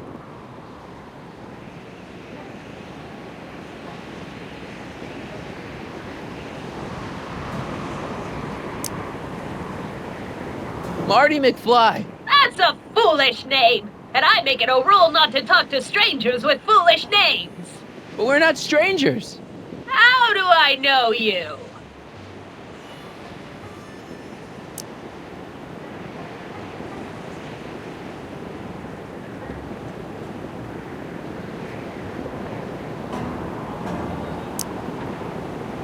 You interviewed me once, back when you were young. Listen, Sonny, I'm an easygoing woman, but I got a few rules I live by. And rule number 1 is, I never, ever talk about the past! Or the future, neither. I don't talk about any day but today. I guess that didn't go so well. Of course she doesn't talk about the past, because there's something in her past she's trying to forget. But we're gonna pry it out of her. Go ahead, knock on the door again.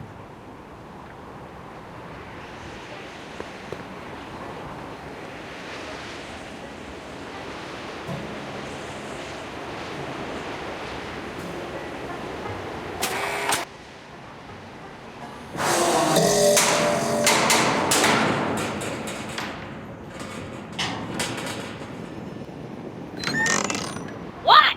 It's me again, your old friend. How do I know you?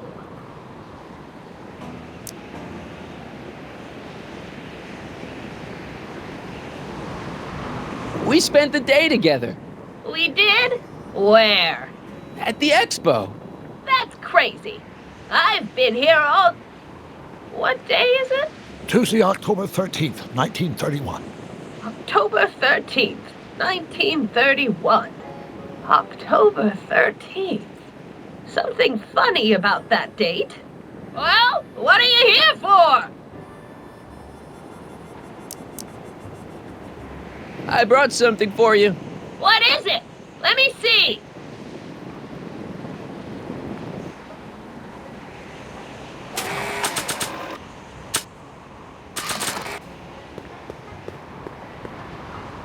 I brought you these algae cakes.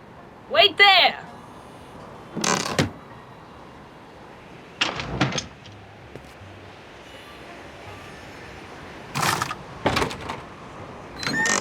Not bad. You got anything else for me?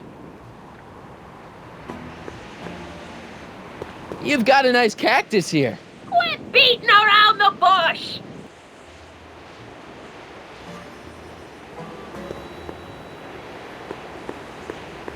I brought you him. Him? Who him? Him who? Look hard. Don't tell me you don't recognize your own boyfriend. My boyfriend? Yeah, he's all grown up. Come closer, fella. Marty, what am I supposed to do? Trust me, Doc. Just go with it. It can't be! Emmett! Yes, Edna. It's me. It is! It's October 13th, 1931! Oh, and you are Emmett! Emmett! How did I get so turned around? Have I been dreaming, or... stay there! It's a classic case of repressed memory syndrome. Once the mental dam is broken, the subject is immediately plunged into the midst of the very scenes she's trying to forget.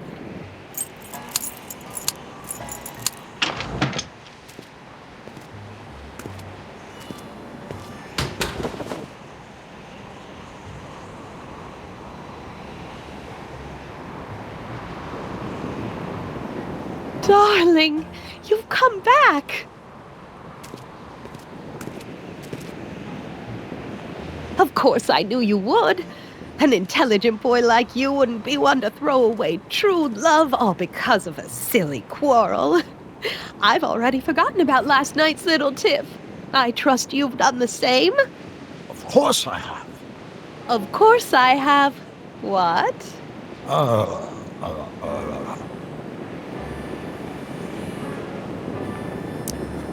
Schnookums. Schnookums.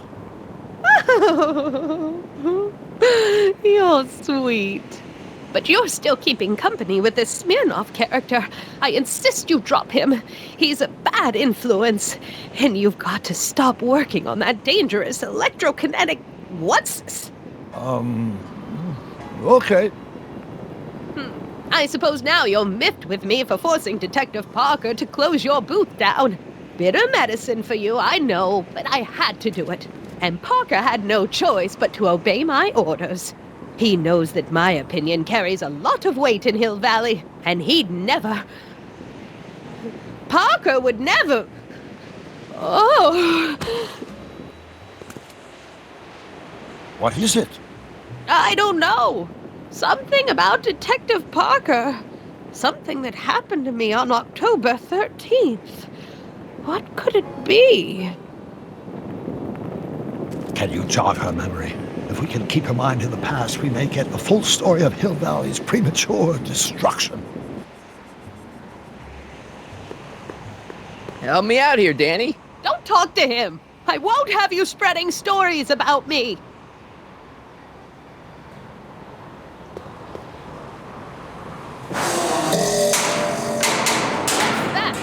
Who's there? Please, Marty, don't interrupt the trance. Help me out here, Danny. Don't talk to him. I won't have you spreading stories about me.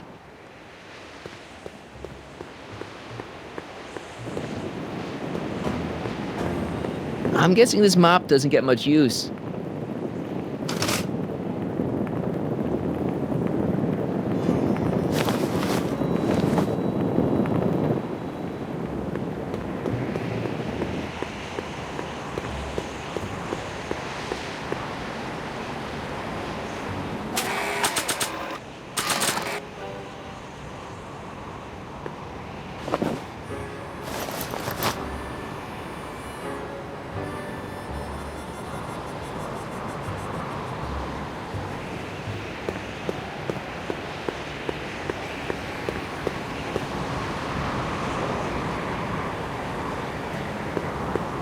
This hat doesn't frame her face very well.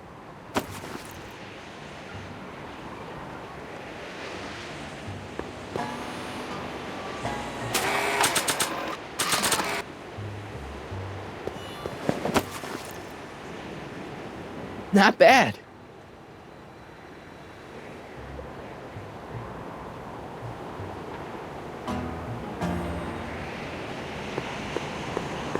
Here's something that'll make you remember. Remember what? I don't like to remember. Who are you? What are you doing in my yard, you hooligan? No, Edna. No yarn. What? This is Emmett speaking. It's October 13th, 1931. Yes. And something's about to happen. Oh, yes, something big. But what? Better not talk to her directly. It'll break the spell. Maybe this'll take you back. Back where? I don't want to go back. Stay in the moment, Edna. Please, Marty. Don't interrupt the trance.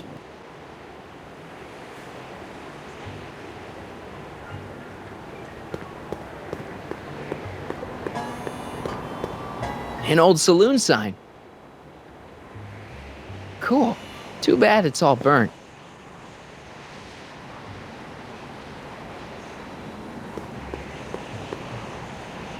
Help me out here, Danny. Don't talk to him. I won't have you spreading stories about me.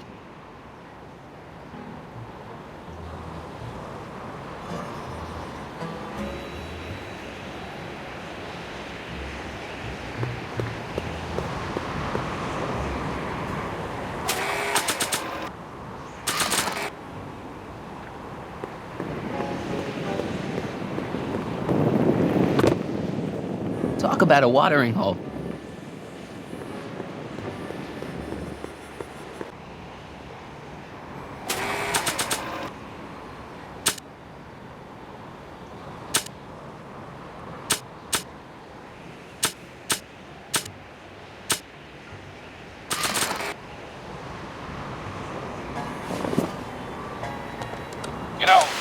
don't think I ever asked you why you burned down all those speakeasies. Why? Because no one else was doing anything about them. No! Turn it off, you imbecile! If Parker hears that, he'll...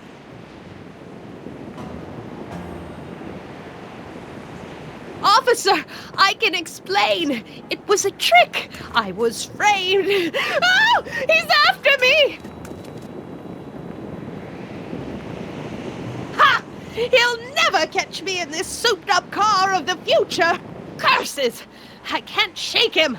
Well, no use in holding back now. Let's see what this baby can do. And here it comes! Yes? Here what comes? I don't know. Something really unexpected is supposed to happen right about now, but I'm not sure what. Oh, come to think of it, how can I be expecting something unexpected? What's going on? Quick, Marty.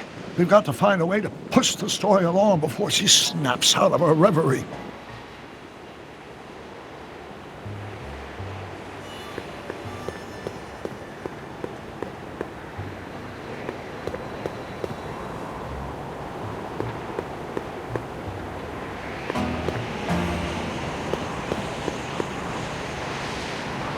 Can't you move a little faster, Danny? He'll never catch me in this car. It's about to do something unbelievable. Here they come! The lights! I'm being transported! Where? Back! Back! To the past! What do you see? Hill Valley! But it's all different. It's so small and primitive. Heavens! Can it be? It is! Is what? Grandfather! Big as life! Marshal James Strickland came to Hill Valley in 1869, shot by... I know, Doc. We met him in 1885. Remember? No! I must be mistaken. Grandfather didn't look like that. That man is an imposter! I'm not even sure it is a man! This is all very confusing. Where am I? Why am I thinking about the past? Get off my lawn, you kids! Better find a way to bring back Marshal Strickland, quick! We've got to bring this story to a climax. Oh, Grandfather, how well you look. How well everything looks. How does everything look? Tell me. It's a bit rustic, to be sure, but all the buildings are so sturdy and well kept.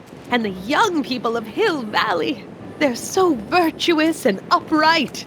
So unlike the degenerate specimens from the 20th century. And I know the reason why. Why?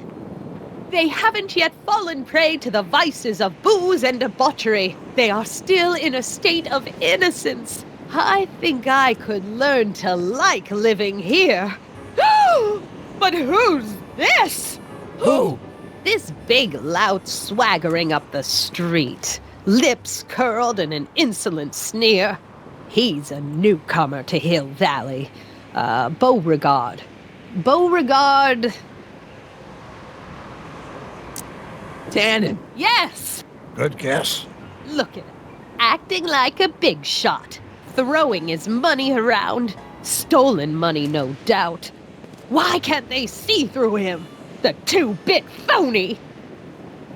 And now his plan becomes clear. He's bought a plot of land in town. He's going to put up a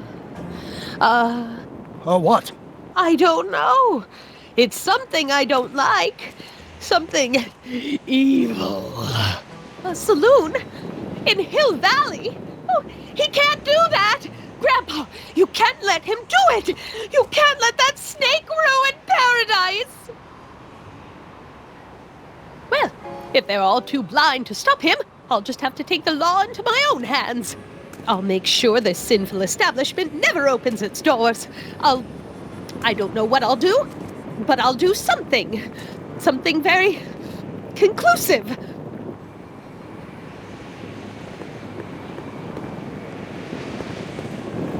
Oh, don't be...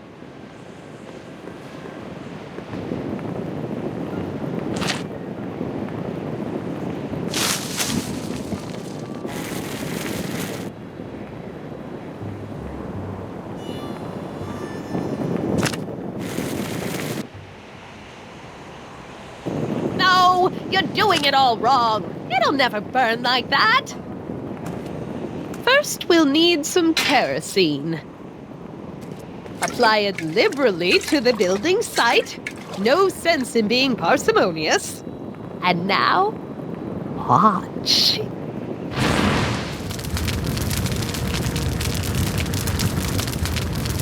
Isn't it beautiful? The devil's handiwork consumed by the fires of righteousness! Burn, you sucker! Burn! She was never this passionate when we were dating. Oh. What is it, Edna? Is it the fire? Turn away! Don't look! It's not staying in the saloon, is it? It's spreading to the other buildings in Hill Valley. My intentions were pure. It wasn't supposed to happen like this. But it did happen like this, and you've been repressing it all these years because you can't stand to admit that you're... A hooligan! I'm a hooligan!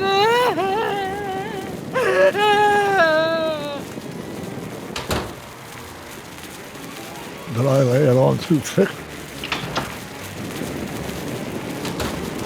Here's the story.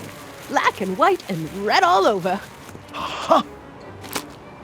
Hill Valley destroyed by fire started approximately 2 a.m., July 17th, 1876. Of course, I'm not the real criminal in this story, am I, Mr. Sagan? You set me up for a fall. You and Smirnoff. You made me steal your infernal car. You made me burn down Hill Valley. And now, by the powers invested in me by the town of Hill Valley, I hereby sentence you two criminals to... You! How much have you heard? Enough for a month's worth of headlines in the Hayesville Herald. 2 months worth if you shoot those fellas. I could shoot you too, you know. But you won't, because that would be against the law. And you never break the law, right? This is your cue to skedaddle. Right. Much obliged.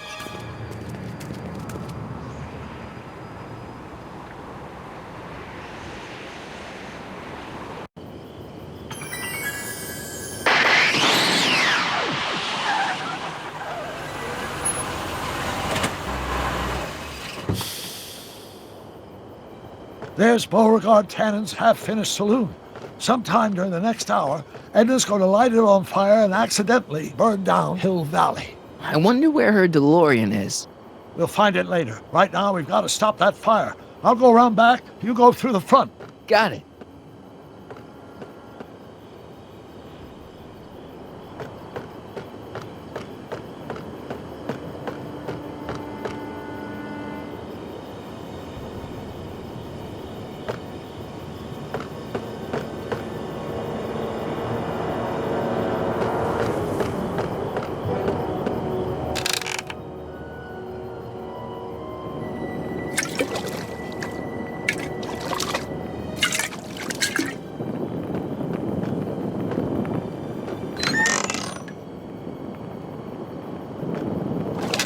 Who's there?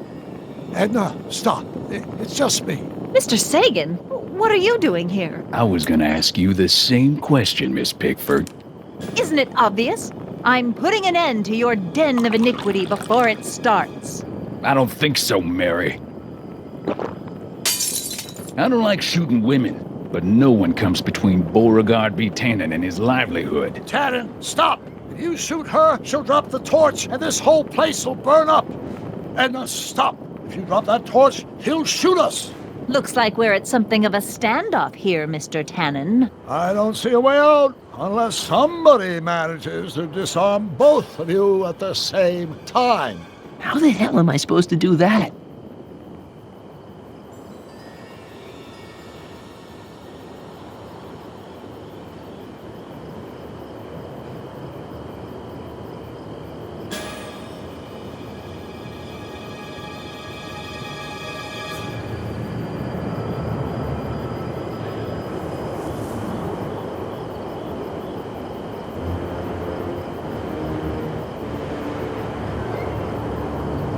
I wonder what's in these.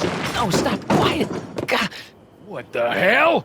Oh, cow crap. There goes all my pickled pig's feet. Pickle juice. That ought to be handy for putting out torches. It's too heavy to lift.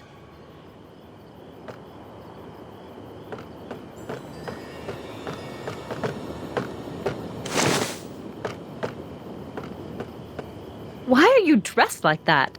I wasn't planning on visiting the 19th century today. And I wasn't planning on...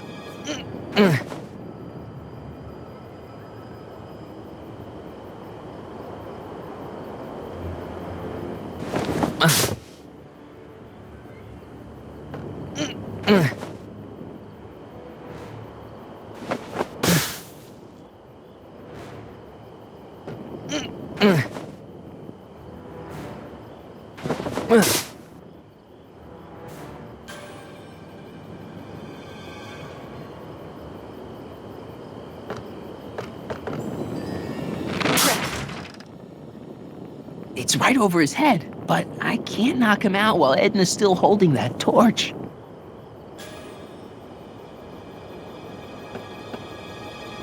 Going down.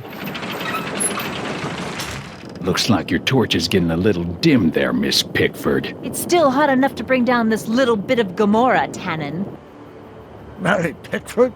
Don't tell me that you're not traveling through time under a pseudonym, Mr. Carl Sagan. Quit yammering, you two!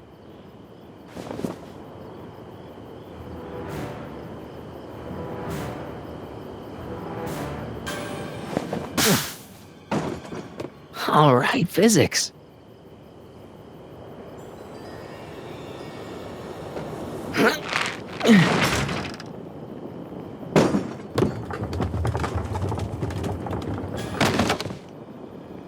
What was that noise?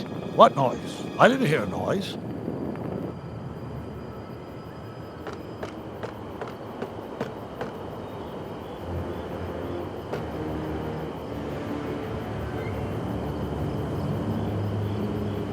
Are you here to haul me back to 1931 for my supposed...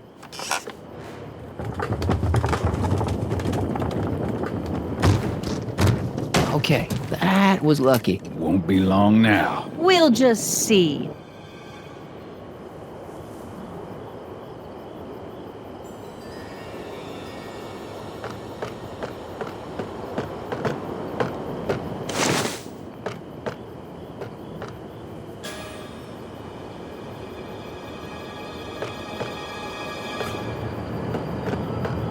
Come on. Got any last words? I'll see you in hell, Tannen. You first, lady. Come on, you son of a... Ha! What the frog? Who the hell are you? I'm the diversion, butthead.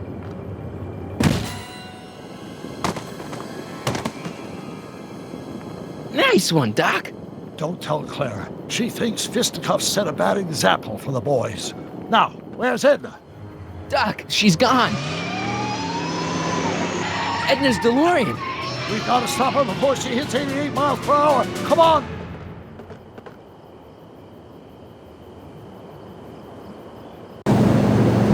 Okay, Edna, nothing to be worried about. You're a smart woman with a strong moral compass. You just need to think your way out of it.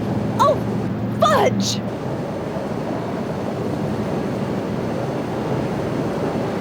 What's she doing? I think she's spouting euphemisms at us. Luckily, the road out of Hill Valley is still pretty rough in 1875. It's unlikely she'll manage to accelerate to 88 miles an hour anytime soon. How are we gonna stop her? Good question. We can't risk injuring her or damaging the vehicle for fear of altering the timeline even further. Luckily, those diagnostic lights my alternate self put all over her DeLorean have given me an idea. Here, take these. What are these? Flux synchronization modules. How do they work? I generally use them for maintenance purposes, but we might be able to use them to sync up with the alternate DeLorean's diagnostic modules, thus making it possible to link both sets of time circuits and override the time destination of the alternate DeLorean. At least that's the theory, anyway. That's a great plan, I think. Best of all, we won't need to weld the modules to a frame. Just snap them over the diagnostic lights. Wait a minute, Doc. You want me to go out there? How the heck am I supposed to do that? question. Let me think. Aha! A hoverboard! It saved our hides a few times before, so it seemed like the appropriate tool to bring along for the job. Sweet!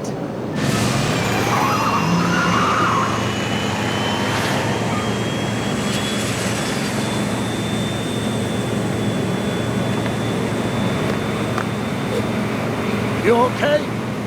It's just like riding a bike. Ready to make the jump? Ready, Doc. 1, 2, 3, jump! Whoa! Nice form, Marty. How's the reception on the wireless? Great. Where'd you get these? From Bird's cache of 21st century video game consoles. Now remember, all you've got to do is attach the Flux modules to those diagnostic lights. Will do, Doc.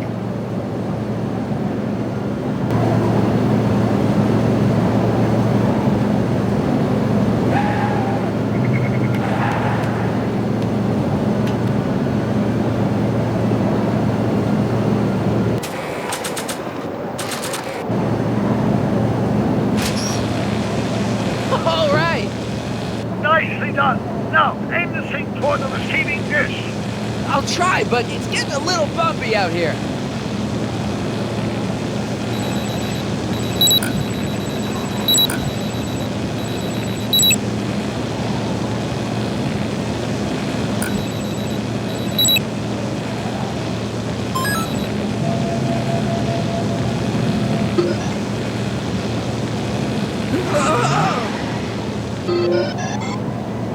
Great, that's one Flux thing down. 2 to go.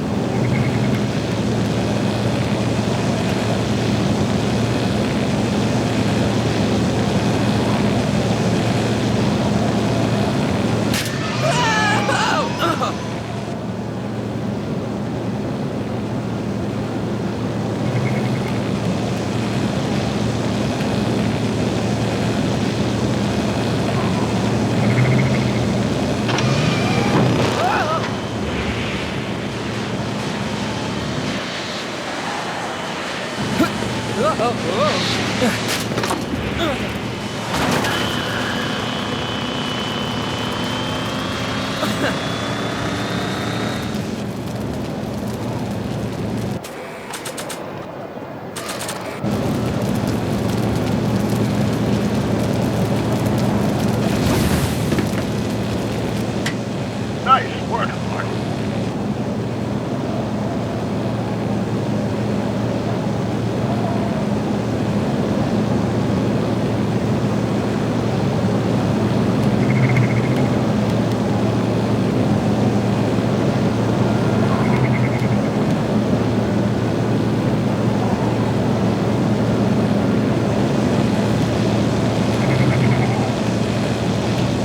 Made it. Excellent. Now let's get that Flux override module on before she starts making life difficult. She's been making it easy up till now?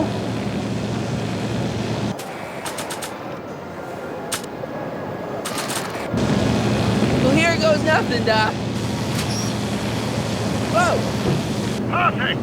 Now, aim the Flux thing towards the receiving dish on my DeLorean. Receiving dish. Check.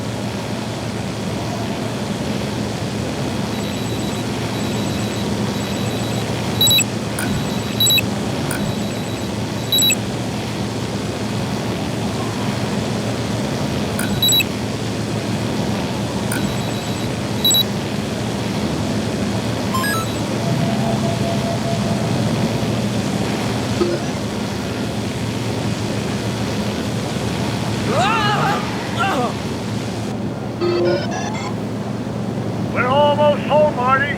Just one Flux thing left. Get off my car, you hooligan!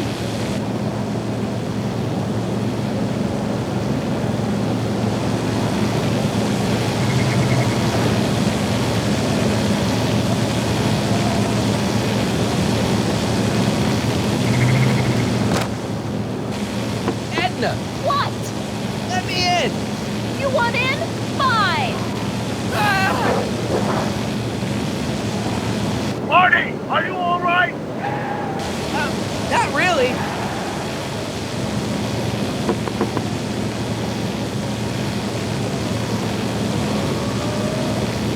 What? Pull over. No!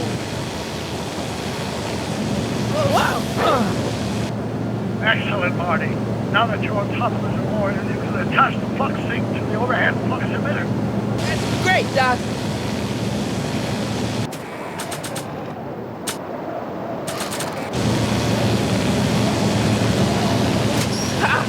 Nicely done. Now, aim the sync toward the receiving dish.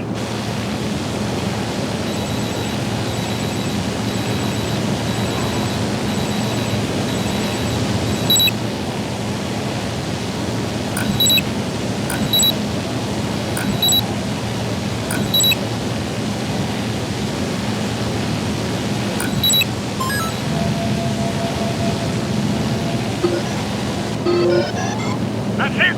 Get out of there, Marty. Phew.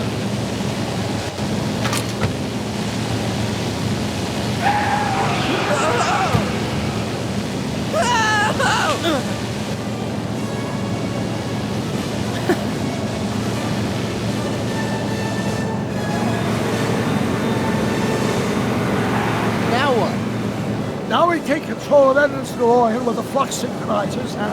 That's strange. What? According to these readings, the temporal cohesion of Edna's DeLorean is decaying at an alarming rate. English, Doc. We've got to get Edna home, now!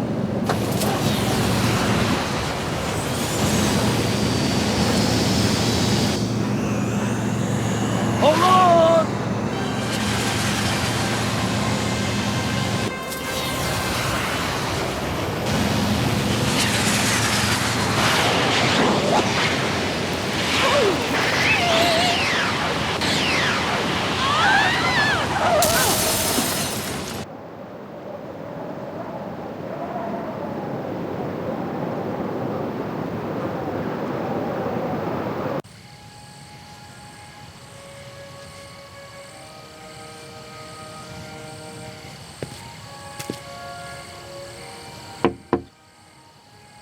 Parker? Then I must be back in... Would you be kind enough to tell me what day it is? It's the day I place you under arrest for arson, resisting arrest, and being a general all-round pain in the ass. No! You can't arrest me. Not now. I just got back from the last century. Would you look at that? Edna Strickland, drunk as a skunk. I'm not drunk, you reprobate. I'm a time traveler. Sure you are. Oh, I'm loving this. I'll prove it to you. Come with me. We can do the whole day over if you want. We can fix everything. We can start by drying you out. Come on, into the station with you. You can bunk with me, doll. I'd rather die. Stop it! Unhand me, you dolt! Well, I guess that's it for Edna. Yes, I suppose it is. You know, whoever said time heals all wounds didn't know squat about time travel. What do we do about that, DeLorean? No need to do a thing. Ever since we synced up the time circuits, the temporal breakdown in Edna's DeLorean has accelerated at an exponential rate. By my calculations, the timeline should catch up with it in 5, 4, 3, 2, 1, now! What the hell? Hey, Parker, you're not gonna believe this. See? What did I say? Ready to go home? Wait, Doc, the timeline's not fixed yet. Look.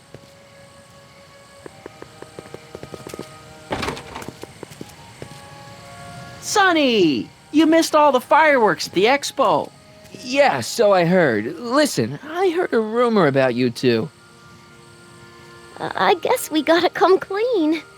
Ta-da! Hardy took me to Reno last night. Try to keep a secret in Hill Valley. Well, you gonna congratulate us or what? And it's true. My grandpa's married the wrong grandma. I'm done for. Hey, you feeling all right, kid? You don't look so hot. Trixie, you can't marry Artie. Is this about my past with Kid? 'Cause Artie ain't holding that against me. That's right, darling. The past is the past. Yeah, but...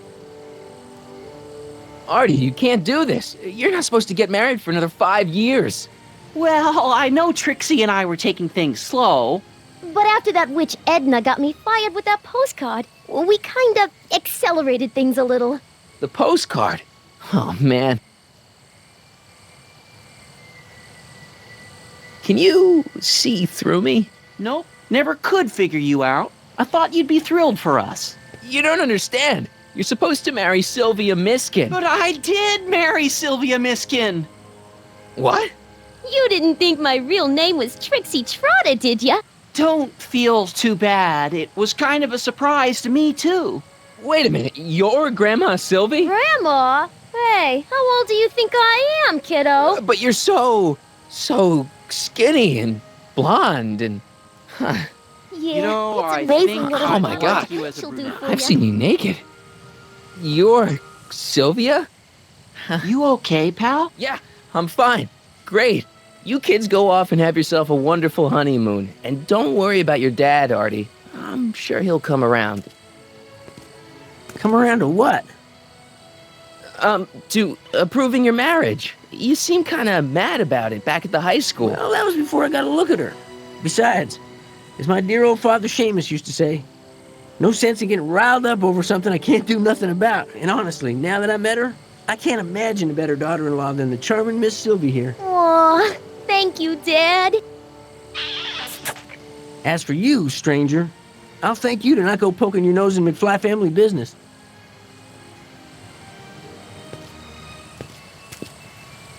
It's been a pleasure, Agent Crockett.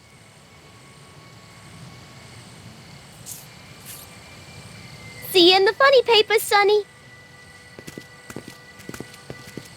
Goodbye, Grandma. You know, I took some pictures of Trixie in 1931. Hey, that's my grandma you're talking about.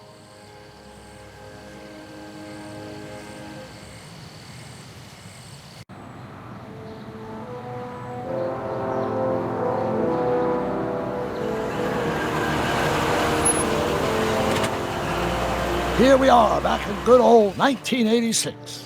May 14th? 15th. Best to build in a little lag time. Gives you a chance to catch up. Looks like the estate sale is still going on. Hey, don't you want to stay, Doc? You gotta stop the bank from selling off all your old stuff. What are you talking about? Estate sale? Bank? I'm not dead, Marty. Clara and I are having a little garage sale, that's all. Garage sale? You mean... Marty, you're back from your trip. Hello, Doc. Selling off the family treasures, eh? Not quite, but I hope you find something you like. Speaking of which, did you find what you were looking for? Yeah, I sure did. Great. Hey, is that a box of Asimov? Let me get this straight. Are you telling me you live here now? In 1986? Well, naturally. Claire and I maintain a part-time residence here. Wasn't that the case when you left? No. Strange. I can't imagine not sticking around. After all, I've got my late father's foundation to supervise. If I wasn't here, who'd present the annual Earhart Brown Scholarship for Young Scientists? Something funny? I'll explain it to you later. I don't see what's so funny about looking after a family legacy. Oh, almost forgot. I've got something for you.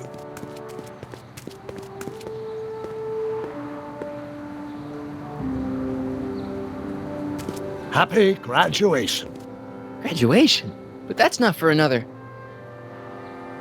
The McFlys of Hill Valley. An exhaustively detailed history of your family, from your great-great-grandfather Seamus to the present.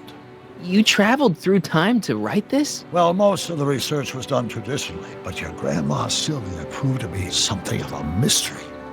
Which is why you traveled back to 1931, to look for her. Exactly.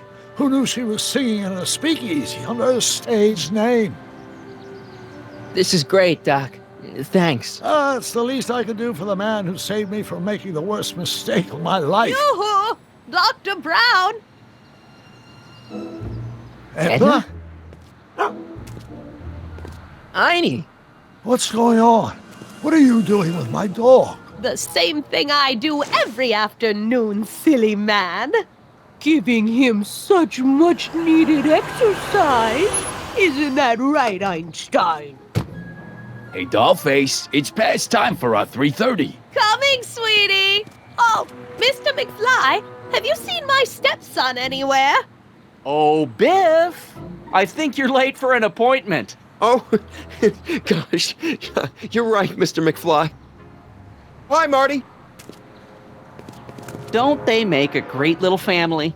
You'd never know they met in prison.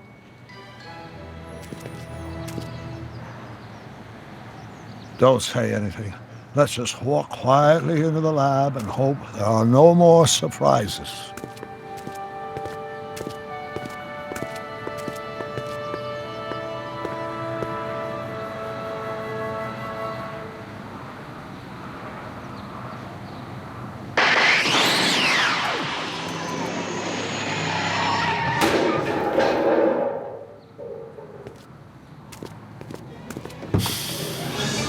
Doc! Marty! What are you doing here? You gotta come with me. Back to the future. Marty, you can't be here. If your younger self sees you, the consequences could be catastrophic. My younger self? Oh, right. Bring him along too. This concerns all of us. What do you mean? Does something happen to us? Do we turn into assholes or something? Nah, we're fine. But our great-great-grandkids? What the hell? Great Scott!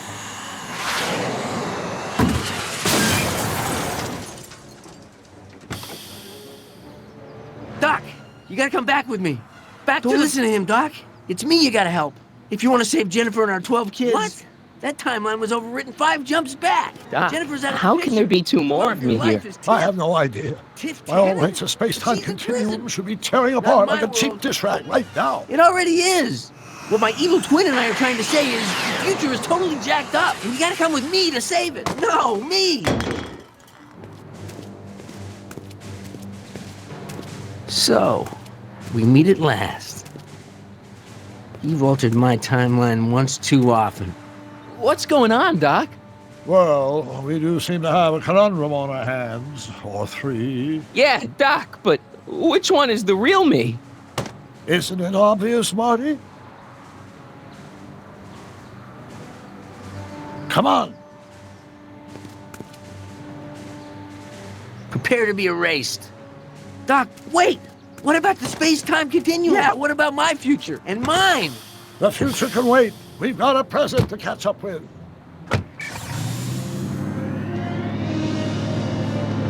Where to, Doc? Mr. McFly, thrill me.